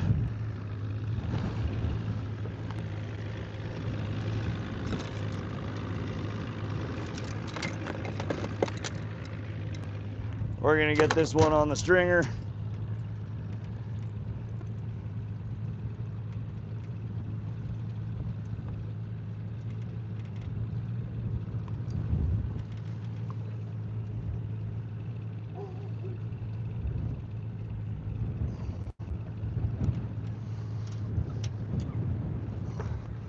All right, you guys.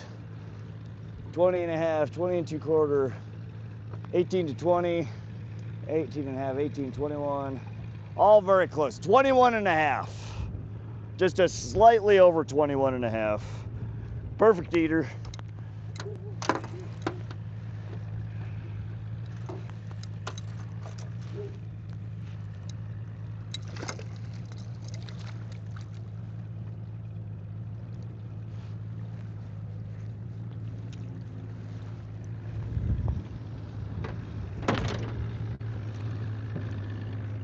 All right, now I need to get all this shit untangled. Give me a sec, guys.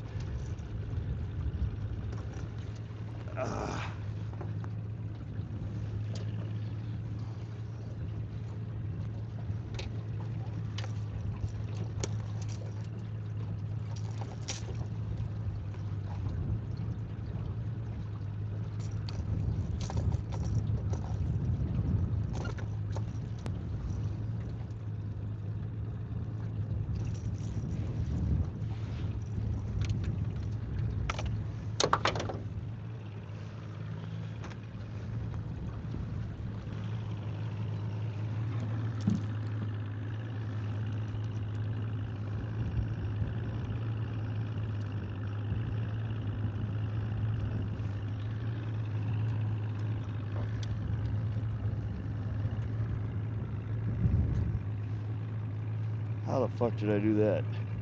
There we go.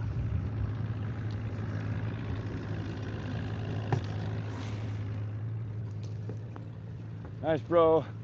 Good one, man. You've been grinding it out here. Due for another one. We need a good one, not just another one. We need a big one.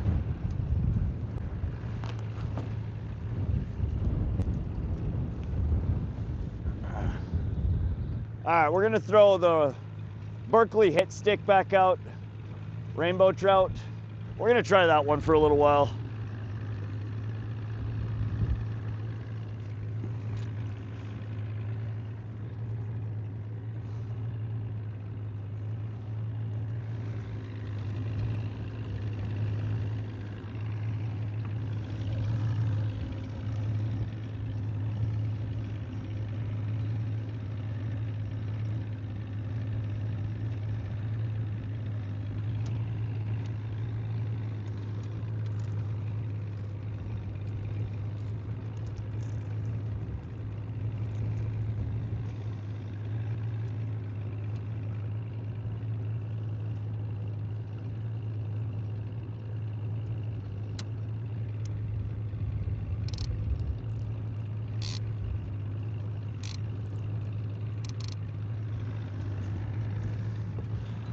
All right.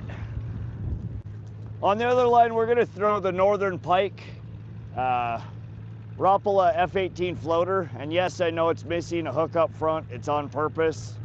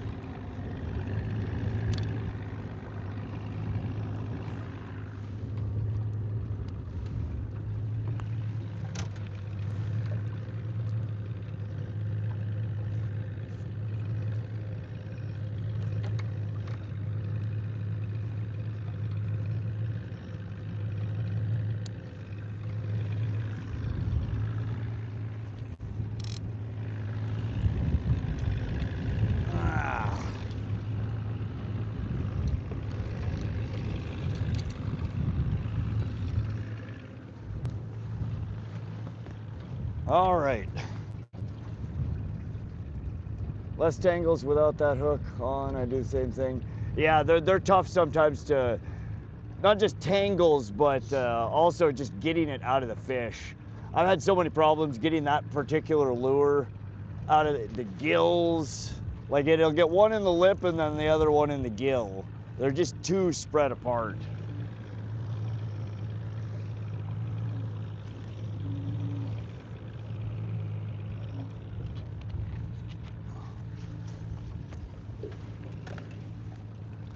All right, I'm gonna bleed this second one. Sorry, I haven't been responding a lot. I'm trying to get a bunch of shit taken care of at the same time here.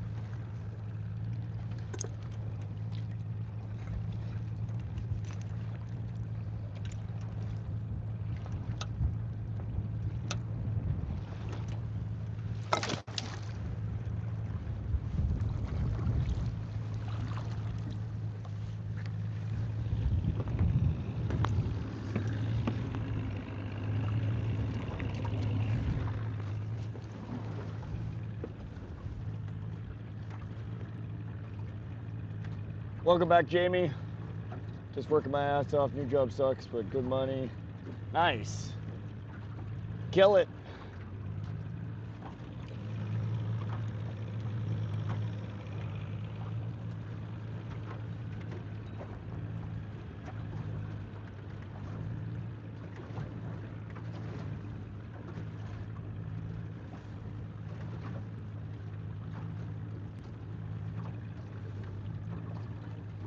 Wish I could wear this out now and not sweat to death. Less tangles without the hook. I want to see how many high.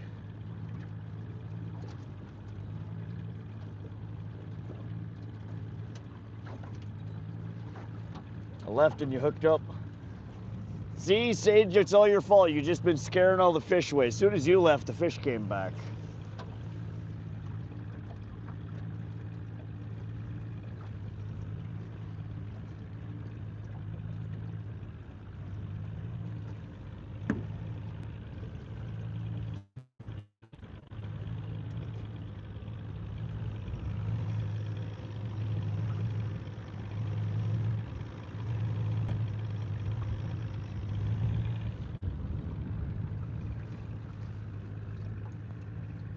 Need to catch a few specific fish over here.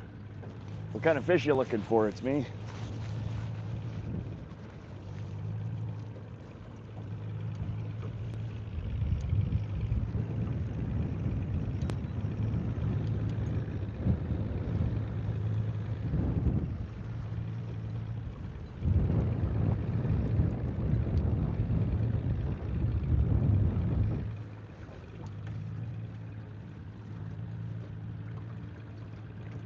Amazon redtail.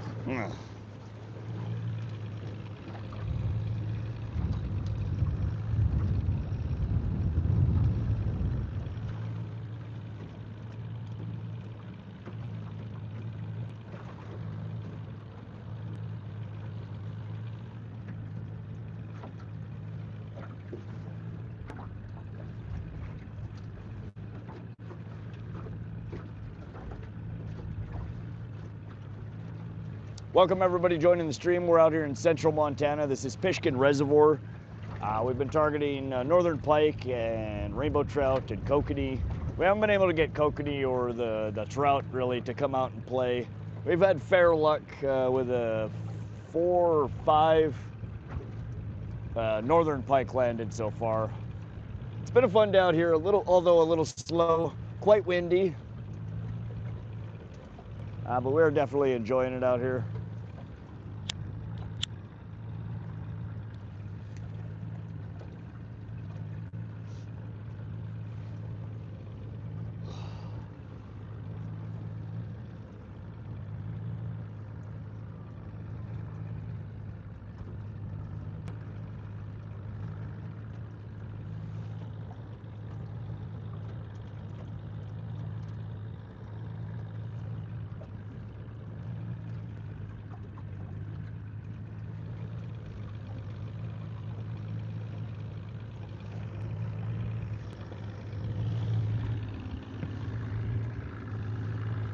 All right, this lure has been tracking off to one side.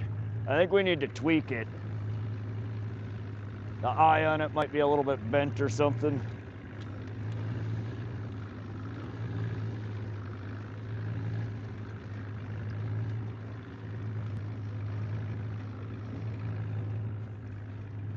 Let's take a look-see.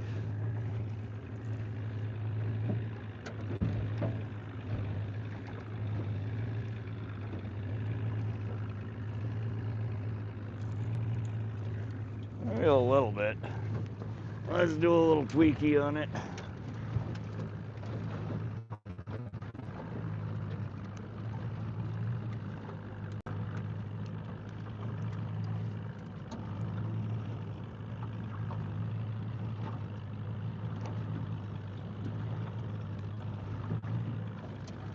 Dang, there ain't much tweaking that one. This one just might be a left-hand side of the boat lure.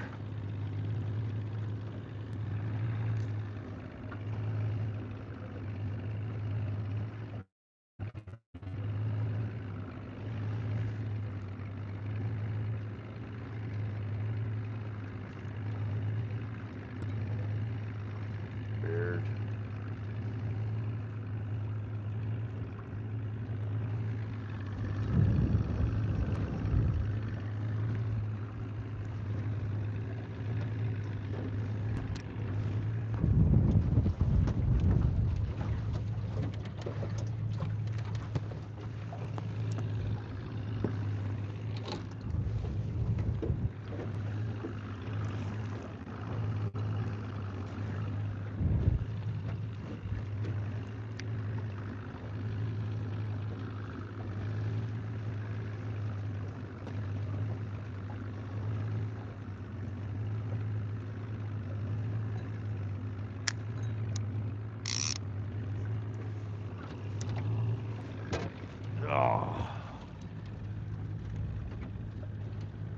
Just missed one.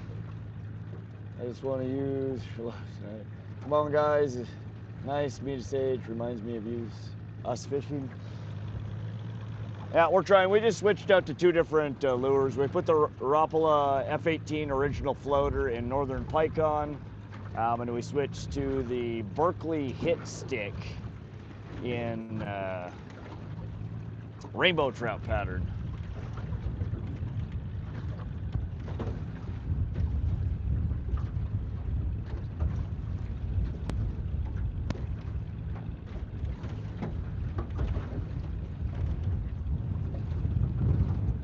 Bow man, he does.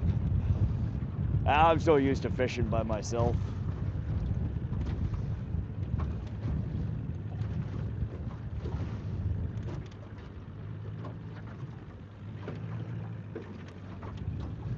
How deep are you right now? 28-foot bottom.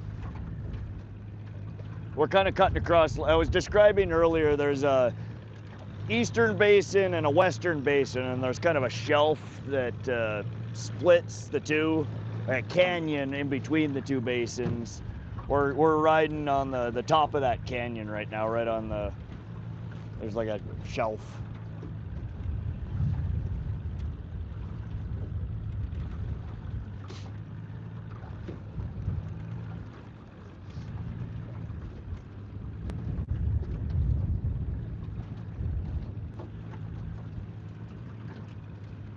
This wind just will not give it a rest.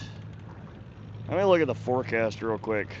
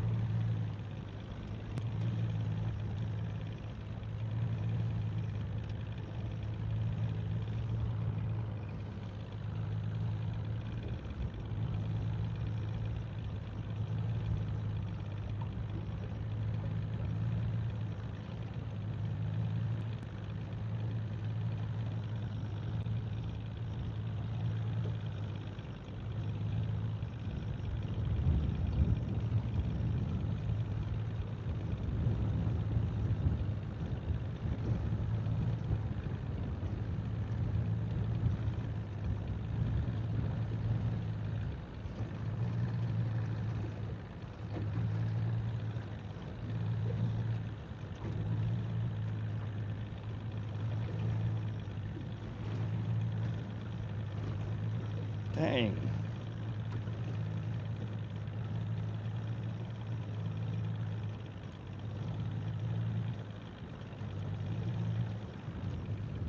Yeah, I don't think this wind isn't really gonna die down. In fact, it's supposed to keep getting windier until about 7 p.m. We haven't even had the windy part of the day yet. Ah, shit. Having 2 guys on a boat means 4 lines out. Oh, right.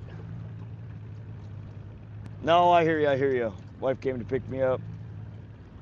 You never get sick on that boat? No, not at all. I get bucked around pretty good, but no, I've never had motion sickness.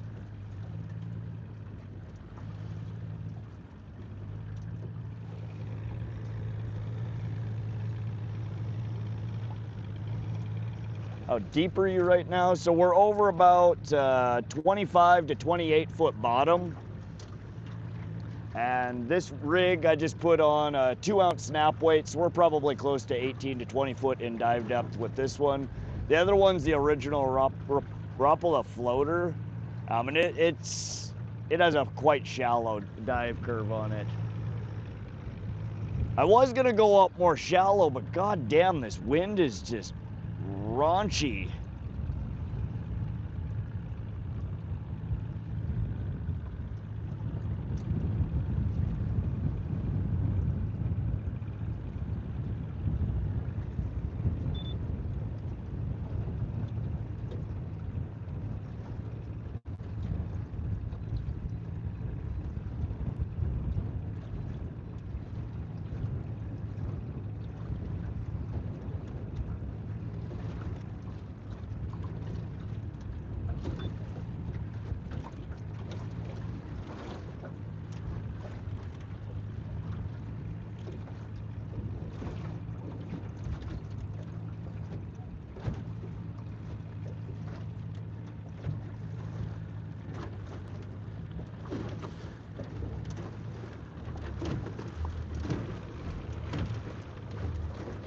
All right, we're turning back around.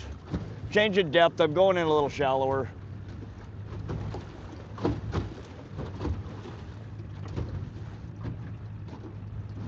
Getting ready to go to the lake. They're having fireworks. Nice, Jimmy Hoffa. Off to the pool party for real. All right, Sage, we'll see you later. Thanks for coming and hanging out. Wife came to pick me up. You're gonna wobble a bit when you get on shore, I bet, from rollers. Probably. Chris, we're at Pishkun Reservoir. Thank you, Sage.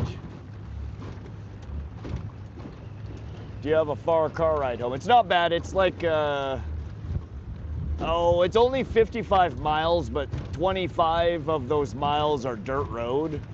It's about I don't know, an hour and 15-minute drive.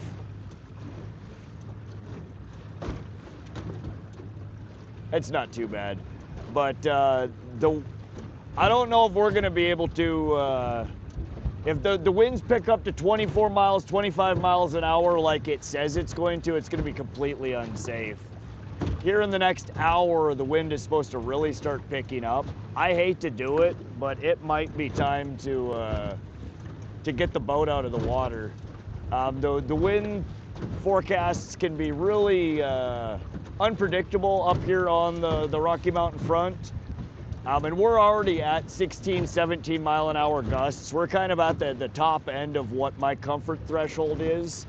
And the forecast is calling for those gusts to continue to increase up till 7 tonight. So that's 5 hours, 4.5 hours from now. We do still have camp set up, so we will probably continue to stream. We might throw a bottom rig or something from the camp area while we pack up. But it doesn't look like this wind is gonna die down, you guys. And I don't want to be caught out here in 24 mile an hour winds. It's a nightmare trying to get docked up, to get the boat on the trailer. It's already gonna be sketchy with as windy as it is right now. I should have taken out an hour ago.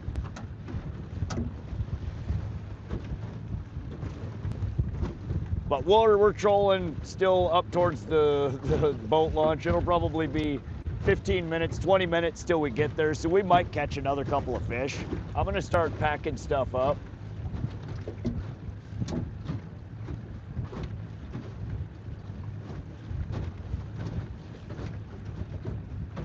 Yeah, no, I've been on this water body when 25 mile an hour gusts start picking up, and they just come across the fetch of the water. We're coming right down from the Rocky Mountain front over here, and it gets scary. And again, it gets really tough to really keep your boat beached up somewhere or against the dock without getting the crap beat out of it.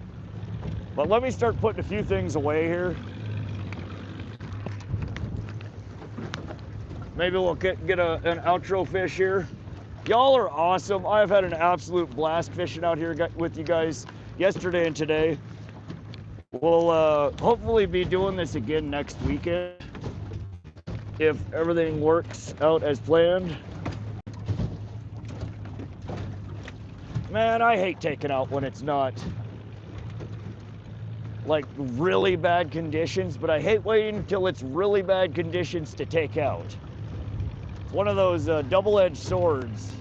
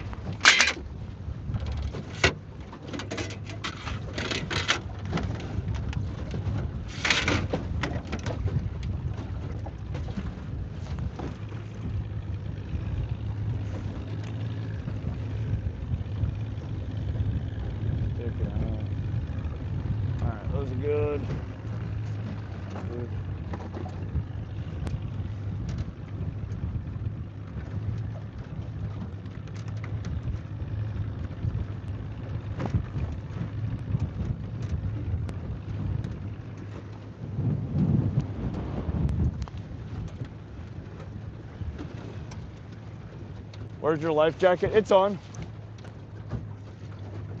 I don't think we could surf yet. No, not yet. Probably here in about half an hour to an hour you will be able to. Go get a burger. Headed to Lake Alomar now to fishing camp. Where's that at, Matthew? Lake Alomar. Scary when you're fishing in a bathtub, right? Practice your pull-out game.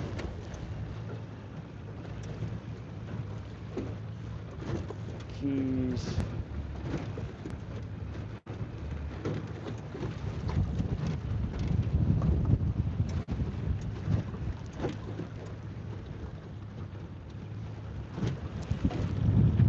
Oh, man.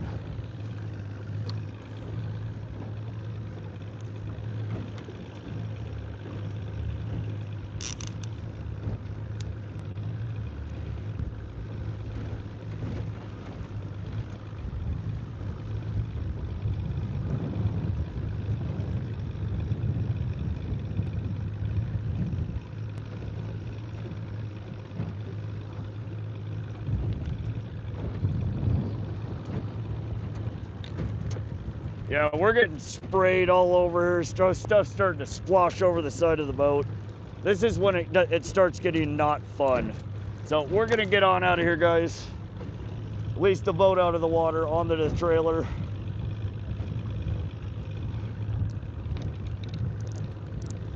I don't enjoy it when it gets like this.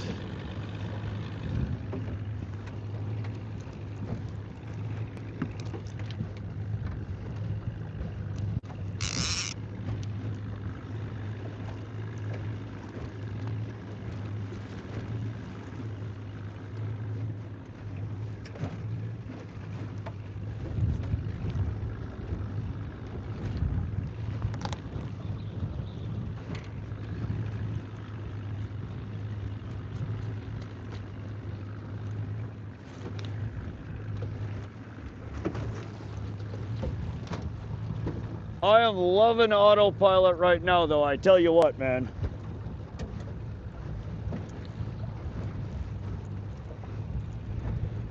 Oh my God, these hooks are sticky. Jesus.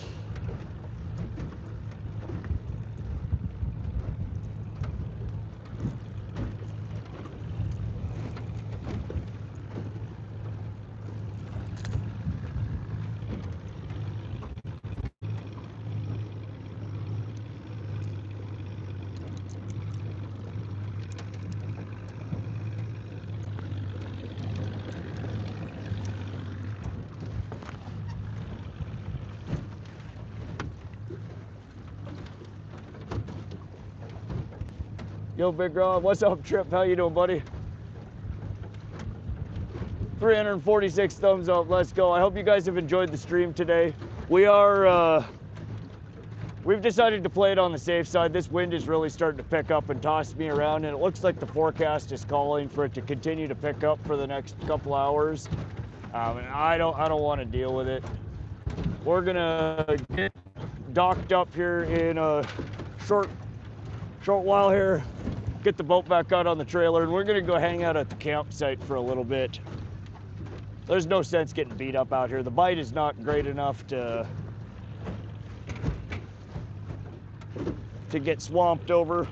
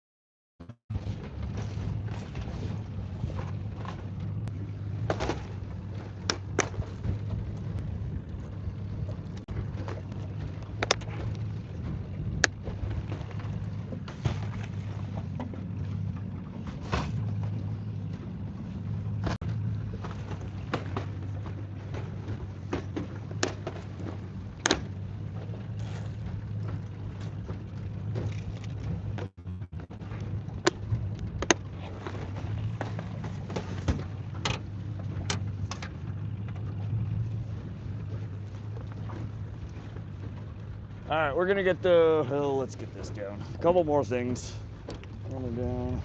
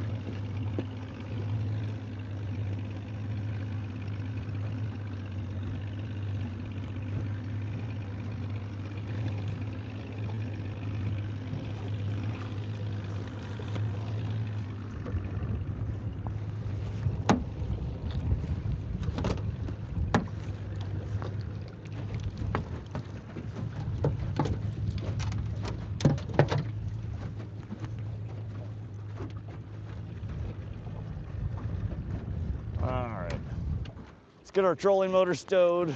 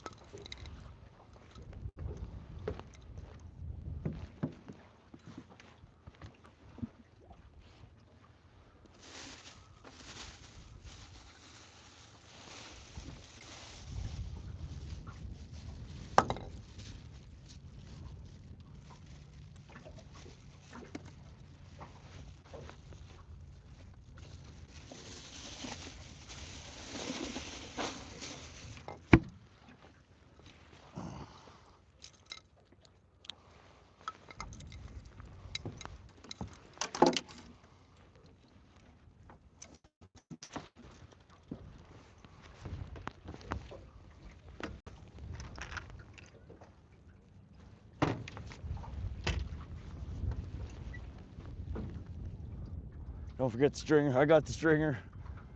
He's done now. Weather. Yeah, the weather is supposed to get kind of quite sketchy over the next couple hours, and not going to improve for like 4 or so.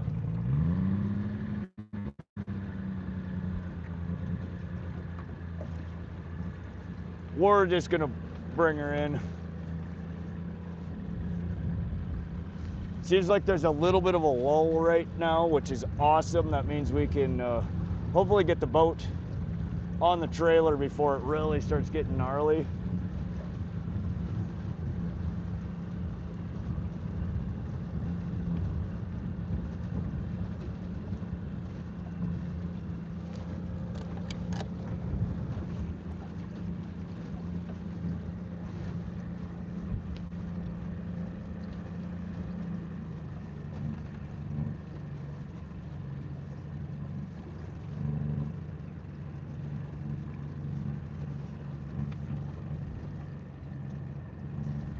Everybody safe? Yeah, 100%.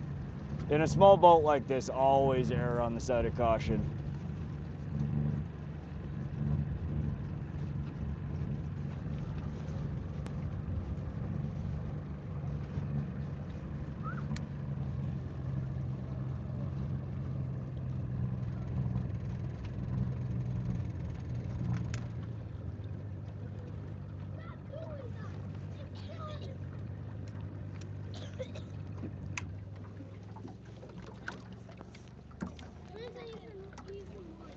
Perfect. All right, let's get docked up, guys. Hello. Do you need us out of your way? Oh, no, you guys are fine.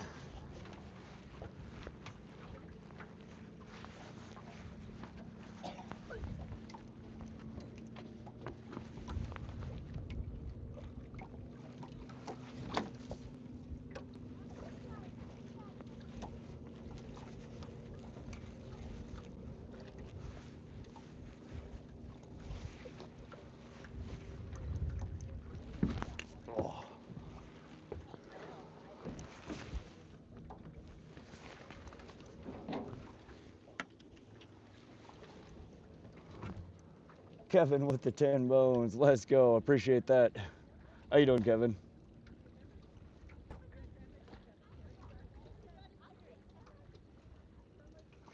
All right, y'all, I'm gonna go get the trailer. I will be back in just a few minutes.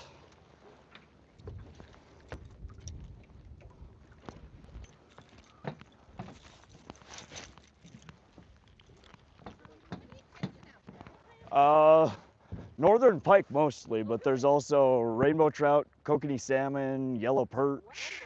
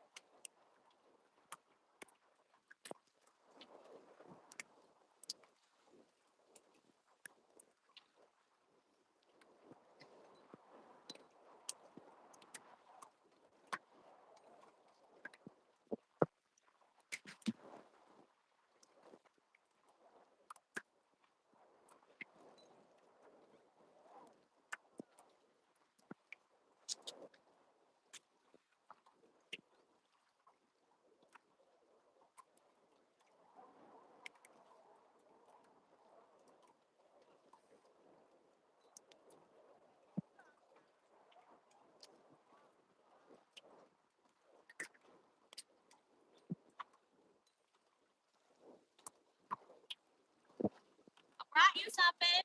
What? See this guy's fishing setup? That's like crazy.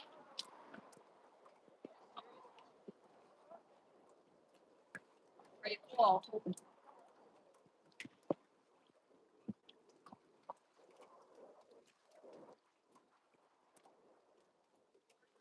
Having a little bit of fun out here, bro?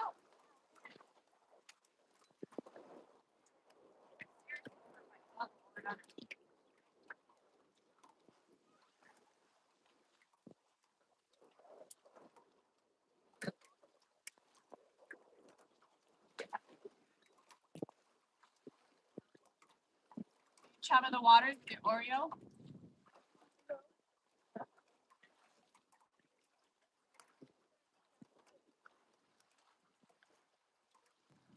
All right, that guy's coming in with a trailer, so just keep the kids on that side.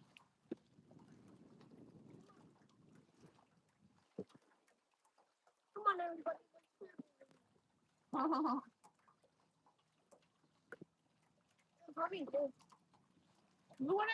Who wouldn't want Oreo?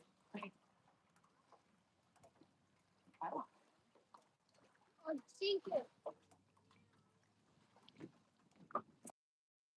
Fishing out here in central Montana. Had an absolute blast with y'all.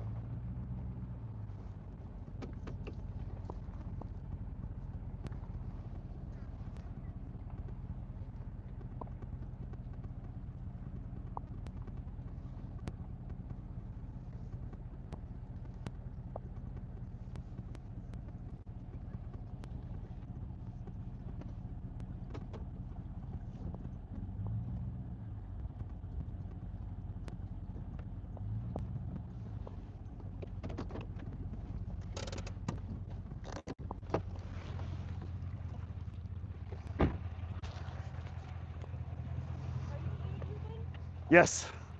She said you had a great setup in there. So I was Oh, thank you. Yeah, I'm on YouTube. Wanna See My Rod is my channel name. Wanna See My Rod.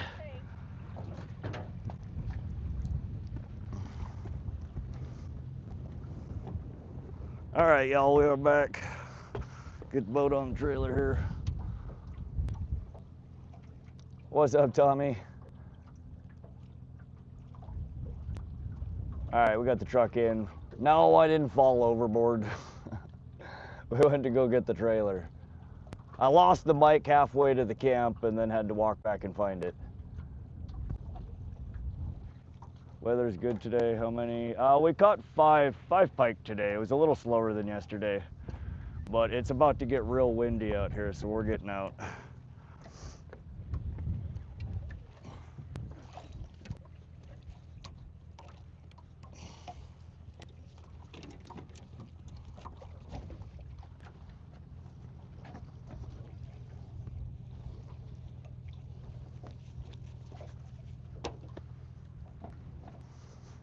Oh.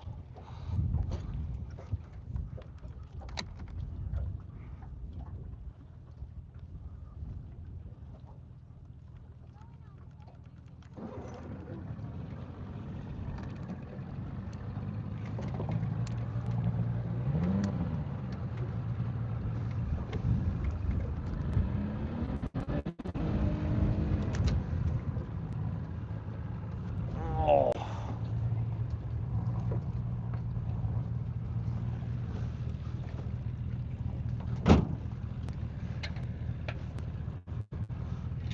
Oops, shit. Not quite.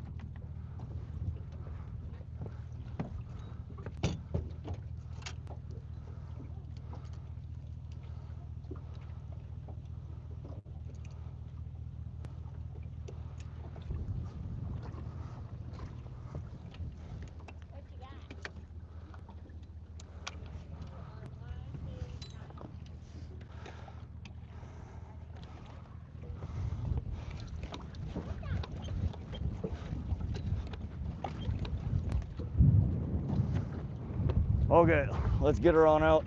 We'll get back to you guys shortly.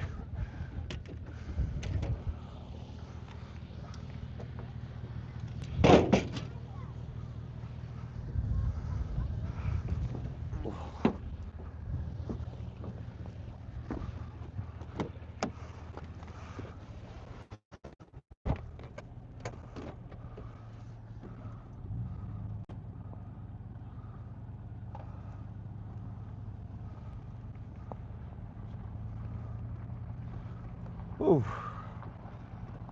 Man, I am beat. That sun is getting hot.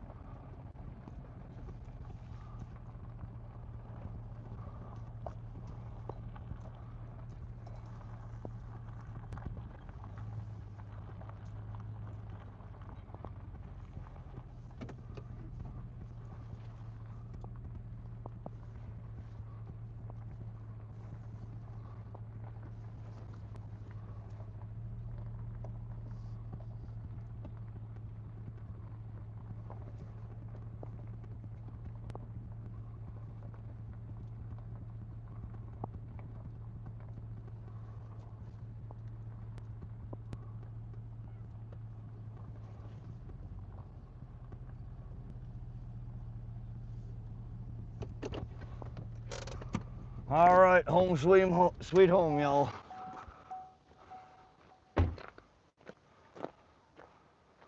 We had to travel miles and miles and miles to get back home to our campsite. All right, let's go sit in the shade for a minute. We'll get maybe a rod in the water, I don't know. I need some shade. We got some things to pack up at camp anyway. Oh, let's get a couple of things in the truck, I guess. Place looks real, it's extremely flooded. It's 17 feet above where high water, or where it was at the end of last year. You got water right up to the campsite. I mean, these trees are 3, 4, 5 feet of water right off the bank there.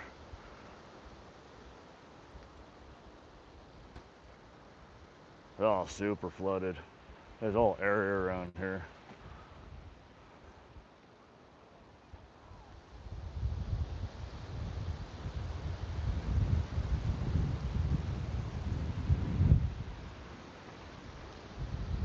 The wind is collapsing our tent. Oh, that wind's nasty. Here these gusts come. I don't know if you guys can hear that or not. Holy shit. It's gonna tear my tent down. Let's get a few things in the truck.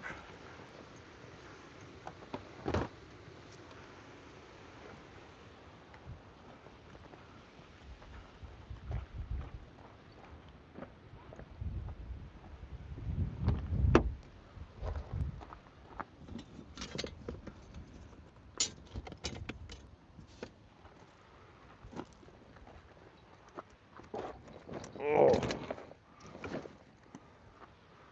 All right. You guys can come along for a POV of how I pack up my truck at the end of the night. Gas valve check. We got our boat buckles. Love these things. One of the best investments I've made on my trailer. Pop her on. Bam. Done.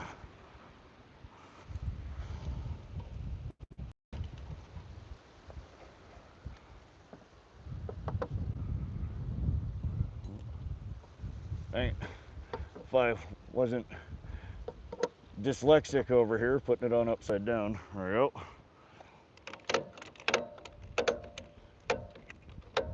All right, good to go. Our battery switch is off, sump pump's off. We have our kill switch for the ACR off.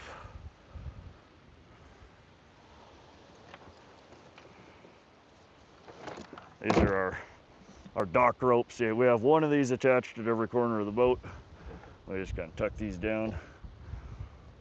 This is our recording bag. We're gonna get our other phone in the bag. Let's get, we gotta wait on the batteries because they'll kill the stream.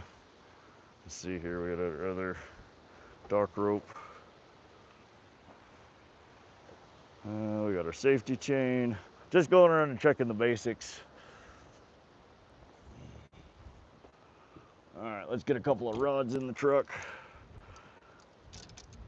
So at the back of my boat, I just have these cheapo plastic. Well, we got 6 of them, so I got spot to store 6 rods for transport, which is usually enough for me and one more person.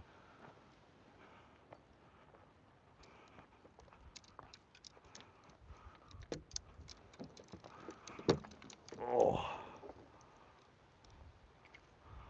All right, a little hard to do this one-handed.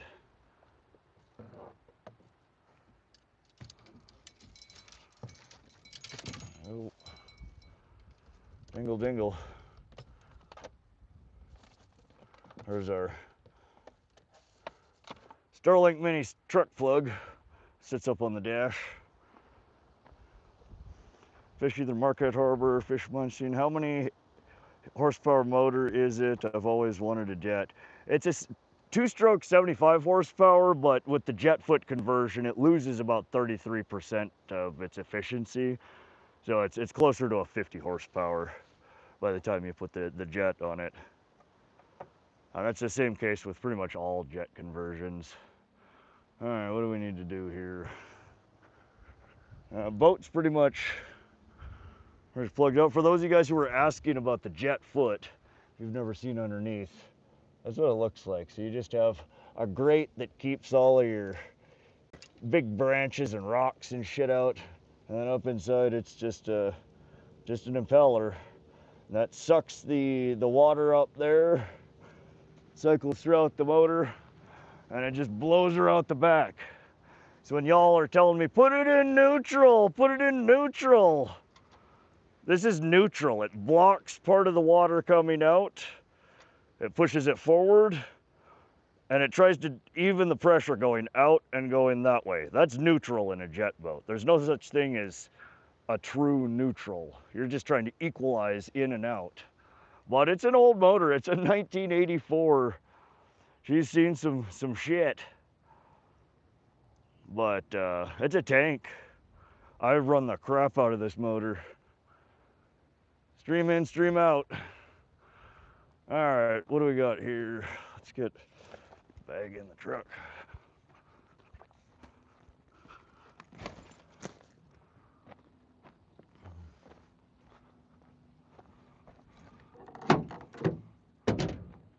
There's our empty fuel can. We'll move our new one.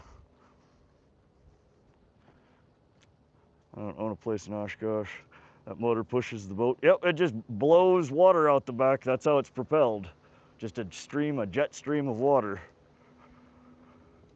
We're gonna slowly start packing camp up here. We're not gonna leave just yet. I just want to try and get shit packed up. I should put y'all in a phone holder.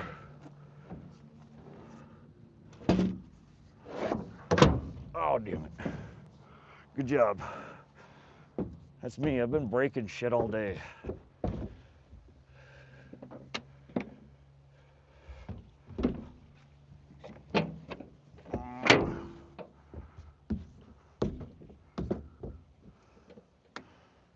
We'll do that later.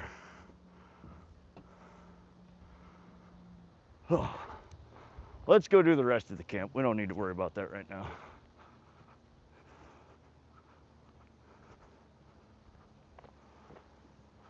I should finish cleaning that one fish out.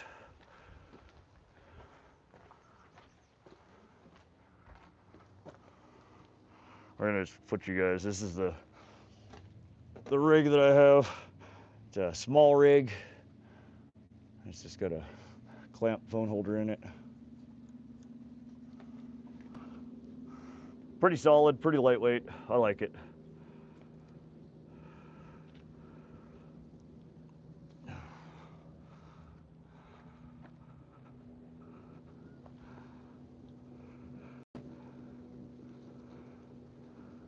Still no float on the net? No. I started thinking about it, and I don't know how I would put it on there and not struggle with trying to hold on to the shaft of it, because I shimmy my hand up and down the net when I'm trying to land things. Oh, let's get you guys in a little better vantage. You guys wanna watch me pack up, or you guys watch? I don't know, the water milkied up because of all this rain. I'm gonna say you guys could watch the fish swim around in the water. Maybe not. We'll just keep you in the shade over here.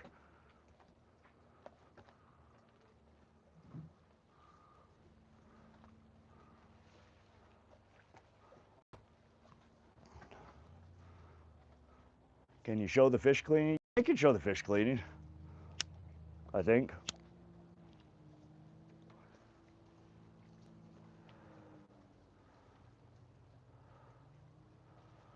Oh, it's hot out here. Sorry guys, I'm just taking a beat here to try and cool down.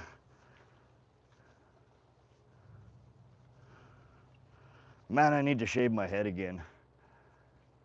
Just a sweaty mess, so hot. How many sites are covered like that? There's oh, I don't know, see up here. This next campsite doesn't have a cover, but it's got a concrete pad to park on. Fire pit. There's another one over there that's covered. Two of them over there that are covered. There's like a picnic table down there, and I think down there there's also a canopy kind of by those trees. And then up the road here, which you can't really see. I'll draw by the coolest campsites are right by the boat launch on the other side. They're meant for a big RV and a bunch of people, so I didn't want to take that one. We just took one of these small ones tucked up in here.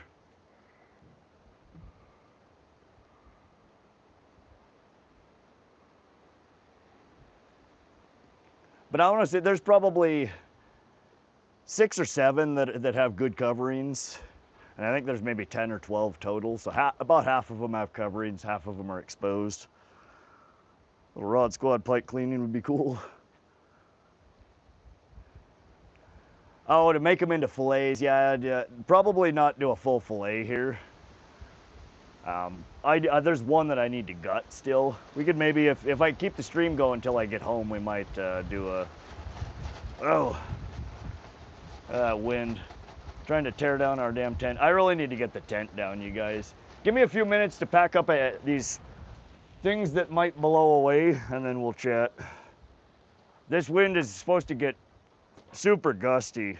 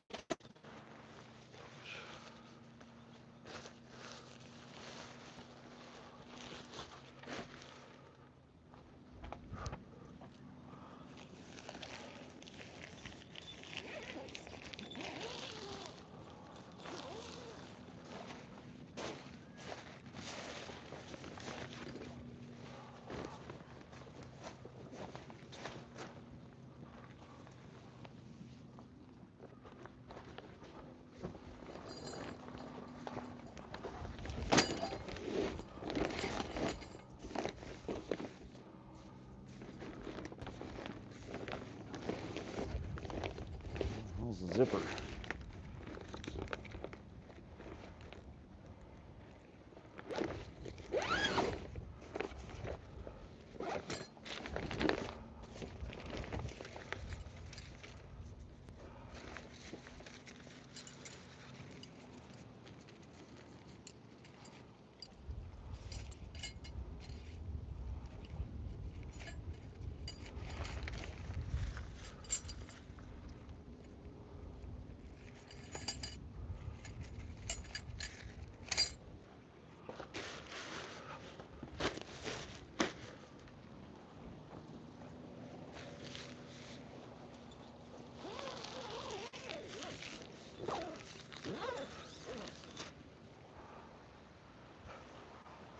All right, so these tents are super simple to collapse. A button, a button, a button, and a button.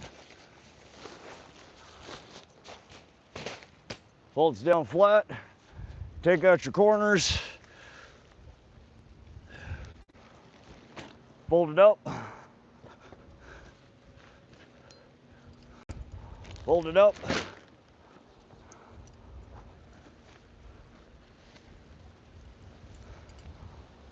fold it up,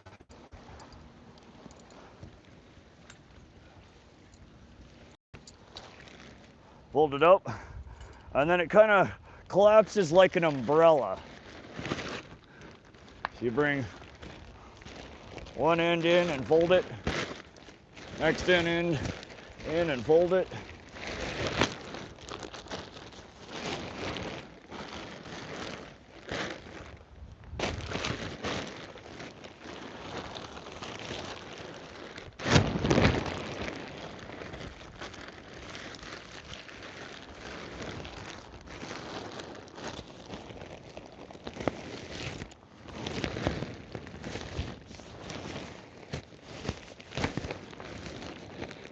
Get all the air out of it.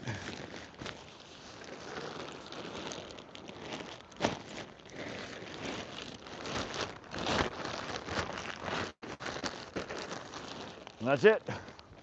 That goes in the bag. The most ridiculously easy tent I've ever owned in my life.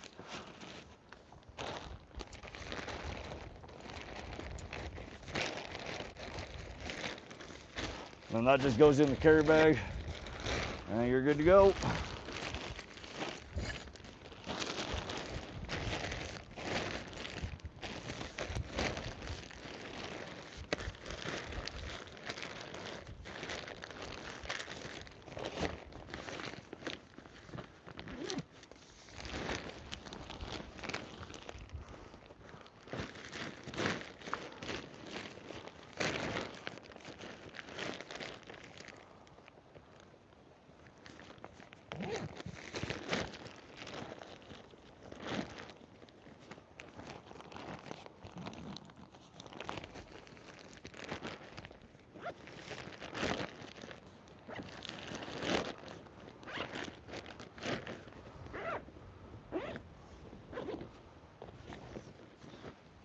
Good to go.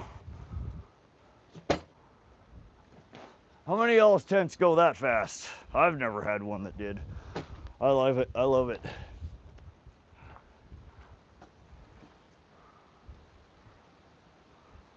Went to downtown Armstrong. I forgot my rods before the tent.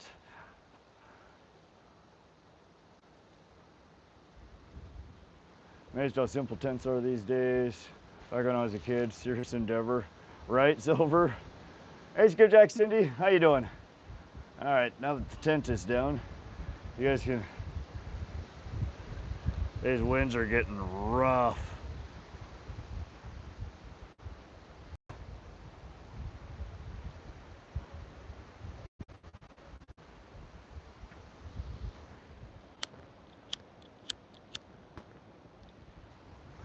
All right, you guys, I'm gonna carry a couple of things up to the truck. I'll be right back.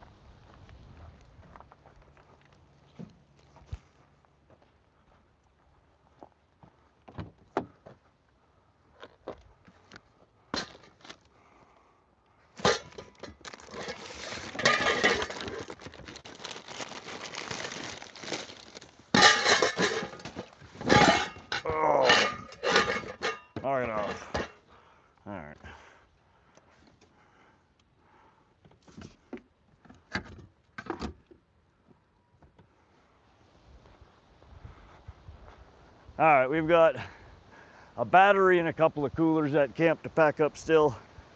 Again, thank you guys for joining me out here today. This is Pishkun Reservoir. We're getting kind of blown off the water right now here. Some of you guys with bigger boats are like, oh, those aren't waves. But for us out here with smaller watercraft, that you see right there is not fun and dangerous. Oh, this cooler's heavy.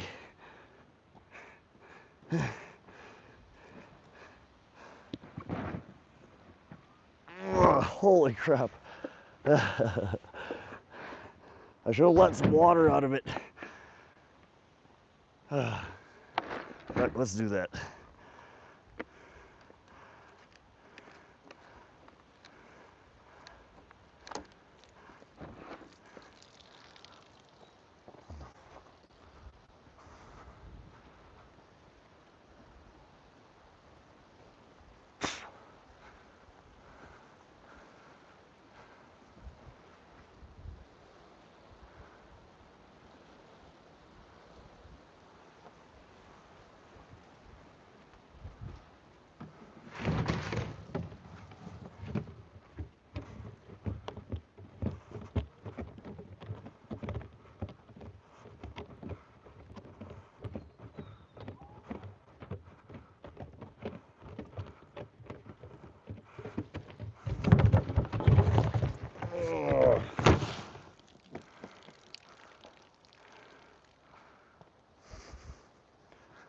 Oh, I need to get like a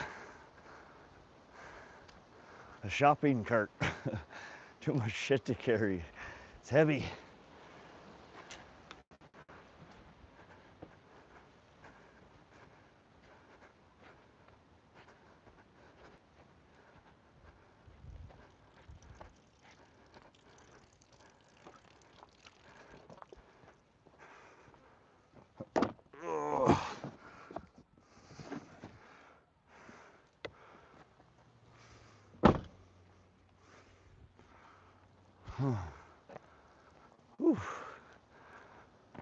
All right, I'm over here breathing like I just ran a mile.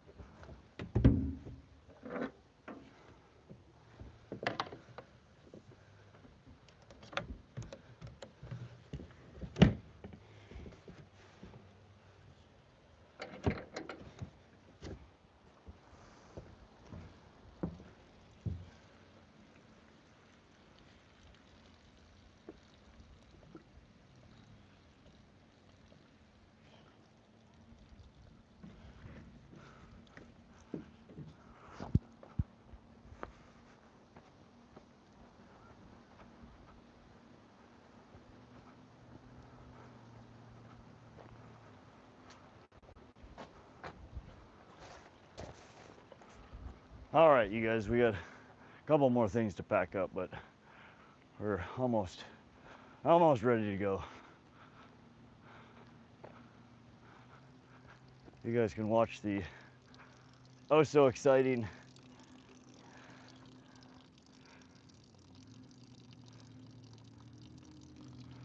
water cooler drain out.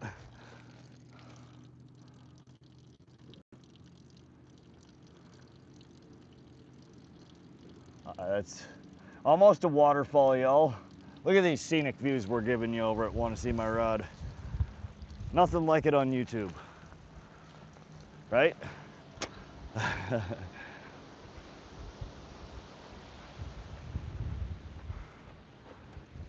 We're just finishing up packing the last few things out of the boat.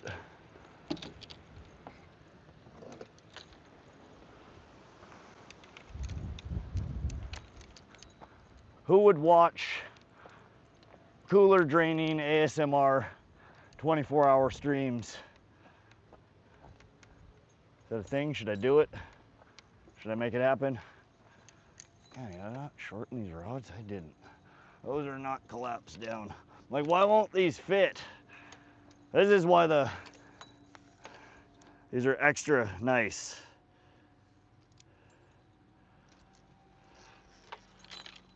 Went from 8'6" to 7'6".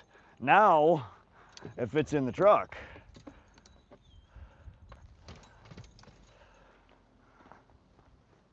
This one's good. Oh.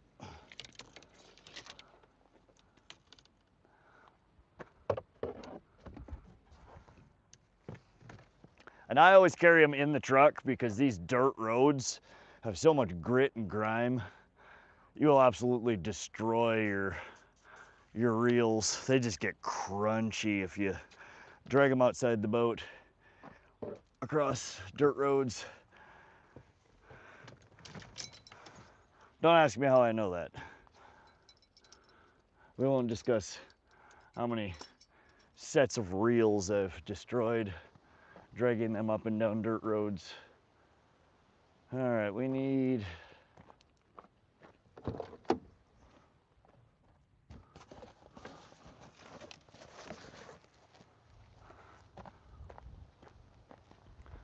right, we'll switch our view here a little bit. Give you guys a view of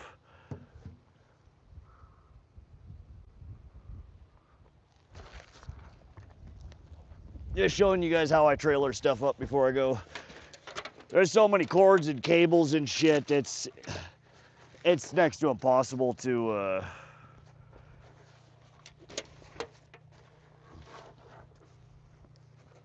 trailer these, to take these on and off every trip. You'd be out here for an eternity. So these just slide over, Velcros, clips. Same on the other side, Velcro.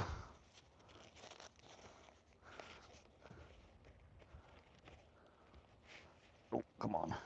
Give me the Velcro, buddy. Oh, it's Velcroed to something else back here. Hold on. What the fuck? What are you stuck on?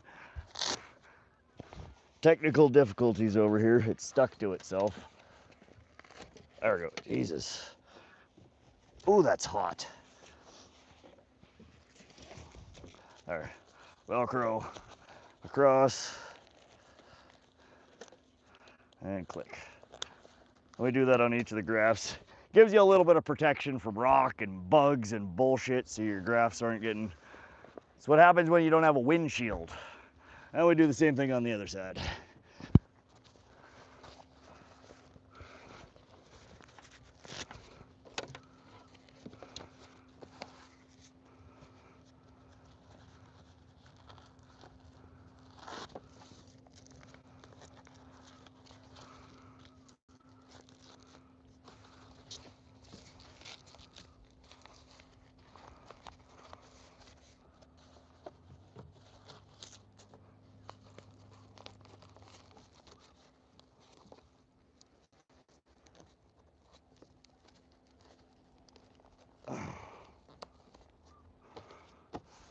All right, there we go. Next is the trolling motor.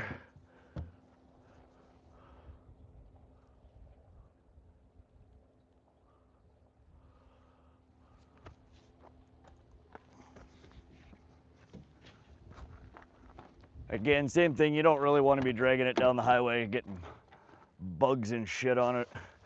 Rocks kicked at it if you can help it.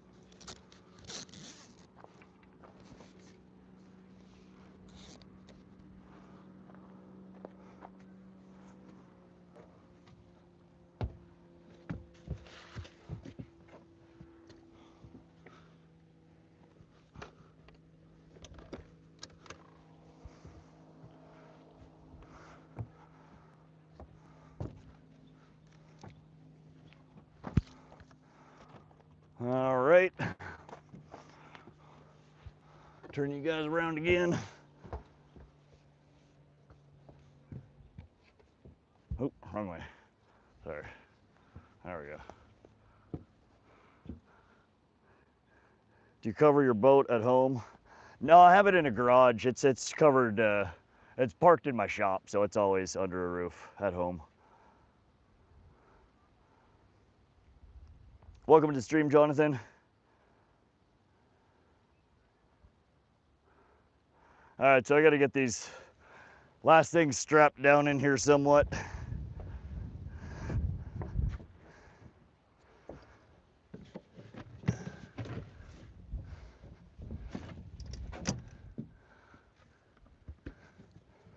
Let's grab a soda first.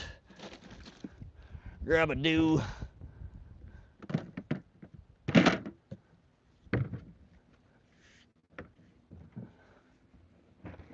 Oh, heavy.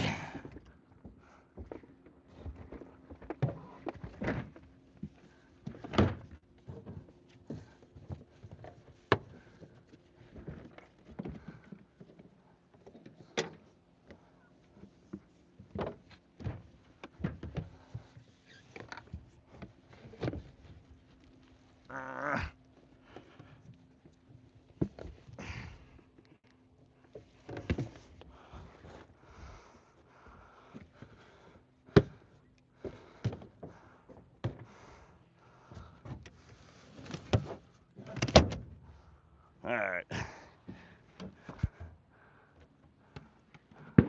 Oh, dang. Just dropped my soda. Oops.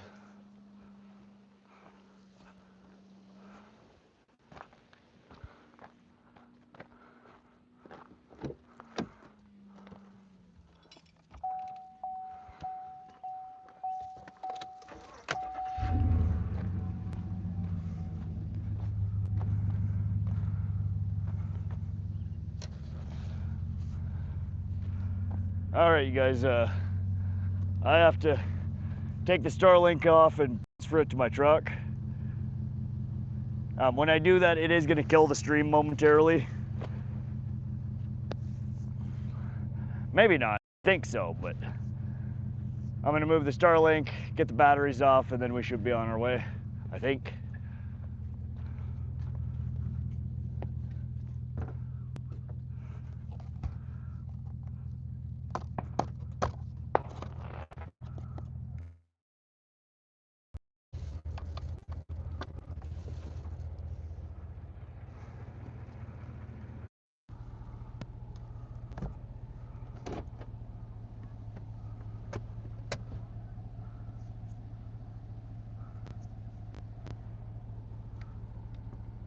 All right, we are back, y'all.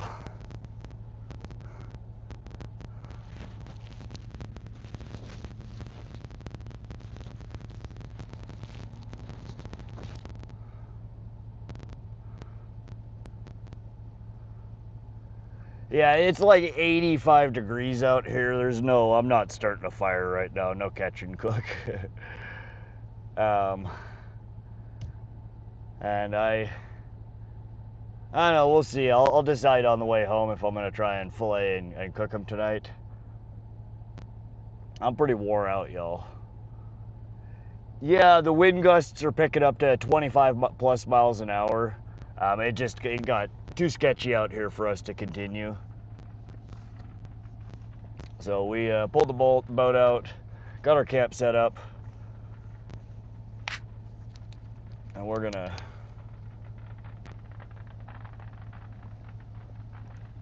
head on down the road.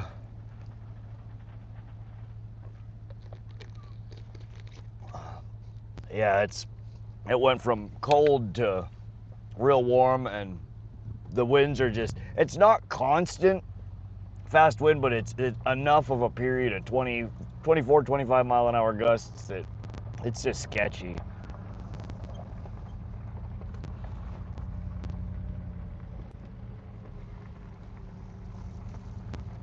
Oh, the wind feels good though.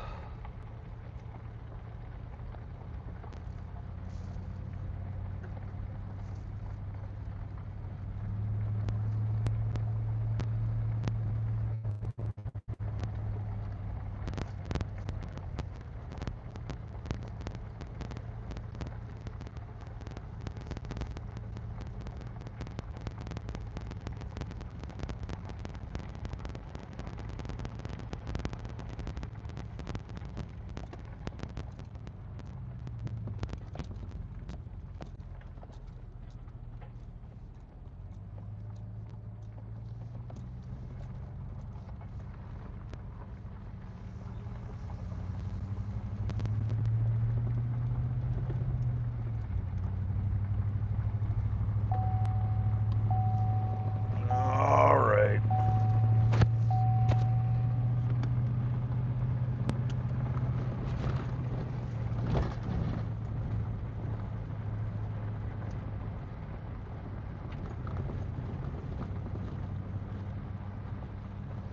I'll try and show you guys how flooded it is out there.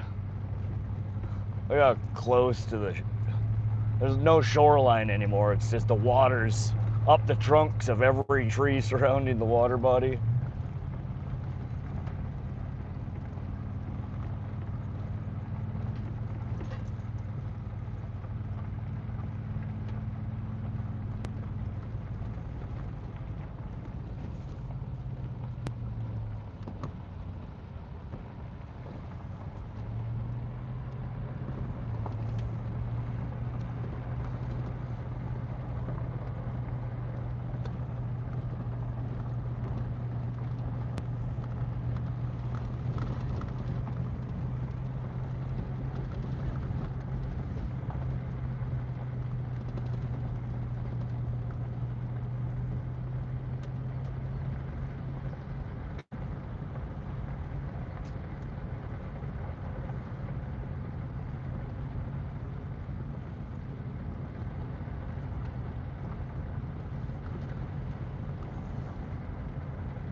I'd say we'd take the scenic route home, but it's all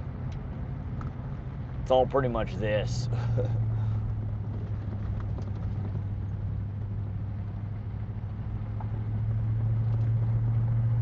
There's a lot of prairie in between here and there.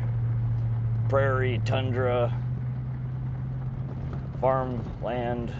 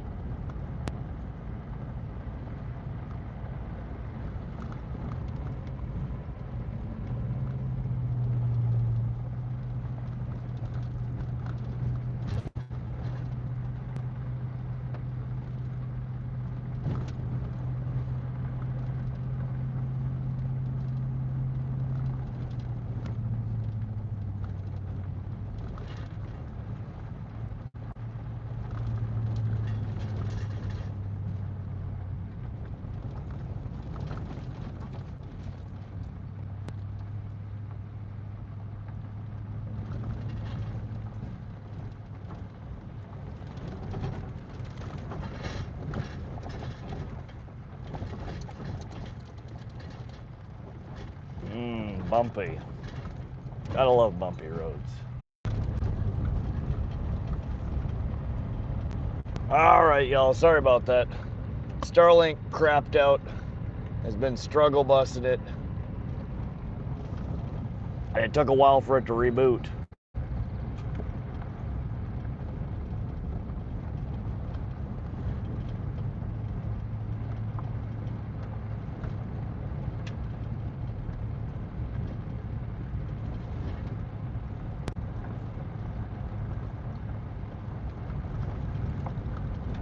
Sorry about that, guys.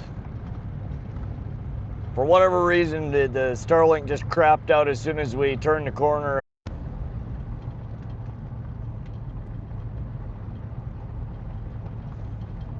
I think Starlink spazzed again. I'm not sure. Not sure if it's the heat or if maybe my cable's being weird in here. It seems like the Starlink died twice in a row, though.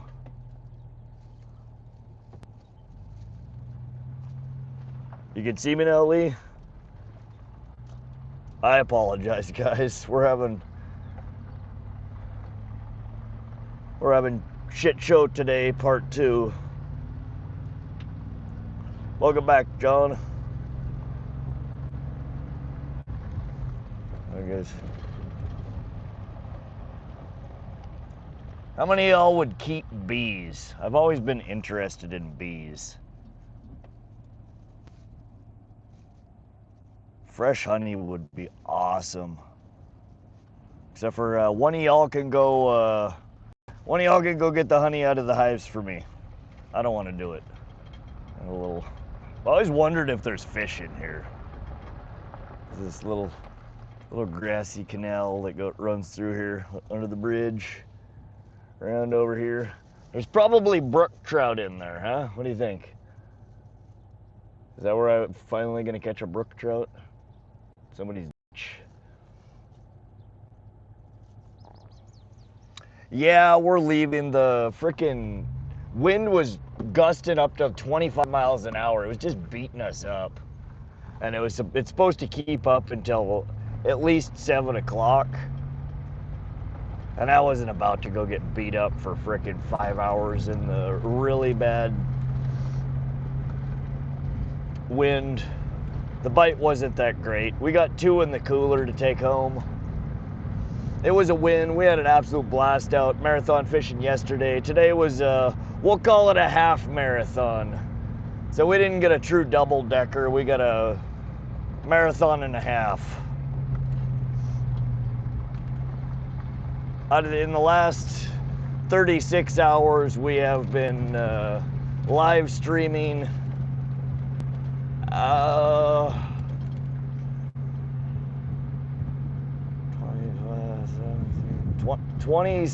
28 out of the last 36 hours. Want to see my rod has been live streaming, so.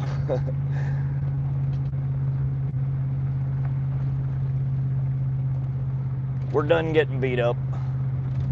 We're gonna regroup, try and figure out where our next stream is gonna be. I don't know if we'll be out tomorrow. I don't know. We might pop out somewhere and do a pond stream, or who knows.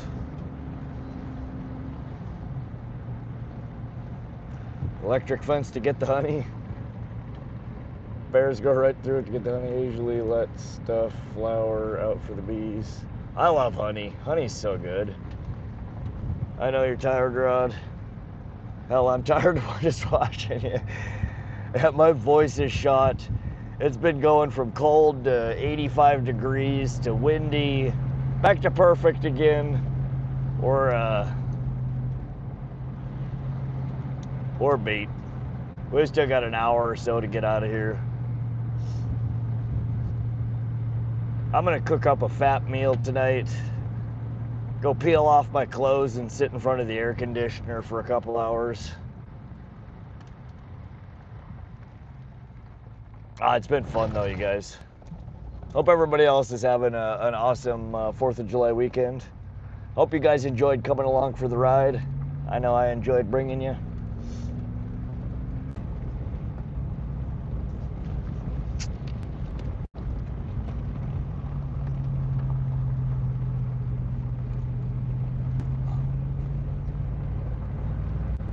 Spent many weekends watching you. Oh. Did anyone see the gopher running across the road? Can somebody put a thumbs up in chat if you can see me? I just got a reconnecting message. I don't know if I got to swipe out or not. Been watching for the past 2 days. Great stream, bro. Heck yeah, full power, lad. I appreciate you swinging through. Thank you, Tim Dow. Sometimes I got to swipe out when it gets that reconnecting message. Other times it seems to recover. You're good? All right, thanks, guys.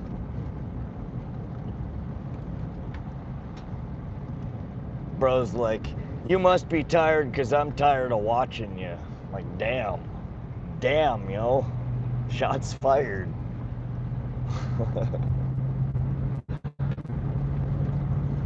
Did anyone see the little gopher running across the road? He was hopping.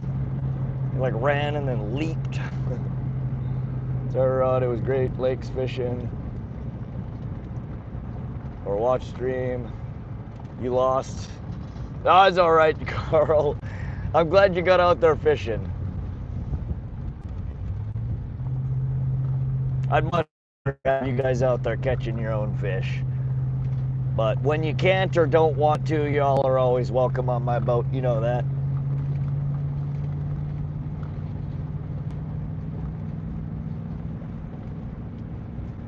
Missed it. Yeah, cute little guy. He was like, "Oh shit!" And he like Superman the last couple of feet off the road.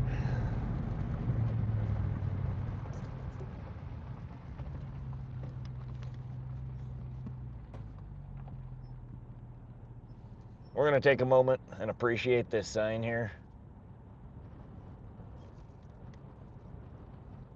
This sign kind of describes how I feel about my life sometimes. Let that sink in.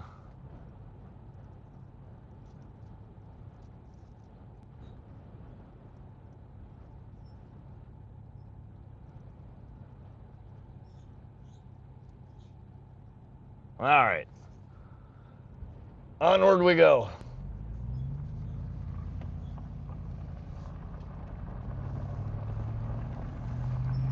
That sign's had a rough life, man. There's gotta be, I don't know how well you guys could see that. There's gotta be a good 100 rounds of ammunition put through that poor thing.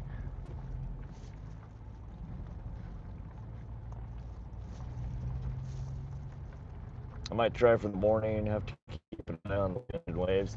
Yeah, I don't know, with the way the bite's been lately, we might need to do mini marathons. You're like frickin' 4 hours in the morning and then just fucking pull the plug. The fishing past 10 a.m. has been crap. Last 2 days. Been fun. It's still fun out there, but honestly, you catch all your fish in the first 3 hours and then catch one in the next 9, next 10, next 12. Might just punch out after the first 4 and call it.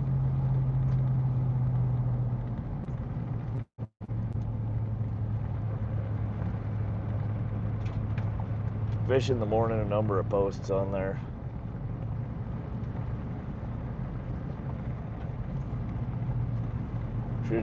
Yeah, you got a bunch on there, Carl. Oh, big bump. Yeah, somebody was asking about private land out here. There is one house between Shoto and Pishkun in 20 miles. Coming up here, we got one homie who has built his house. And I gotta stop. I want to stop and show you something, but you guys, if the United States Air Force comes out with guns pointing, I'm blaming you, and somebody call the cops, let them know that the Army's gonna shoot me. This is also kind of a metaphor of how I feel about my life some days. Where else in the world, somebody, first of all, what do you think you're looking at there? The gray contraption, strapped down, holding on for dear life. Only in Montana will you see something like that. Anyone know what it is? Anyone? Bueller. And then when we pan out, anybody want to guess what the whole picture is? And we better get a move on before they start sending troops out for us. A shit house, ding, ding, ding. Only in Montana are you gonna see them strapped to a goddamn concrete pad so the wind doesn't blow them away. That thing is strapped down, holding on for dear life. It's the shit house for the, that's a military installation. That's a nuclear silo out in the middle of nowhere here. And then we got one homie out here in the middle of bumfuck nowhere that's got a really nice spread. It's a nice little fucking house. I would love to live in this house. 10-minute drive from Pishkun. He's got some nice lawn decor out there, a couple of fucking lawn chairs, an arch with some vines. He's out in the middle of a goddamn field. Look at this guy. He's like, fuck it, I don't care if I'm in the middle of nowhere. We're gonna put some decor up. He's got a nice log fence, horse trailer.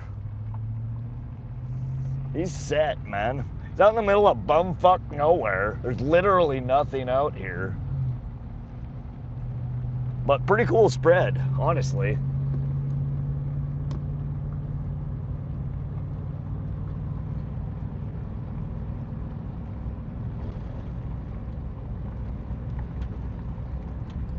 It's yeah, the nuclear silo, Minuteman, I think.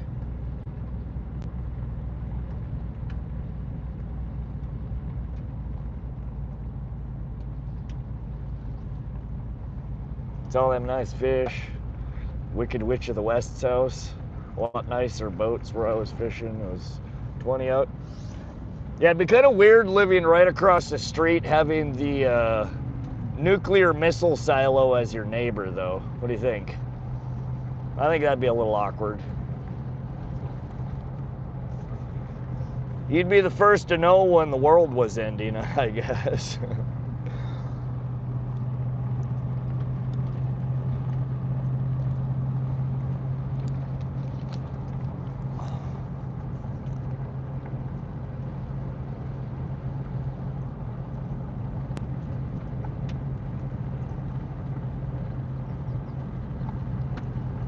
.28-foot with swim deck.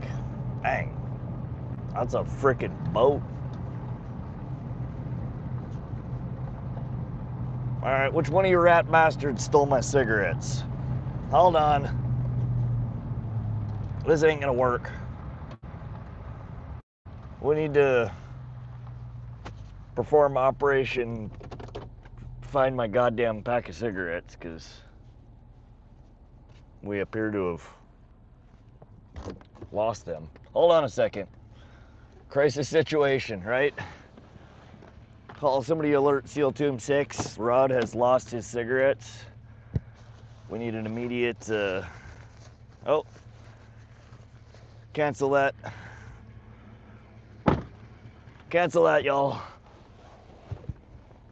Crisis averted. We're back on. In other news, here in central Montana, we've moved on from the black cows to the white cows.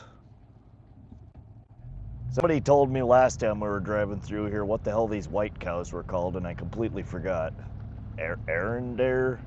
I don't know, there's some kind of fancy white cow. They look, all I know is they look tasty. Ooh. Sorry guys, giving you, whoa. Wrong button. Holy shit.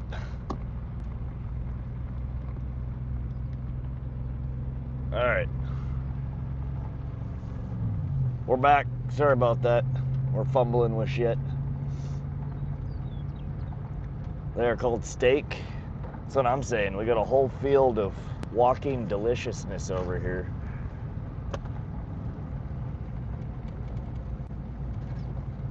Hit almost 400 likes again. Nice. It's been a fun stream. I wish we could keep on the fish for longer, but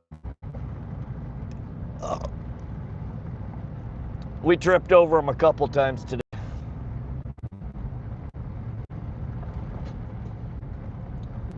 $366. Yeah, it's been a good day. I think our first stream yesterday was like 250. The second part of the stream ended up being like 300 something, 320.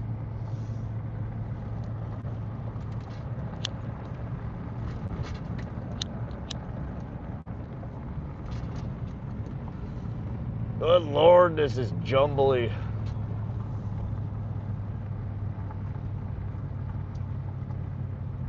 Oh, I want this camera to sit still. I need to tighten it. Hold on. Hold on, you guys. We're gonna try and tighten your mount here, maybe, or not.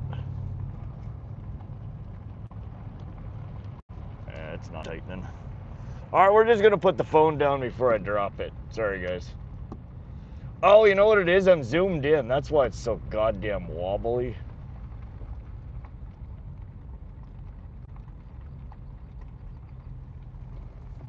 Three years later, Rod realizes what the problem is.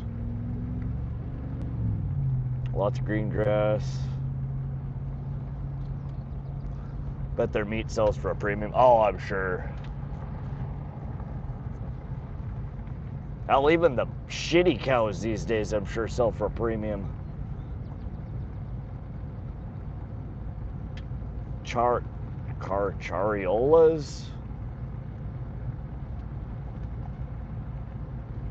I don't know if I'm more hungry or tired. Not much sleep past couple of days. Carl, I'm there with you. You've been out there giving her the old college try too, putting up the good fight. Ooh, good thing this road is wide. I wouldn't be staying on it otherwise.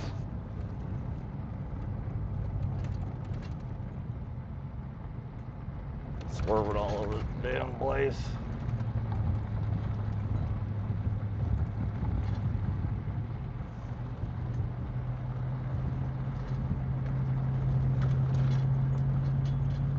Char-Olay, thank you. Char-Olay.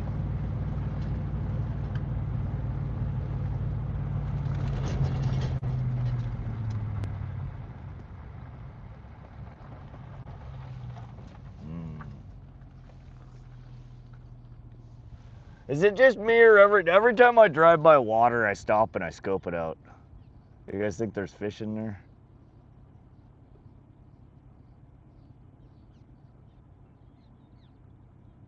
I think there might be some fish in there. I don't know what kind of fish.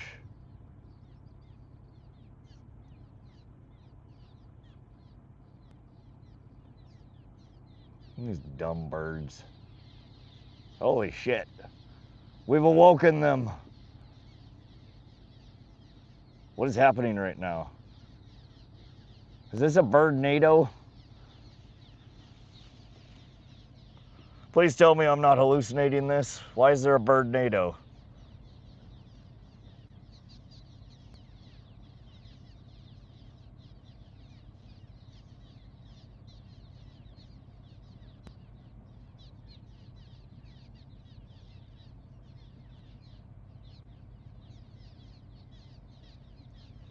No idea what's happening right now. We're gonna leave before the Bird-Nado gets too aggressive.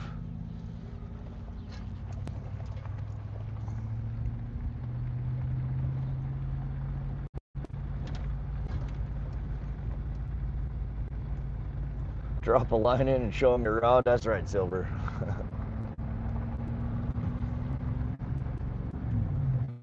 Little tiny fish, maybe? I don't know. There's almost always water in that part when I go through here. There could be some decent sized fish in there. I don't know if you guys could tell or not. There's solid underwater foliage. It's like a whole ecosystem down there.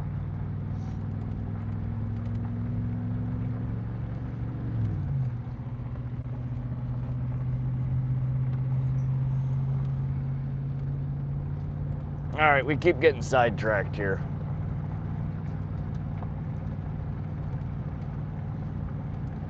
Coho are good eating, huh?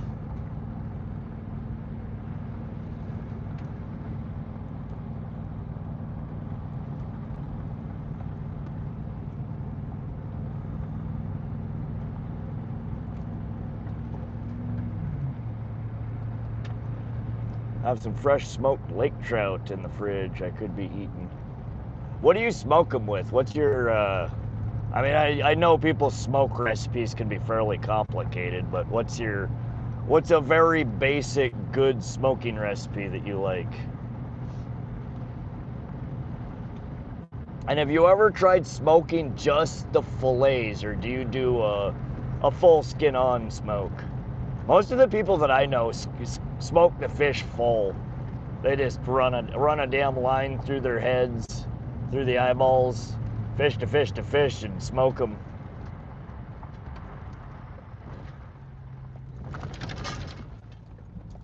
I want to try and smoke them on a rack. So just the fillets rather than the skin on. Applewood, simple brine, I do both. Mulberry trees. Lake trout smoked over mulberry is awesome.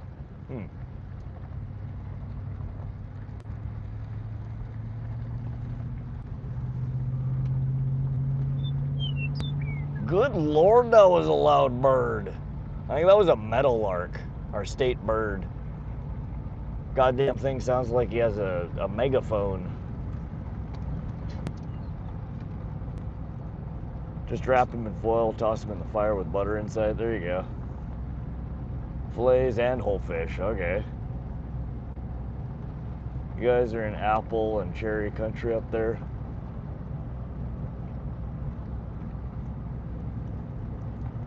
There is a lot in Pacific Northwest, but not in Montana. Most of that, I think, is up in Washington, Oregon.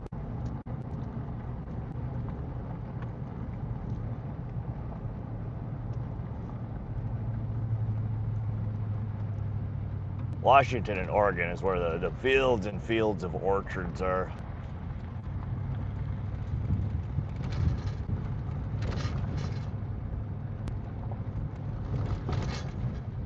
Thought you were whistling? No, that was a damn meadowlark, I'm pretty sure. Bastard was like, was hanging out like right next to the truck window, flying next to us, blasting at us. So you guys could hear that. I shouldn't be surprised, that shit was loud. Michigan has lots of apple orchards and cherry. Really, in Michigan? Huh. I had no idea. I don't know, when I was little, I was really little, probably 3 or 4 years old. We lived in Wenatchee, Washington, I think it was called, for about a year maybe a little longer than that. And there were apple orchards all over the place. I think a few other fruit. I was so young, I don't really remember a whole lot of it.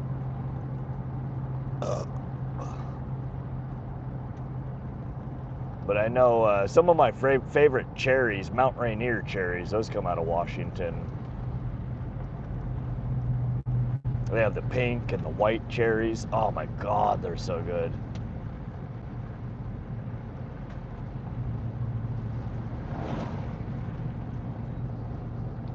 Welcome back, John. Whitefish boil, that man knows what I'm talking about. Went to Traverse City years ago and tons of cherry trees. Where the hell is Traverse City? Is that in Washington? Or Oregon? Or excuse me, you're talking about Michigan.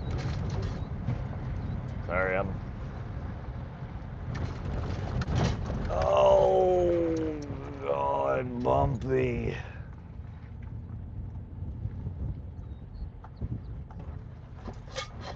Goddamn roads are so bumpy, they'll jar your teeth loose. Tooth loose? Words, English. Oh. I think we win a prize if we can stay on for 8 seconds, y'all. Hang on.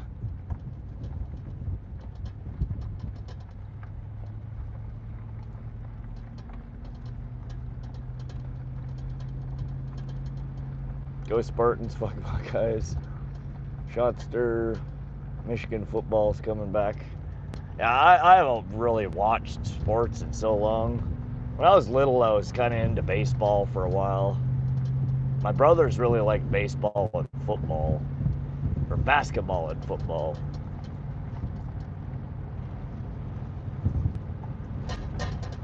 I don't know. I like playing sports. I never really enjoyed watching them very much.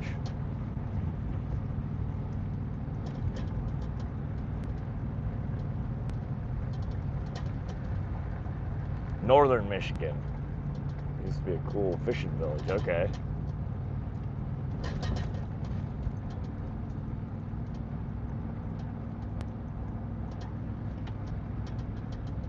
Only good thing to come one from Indiana was Larry Bird.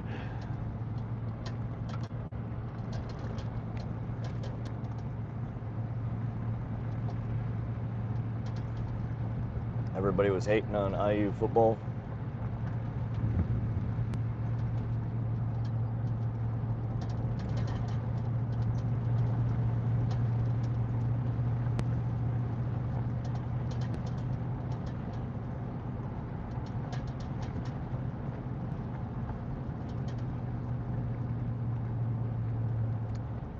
Shit, y'all are sports fans. Am I the only person who doesn't watch sports?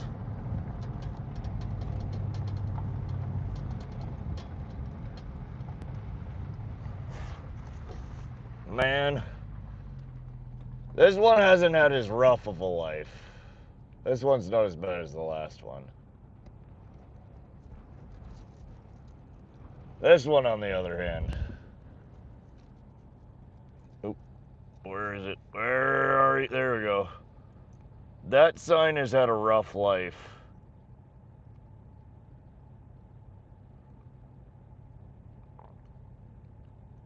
I've never seen such a sun-bleached fucking street sign in my life.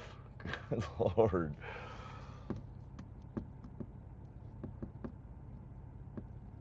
Alright, come on, Magnet. Do your thing. There we go.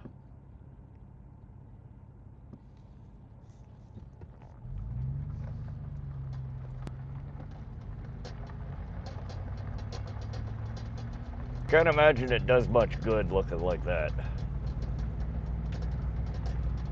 Maybe if you read Braille, I don't know. If not, I don't think that sign really helps for much of anything.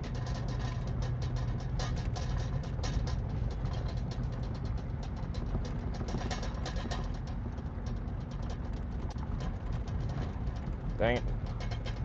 We got our cast iron pan and our ceramic covered plate back there. Fucking jumbling around, making a racket.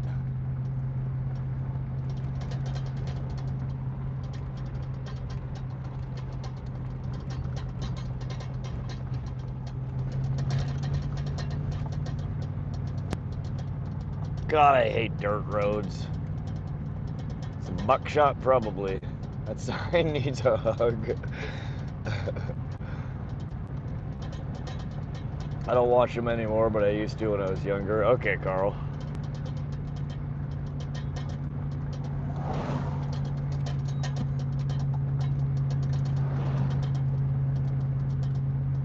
One of my fishing partners.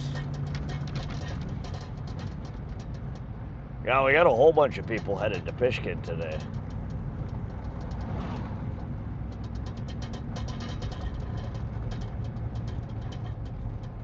Sounds like you have some vegetables boiling on the stove. Better take that top off.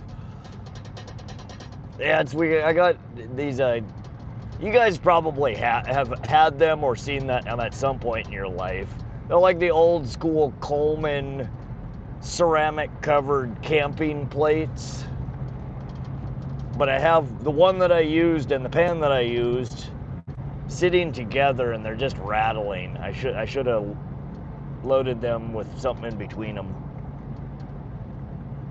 Blown off the lake, yeah, I got It got super windy. We were getting all beat up, and the bite wasn't great, and it was getting real hot out. It was just there was no reason to stay on the water any longer. We had this same thing last weekend, yesterday, and this morning. Oh, Jesus Christ! Did you guys hear that? That fucking rock just launched at us. That put a ding in the side of my truck. Jesus. Just thwack. I hate dirt roads. I really hate dirt roads. Look up Lowrance Guthrie, 100% blind Canadian. How the hell do you fish if you're blind? He's a fishing guide. What the fuck? Super successful. I made millions just from fishing. Met him a couple of times. My buddy works for him. Lowrance Gunther, a blind fishing guide. Huh.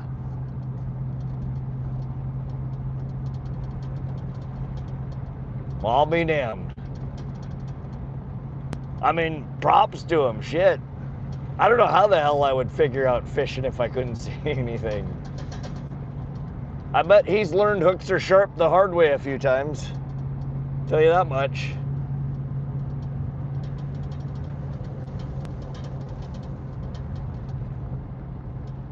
"100% traverses the lakes by himself too." Good Lord. Man, you gotta be a brave motherfucker to, I'm sorry for the language, but come on. To battle through life blind and be like adventurous. I get lost on my way to the goddamn fridge half the time. Like, how you gonna traverse through freaking open water and figure out how to catch fish? How the hell do you take a fish off of a hook, or hook off of a fish blind? You just feel around till you feel the pointy spot and hope it doesn't get you? Come on.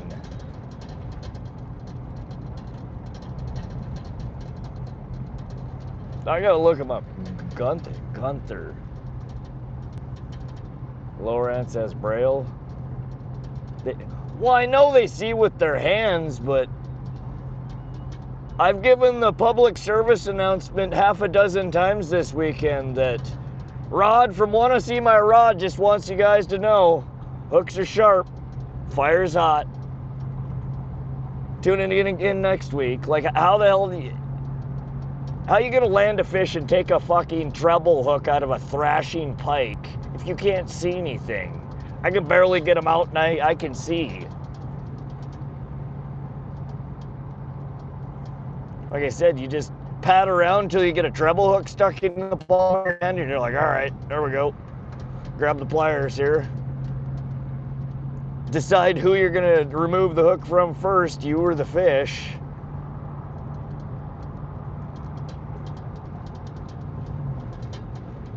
Use all kinds of tools. Told me about some of it. They got lasers and stuff.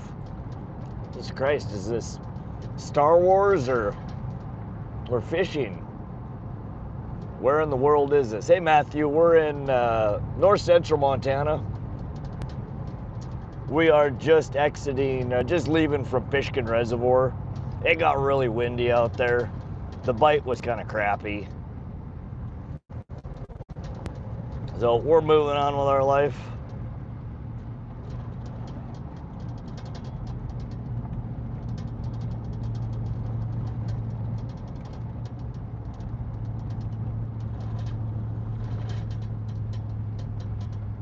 Canada, eh?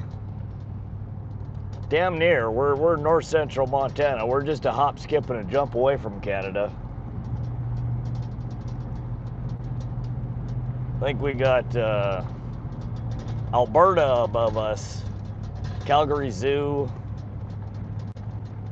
Mall of America. I don't know. I haven't been to Canada since I was like freaking, I don't know, 10 years old maybe.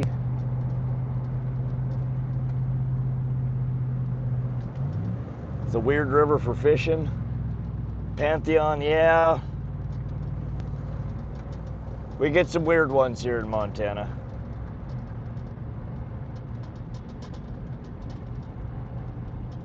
Spent like 2 hours swapping treble hooks on spoons the other day. Didn't make it through half of one box. Yeah, it's a pain in the ass opening up, holding split rings open and twisting them hooks on and off. Sometimes it goes smoothly, but it never fails. I always end up with a fight on my hands. Can't hold on to the damn ring. Get the hook stuck in shit. Get the hook halfway on and the ring spins the wrong way and then the hook's off again. It's not as easy as you would think.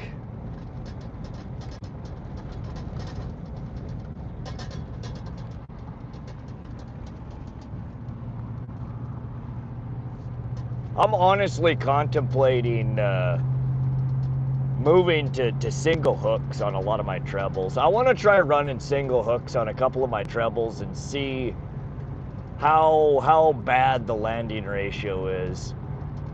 It's so, for as much catch and release as I do, it's so hard getting multiple treble hooks out of a fish without really giving it a bad day. I mean, they're having a bad day anyway, but having an extra bad day. Treble hooks are just gnarly. Seems like a weekend project to do all of them. Yeah, God, I have like probably 12 boxes full of cranks. It'd take me a while. Oh, you guys, when we get up to the corner here, there's a game range, a wild, they raise deer and elk and stuff like that. And most of the year they don't have animals there. When I was coming here on Thursday, there were huge elk in it. They've moved some animals in. I don't know if somebody bought it and brought the animals back. I haven't seen animals there in years. But I will try and pull over and give you guys a look at some trophy elk, if they're still there.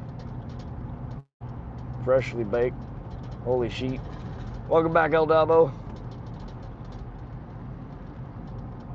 I did all the ones I want to run this weekend. A few I want to try. Nice, Carl.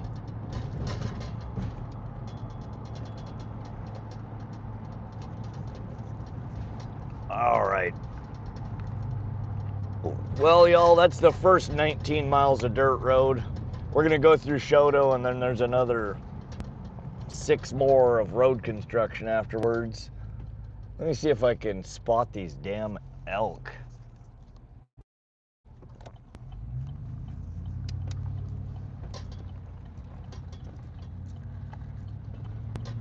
Oh yeah, they're right up on the fence. Look at this, guys. I will try and pull over so you can see them. Good God, these things are huge. Elk and one goat? 2 goats. No, those are, I don't know what the fuck they are.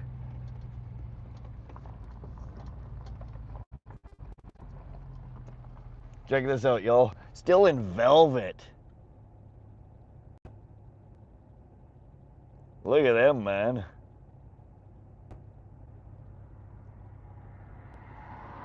Aren't those pretty? Look at the velvet on them suckers.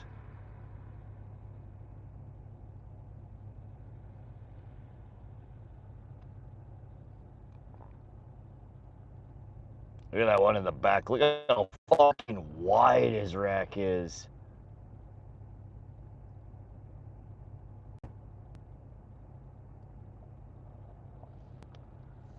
All right, we got a vehicle coming over here.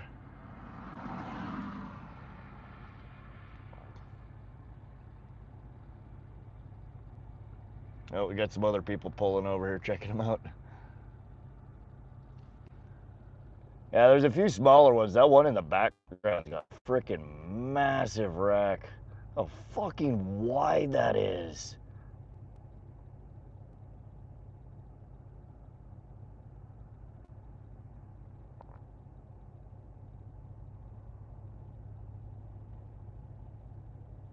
Cool, huh?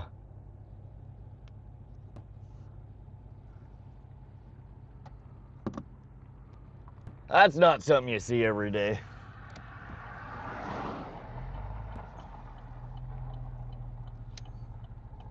You guys see how tall these fences are?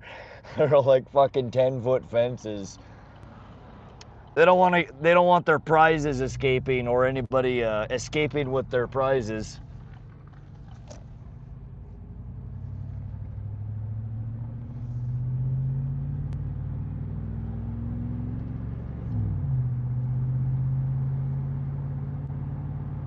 Depends on who you know. I can go see that every day.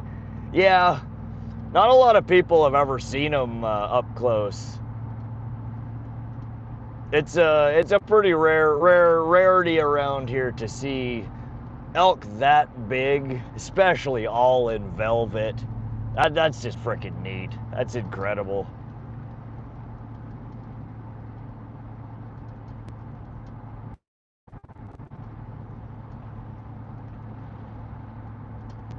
But this is the town of Shoto, Montana.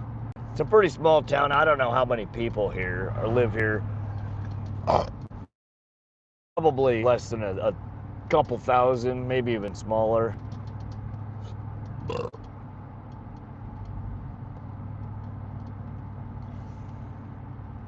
It's kind of a cool little town.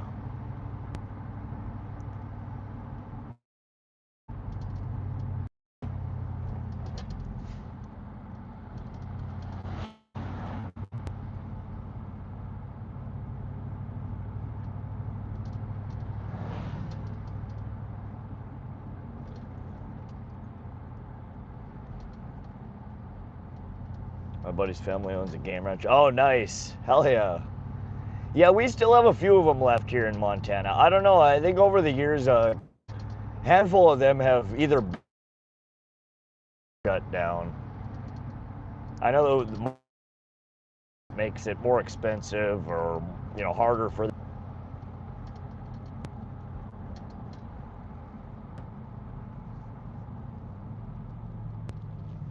They got a really cool old courthouse and jail kind of in the middle of town here. They got a frickin' their jail.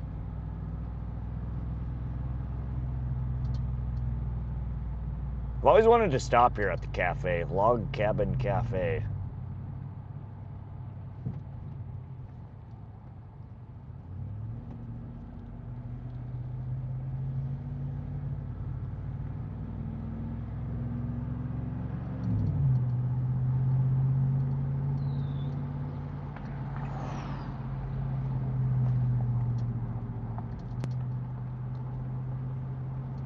Where are you headed? Logan, we're headed back home. The wind was really getting sketchy on the water. The bite had really fallen off. It was like 85 degrees. I was just dying out there on the water. It wasn't fun anymore. We caught 5 fish today. We got 2 in the cooler. We caught 8 fish yesterday. It was an awesome weekend. My voice is shot. I'm tired as hell. It was time to go home. So we're headed back to the house. Gonna call her a day. So we're just BSing while we drive back. Y'all can see this road construction they're doing here is crazy. They have tore up both sides of the road. I feel like they gotta be widening this. I think they're widening it to a 4-lane instead of a 2-lane. I keep forgetting to look it up though. But they've got both sides of the road just completely tore up for like a good distance. Like that's a whole nother roadway width wide over there that they have torn up.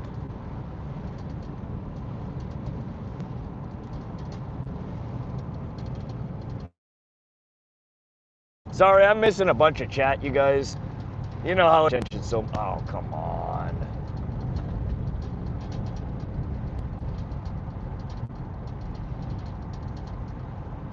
Somebody give me a thumbs up if you can see me in chat. I just got a reconnecting message. I don't know if we're still live or not.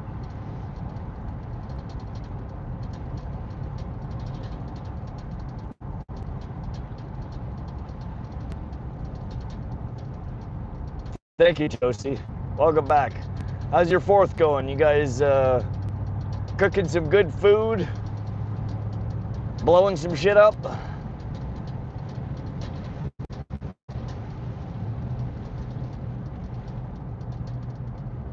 Live, all good. Thank you guys. Y'all are awesome. How you doing, Nick Fetzner?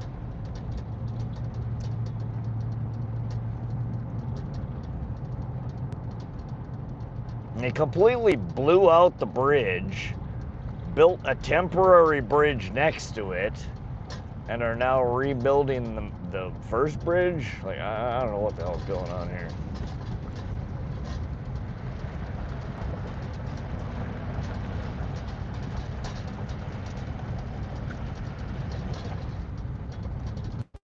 And that, what we just crossed over, is the Teton River. So if you guys are, remember the stream that we did, I think 2 or 3 weeks ago at Loma, Montana, where we were fishing for catfish and sturgeon. The Teton, what we just crossed over, is the river that flows into the Marias, and then the Marias flows into the Missouri, all right around Loma, where we were fishing for the catfish and the sturgeon. We're, 60, 80 miles away from that. You guys probably don't care, but that's the same river that joins or ends right where we were fishing a couple of weeks ago. And we're closer to where it starts here, I think.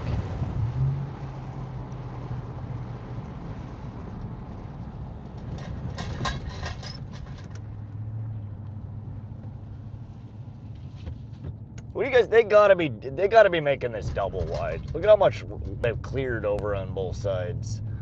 The only thing that makes sense is they're making it a double, or a 4-lane instead of a 2-lane.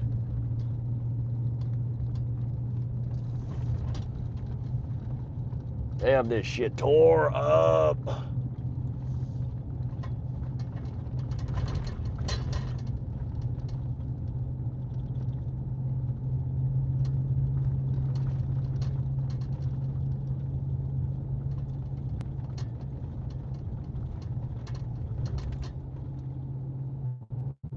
Sure beats the high 90s. 69 feels like 69. That's comfy. Marquette, Michigan.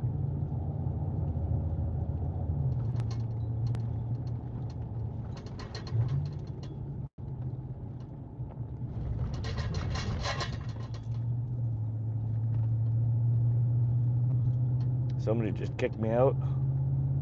John, I don't think so. Welcome back nonetheless. I can swim in this weather. Pool's heated anymore.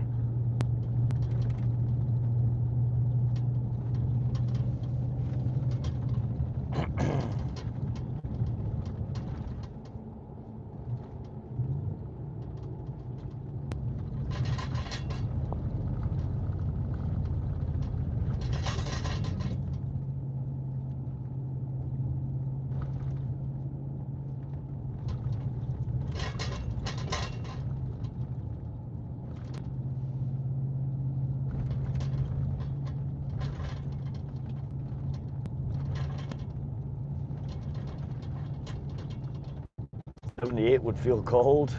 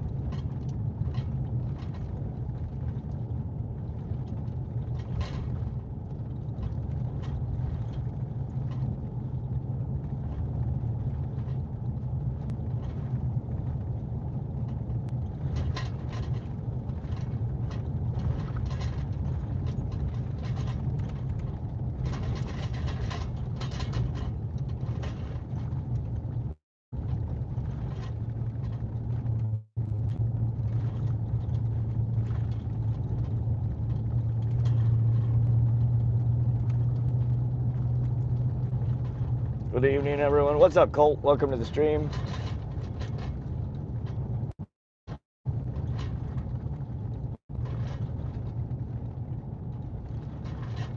Yeah, nobody kicked you out, John. There was no message saying somebody kicked you. YouTube just is weird sometimes.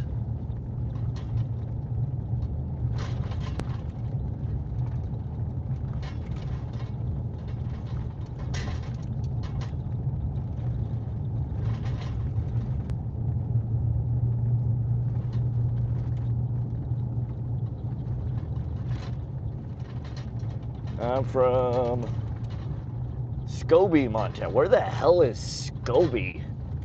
What's that by? I don't think I've ever heard of Scobie, Montana. Is that in eastern Montana or southern Montana? Or nowhere near eastern or southern? I have no idea where Scobie is.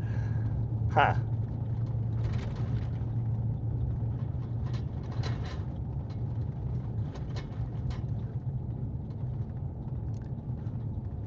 Scobie's by Shaggy. I mean, that's a fair guess, I suppose.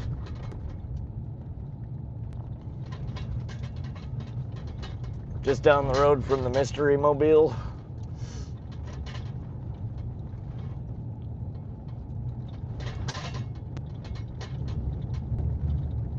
Oh, I think we're almost through this damn road construction.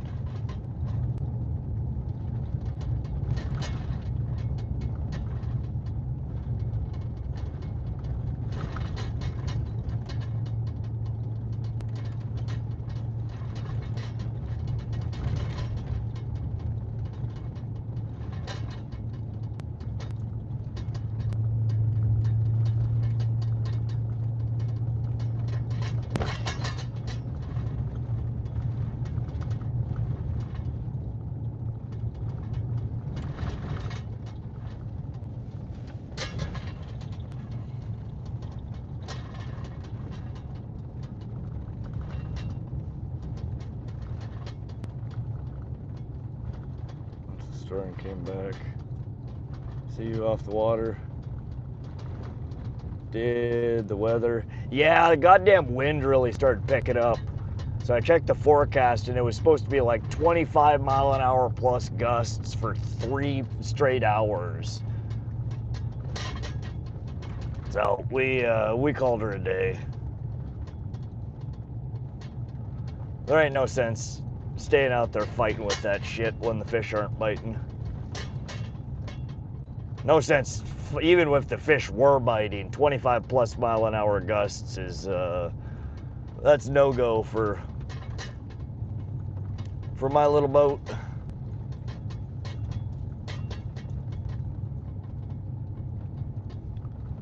Vegetables will still, yeah, sorry about the noise, you guys. The goddamn ceramic plate and cast iron pan are battling it out in the back seat.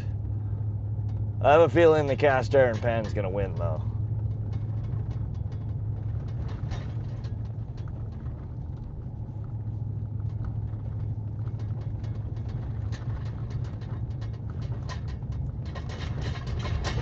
Oh, calm down. Please be nice, y'all. Yeah, y'all get along. No fighting, no being mean to each other. No backhanded comments.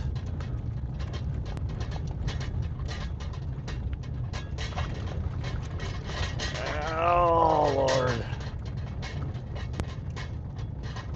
Feels like we're back on the boat again, you guys. It's getting bucked all around.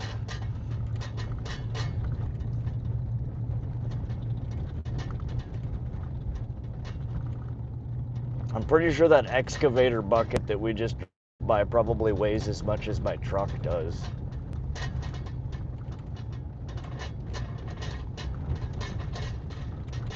Oh. Holy shit, y'all, we made it. We're back to the real world again.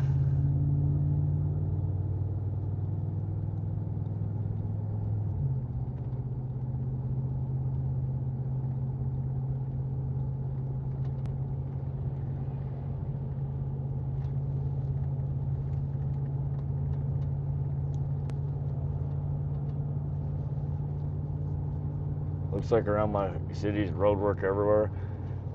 Yeah, I don't know what they're doing there. It's looked exactly the same for the last 3 months. They like tore it up and haven't done a goddamn thing since. So I'm pretty sure all summer it's gonna be like that.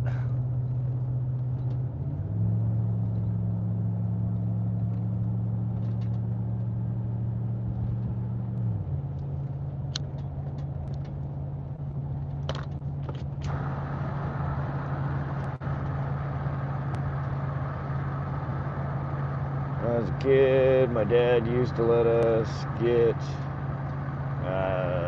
in the excavator bucket and you do 360s for like 5 minutes, like a carnival ride.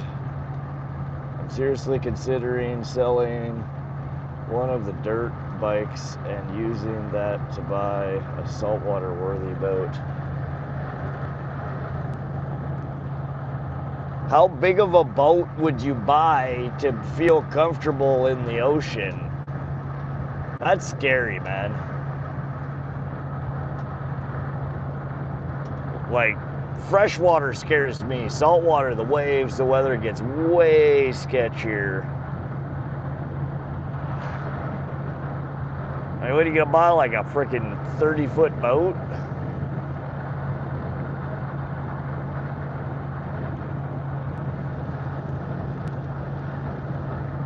And are you gonna really get it from one of the dirt bikes to buy a boat? Looks awfully flat here. Yeah, we're out of the foothills. We're kind of just into the plains of Montana now. A lot of rolling plains, a lot of, I don't know if you guys can see them in the background or not, a lot of the wind farms. Oh, shit. Big old windmills in the background. So we're going to be crossing through quite a bit of that.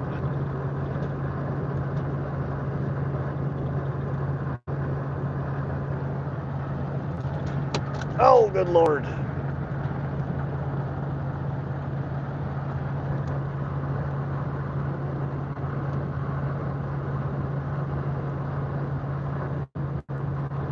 Shit. Breaking shit. Big sky country, that's right. Yeah, we're passing, you guys can see a little bit of water, puddles on the side. This is a freeze-out lake. It's a wildlife refuge. A lot of ducks and geese and various rare birds. Use it as a spot to breed. They migrate through here every year. Magnet holders, and it's got a really strong magnet, but you got to get it lined up. And I always, trying to do it one-handed while driving, it's a pain in the ass to get it on the magnet correctly.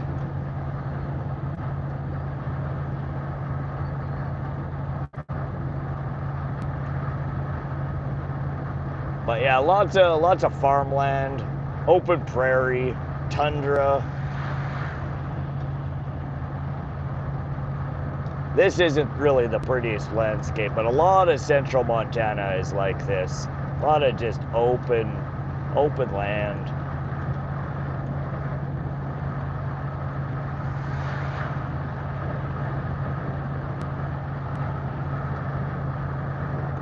Everybody's passing me. They're mad because I'm doing the speed limit. Such an asshole, y'all. I'm doing the speed limit. It's unacceptable.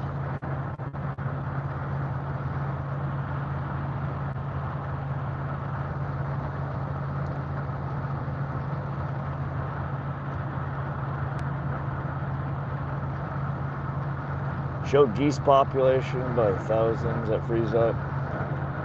Snow geese, yeah, lots of different kinds of ducks, lots of geese. There's some fast carp here too. It's a good spot to carp fish if you're ever in the area and you want to go try and pull some hogs out.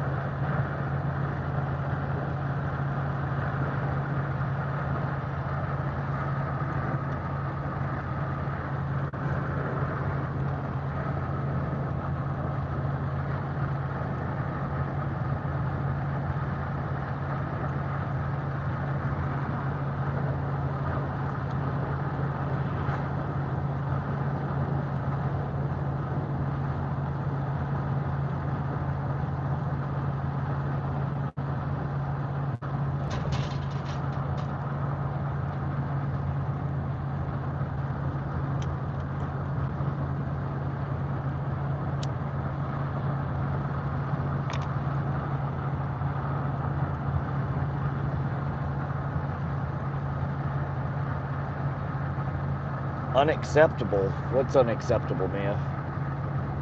What did I miss? Me fumbling the phone? Is that unacceptable?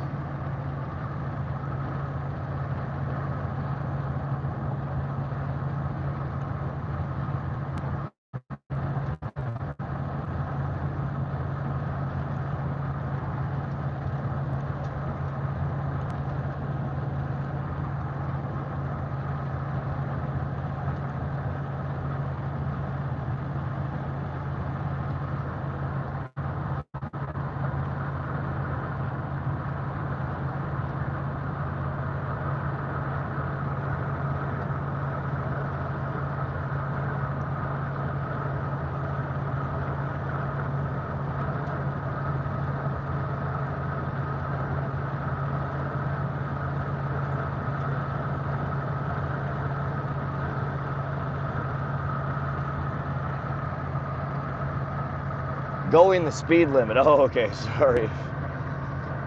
You driving the... Sorry, I'm a little slow, you guys, if you haven't noticed. You ever seen that, those old commercials with the egg in the frying pan? The camera pans, it's like shows the egg, and it's like, this is your brain. And then the camera zooms out, and it cracks the egg and drops the egg in the frying pan. And they're like, this is your brain on drugs. And it pauses awkwardly. Any questions? That's how my brain feels like right now, is the egg in the frying pan. Only it's not because of drugs, it's because I've been baking in the sun for 36 hours.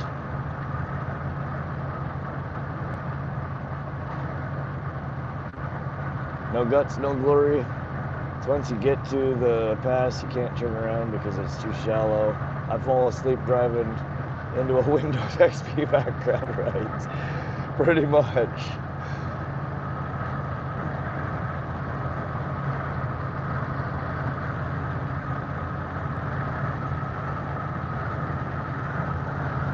All right, we're now coming into Fairfield, Montana. There's nothing really here. There's a bunch of grain silos. It is an itty-bitty little town. Kind of just a stopover for Grain Depot. I don't know why the hell Fairfield exists. Please stop on the way home and get some tacos for Mia. Wrong direction. We'd have to go 15 miles to Great Falls past home to get tacos. Sorry, I cannot be taco delivery guy today.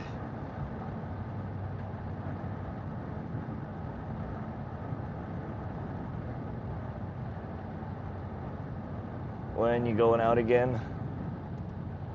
I haven't looked at the forecast at all for the next week.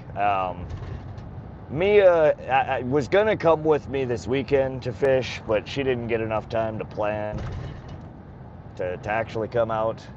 So she asked if maybe we could go next weekend instead, and I told her, yeah, if the weather's good. So we might do another camping stream from somewhere next weekend. I think she's off. I'll have to check her calendar unless she's here still. Friday, Saturday again, or something like that. We might try and pop on and do a live sometime over the next week, though. It really depends on what the weather looks like. Most of my fishing streams this time of the year are planned around really nothing more than wind. When I check the forecast and I check a dozen different places to fish and only one of them has fishable weather, guess what, guys? That's where we fish. And we target whatever there is to fish in that water body. And that's often this time of the year. How Rod gets to pick where we're fishing, whether we're fishing for pike, trout, catfish, it's because only one spot is freaking not being blown off the map, or monsoon rains, or both. Taco treat, that does sound good. Welcome back, John. If you enjoyed the stream, make sure you hit that like and subscribe. That's right, Carl. Oh, right on. I'll probably be out camping too by then. I run Starlink out there, so might tune in. Heck yeah. You have a cabin, El Dabo, didn't you say? Or somewhere you go and you stay for periods of time? You're not roughing it in a tent like I do, right? Forecast told me not to go. I went anyhow and it paid off. Yeah, these days, honestly, I feel like I should just stop looking at the goddamn forecasts. They're so wrong usually. And I try meticulously to plan around them to find somewhere that's safe and that's not going to just beat us up. And then we get there and get beat up anyway. And then I talk to people that went to all the places that the forecast said it was going to be terrible. And they're like, oh no, it was wonderful. Light breeze, cloudy, lots of fish. God damn it.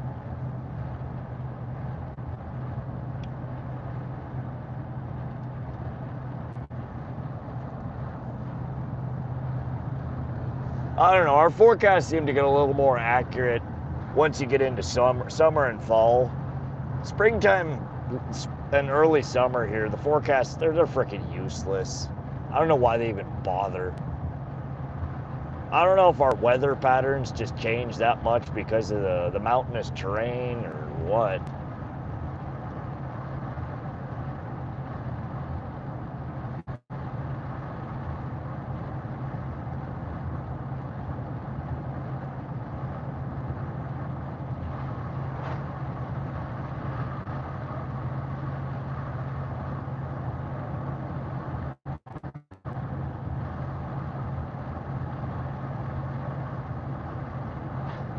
Almost 400 likes. Let's go. Thank you guys for coming and tuning in today and yesterday. We had a double header back-to-back marathon streams. As you can tell, my voice is really rough today. We streamed for 17 hours yesterday. Another, I don't know, we started at 6 in the morning. 6 this morning, it's 5 right now. So we've been streaming for another 11 hours today. So 28 hours out of the last day and a half we have been live on YouTube.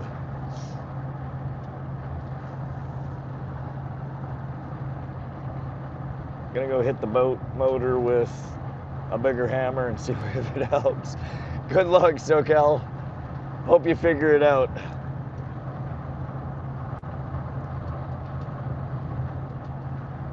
See y'all in the next one. I guess, SoCal, good to see you, buddy. We'll catch you on the next adventure. Happy 4th. Enjoy the rest of your weekend. I'm sure I'll see you on somebody's stream here over the next couple of days.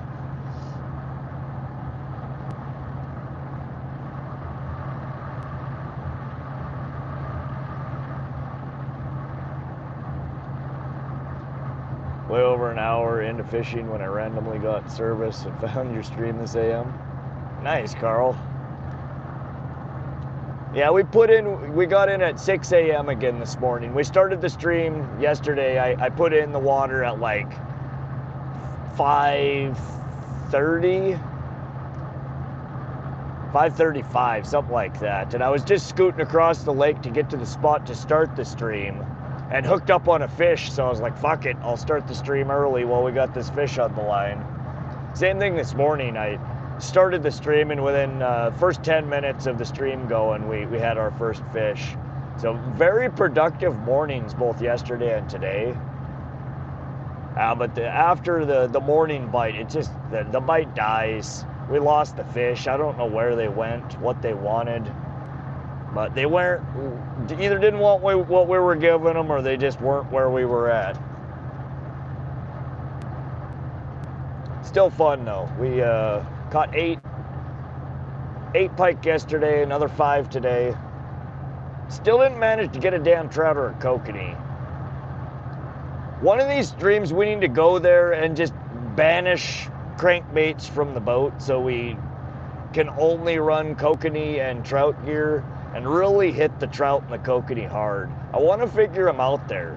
I have fished Pishkun so many goddamn times and never been able to figure out the trout and the kokanee there, which is dumb because trout are the simplest fish to catch in the world. Kokanee aren't, But if I can figure out the trout, I can figure out the kokanee.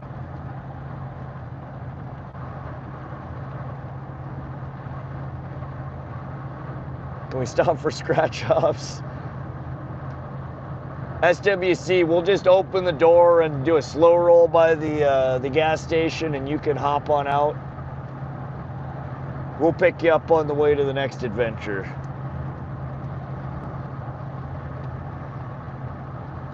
Nighttime walleye bite is one of my favorites.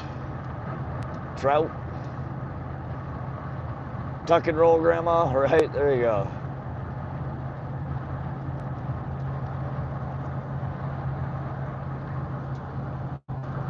Keep that chin down. Keep it to your chest. Cover your head and just roll.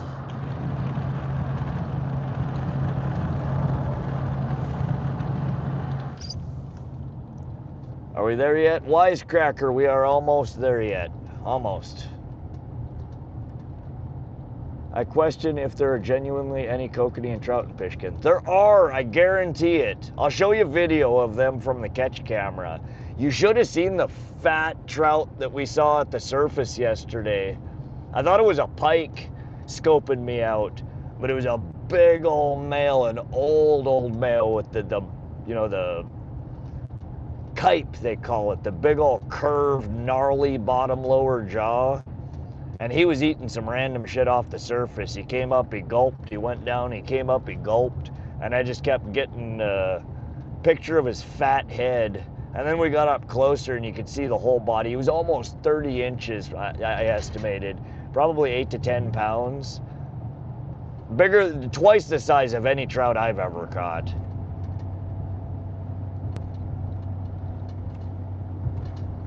Where are we going? Sebastian, we're headed back to home base.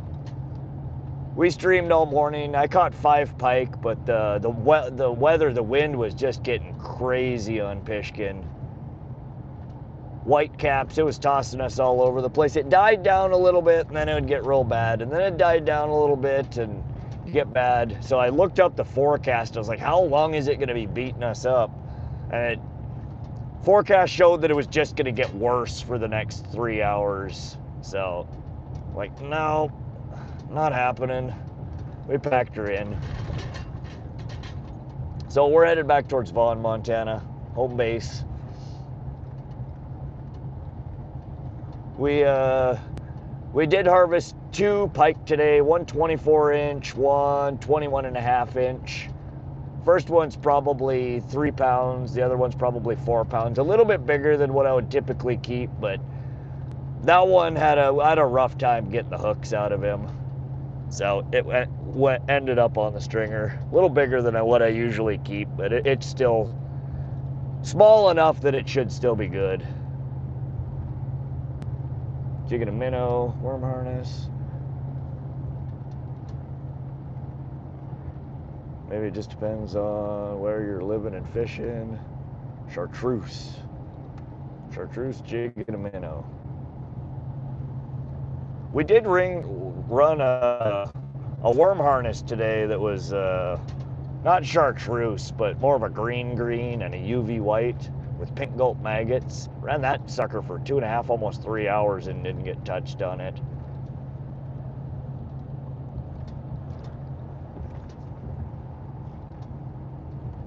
Well, I have excellent night vision. Or shine a light. They do, yeah. They have very reflective eyeballs.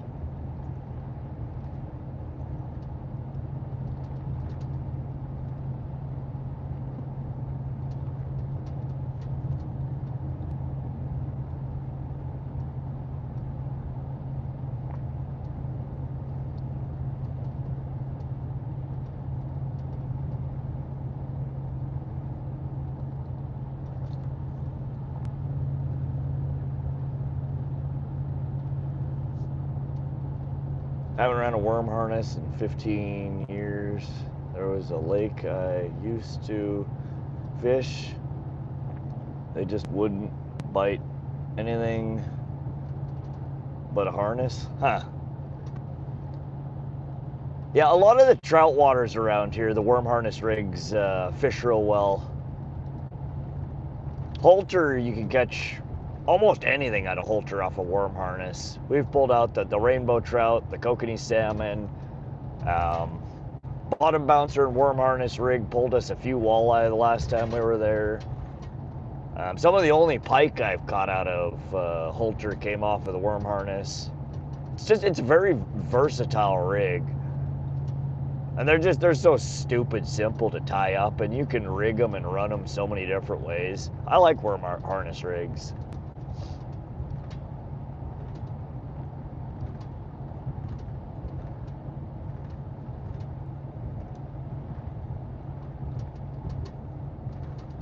Fat fingers, that's all right, Lee.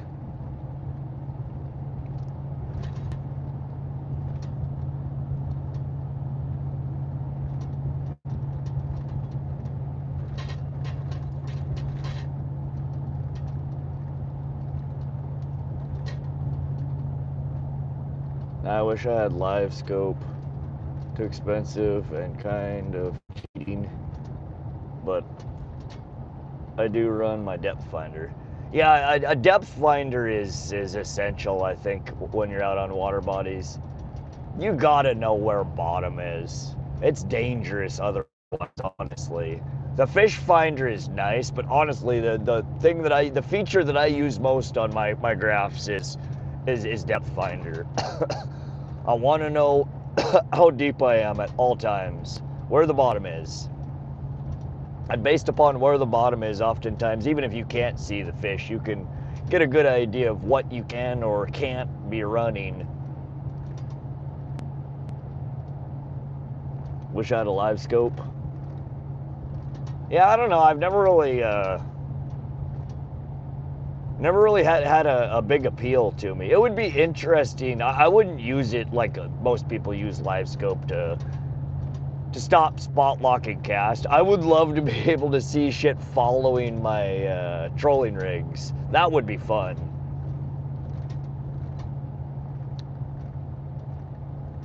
And that doesn't feel like cheating to me. You're already running them, you're moving. All you're doing is seeing shit, chasing what's already out there. Gives you kind of a live play-by-play while you're fishing.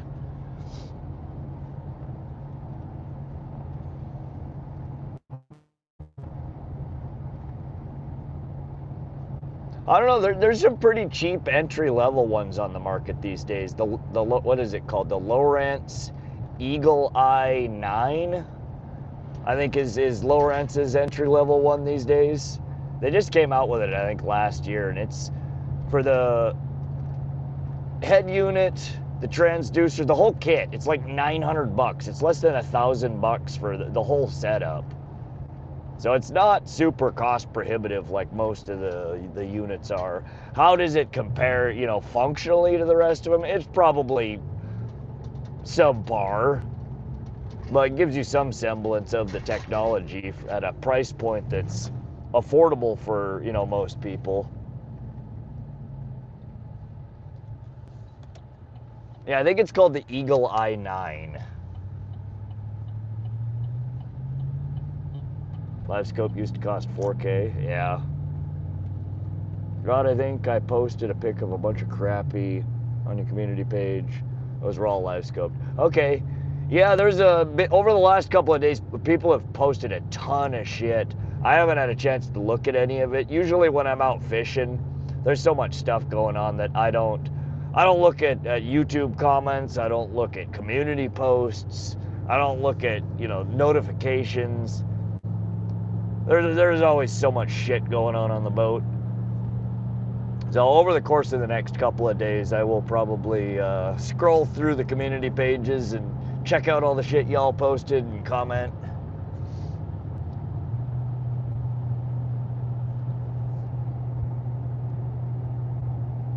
I've been on boats that had them. It's pretty awesome. Entry level one. It's actually the mount and screens that make it like $5,000 minimum. Yeah, the bigger graph, the head units are expensive. It's like you go from the Lowrance HDS 9 to the HDS 10, and it's like a almost $2,000 difference. And you want to go to the 12, add another grand or two on. You want to go to the 15, add another $2,000. It's like you pay so much for such tiny increase in screen space. It's such a racket.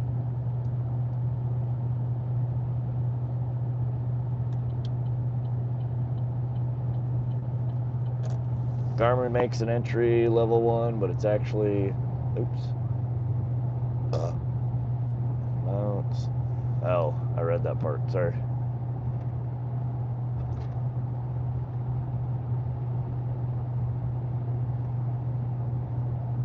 It's really taken over bass fishing. There's been a huge debate over fishing tournaments with it.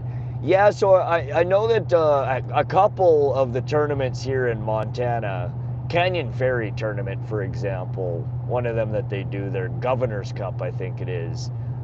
If I recall correctly, they introduced different tournament classes. So everybody that's got live scope or non-live scope fishes in the same tournament, but they split the entrance and the prize pools between two brackets. A live scope bracket and a non-live scope bracket. So you're no longer competing against the guys that are running live scope if you're not running live scope. And if you're running live scope, you're only competing against other boats that are running live scope. Some people are pissed off about it. You know, a lot of the live scopers are like, hey, fuck that. You know, we should get all the prize money if we win the tournament. And everybody else is like, we're not entering the tournament anymore if everybody's just going to use live scope, and we're not. You know, it makes, I mean, you look at the bags at the end of those tournaments, and you you can literally see, just looking at the standings, who live scoped and who didn't. The bags for the live scopers are usually 3 to 5 times larger than the ones that don't. And it just, I mean, it's not, you're not even playing the same fucking game at that point.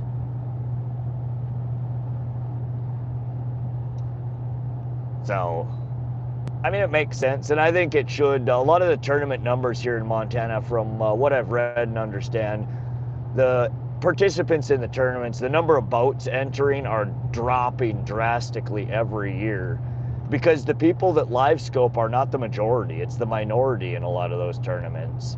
And guys don't want to spend, you know, $100, $500 a boat to enter, when they're pretty much guaranteed that they're not running live scope, that they're going to place in the, you know, not in the top 10. They're not going to get any of the prize pool. They're just contributing to a bigger prize pool for the people that are. So, I mean, I get it.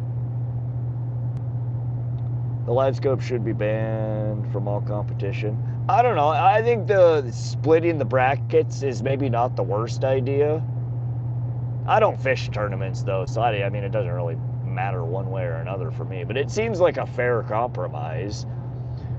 You're basically telling people you can fish how you want to fish, but you're going to compete against other people who are fishing like you fish, not electronics versus fishing blind. Passing by Great Falls? No, we're headed in from the west. So we're coming into Vaughan right now. We'll be killing the stream here in a minute. I want to thank you guys all for joining us again today for this New Year's. My brain is fried.